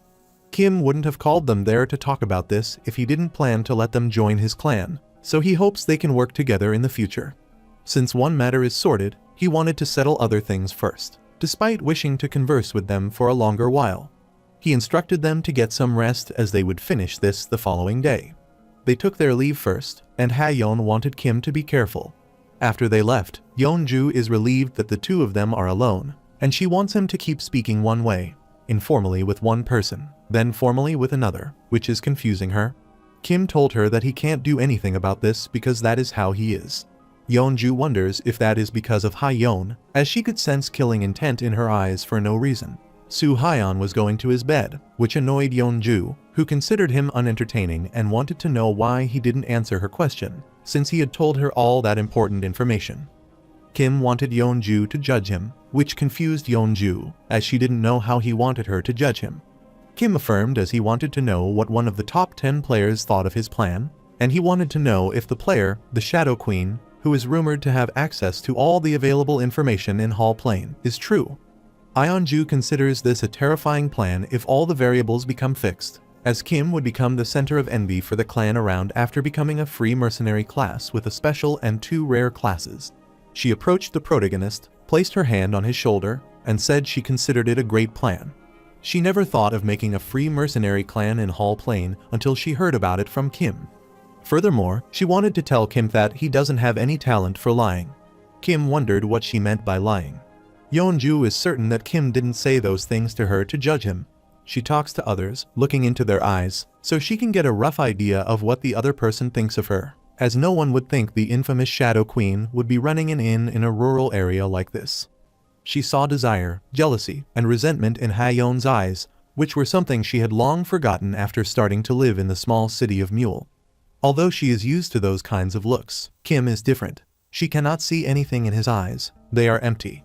No matter how much Yeonju tried to seduce him, she only saw 2 things in his eyes. First, that he was very annoyed. After hearing that Kim had asked for the second thing, Yeonju released him and clarified that the second was about his suspicion of something sinister. She noticed that sometimes Kim glared at her with a menacing expression, which sent chills down her spine, and she shuddered in fear. She started stepping back while pondering the hidden menace of Kim's gaze and what he was thinking about. She was very curious about this, and she finally found out what those gazes meant. Yeonju threw out a bait this morning, and Kim took the bait as he started talking about Esasun and regular city Halo, so she finally figured out why she felt so uncomfortable. Kim is confused, wondering what she is uncomfortable about. Yeonju smiled after hearing this and clarified that she could sense killing intent from him. The protagonist was surprised as he looked beside the table and couldn't find his sword, wondering where it had gone. Yeonju shows him the sword, wondering if he is searching for it. Soo-hyun quickly grabbed the chopsticks from the table and rushed at her to strike. Yeonju smirked after seeing him using chopsticks, starting to release the dark aura. Kim is stunned to see her using hide presence and black shadow simultaneously. His third eye can detect a shadow hiding under the table, leaving him with only one choice. After a while, a shadow appeared behind the protagonist, and Yeonju confirmed that she was there. Kim looked behind with astonishment, but soon he captured her and put the chopstick at her neck. He smiled cunningly as he wanted to know if the Queen Shadow is certain she is behind him, but not the front. Yeonju can't believe her eyes as Kim has used instant transmission. Kim wanted to know how she knew about this and wanted her to speak the truth. Yeonju met a man from the Eastantal Law clan who used it, but she still thinks it's impossible for him to use this skill when it's under development. Kim already knew that, as he earned this move from that man during his first playthrough, and he got tired of the repeating pattern during the first playthrough, so he decided to have one trump card that could save his life during desperate times. He looked at Yeonju with a wicked smile, wanting to know what she would do now. Yeonju raised her arm to surrender and wanted to know if he was a pervert. Kim wanted her to put them down, but Yeonju is a bit hurt because he is a bully. She can't believe that she went through a near-death experience and got humiliated like this, wondering why her day is going this horribly. She lay down on the bed, and the protagonist kept staring at her, so Yeonju wanted him to lie beside him.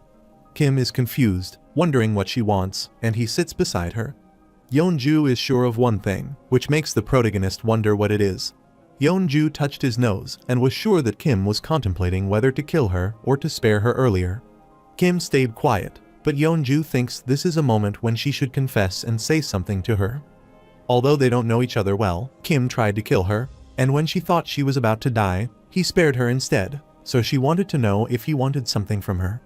Kim knew this was early for him to recruit Yeonju, unlike Sang-yang and Hayeon, because she is one of the Mighty 10 who has a secret class, so that she might have her own beliefs or plans. Although the protagonist knew that Yeonju was interested in him, he had to show her the benefit of working together, so he wanted to observe each other for a while. Yeonju kept glaring at him and wanted to know what the matter was, hoping he was ready to tell her. Kim clarified that it's already too late, and Yeonju is already aware of that, so she wondered why he is telling her that now. Kim supposed the business in the inn isn't going well these days, but it is always like this, so he wanted her to take a break, as he considers it a great opportunity. Yeonju is amused to hear that and wonders what the matter is. Kim suggested she take a break because her head is full of things. He wanted her to take a break from working and relax to re-energize her body and mind. Yeonju is amused to think that Kim is asking her out on a date and realizes he isn't nervous as he twists his words. Kim laughed, wanted her to think of it this way, and uttered that he planned to go on another exploration outside the city next month. He suggested they should hold hands and go there together, as he had found a nice place at the right time. Yeonju is speechless after hearing this, wondering if a date with Kim involves holding hands and swinging a sword at a monster while smiling. Kim considers it better than staying at an inn doing nothing. Yeonju knew she wasn't the one to speak as well, but she wanted to see the duration of the expedition. Kim clarified that it would take 3 weeks, which concerned Yeonju, as this would ruin her in business. She had spent so much time stabilizing it. Kim told her that her business is already ruined since everyone has moved to Barbara, so no one stays there except for them. Yeonju was speechless after hearing this, so the protagonist assured her that it would be a nice place, as he said. He assured her it would be profitable for her to come with his caravan on this trip rather than running this inn for 3 weeks. Yeonju wondered whether he planned to find another dungeon during this expedition. She was dumbfounded when Kim affirmed, who wanted to know how she figured it out. The following day, the protagonist came down to have breakfast when he heard his comrades say that Yeonju had gone out in a hurry in the morning. Kim wondered why they were awake this early, and his comrades were startled to see him there. Sol rushes toward him as she wants to tell him some huge news. Kim wondered what the big news was, so Sol explained that the inn would be closing soon. Yu Young wondered if Kim had heard something from the innkeeper about why they were closing the inn so suddenly. The protagonist looked at Sang-yong and Ha-yeon, wishing them a good morning, while An-hyeon worriedly shouted, as he didn't know where they would sleep now. Abruptly, Yeonju came there, saw everyone gossiping, and was glad to see that Kim had woken up. Kim affirmed, and he realized that she had been working a little hard this early in the morning. Yeonju rambled that it was because someone had urged her to take a break on such short notice. Since that is the case, the protagonist requested a refund of the remaining amount. Yeonju can't believe he's talking about the refund, but after seeing the entire group there, she wanted to have breakfast and asked what they wanted to eat. Kim wanted the same thing, a meal to see people. Yeonju wonders if he is as blind as he doesn't know what she is wearing. He says it would be for 8 people, and she heads to the kitchen.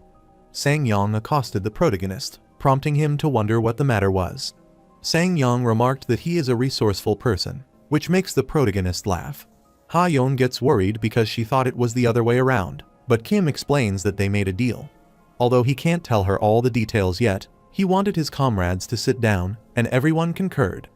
After they took their seats, Kim explained that the inn would be closed for more than 3 weeks. His comrades supposed that might be because there isn't business, and there aren't any customers besides their team. Kim rambled that during the break period, the inn owner will be going with their caravan, and he is sure that Yeonju's experience would be helpful to them as a 5th-year player. Kim planned to give them the details after breakfast and asked if they had any queries. Vivian raised her hand and is sure that Kim might have given it some thought, as it's his decision, but she is concerned about one thing. Kim wondered what she was worried about. Vivian remembers that Kim said it would be more than 3 weeks, so she wonders whether he means they can take Yeonju on their next expedition as well. Kim concurred, as that is right. Vivian is aware that Yeonju is a 5th-year player, but she is worried about whether Yeonju can adjust to their caravan. Since Yeonju owns an inn, Vivian wonders whether she can participate in battles. All of them were dumbfounded after hearing this, thinking Vivian might be unaware of Yeonju's strength. Kim assured her that he wouldn't bully Vivian if she could stand against Yeonju for more than 10 minutes. Everyone is startled after hearing this, and his offer dumbfounds Vivian. The protagonist asked for her opinion and if she wanted to give it a try. Vivian quickly refused his offer as she didn't want to do that. Soo Hyo inquired if anyone else had any complaints regarding this matter. Yu Young found something fishy and supposed that Yeonju was not an ordinary inn owner. Abruptly, Yeonju put the 8 servings on the table and asked them to eat them before they went cold. An-hyeon is surprised to learn that she will be eating with them that day. Yeonju affirmed that, as that is true, and An-hyeon is honored to eat breakfast with her, telling her that he is a former Zeroth-year player and that his class is the Rare Energy Spearman. Yeonju is pleased to meet them as well and explained that she is a 5th-year player and her class is the Shadow Queen.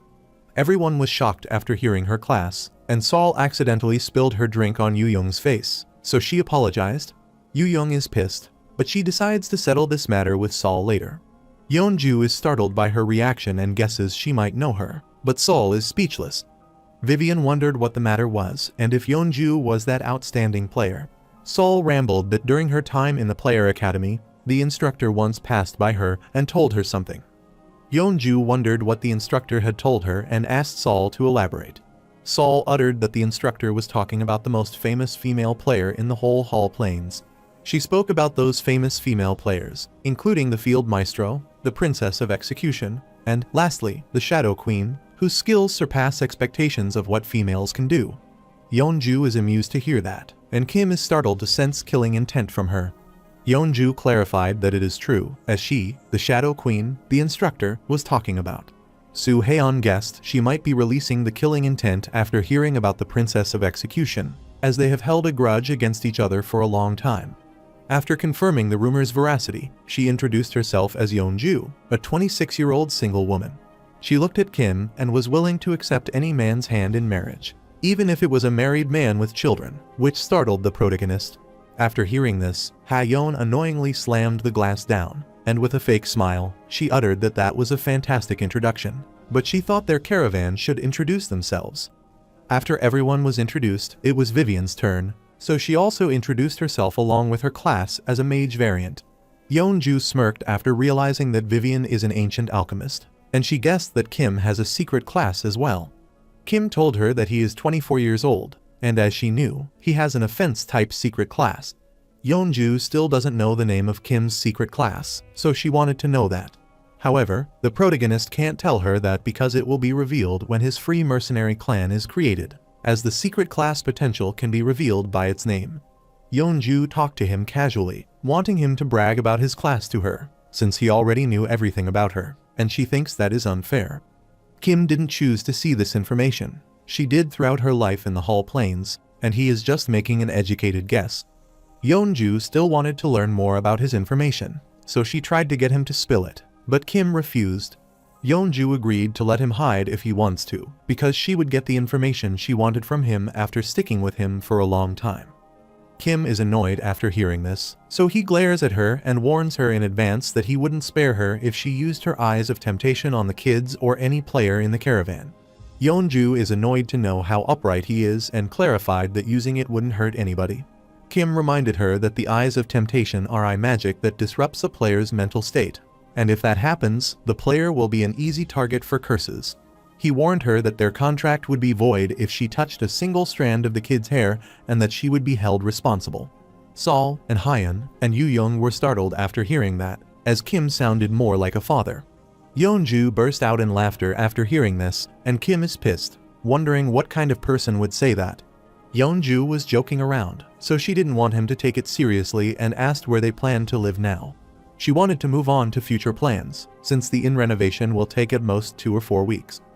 Therefore, after including the estimated time they will be on expedition, the total comes to a month and a half. So Yeonju inquired whether he is genuinely not trying to ruin her in business. She agreed to let them use the inn during the renovation periods since it would be closed, so she wanted to let them use it as they wanted, from the basement to the top. Everyone was stunned after hearing that, but Yeonju wished to organize the table themselves.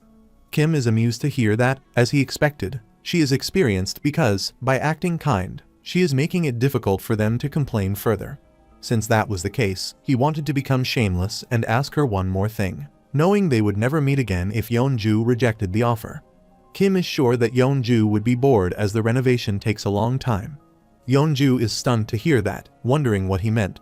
Kim suggested that she try to teach something to kids during that time and assure her that she needs to teach them swordsmanship without doing much. At the same time, Yu-young is dumbfounded after hearing that from Kim.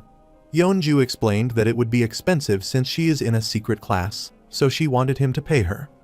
Kim wanted to talk about the payment after seeing how much the kids had improved, and Yeonju couldn't believe his outrageous demands. Kim is aware that it's rare to meet a player who is excellent at using skills and dagger-like, so she is requesting her help and assuring her that she can decline if she doesn't want to do that.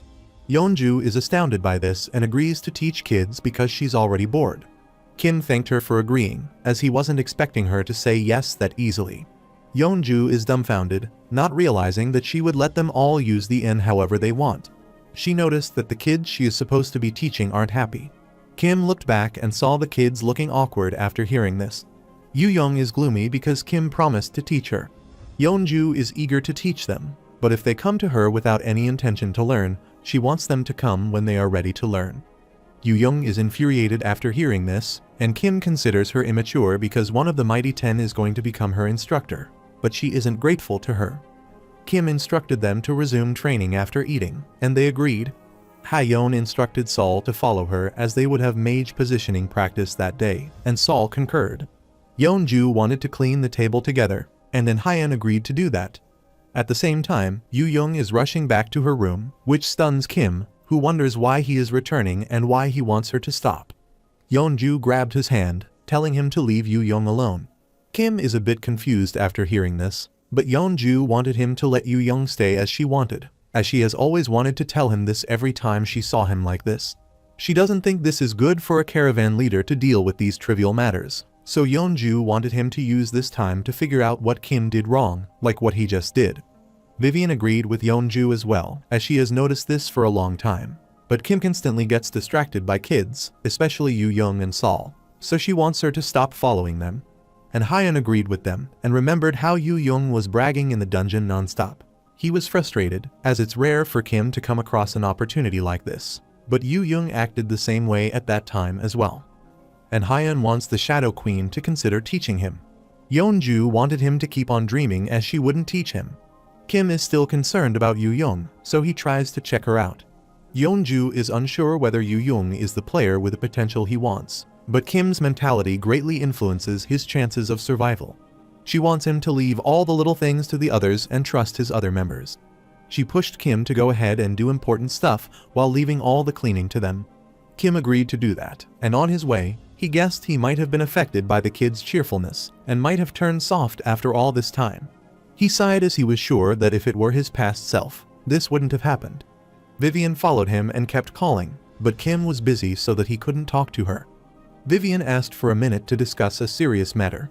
Kim can't believe there are other serious matters, so he wanted her to speak.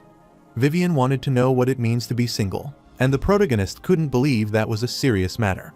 A few days had passed just like that since Yeonju joined his party. Hayeon was training, Sol wanted her to put all of her focus into it, and Sol concurred. On the other hand, Sang-yong was instructed to add another equation to this.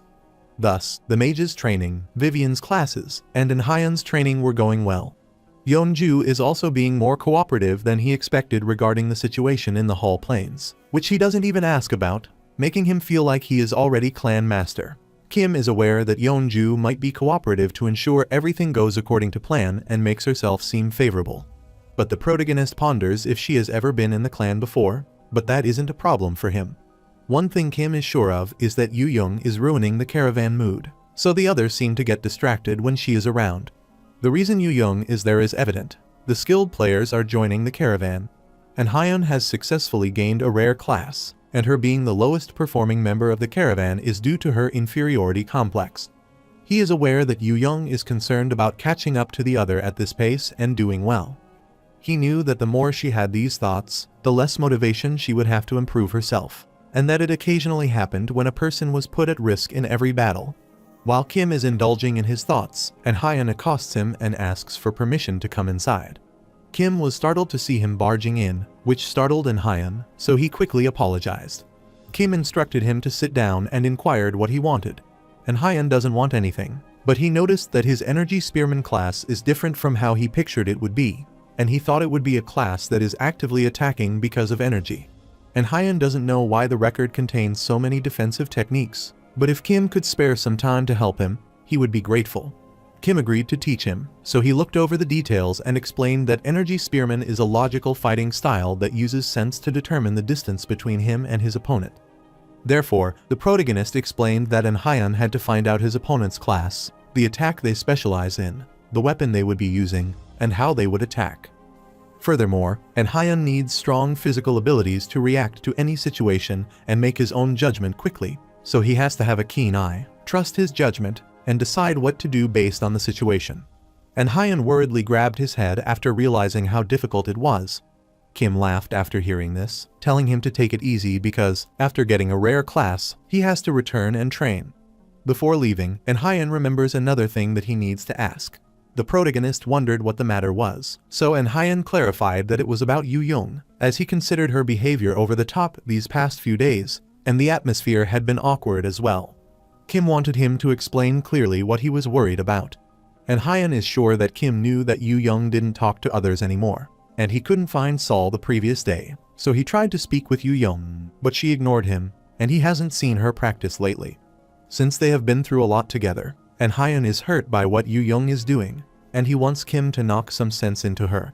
Kim thinks about it and reminds him of what he said last time, to leave her alone. Hyun laughed awkwardly, telling him that he went along with what Yeonju said. He isn't trying to start anything, but he figured it would be better if they solved this problem quickly. Kim noticed that Hyun has grown as his alignment is changing, and he guesses he doesn't hate Yu Young despite quarreling with her all the time. Kim agreed to resolve this matter quickly, so he wanted Hyun to tell Yu Young to come to his room. Hyun is startled after hearing this, as Yu Young might be sleeping. The protagonist wanted to wake Hyun up and tell her to come to his room, and Hyun concurred. Kim knew it was a bit early, but he had to take it out, so he took out Belphegor's sword from the drawer. Scorp wondered where it was, as it found itself in an unfamiliar place. Kim wanted it to stay quiet as he was seeing a new master. He assured Scorp that he would throw it in the gutter if it made a bloody mess there, or he might hand it over to the temple to be purified, so he guessed it had hurt him. Scorp worriedly told Kim to calm himself down, as he had heard him, and Kim told him that its new master would arrive soon. Abruptly, Hyun worriedly barged into his room, which made the protagonist wonder why he was alone now. Hyun doesn't want to talk about it as he can't believe he is worried about that girl, and he is so mad. He knocked at the door, but Yu Young didn't reply, so he opened the door, but she got mad at him.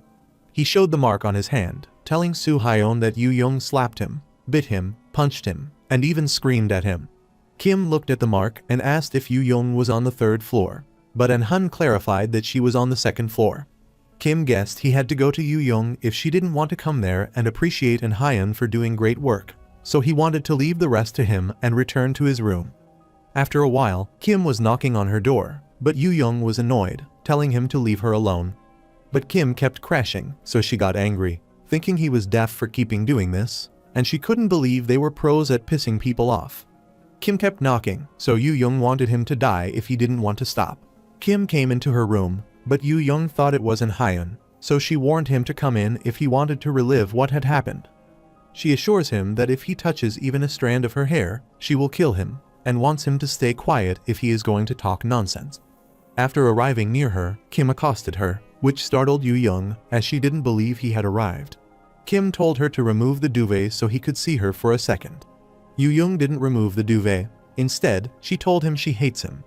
Kim removed the duvet and saw her lying prone, so he grabbed her shoulder and asked her to talk to him. He pulled her over and grew worried when he saw her crying, and Yu Young apologized to him. Kim is pleased to know that she recognizes she is in the wrong, and he knows that she might have felt out of place as time went on. Yu Young kept apologizing as she didn't know what she was doing. Kim hugged her, telling her to stop crying, saying it was all right. But Yu Young kept crying, telling him that she was wrong. After some time, Yu Young was done crying, so the protagonist wanted to know why she had been cursing him earlier. Yu Young wasn't expecting him to come there, and she thought it was Hyun. Kim doesn't think Hyun did something wrong when he was the one to tell him to come to her room. Yu Young explained that Hyun came into his room out of nowhere and asked if she was embarrassed to see the other because he got the rare class. Kim asked what happened then, so Yu Young explained that Hyun said Kim is disappointed in her because she is underperforming, and that he wanted to see her about it. After saying that, Hyun grabbed her blanket and pulled it away when she was already in an unstable mood, so she got angry at him. Kim wasn't expecting something like this to happen when he only told Hyun to bring Yu Young to his room. Yu Young apologized, but Kim told her that even if Hyun is a bit harsh, he wasn't speaking nonsense. Yu Young concurred because, after what Hyun said, she couldn't help it, and she wanted to say something, but she couldn't, so her anger started to accumulate. After she thought about it, she realized how weak and pathetic she was, and she knew that Kim talked to her as if he were proud of her, but in reality, he wasn't. Yu Young's eyes welled up as she knew An Hyun was right, and she supposed everyone would think of her as stupid when everyone is doing well. But she wouldn't congratulate him and get jealous. The protagonist is glad that Yu Young understood this and assured her that thinking this way means she is ready to take the next step, because acknowledging her weakness is the first step toward maturing. Yu Young wondered if that was true, but she knew that Kim always said nice things to her. Kim clarified that he wasn't saying these things to make her happy, and asked whether she wanted to become stronger. Yu Young concurred as she wished to get a rare class or a secret class, as she has been stupidly sitting behind everyone in every battle, so she is worried about becoming dead weight at this rate. Kim admits that secret or rare classes are stronger than a normal class, but having a normal class doesn't mean she is weak. He assured her that the most important thing is that she understands the basics and the principles behind her own class. He added that 2 of the Mighty 10 have normal classes, so he wanted Yu Young to consider them her role models to break through the bottleneck. After a while, the protagonist took out the demon sword Scorp that Belphegor used and wanted her to take a look. Although it doesn't look good, this is a sharp sword with a unique effect that makes any wound inflicted by it bleed non-stop. Yu Young reached out to grab it, so the protagonist explained that the demon sword was cursed to spread evil, including envy, disaster, desire, curses, and sadness. He warned Yu Young that, despite being powerful, it affects the player's mind who wielded it, so he wanted her to give her blood as an offering to Scorp to keep herself sane. Kim added that this doesn't mean that all demon swords are bad, since a holy sword also asks for a sacrifice every time a player uses its power as well. He is certain that Yu Young could improve and become better than her current state if she becomes the demon sword master. However, if Yu Young becomes a slave to its power, it will bring her to her demise. Yu Young is concerned after hearing this, and the protagonist wants her to decide whether to take a gamble and wield the sword or wait until she becomes a little more experienced. After explaining everything, Kim returned to his room and hoped to see her the following day. After coming out of Yu Young's room, he noticed someone's presence, telling her to come out instead of hiding. After Yeonju came out, Kim wondered why she was hiding there. Yeonju felt some weird mana on the second floor, so she got curious and came here. She decided to forget about it and asked whether Kim had spoken to her, even though she had advised him not to. Kim is aware that they don't have much time left until the next expedition starts. Yeonju told him not to do this because there was a reason. It might cause a backlash. She wanted him to keep an eye out for it, but she guessed that Kim was bad at romantic relationships. Kim was dumbfounded when she thought he was bad, even though he had been a veteran in the Hall Plane for 10 years, and considered it nonsense. Yeonju was startled by his weird reaction when she was the one who was right and clarified that she was right about him being bad at this. Kim considered this assumption ridiculous and wanted her to say that to An Hyun. Yeonju is speechless, as An Hyun is more sensitive than Kim, even though he isn't talented in fighting. She's talking about how good Kim is in romantic male-female relationships, which is a big deal. Kim is annoyed to hear that, since he doesn't consider this a big deal. Yeonju has already told him that she will keep an eye out for him and doesn't want him to worry about anything. Kim agreed, but Yeonju doesn't believe she found someone's weakness so easily. She considers it more of a disadvantage than a weakness. She reminded Kim that he had taken responsibility for caring for the child. Kim already knew that, so he wanted to leave it to Yeonju. Yeonju wished to see whether he would pay her when she let him use her in, as he wanted to make every meal he ate and share information about Hall Plane situations. Furthermore, she even agreed to a private class with one of the kids, so she wanted him to pay her, as he would never meet any player in the Hall Planes who would do this. Kim reminded her that they had decided to think about payment after seeing Yu Young's progress. However, Yeonju didn't back out, as she wanted a down payment to be fair and to satisfy her desires. Kim gets annoyed and reminds Yeonju not to behave like this when she is about to teach a student. Yeonju rambled that she is different from other teachers. Kim considered it a good joke and wanted to leave, as he had to sleep. Yeonju approached her, but he wanted her to stop, and she quickly disappeared from his sight, which startled Kim, who appeared behind him. She has been planning this for the last night, and she wanted to close the gap so Kim has less time to respond and then change her position to the district. Yeonju already knew he would turn to look for her, which was her chance, and she finally succeeded in her plan. Kim worriedly grabbed his head as she made a plan for this. Yeonju wondered what was wrong with this, wondering if he was fine with it and wasn't mad. Kim looked at her, telling her that it is fine, as she is the Shadow Queen. Yeonju laughed after hearing this and realized that Kim was being a little bit honest. But the protagonist clarified that he didn't need to make complicated plans for this. After a while, he fell asleep. Yeonju approached him and asked why he had done this. Kim guessed it might be because he wanted to, or didn't want to, fight the Shadow Queen. The following day, Yeonju prepared breakfast so they could eat. Everyone's mouths filled with water at the sight of the table full of a delicious meal, and they asked if she had cooked it herself. Yeonju happily clarified that she doesn't usually do this, so she wanted everyone, including Kim, to enjoy it. She remembered that eating a lot of food would increase their stamina, so they could work more intensely next time. Sang-young is confused after hearing this, wondering what she meant, and Kim is a bit mortified. Shortly, Yu-young was coming down, which captured everyone's attention. Yeonju looked at her, stunned by her mana and aura, which stunned Hyun and Sol as well. Kim is pleased to learn that Yu-young has become Scorp master. As Yu-young took a seat, Sol wished her a good morning. Yu-young wished her good morning as well and asked if she had slept well last night, and Sol concurred that she had.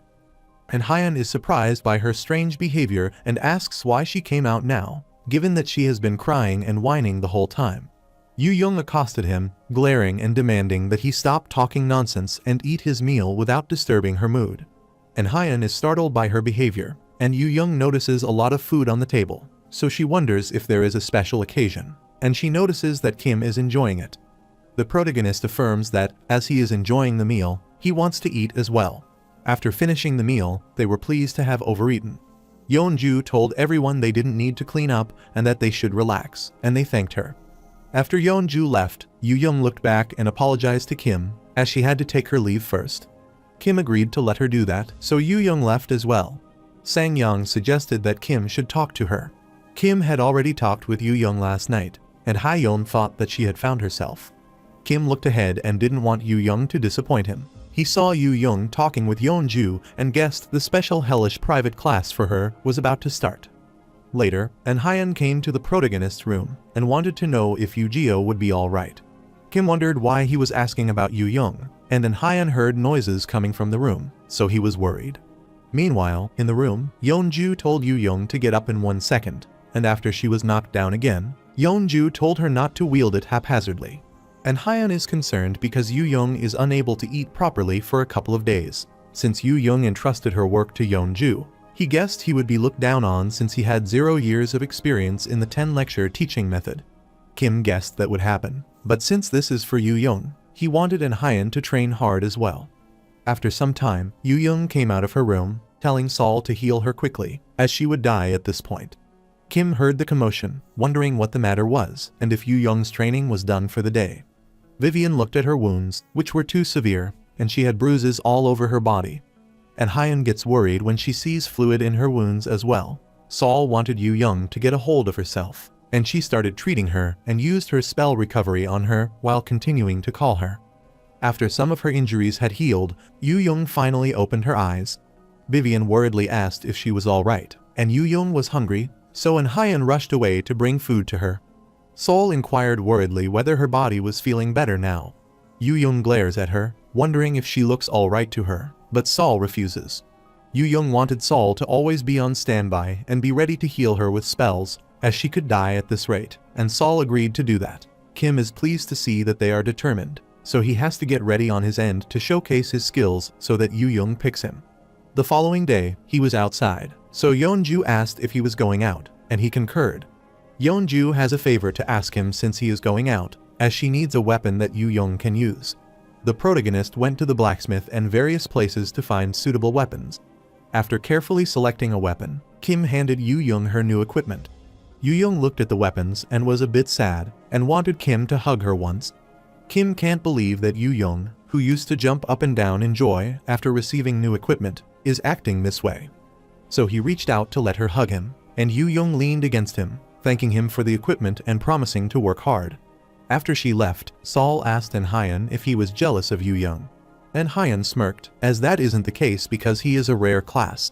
Kim prioritized getting Yu-young new equipment to give her one last opportunity, since Yu-young might be thrown away if Yu-young doesn't show the results that are expected of her in the next expedition. And the fact that Yeonju said these words about Yu-jeon was an issue that was discovered later. A few days later, Kim was going to read Yeonju's report that day, and after reading it, he realized that the march of the Golden Lion clan was in full swing, According to the report, the participant clan is the representative clan of the western city of Halo, along with the Esasun clan and other affiliated clans. At dawn on the same day, 12 scouting teams of skilled users were formed and deployed, especially after the appearance of a secret class mage. Their morale was lifted. Kim could consider the Golden Lion clan's control over the information in that part. Since all the affiliated members are in a festive mood and there is no sign of unrest, he guesses they don't know about the situation from their reaction. On the contrary, the vagrants from the Steel Mountains have been very disturbed by the appearance of a secret class. Kim guessed he would take over Han Bile like this, but he knew it wouldn't be great if he brought her out later. He recalls Han Bile's question about whether Kim is trustworthy. He remained quiet throughout the document, as it's neither here nor there. On the other side, Saul is delighted to see how amazing Yu Young is. Yu Young inquired if that is true, and due to the training, all of her stats have remarkably improved, and her magic power even reached 70. Saul asked Anhyan about his thoughts on Yu Young, as it truly suits her. Anhyan is dumbfounded as he agrees with her and remembers the saying that clothes are like wings, which he considers proper. Saul is annoyed, wondering why he is the way he is. Kim thinks for a while and asks Saul about others. Saul clarified that they would be down soon. Kim looked at her stats and is glad to leave her to Ha-Yon because Saul's magic power points have also increased. Yu Young sighed, guessing he had dressed up for nothing, and she wanted to leave her jacket behind. She started taking off her jacket as she felt hot, which made Anhyan blush. Kim looked at Anhyan's stats, which were improved as well, and he was delighted to see that they had worked hard. But Yu Young's growth was especially worth taking note of. He is glad to see that Yu Young's magical power has reached 70, even if it's supplementary, and he is astounded as Yu Young's unique skill is blooming better than he expected. As she took off her jacket, she saw Anhyan's reaction and couldn't believe that he was acting like he was a man as well. Abruptly, Vivian came down and apologized for being late, so she asked about breakfast. Yeonju clarified that they had been waiting for her because it would get cold, so she decided to bring it immediately.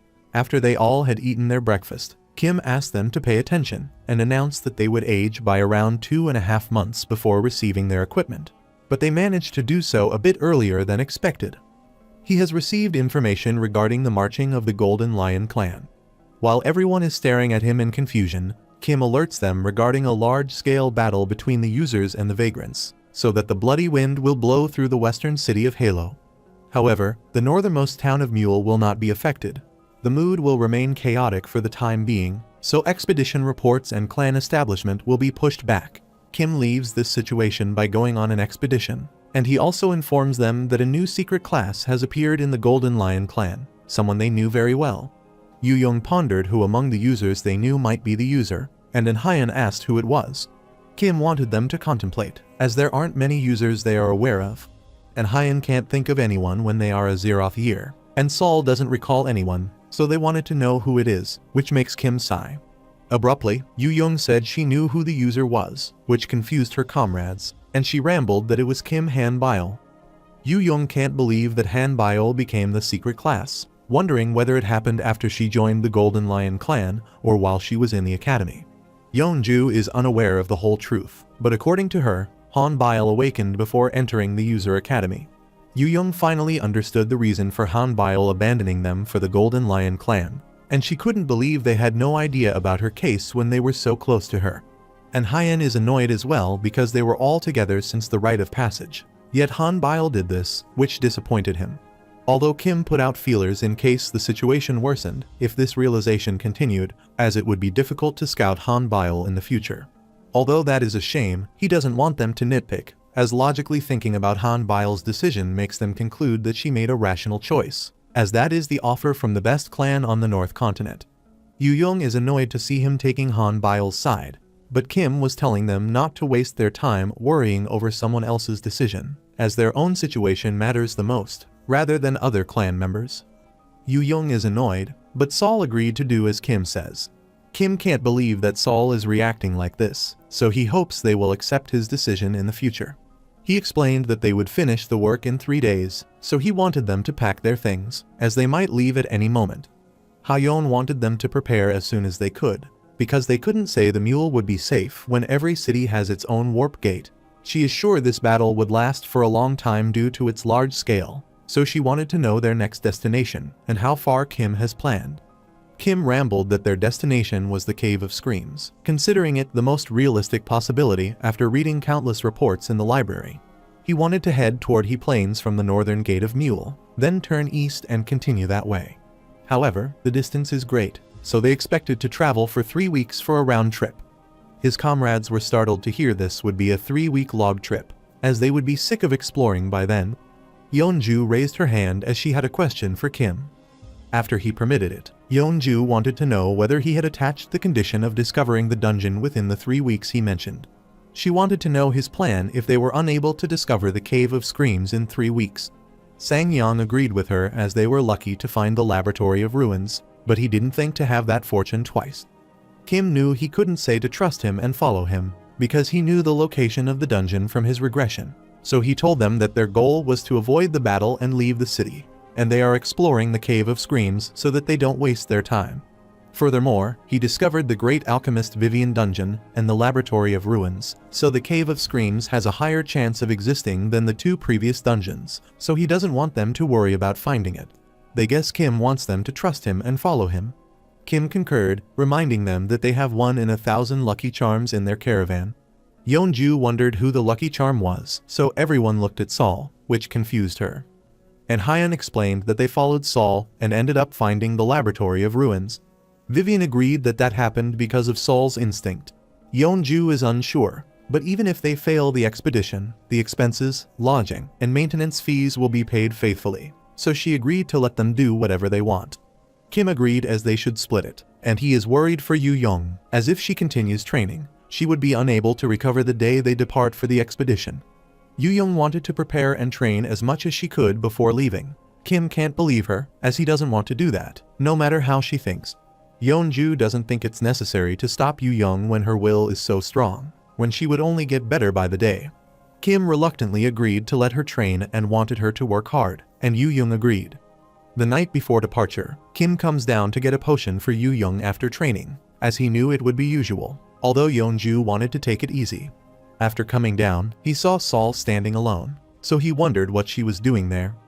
Yeonju is surprised to see Saul come this late and wonders if she came to heal Yu Young again. Saul concurred, and Yeonju wanted her to talk comfortably as she wouldn't eat her. She didn't get that hard on Yu Young, so he assured Saul that she didn't need to heal her. She wanted Saul to throw Yu Young on the bed, as she wouldn't be an inconvenience to her waking up the following day. Saul understood, so she wanted to go inside, but Yeonju was a bit disappointed to see her leaving like that and supposed she might want to talk to her. Yeonju apologized for what happened before, as she didn't know Saul would see that side of her, which might be scary for her, but she completely understood because she is kind. Saul was so scared after hearing it that she rushed away, tears in her eyes, and went straight to her room. Kim saw this, which concerned him a bit, but he wanted to ask what had happened between them the next time they met. The following day, the protagonist was standing outside, fully prepared and pleased, since it was a lovely day and his condition was at its best as well. Momentarily, Ha-yeon came out and was pleased to see a pleasant morning, and she greeted Kim, but never thought of leaving to travel on a day like this. Kim thinks an expedition is like a trip, since the Hall Plains have places with nice weather as well. Ha-yeon wanted to decline the journey that would put her life at risk. Abruptly, Saul came out and told him they had prepared everything as well. Kim asked if they had all slept well, and they concurred. Kim is delighted to see their progress, as if it were yesterday when they were just beginners, but now they have shed some of their rookie skin. And Hyan is delighted because he likes the gloves that make the spear feel so light. Yu Young is annoyed as he swings at her, and she wants him to watch where he is swinging. Vivian arrived soon, telling Kim that they are ready as well, and Sang-yang has finished organizing the inn. Kim planned to give a quick briefing before they depart since everyone is there. Since their caravan has expanded to 8 people, he wanted to adjust their positions in the expedition accordingly. Kim is the tanker who would stand at the front, while Hyan would be the sub-tanker and combat support. He wanted Saul to be at the center, while Vivian, Ha-yeon, and Sang-yang would move as a triangle with Saul in the middle. Kim instructed Yeonju to cover the center as the keeper, and lastly, he allocated Yu Young's position. Yu Young raised her hand and wanted to move as freely as possible without a position in this expedition. Kim is stunned after hearing this, but he agrees to let her move after getting his permission. Yu Young is pleased to hear that, so she wanted to work hard, and Kim decided to depart with his caravan. While on their way, everyone feels like people are staring at them. And Hyan also noticed that, thinking they might look cool to them, but Yu Young doesn't believe that. Kim knew that at this time, they didn't have to look hard to see the level of users in Mule, so he guessed they might be low-skilled or inexperienced, which reminded him of his past. In the past, Kim used to work to eat and live every single day, so he was envious of users who wore good equipment and went out on expeditions early in the morning. But now things have turned like this, so he looked at his comrade and smiled as he started afresh. He could see the excitement of going out on an expedition on his comrade's face. Since they have a higher level of skill than before, sound equipment, and overflowing enthusiasm, he could see the confidence in their eyes. He wanted to show them hell in this expedition, even though he knew Sol and Hyan and Yu Young had gotten strong enough to be incomparable to other users of 0 years, but they are still greenhorns compared to Hall Plains. Although they should be spirited as they are now, given how they have been behaving recently, he is concerned that their confidence and pride could turn into arrogance. However, the best way to crush their spirit is to put them in an extreme situation where they have to realize it themselves, rather than beating them down. He looked at the map and told everyone that from this moment on, they would be crossing over the mountain before them. He pointed to the distant mountain and wanted to begin the march. Everyone is startled to hear about the mountain, so Kim clarified that they would be marching. Since adventuring the Cave of Screams is the last step at Mule, which really changes things if they advance to a much larger city after being in such a small area. Since taking a single step forward will let them know the difference in level among the users and vagrants who would stab them, even if they were a little vigilant. Therefore, the protagonists plan the march to plant a seed of anticipation within them for when they go to larger cities. Yeonju wondered if they really had to cross the mountain, as, according to her intel, there wasn't much difference in time between taking the direct route and going through the mountain to their destination. The protagonist could tell from Yeonju's gaze that she wants them not to waste their energies going through the mountain, as it would take them 10 days to get there. Kim already knew this kind of question would arise, so he explained that he had researched other ruins existing within the route they took. His comrades didn't know about any other ruins, so Kim thought it was worth checking out the other ruin on the way, even if they didn't have time to explore, to be safe in case they couldn't find the Cave of Screams. Yeonju agreed since that was on the way. Kim explained that the mountain isn't named yet, but based on his research into the records of Hall Plain, there are a total of 3 mountains that form a high mountain range. He requested his comrades to follow his pace as he led and to look around them while they maintained that speed. Since the monster's spawning rate is higher in the mountain range, it will be a rigorous march. After seeing his comrades' reaction, he couldn't believe it, but he wanted to show them how other users usually adventure with this chance.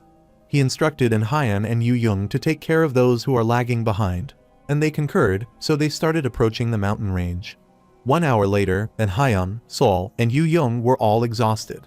They looked ahead, saw Kim keep walking, and clarified that they can't take it any longer.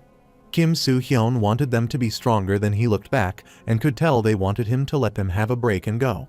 Kim didn't feel pity for them as he instructed them to get a hold of themselves and continue the journey. He wondered what they would do if they couldn't march like this, and it's not even a battle, which turned his comrades' faces pale. After saying that, he turned back and kept walking, but Yeonju also thinks they are going too quickly. Kim considers a doable speed if their stamina stats are 45 and they have trained extensively, so he thinks it would be troublesome if they were having such a hard time with a simple march.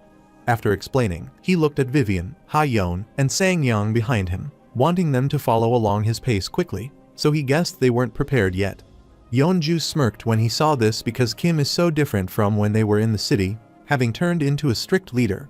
3 days later, they finally arrived at a flat land, which relieved everyone. However, they grew worried when Kim Soo-hyun clarified that the next course would be the other way. Sang-yeong looks around. It's been 3 days, and they haven't seen a single monster, which makes him wonder if that is because they're marching quickly. With the help of a quick march, one could either avoid monsters altogether or pass by them to get to one's destination as soon as possible. And Hyan thought it might be best since Sol is accompanying them, so they wanted to continue peacefully just like this. Abruptly, the monster popped up before them, which startled Hyan as it was not so long since he had said that. They were astounded to see those gross-looking monkeys. Kim explained that they ate a furry monkey, which is a higher species of monkey, so he is sure there is a village nearby. He wanted to use the formation, as he explained to everyone before leaving for the mountain, and told them to move quickly. As everyone moved forward, Kim instructed Yu Young to act on the situation, which pleased her. After getting into the formation, Kim decides to check their skills, but before he can do that, one of the furry monkeys jumps at him. However, Yeonju quickly struck it with her dagger and smiled as the protagonist looked back. After seeing one of the furry monkeys dead, all the other monkeys get enraged. Sang-yong noticed that they are agitated, so he decided to fly the link with Haeyeon, leaving it to En-hyeon to block them, and En-hyeon agreed. While they were devising a plan, they saw Yu Young charging toward the furry monkey heads-on, and they wanted to stop her. However, Yu Young didn't listen to them. She lunged behind the monkey, grabbed it tightly, and quickly subjugated it. While other furry monkeys were infuriated after witnessing this, Yu Young was delighted. She summoned a shadow that caught the sword from the corpse of a furry monkey, and with a single gesture of her hand, she killed all the monkeys around, then grabbed her sword. Yeonju is pleased to see that Yu Young is showing off her skills that day. Kim is delighted to see her using a screw lamp and guesses he could finally see Yu Young, whom Yeonju taught well. On the other side, Yu Young jumped amidst the other group of money and started slaughtering them mercilessly. After killing those furry monkeys, one of them was trying to attack sneakily from behind. As the monkey attacked her, she was thrown flying away, which concerned Saul. Yu Young was thrown far away, but Saul wanted to use the recovery spell on him immediately. Yu Young quickly stood, telling her that she was right, and asked the magicians if they were done with their chant. Kim Soo-hyun looked behind, saw Haeyeon and Sang-yong casting the spell, a gust of wind, and a land of aqua. The combo of their spell was unleashed toward the monster, and Haeyeon quickly summoned a cone of ice to strike, covering the entire place and freezing the beast. Abruptly, Yu Young told the rare spearman energy class and En-hyeon to wind things up. En-hyeon was a tanker at the time so that he couldn't leave his position, and Yu Young is annoyed by his response, telling him he is no fun. Later that night, Sang-yong went to Kim and told him it was time to rotate. Kim quickly woke up and asked for the report on whether anything had happened while he was sleeping. Sang-yong refused as nothing happened, and he checked with the mana detection one more time, and he also set an alarm to spell in case, but it didn't catch anything. Kim praised him for working hard, and since he has worked his part, he wanted him to rest now. Sang-yong agreed to rest and leave things to the leader, then went to sleep while Kim was doing the night duty. He looked around and realized there were no monsters in the vicinity, just like what Sang-yong reported. He opened the map and realized they were getting close to their destination, and was pleased as they were moving at a faster pace than he had anticipated. He feels like things were going too well, as they should have taken this trial 2 years later in reality. He guessed it was because he had experienced a lot of harmful incidents from then on before he returned, and he pondered how long this upward trend would last. Kim Soo-hyun can grasp the big picture if he diligently prepares for it. He can prevent accidents. He thinks about Yu Hyeon and Han So-young, wondering what everyone else would be doing at the moment. The following day, they encountered the golem, so Haeyeon cast the spell Overlap and Chain Lightning to strike the monster. Vivian has summoned her beast, Arakan, and wanted it to attack the golem, and her spider released thick webs at the golem to tie it down. In the evening, they finally managed to subjugate the golem, and everyone was exhausted by this fight. They were relieved as their fourth battle of the day had finally ended. Sang-yong feels like they are deeper in the mountain, and En-hyeon feels like they are facing more monsters than they did in their last adventure, so they wonder if mountains are always like this. Sang-yong explained that it is because there are monster villages specific to the mountain terrain, and he finds it more bizarre when they aren't confronting any monsters along the way. And En-hyeon remembers they only ventured into the forest area last time. The protagonist noticed the sun going down, so he wanted to stop and set the campfire if they should continue while they still had momentum. Yeonju approached him, wanting him to see her for a moment, prompting Kim to wonder what was wrong with her. Yeonju wanted to know how much they had left for their destination. Kim thinks they are about 70% there, and he was considering whether to continue for the day. Yeonju smiled after hearing him say it's 70%. Then she looked back and saw everyone busy, so she gets closer to the protagonist as she wanted to know one more thing from him, so she wanted him to lend his ear to him. Kim wondered what the matter was as she could ask it from a distance without getting closer to him. Yeonju inquired whether he would continue on the tail or take it off at some point, then resume. Kim glared at her with a questioning gaze, and Yeonju wondered if he wasn't aware that some people were following them since they left Mule. Yeonju is sure that Kim wanted to continue marching to shake them off. Kim finally understood what she was talking about, as he was worried about what she wanted to know, but she wanted to know about the player following them. He remembers that among the crowds who have been intently eyeing their progress, there was one more attentive. Kim Soo-hyun was amused to learn that they could keep up with their marching pace, so he wondered if anyone from Mule had that level of skill. He guessed there should have been a considerable distance between them before the first day was over. But he couldn't believe they were still following them and wanted to know how Yeonju figured that out. Yeonju smiled as he remembered that they had been following them while maintaining a set distance instead of chasing them.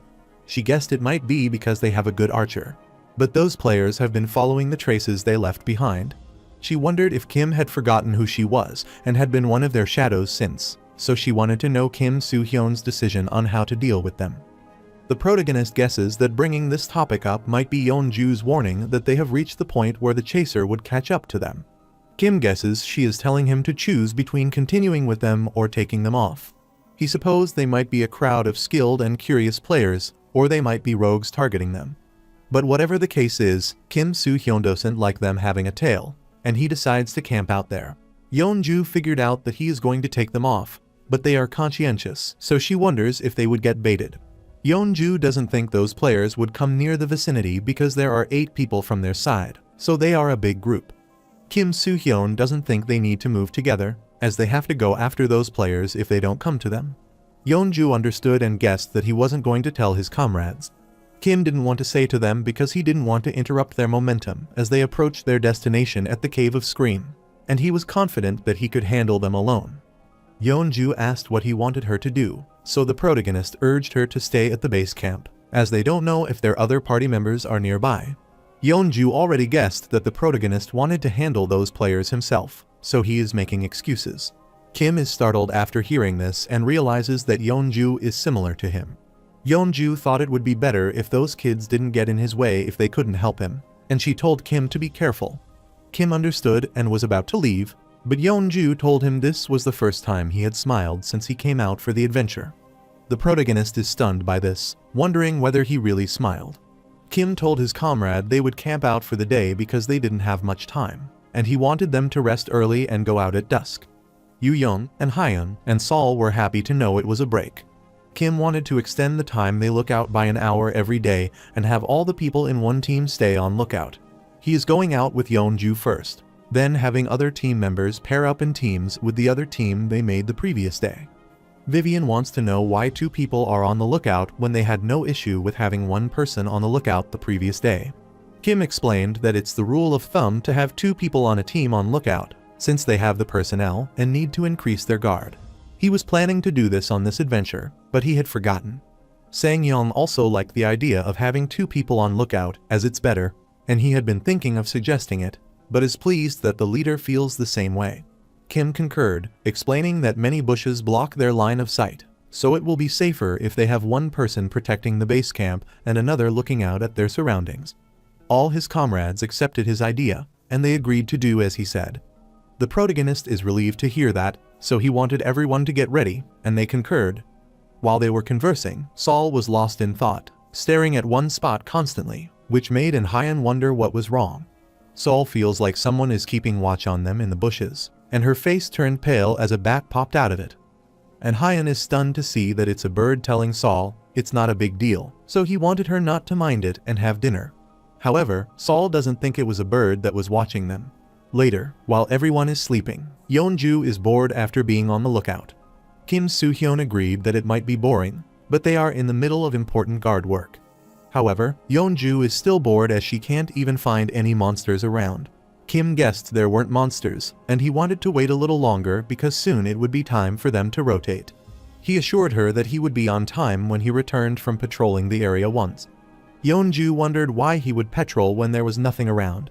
Kim Soo-hyun wanted to patrol in case, and he tried to urinate when he finished the patrolling, and Yeonju understood.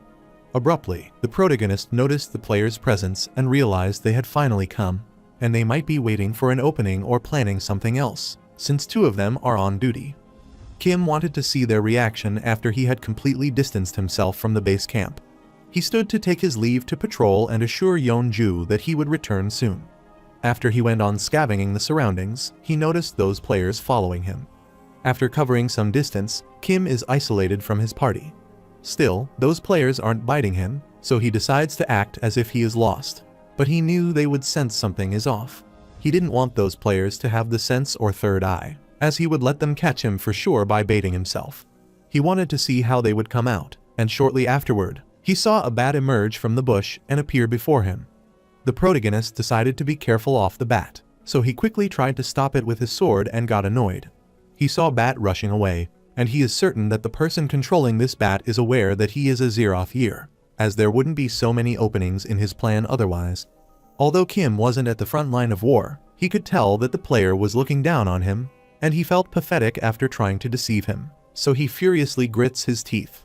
He quickly unleashed a slash toward the bat, which struck it, and he found it quite evident that this got him. Kim wanted to know the identity of this inadequate fool, so he started chasing the bat and wanted it to stop. While the bat worriedly kept rushing away, Kim Soo-hyun chased it all the way while cursing it. After chasing the bat for a while, he arrived at the dead end and wondered if those players were thinking of attacking him there. Although he knew those players' plans were a mess, they had their fundamentals down, so he looked around, wondering where they were hiding. Abruptly, he heard a sound, and he was startled. He went to the bush, peeked inside, and saw a man grab the girl's shirt and tell her to stay still. The girl saw Kim from far, so she told him to run away. The player was startled by this, wondering who was there, and he covered the girl's mouth to stop her from making a noise. This situation dumbfounds Kim Soo-hyun, who wants to know what this mess is. He looked at the player information and realized that his name is Kim Seung-bum, who is in his 4th year and is an ordinary swordsman. His disposition was chaotic evil, and all his stats were more than 50, with his strength being 86 and luck 30. At the same time, the other player is Choi Joo-hyun, a 3rd-year student in an ordinary swordsman class with an opportunistic, chaotic disposition. Seung-bum furiously glared at the protagonist, who wanted to know how long he had been there. Kim Soo-hyun unsheathed his sword, telling him that he had been there since earlier, but he wanted to know about the current situation. Seung-bum is startled after seeing him reacting this way, telling him to put down his sword and hear out what happened. Joo-hyun quickly told Kim to run away because that guy is a vagabond. She wanted the protagonist not to listen to him, as he is alone. Seung-bum gets annoyed after hearing this thought. She might be crazy, but Joo-hyun added that his comrades are nearby. Seung-bum started kicking her and wanted her to be quiet. Kim quickly told him to stop, realized that he was a vagabond, and guessed he was unprincipled, so he pointed his sword at him. Seung-bum gets annoyed when he finds out and agrees that he is a vagabond, but he has no intention of fighting him there, as they aren't targeting his party. Kim is confused, wondering what he meant by this. Seung-bum knew that Kim was with the party that rode the caravan, leaving Mule, and asked if he was right.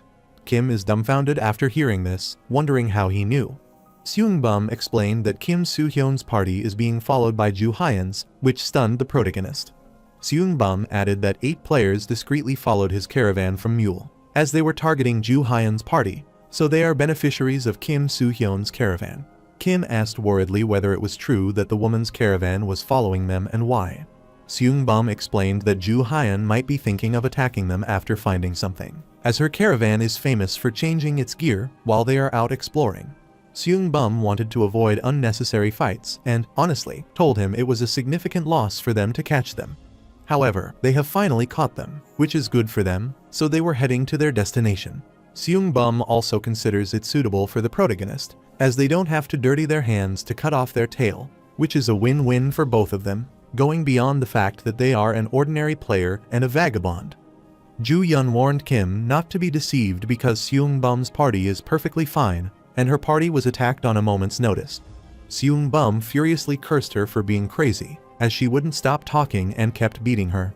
The protagonist sighed, wanting to drop the act and start playing along with him. He instructed Seung-bum to stop there, as the player academy had said to refuse to compromise with a vagabond at all costs, and pointed his finger at him. Seung-bum smirked after hearing this, telling him that is why he is a useless Zeroth year, as he isn't flexible. The protagonist found one mistake they had already invested in and approached them, knowing they were in their Zeroth year. He clarified that he isn't trusting Joo-hyun, but they are indeed the enemy. Seung-bu isn't going to stop Kim if he wants to get whooped, but doesn't want to regret it later. Ju Yun quickly exploited the situation as Seung Bum was distracted, so she pushed him down and then grabbed his sword. Seung Bum worriedly grabbed his head, wondering what this was, and saw Ju Yun pointing a sword at him. He looked around and saw Kim Soo-hyun pointing his sword at him as well, and became concerned as he was surrounded like this. Seung Bum worriedly grits his teeth and then rushes away, telling them to watch out.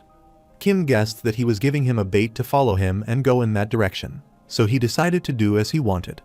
Before he could leave, Ju Yun grabbed his cape, telling him to wait, as it might be a trap, as Seung Bum might have escaped to where his colleagues are. Kim is confused after hearing this, wondering if that isn't their plan for him to follow them.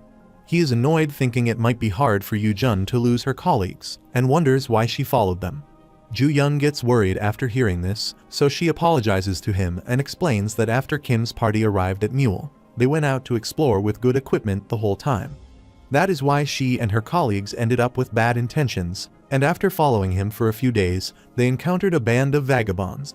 Yoo Jun added that all of her colleagues except for her are dead, and it was hard for her to live in Mule, so they were tempted by the money and equipment. The protagonist found it strange that he hadn't asked her, but she was reciting everything. He wondered if another person made the pans while the stupid one baited him there, just like Yeonju mentioned, and he guessed there was a real careful planner in their midst.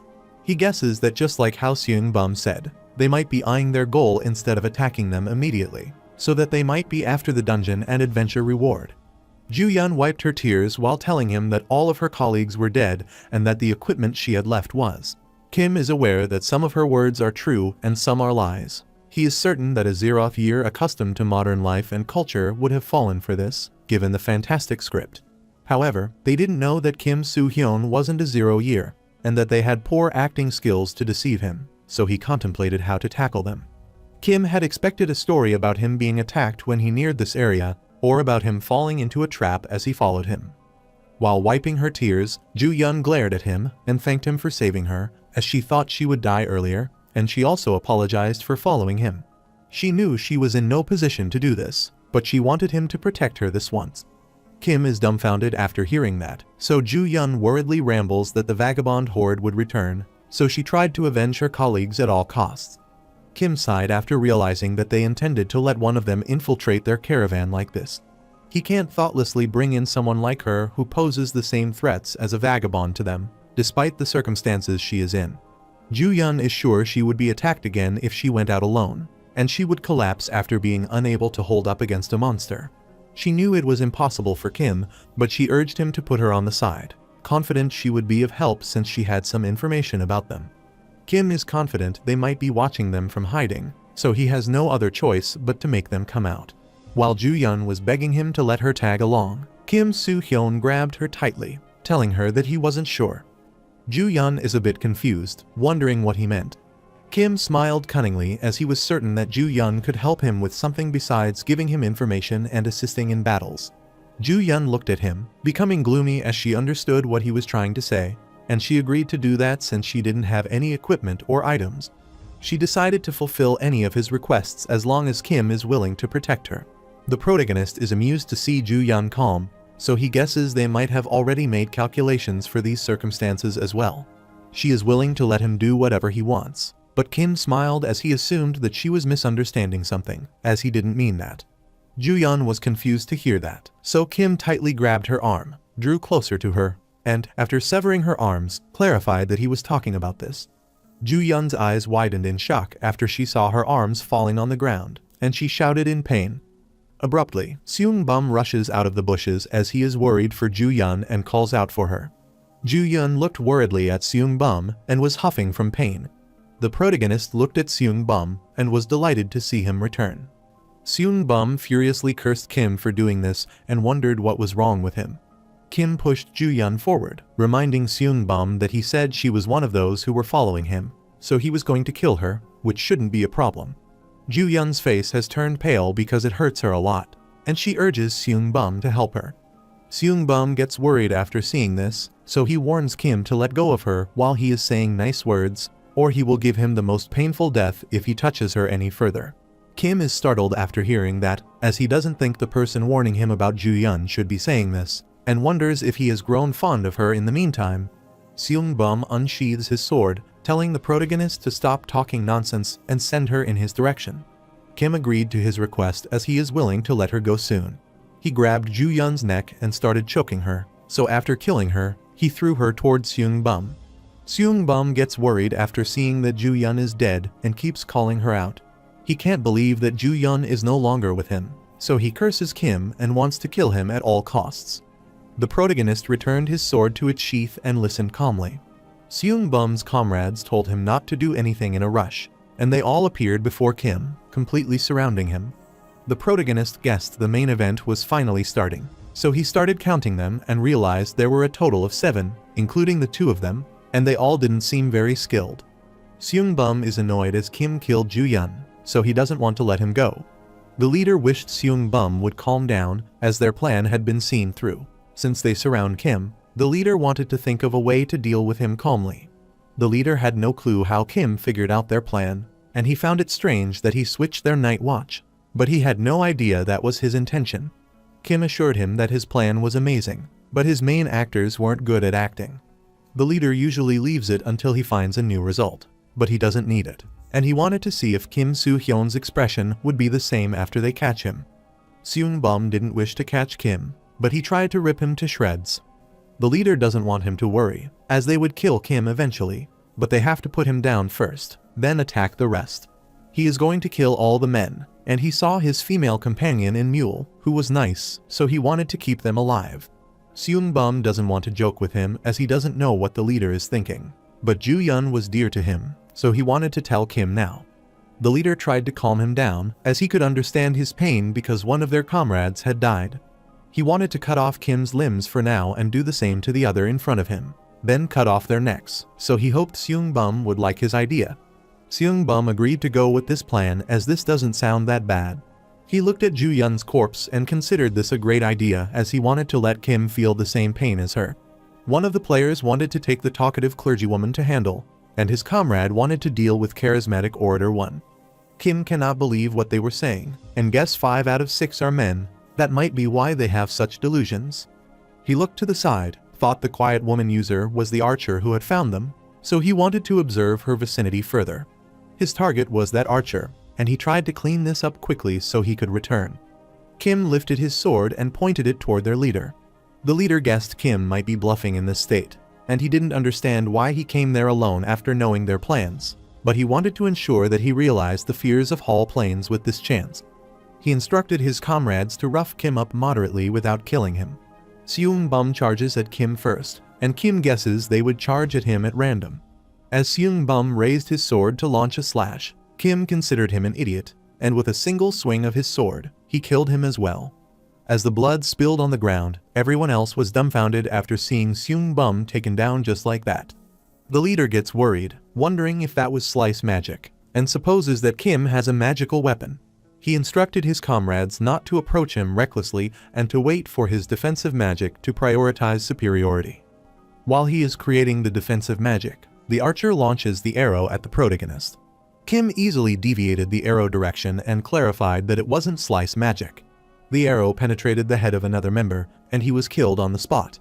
Kim Soo-hyun looked back and was pleased, as that was a bullseye, so now he has 4 opponents left to deal with. Everyone gets worried after seeing Hyun Seung dead as well, and wonders if On So-yeon is crazy, and wants to know what the meaning of this is. On So-yeon, worryingly, explained that she targeted Kim, not her comrades. Kim looked around and was confident to end a couple more before they finished deciding their battle lines, so he started rushing toward the other way, which concerned those players as they saw him coming at them. The leader casts the shield spell on his comrade, who is going to fight. Kim is amused to see him summoning the shield quickly and guesses he has mastered the speed shield like Hyeon. The leader smirked because the effect of magical weapons like cut magic is useless in front of a shield. So, he is sure that Kim can't fight them in this case, and they can take 0 year in a strength-based fight. As the swordsman lunges at Kim to strike the protagonist, he guesses he has no intention of blocking because he trusts the shield, since he thinks his sword is buffed with a cutting spell. Kim rushes toward him to strike, which makes the swordsman think he is an idiot, as he wanted to come from the bottom. He is confident to slice Kim in half after the shield blocks his attacks. However, contrary to his expectations, Kim's sword pierced through his chest, and he coughed up blood. Kim Soo-hyun looked at him with a cunning smile and clarified that he isn't using a skill like slice magic.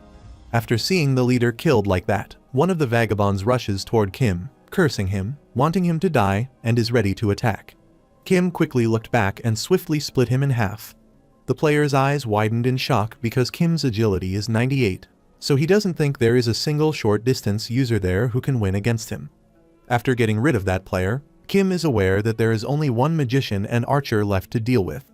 He wanted to get rid of the magician first, as he couldn't get needlessly careless and get hit from behind.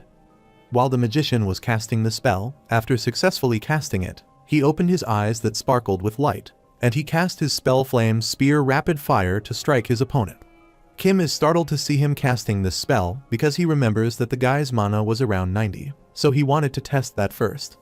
The leader laughed wickedly as he knew his flames were terrific, so he wanted Kim to give up and die, and he activated his treasure level ranked X, which caused a massive explosion. He laughed excitedly, thinking he had Kim, so he wanted On So-yeon to come closer to check, and he instructed her to watch through the smoke. Abruptly, the leader is startled by a notification that pops up before him, and he wonders what complete defense means. While the protagonist is notified about his luck ability reduction of defense judgment, and the treasure ability X rank is checked, a portion of his defense judgment is increased. Furthermore, his mana ability is checked due to the absence of anti-magic ability.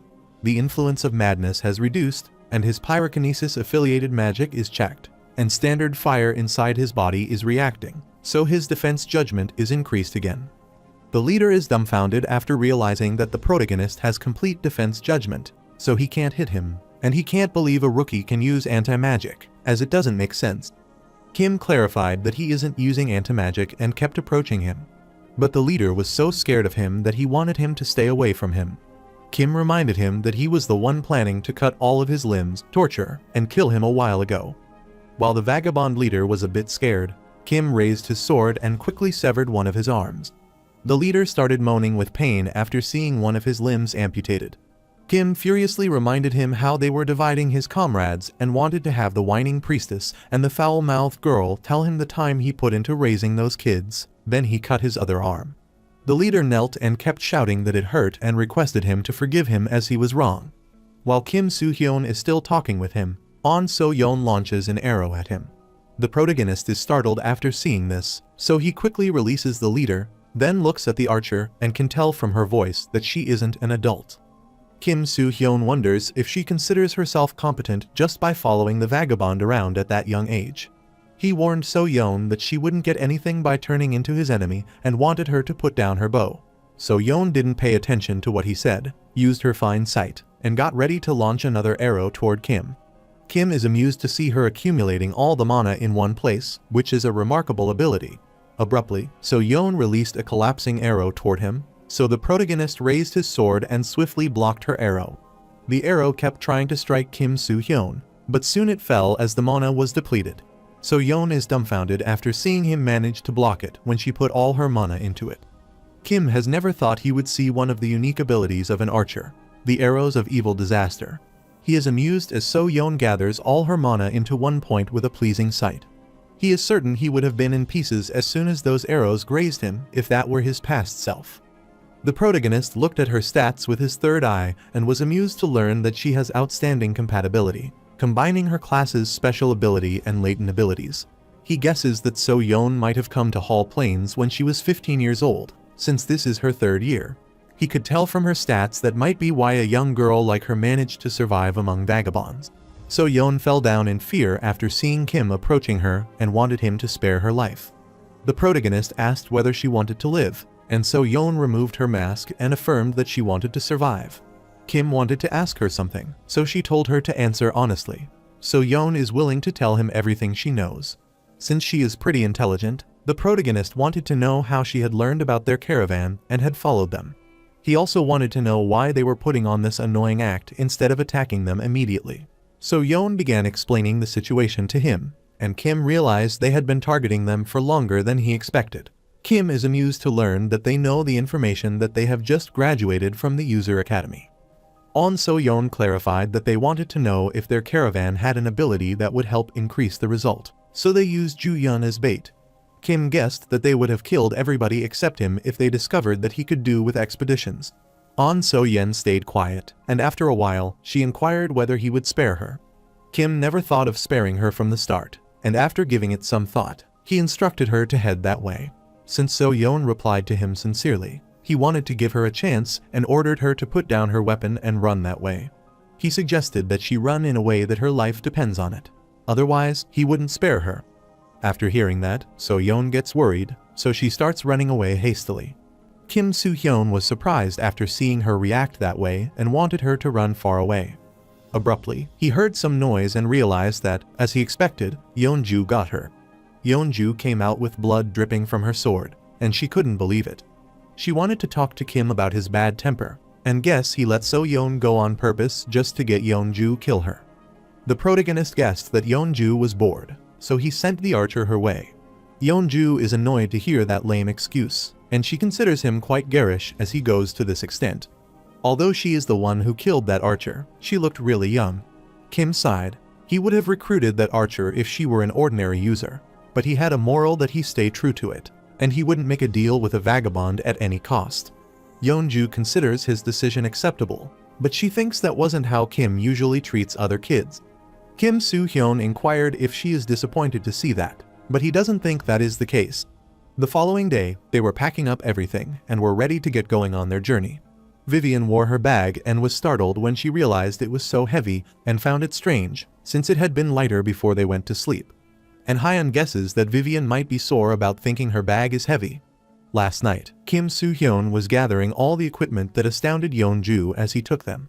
Kim wanted to get them because they were worth something, and he started putting them in Vivian's bag to leave them to her without her knowing. Before starting their journey, Kim explained that they would arrive at the Cave of Screams in 2 or 3 days, as it's a range of green mountains after they pass that peak, and they started their journey. On their way, they encounter a monster, so Hyun inquires about the identity of the monster. Kim explained that the beast is Radaloff, and Hyun is startled to see a baby among them, but he guesses they are aggressive. Upon seeing their reaction, he is certain that Radaloff thinks they intruded on their turf. Kim instructed them to halt, as a charge and ram with their horns would be a huge blow, so he wanted them to maintain square formation without recklessly charging until he gave them the signal. He plans to take care of those who come after him from this battle onward, as he is sure that kids are aware of their position now. Furthermore, they are experiencing getting hurt in battle and understanding the outcome when they can't properly do what they are told. Kim accosted Hyun to ask if she could use the spear-type magic in rapid succession. Although using it in rapid succession was burdensome for Hyun, she was willing to do it. Kim reminded her not to overexert herself and do as much as she can with the magic type she is most confident in. Hyun concurred as she started casting the spell. Radaloff sensed the magic, so they charged toward them furiously. Kim realized they had become agitated as the flow of magical power changed. Since they were coming toward them, he instructed his comrades not to be pushed aside but to corner them. As the distance between them shortened, Sang Yang cast the spell excavation that started raising the ground underneath the Radaloff, making them lose their balance, so they fell. Hyun explained the situation, so she used ice spear and rapid fire to attack them, then cast another spell, fragmentation. Her ice fragments started piercing the skin of Radaloff, and they started screaming with pain. Abruptly, Vivian stepped forward as it was her turn, so she summoned Acacia, the Queen of Pain, who has dominion over the 29th Army. Suddenly, several vines began to appear from the ground, soon covering Radaloff's body. With the flicker of Vivian's finger, those vines penetrated the monster's body and created a bloodbath around it. The remaining Radaloff gets scared after witnessing this and rushes away, screeching. Kim instructed Hyun and Yu Young to step forward to strike. They ran toward Radaloff and quickly struck one of the monsters. While they were busy handling the monster, another Radaloff charged toward Yu Young from the back. Yu Young is worried to see her sword stuck, and she notices another Radaloff behind her, so she looks back. But before she can attack, she is herself attacked, which hurts her bones. Sol quickly used her spell cure to help Yu Young recover from the injury. Yu Young thanked her for healing her, and she swiftly killed the monster. The time passed by, and soon it was evening, and they were relieved, as that was the last monster they dealt with. Kim Soo-hyun appeared to everyone as doing hard work, so he wanted to take a break for a moment. He wanted to continue their journey after a 20-minute break because the boundary magic effect sharply drops there. and everyone concurred on his command. While everyone was resting, Kim was eating jerky, and Vivian accosted him as she wanted to ask him something. Kim wondered what the matter was, so Vivian glared at him as she found a pile of equipment after checking her bag, which weighed too much. But she hadn't seen those weapons before they left for the journey, so she wanted an explanation for this. Kim looked at her and then clarified that they had a tail on them. Vivian is stunned by the news of the tail, wondering who they were and when they started chasing them. Kim killed them all the night they changed their rotation. Vivian understood everything, but she was annoyed as all the weapons were in her bag. Kim doesn't want the other kids to know what happened, so he put everything in her bag. Vivian guessed he was being overprotective, but Kim refused, saying that wasn't the case, and that he wanted to avoid introducing a new variable when they were doing so well. Vivian doesn't consider it a variable, but Kim explained that his comrades came to the Hall Plains 2 months ago, and he doesn't know where they would run off if they get bent out of shape a little bit, so he thinks that fighting monsters is enough for them. Abruptly, he stood, causing Vivian to fall as she was sitting on his support. He clarified that they would be shortly killing all the users and vagabonds, so this doesn't matter. On the 10th day of their journey, they finally saw the mountain range ahead, so Kim asked if that was the Green Mountain Range he had been telling them about. Kim concurred, as that is true. He heard that the mountain range is the criterion for diving into the unexplored areas of Mule and Eden, which is in the east. He decided to take a break and eat before they finished the journey, since they had all worked hard walking throughout the night. Everyone agreed to take the break as they were exhausted by their journey at night, and they never thought that the Meadowlands would be so wide. They thought the name of the Green Mountain Range fits it well, as they consider it quite eye-catching. Kim is aware that even though those mountain ranges look peaceful and beautiful, the circumstances change the deeper they go, because the monsters waiting ahead are mostly undead. Since he doesn't have the map inside the forest, he has to rely on his memories, and he wanted to calmly look at the path ahead, as the scenery isn't much different from the past. Yeonju saw that Kim was lost in thought and figured he knew the exact location of the cave, but still asked if he was sure to continue like this. Kim always has a way to sort this matter, so he wanted his lucky charm to come forward, and Saul concurred. Yeonju is surprised to hear about the lucky charm, and Kim asks Saul the way she wants to go. Saul is startled to hear that, but Kim doesn't want her to be nervous, to use her gut like she usually does, or to pick a direction.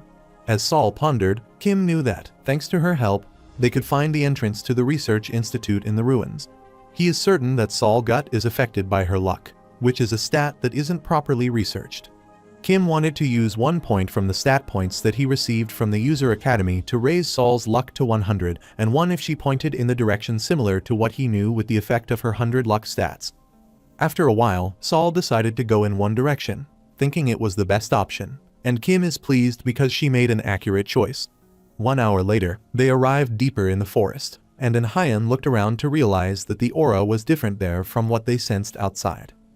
Hayeon could also feel a disturbing feeling in the air, so she kept pondering about this strange magical power.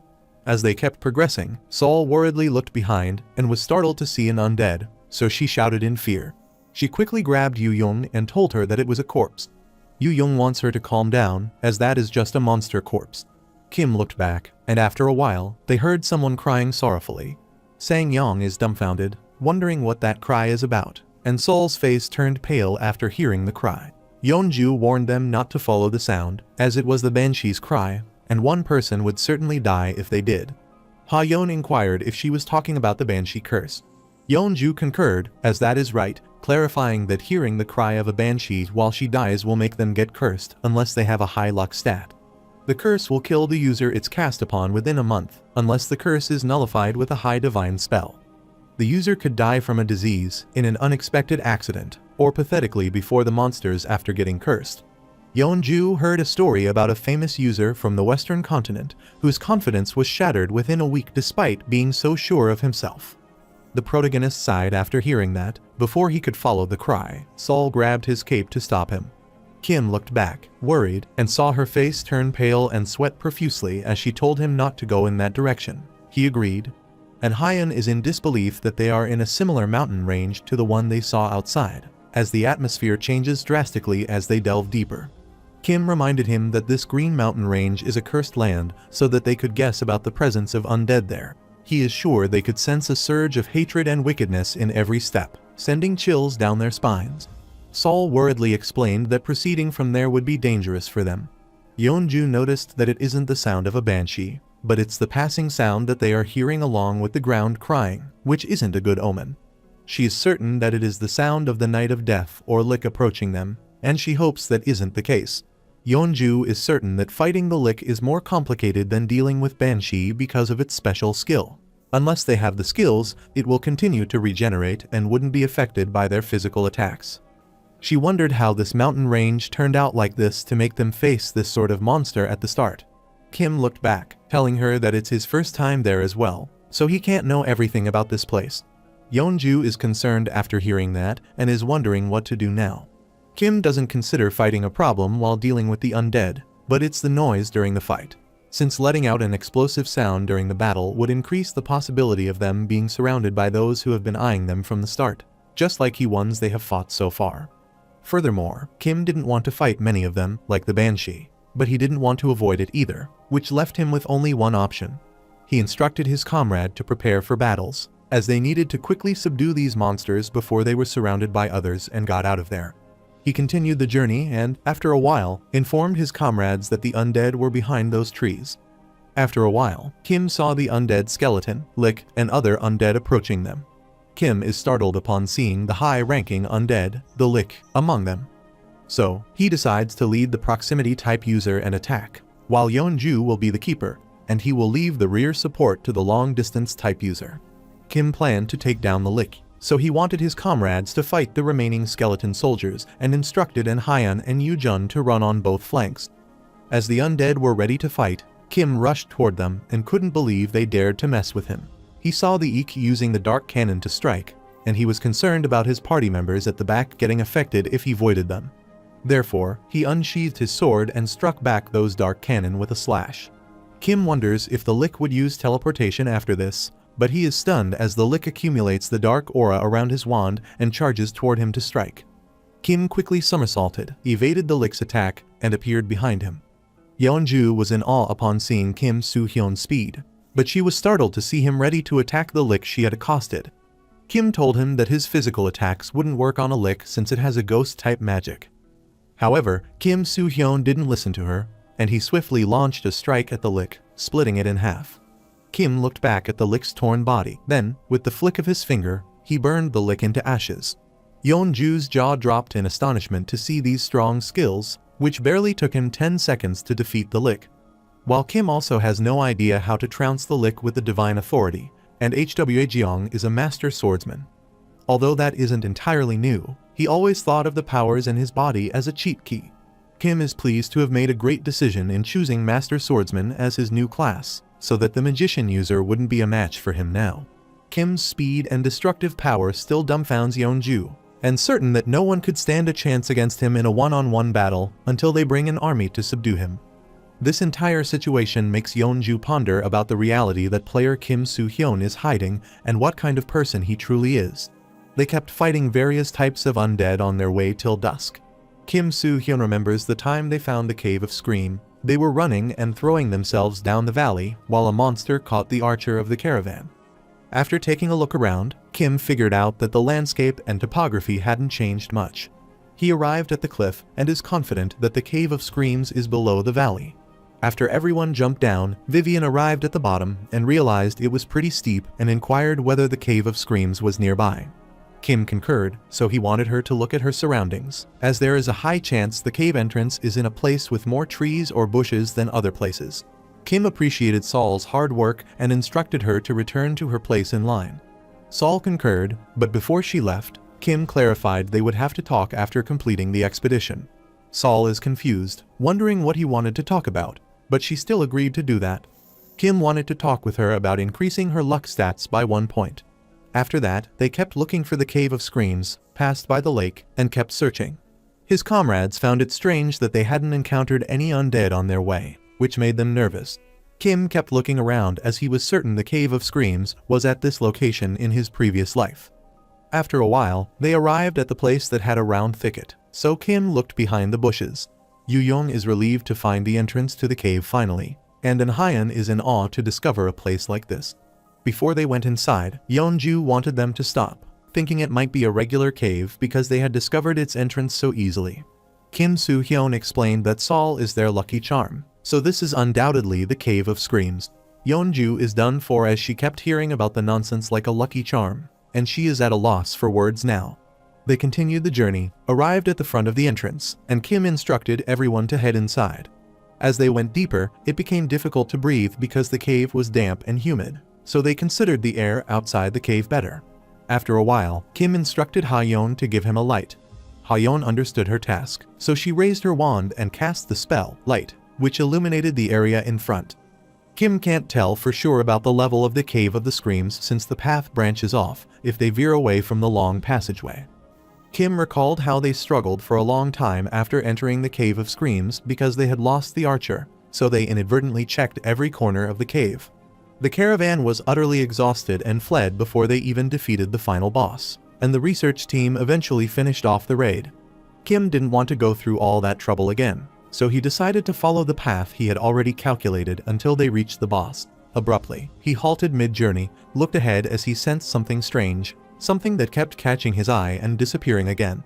He wondered what that thing was and if it was playing tricks with him. Kim instructed his comrades to be on guard, as he sensed something strange 80 meters ahead. Everyone stayed alert after hearing the warning, and they continued their journey. After a while, Kim saw a light in front of him and kept pondering what it was. Ha-yeon decides to send the light sphere a bit farther forward. After the light sphere traveled a bit forward and the passage was illuminated, Kim Soo-hyun's eyes widened in shock as he saw stone statues ahead. Kim gets worried after seeing those statues, as there wasn't something like that near the entrance, so he wondered what had happened. He clearly recalls never having fought with stone statues like this. Suddenly, he sensed strange energy ahead, so he got worried and commanded Ha-yeon to cancel her light magic immediately. Ha-yeon is concerned, so she started canceling the light magic, but before she could succeed, a massive bluish energy rushed toward them. Kim can't believe he let his guard down because it was a familiar path, and he didn't use the third eye earlier. He commanded his comrade to prepare for the battle because the situation had turned worse. Soon, the blue energy spread through the area, illuminating it and dazzling everyone's eyes. After a while, several skeletons began to emerge from the energy and charged at them. Kim noticed them coming at them and realized they were spirit-type monsters, the Wraith. He instructed Sol to send the Holy Striking to Han-hyun and Yu-young, while he wanted both of them to embed mana into their weapons and fight before she casts the spell. He warned Han-hyun and Yu-young that they could fight with those skeletons with mana-less armaments, and they concurred. Kim instructed everyone to get back and make the formation. Everyone got to their designated positions, fought the skeletons, and managed to subjugate them. Han-hyun realized that they barely did it, and Yu-young is exhausted as she never thought they would return to life once they killed them. Han-hyun admits that they are genuinely the undead, as the name implies. Yeonju understood that the solution was to eliminate all of them at once. Kim concurred that they would resurrect if even one of them were alive, which is a magic power they possess as the undead. He had experienced something similar before, so he took his chances and wondered what would happen if it didn't work. They continued their journey, and Kim was surprised, as he hadn't expected this grand greeting. Yeonju kept pondering about the identity of the cave master, as he had from the start. Kim is also unconfident about the boss, but he is certain they can't easily deal with him. Since the battle that happened earlier wasn't part of his memories, as he initially found this cave 2 years later, he guessed something else might have occurred during those 2 years. He guessed that other users might have come first and annihilated everything. After a while on their journey, Kim explained that they are slowly going underground because of the slope, and they encounter more path ahead. His comrades wondered which route to take, so Kim chose one and decided to go that way. However, Yeonju is doubtful about following this path, as they don't have an archer, so they can't tell the outcome if they go in recklessly. Although she knew they didn't have a choice, she wanted the priest to use a lead spell at times like this. Kim Soo-hyun looked back and is certain that Yeonju and other users think they are heading inside recklessly, without knowing the truth that they are going down the oath he had meticulously planned. So, he doesn't care about the reason, and thought they would be fine after finding the difficult path to clear the cave completely. Yeonju is speechless after hearing this, and she guesses they wouldn't have a reward after defeating the undead, but they are going to finish the cave master. Kim concurred that that is right, which is why they took the long way around. Kim wanted to take the path that maximizes their profit this time and go straight to the boss. He wanted to skim the best things off the top and leave the rest for other users to find and completely clear. However, Kim is sure that the monster should be returning now, but he can't see any of them. They encountered several other branches along the way, and after a while, Vivian found the stairs leading down, so she informed Kim. Yeonju went ahead to take a look at the path and found faint traces of someone's hands. She guessed these stairs were artificially made, and she saw a space down there, so she wondered if Kim Soo-hyun planned to go down. Kim wanted to take a look, and after seeing it, he recalled encountering a familiar path that appears after they pass through the empty space. He doesn't think they are on the wrong path, as they have to jump down since the stairs stop halfway. Since the slope was quite steep, he wanted everyone to be careful. After going down a bit, Kim doesn't see any sign of a monster around, but he feels a faint magical energy after focusing for a while. He instructed his comrades to halt for a moment as he felt magical energy. Abruptly, Sol slipped, so she accidentally pushed Kim, and both of them fell. And Hyeon and Yu Young were worried about them, so they called them. After peeking down and finding them, Yeonju inquired if they were fine. Kim affirmed that they are all right, but he wanted them to be careful as the cliff is a bit high. However, Yeonju doesn't consider it high enough to warrant caution. Kim stood helping Sol stand as well, and after looking around, he didn't see any undead, so he guessed he might be imagining things, as he had sensed the magical energy earlier. He annoyingly accosted Sol, who started apologizing for pushing him down as she lost her footing. Momentarily, Kim's eyes widened in shock as the magic struck him, notifying him of the confirmation of the invocation of the ancient magic, Unconscious Reveal. The latent ability invocation invokes the Blessing of War rank X, but the defense judgment failed due to his luck stat. Kim Mana 96 can't be influenced by the user's lack of resistant skills and strong spell magic, and his mind eyes are reacting to lower defense to partial defense. The protagonist is dumbfounded to realize that there is a spell that can penetrate his magical defenses. Suddenly, he felt strange, so he grabbed his head, wondering what it was. Sol is worried after seeing this, and Yeonju inquires if he is staggering suddenly, wondering if he is alright. Kim worriedly looked at his comrade, as he didn't want them to come down now, but it was already too late to warn them, as they had already descended. The magic started inflicting them as well, so they all felt strange and wondered what was going on. Everyone dropped their weapon after that attack, and Sol's face turned pale, wondering what the meaning of luck correction and partial defense is.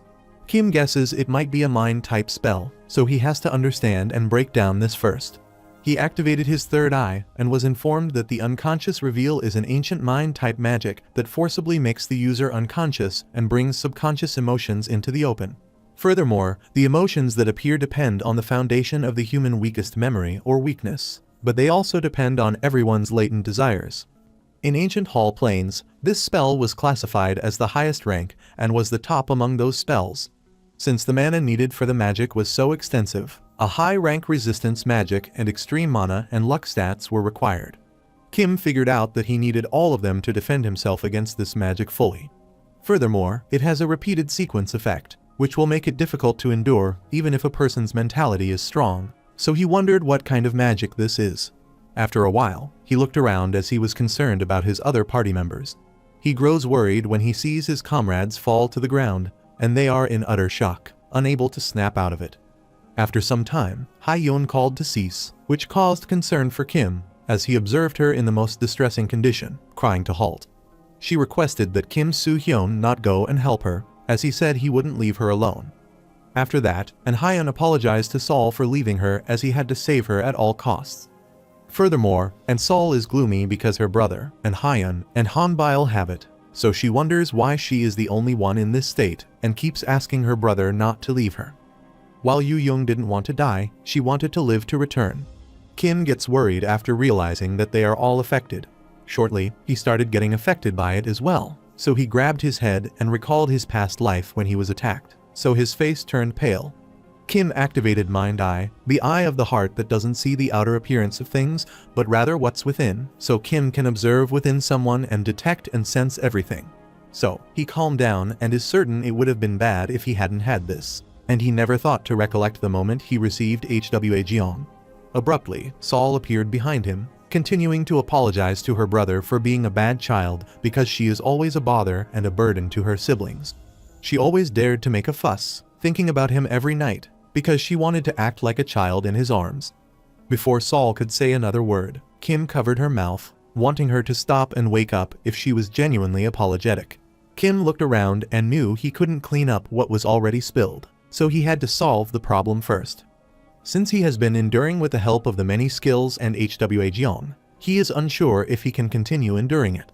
He is sure there is the center of the magical circle, or the part that is the core, somewhere, so he decides to search for it with his third eye. After searching for a while, he finally found the center of the magic, so he decided to get rid of it. He grabbed his sword firmly and threw it away to get rid of the energy source. However, he is dumbfounded after seeing a barrier around the magic center. He grabbed his sword, and he couldn't believe he was testing things out at a moment when it wasn't the time for it. He furiously grits his teeth, covers his sword with flame, and relaunches it toward the center. He kept increasing the intensity of the flame, telling Hwa Jeong to penetrate the barrier. The sword began to penetrate the barrier, and Kim wanted it to pierce through, so he firmly closed his fist, triggering an explosion that broke through. Kim is relieved because his sword finally managed to penetrate it.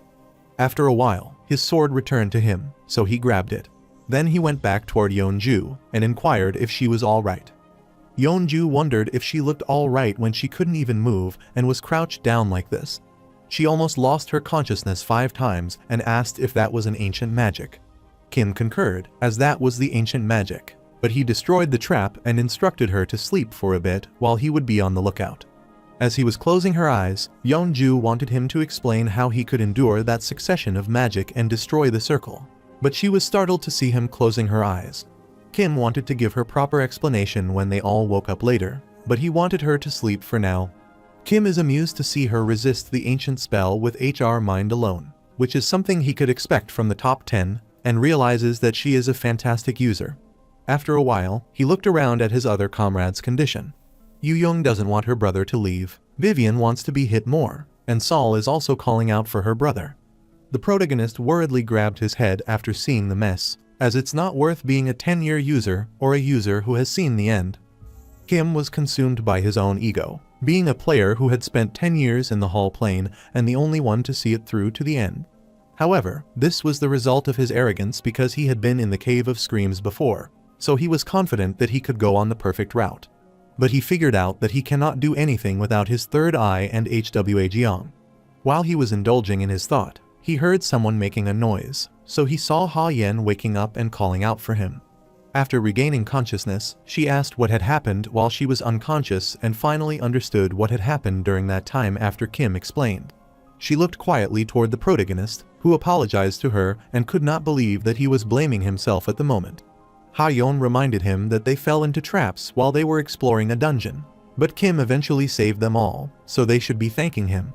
Kim clarified that it isn't the problem, but Ha Yeon reminded him that he clearly sent a stop signal before they descended, and they stopped according to the signal, so he isn't responsible for Sol tripping. Kim is gloomy because he is the one leading the caravan, so he has to be more careful. He could have prevented this incident if he had been more cautious. Furthermore, Kim's class isn't even specialized in detection, so it's also Ha Yeon's fault for not bringing an archer user. Kim knew he had to take responsibility, no matter what happened, because he was leading the group, and this incident was clearly a mistake on his part. Ha Yeon could tell that he was still blaming himself, so she clarified that, in this case, coming to the Cave of Screams would be a mistake as well. But that isn't true. Kim stayed quiet even after that, so Ha Yeon reached out and hugged him, telling him that he had done well until now. After seeing Kim like this hurts her heart, and she knows he tends to do everything on his own, even when people are around him. Ha Yeon is sure that no one can be perfect, so she wanted Kim to consider this as a good experience and be careful next time. Furthermore, she reminded Kim that he is still a Zeroth year user, so she wants him to stop being so hard on himself. After hearing that Kim Soo-hyun stood, he wanted to go check it out, as he had listened to an enormous reverberation earlier when he destroyed the magic circle. He tried to change for any change in the topography, so he wanted Ha Yeon to explain everything to the other members when they woke up, and to do it in a way that wouldn't stress them. Ha Yeon told him to leave this matter to her. Before leaving, Kim thanked her, which pleased Ha Yeon, and asked her to have a safe trip without veering too far off. The protagonist wanted to return to the beginning to review the changes. After some time, he returned and saw Sol crying out that she hadn't done it, so Kim wondered what was going on.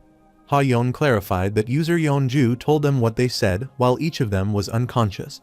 However, when this all turned, she explained that she had said she didn't like Kim Soo-hyun, and she found it annoying because he was taking care of them, as he is a bit strong.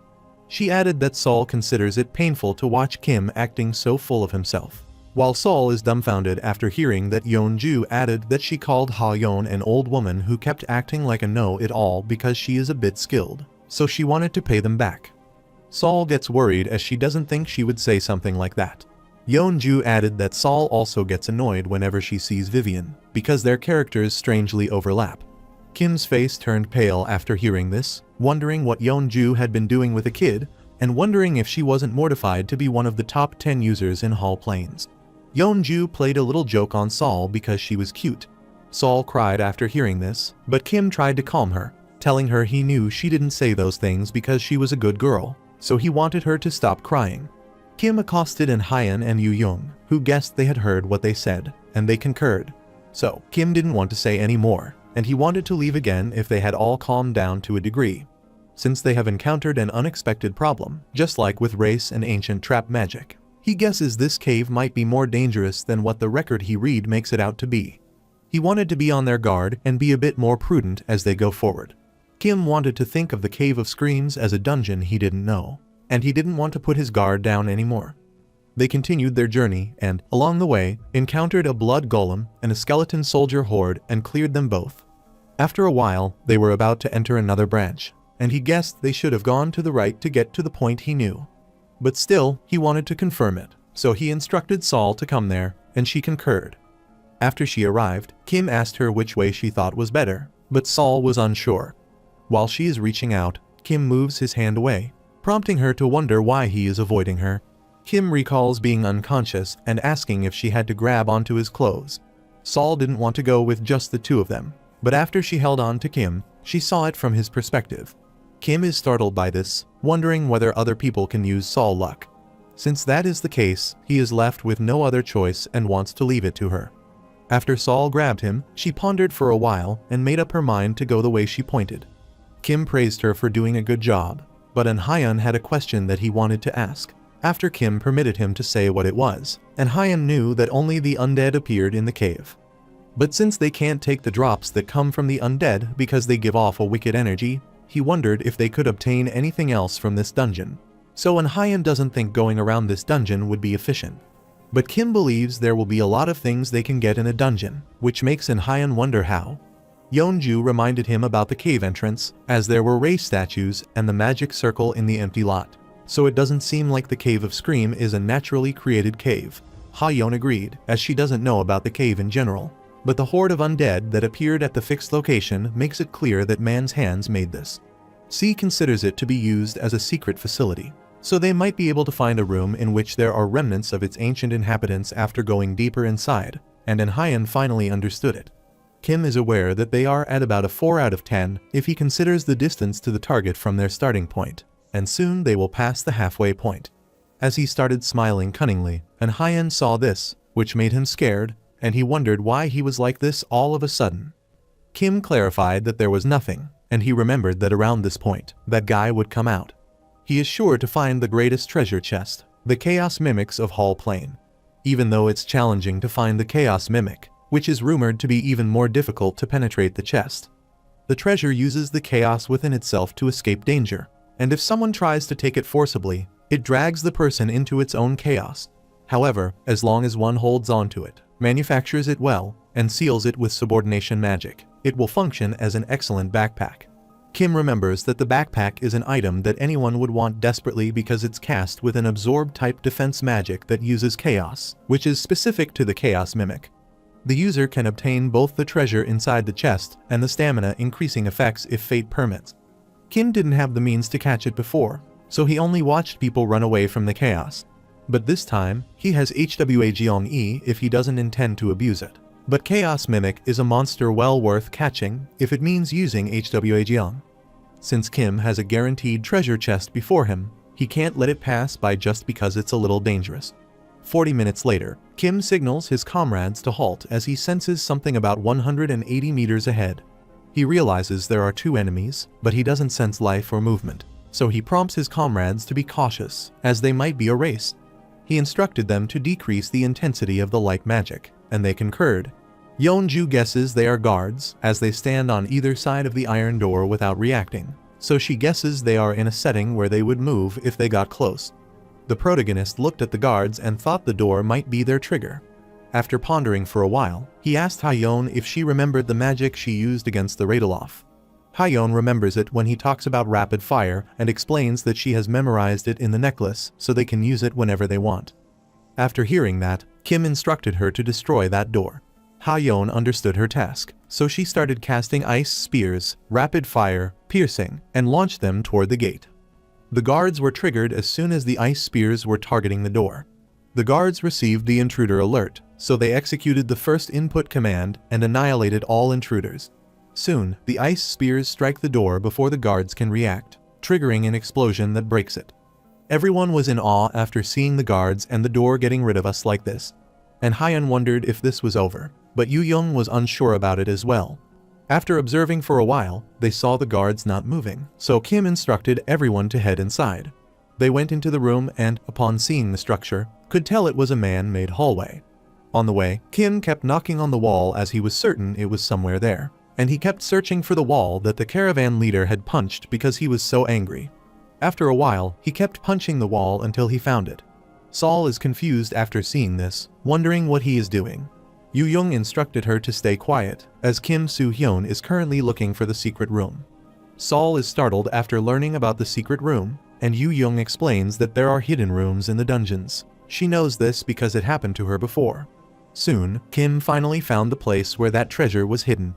Yeonju noticed only that part was different, so she guessed there was something behind this wall, but she wondered how he remembered the secret room, as she had completely forgotten about it. Kim clarified that it's just his gut, but he saw a location with traces of people, so it was strange that there was no door, and he figured it out. Yeonju is certain he might be joking, and he's sure no one taught him that either. Kim explained that he learned it in the user academy, but Yeonju didn't think that was true. The protagonist put his hand on the wall and slowly opened the door leading to the secret room. Hayeon illuminated the room with light, and everyone is amused to see a room inside telling Kim that he is the best. After looking around, they saw boxes in the corner and guessed that these might be the treasure chest. Kim smiled excitedly after finally finding his precious treasure. Yeonju whispered in Kim Soo-hyun's ear that it is a mimic, which is a great catch, and Hayeon wanted to go check those boxes, and Yu-young also tried to open them. Kim wanted them to calm down first, as they needed to check if it was a trap, and they understood. Kim approached the treasure boxes and lifted one of them. His comrades were dumbfounded to see the chest moving, wondering what was happening. After some time, the protagonist opened the chest, which began to emit a dark aura along with a strange sound. Everyone covered their ears at the unbearable sound, and Yeonju was annoyed, wondering what it was. Suddenly, red energy appeared from the chest, startling Yeonju as she finally understood what it was. She worriedly instructed Kim to throw it aside and stand back immediately, as that monster isn't an ordinary mimic but a chaos mimic. Kim looked back at her as he understood, then he went ahead, stepping on the other two chests as well. Yeonju gets worried after seeing this and wants to stop him, but he doesn't pay attention. Kim covered his hand, and the fire energy slowly approached the treasure chest, and he put his hand inside it. Everyone's jaw dropped in shock when he put his hand inside. Kim can't believe that those kids are getting all scared for nothing, and he commanded Hwa Jeong to burn it. As the fire from his hand burned everything inside the chest, the dark substance began to emerge. Kim is pleased that he finally got one down, so he threw the treasure chest down and instructed his comrade not to recklessly touch the one he handles, as it's not yet wholly purified. After warning his comrades, Kim was going to subdue the second one, which is hefty as well, and it's quite full. As he lifted the chest, he wondered why it wasn't trying to escape, and he thought that chaos mimics were the type to avoid fighting as much as possible, but it worked out for him. He opened the treasure chest, then did the same with it and threw it down as well. After handling that, the smallest one was the only one left, so he stomped on its chest and lifted it. Kim looked at it for a while and guessed this chaos mimic might be their child, and supposed it might be why the two chaos mimics didn't run away. However, he doesn't care about that, so he put his hand inside the treasure chest and finally subdued it. Yeonju is astounded to see Kim subdue it so easily and remarks that he is terrific. Kim warned her not to touch them yet, as she would get herself in trouble. After hearing that Yeonju stopped wondering where her head was, she found it surprising how easily Kim caught them. And Hyun is in awe, but he wants to learn about this type of monster. Kim explained that these are chaos mimics, a magic backpack that contains a highly high-level subspace, as well as the greatest treasure chest of the Hall Plane. He instructed Sang-yong to empty his backpack immediately and hand it to him, as he had to put these treasure boxes in there. Sang-yong handed him the backpack, but he wanted to know why Kim hadn't opened it yet, even though he said these were the treasure box. Kim has dismantled their inside, but the smoke is still coming out, so it will take a long time to clear, and they don't have time to wait. And Hyun is a bit annoyed after hearing that, as he wanted to open at least one before continuing their journey. However, Kim bluntly refused, as these weren't ordinary treasure chests, so that he couldn't be reckless. Kim planned to take out the gems he needed for the subordination magic seal and seal the hearts so that chaos wouldn't leak out from them. After taking out the gem, he commanded his comrades to look for things that stand out in the room instead of standing still, and they all affirmed. They all dispersed to search for other things, and Kim saw them all gloomy. Vivian thought they were going to get something finally, so she wondered if it would hurt him to open it. The protagonist knew that having this kind of reaction from them made sense since they have been defeating monsters like undead all this time, so it's natural they get pent up as they have been fighting and walking on repeat without much income. Kim sighed as the amount of stuff the chest has is less now, so he has to use Hwang again to make it spew out the rest of chaos. Kim has no choice. As the leader, he is responsible for maintaining the caravan's environment, so he has to dangle the carrot again. Kim told everyone they would open one, mimic chaos, after they were done searching the room. Everyone's eyes sparkled with excitement after hearing this, so Kim wanted them to finish it faster so they could see what was inside. And Hyun quickly instructed his comrade to move as he was going to go through that side of the room. But Yoo-young was annoyed as she was already going through that side. Kim is speechless after seeing this, so he decides to go with the smallest one, picks it up, and opens it, then leaves the rest to Hwang. After a while, everyone had already scavenged the room, so Kim commanded them to stand back as he was going to open the treasure chest. Yoo-young wanted him to hurry as the leader was being too serious about opening one treasure box. Kim can't believe how hasty they are, and he doesn't want her to regret it later when she has to clean up. Vivian gets curious when Kim says it like that and wonders if it is really that amazing of a treasure chest. Kim clarified that she would know it after she sees it, so he started opening the treasure chest. He turned the box over to throw things out, but everyone was dumbfounded as nothing came out. After a while, countless gold coins came out of it, dazzling everyone's eyes as they couldn't even count them. Sang-yong can't believe that treasure box has this many gold coins and gems inside it. After the last item came out of the treasure chest, Ha-yeon expressed her shock. Yeonju can't even tell how much of this is all gold and gems. Everyone gathered around the pile of gold coins and gems kept staring at it in awe. Sang-yong guessed it would take them a day to count them all. Kim guessed as much and clarified that it was why he didn't want to open it, since they don't have much time. He tried to put them back in the treasure chest for now, and his comrade concurred. After a while, they finally put everything back inside the chest, and they were amused as that was a lot. Ha-yeon looked at the 3 items that were left outside, so she planned to use restoration magic on them. Kim left those items to her and is pleased that they don't have to worry about money, but he never thought he would find only 3 items in one chest, so he supposed this little treasure chest mostly swallowed sparkly things. He activated his third eye to see what these items were and realized one of them was an earring of the wing, a spirit of a high-level wind that had remained for a long time before leaving. Although the spirit of wind has lost its power, a vestige of it remains in the earring, so the player can use wind power by equipping it. The player feels lighter and could extend his peripheral vision, but the effect is halved if only the earrings are worn. Another item was a gem of amplification, utilized by ancient magicians to enhance the primary component of mana, thereby increasing the velocity of mana flow and its purity, which in turn reduces its consumption.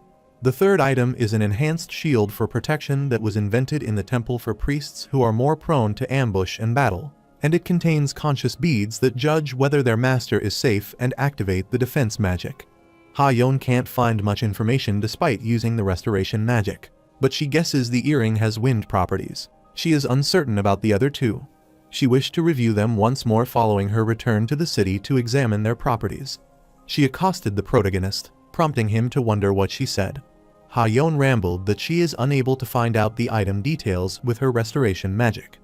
Kim's eyes widened in shock as he was distracted for a moment because there were 2 pieces of ancient equipment that he hadn't heard her.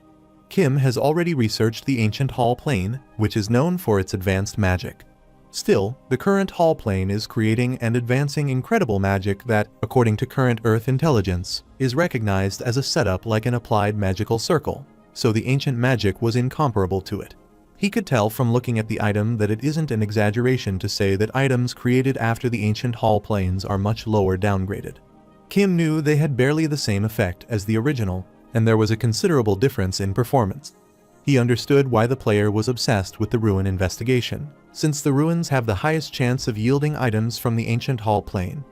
Kim wonders whether Ha-yeon has forgotten anything she packed in her backpack before they left. Ha-yeon wonders what he is talking about, and soon she recalls the appraisal casting scroll and can't believe she forgot about it, so she wanted Kim to tell her about it earlier. Kim forgot about that as well, but he is relieved that they brought it with them. Ha-yeon took out the appraisal scroll, placed items on it to start the appraisal, and shortly showed the result to Kim. Kim is astounded to see the results, well recorded and figured out, of the scroll's high-quality casting. He looked at the item in order, and the first was the Earring of Wind, in which the spirit of wind has remained for a long time, increasing agility and making the user feel lighter after wearing it. He threw the item at Yu Young as he thought it would be good for her, so he wanted her to take it, which pleased her. Then he looks at the details of the Amplification Gem, a support equipment item from ancient times used by magicians, which is a detachable tattoo that increases mana speed and reduces its consumption. Ha-yeon is surprised to hear its description, so she wonders whether there aren't exact stats for when it will take effect. Kim clarified that there aren't many, unfortunately, but it would be effective because it's an ancient item, so he handed it to Ha-yeon. Ha-yeon was startled by this, so she refused as she wasn't asking for it. Kim is aware that double casting memorization would be difficult for her to continue to use them as she goes on, so she is the most appropriate player for this gem. Although Ha-yeon is a bit hesitant, she took it and looked at it happily. Kim knew that only one item was left after that, the Shield of Protection, a high-level defense spell for priests to learn. The important fact was that it had a conscious bead, which made it incredibly valuable, since that is an attribute. But not only that, it dramatically decreases the user's chance of dying when assassinated or attacked suddenly. He clarified that the third item is only for priests and it's an attribute item which makes everyone gloomy, but Saul is pleased. Kim quickly handed it to Saul and asked her to let it find an owner. After she feeds her mana into the bead, it will immediately find its master. Saul understood everything, so she put her mana into the bead, which enlightened and began to float in the air. Everyone around her was dumbfounded after seeing the bead scrolling around them. Saul found it quite adorable, but she was startled when the bead rushed at her and began rubbing against her body. Saul wondered what was wrong with this, as it was tickling her body. And Ha-yeon gets infuriated after seeing this, and he wants the bead to stay away from Saul, so he rushes to strike. While Saul burst out in laughter after being tickled, the bead started rushing away as Ha-yeon tried to capture it. The bead released immense energy shortly, which threw Ha-yeon far away. Kim is amused to see the bead reflect the attack, so he guesses it has a couple more functions since it's an improved model. Later, they continued their journey, and Vivian was pissed because she didn't get anything again. Sang-yong doesn't understand what his master is mad about. Since it's a good thing, the party members are getting stronger, which ultimately means their caravan is getting stronger. He reminded Vivian that there are 2 chests left, so he didn't want her to worry too much about this. Vivian wanted him to be honest, as she is sure he also thinks it's a shame and is relieved. Sang-yong is perfectly content with the teaching he is receiving, so he is happy that he met her and the leader. Vivian looked back, sighed, and apologized as she didn't want to be picked on and had no intention of being scolded, so she gratefully accepted his feelings. Sang-yong is dumbfounded after hearing this, wondering what she meant. Vivian sighed as she guessed that being pretty is a sin, but Sang-yong is consumed with wondering what she meant. Kim is annoyed after hearing this, so he wants to set aside a date to take care of her. After a while, Kim realized they had reached point 6, but he was bothered because they hadn't seen any undead since the Chaos Mimics, so he wondered if that was because they had taken a different path than the last time. He looked ahead at the area and was dumbfounded as something was blocking his mana senses. Kim instructed his comrade to stop, as he couldn't sense the area that was 200 meters ahead. Sang-yong is startled after hearing that, and Yeonju realizes that it might be because of a barrier, a device, or a wavelength that blocks mana. Kim Soo-hyun concurred, guessing that was the case as well, but he wanted to get closer to confirm what it was and to go forward slowly. Yeonju feels like it's getting creepier as they get closer to the entrance. After arriving at another entrance, Kim stops. Ha-yeon gets worried as she feels something murky. Sang-yang thinks it would be dangerous to get closer because their senses are blocked from a distance. Kim still can't see anything, even if he increases his ocular power, because he has activated his third eye. He is startled as he sees a massive horde of monsters ahead with his third eye, and he considers it an obvious trap, so he wonders who designed this cave. Kim clarified that going any further would be dangerous if they couldn't sense anything from this distance, as Sang-yang said, so he gave them two choices. Yeonju guessed his two options might be either to go in or they make a detour and ask if she is right. Kim Soo-hyun concurred, as that is right, they should either go inside to destroy the trap or find another path, even if it means taking more time, so he needs their opinion on this matter. Kim remembers that last time in the caravan, they chose to take a detour, which is why they took a significant amount of time to escape Point 6 and experienced countless encounters with Knights of Death. Kim is confident this path would lead to a trap filled with monsters and ancient magic. He is certain that the creator has purposefully laid this cave so that each section would vary, so they either fall into a trap or encounter Knights of Death. Since they are there this time to save time, Kim considers it worth returning if there are dangerous obstacles ahead.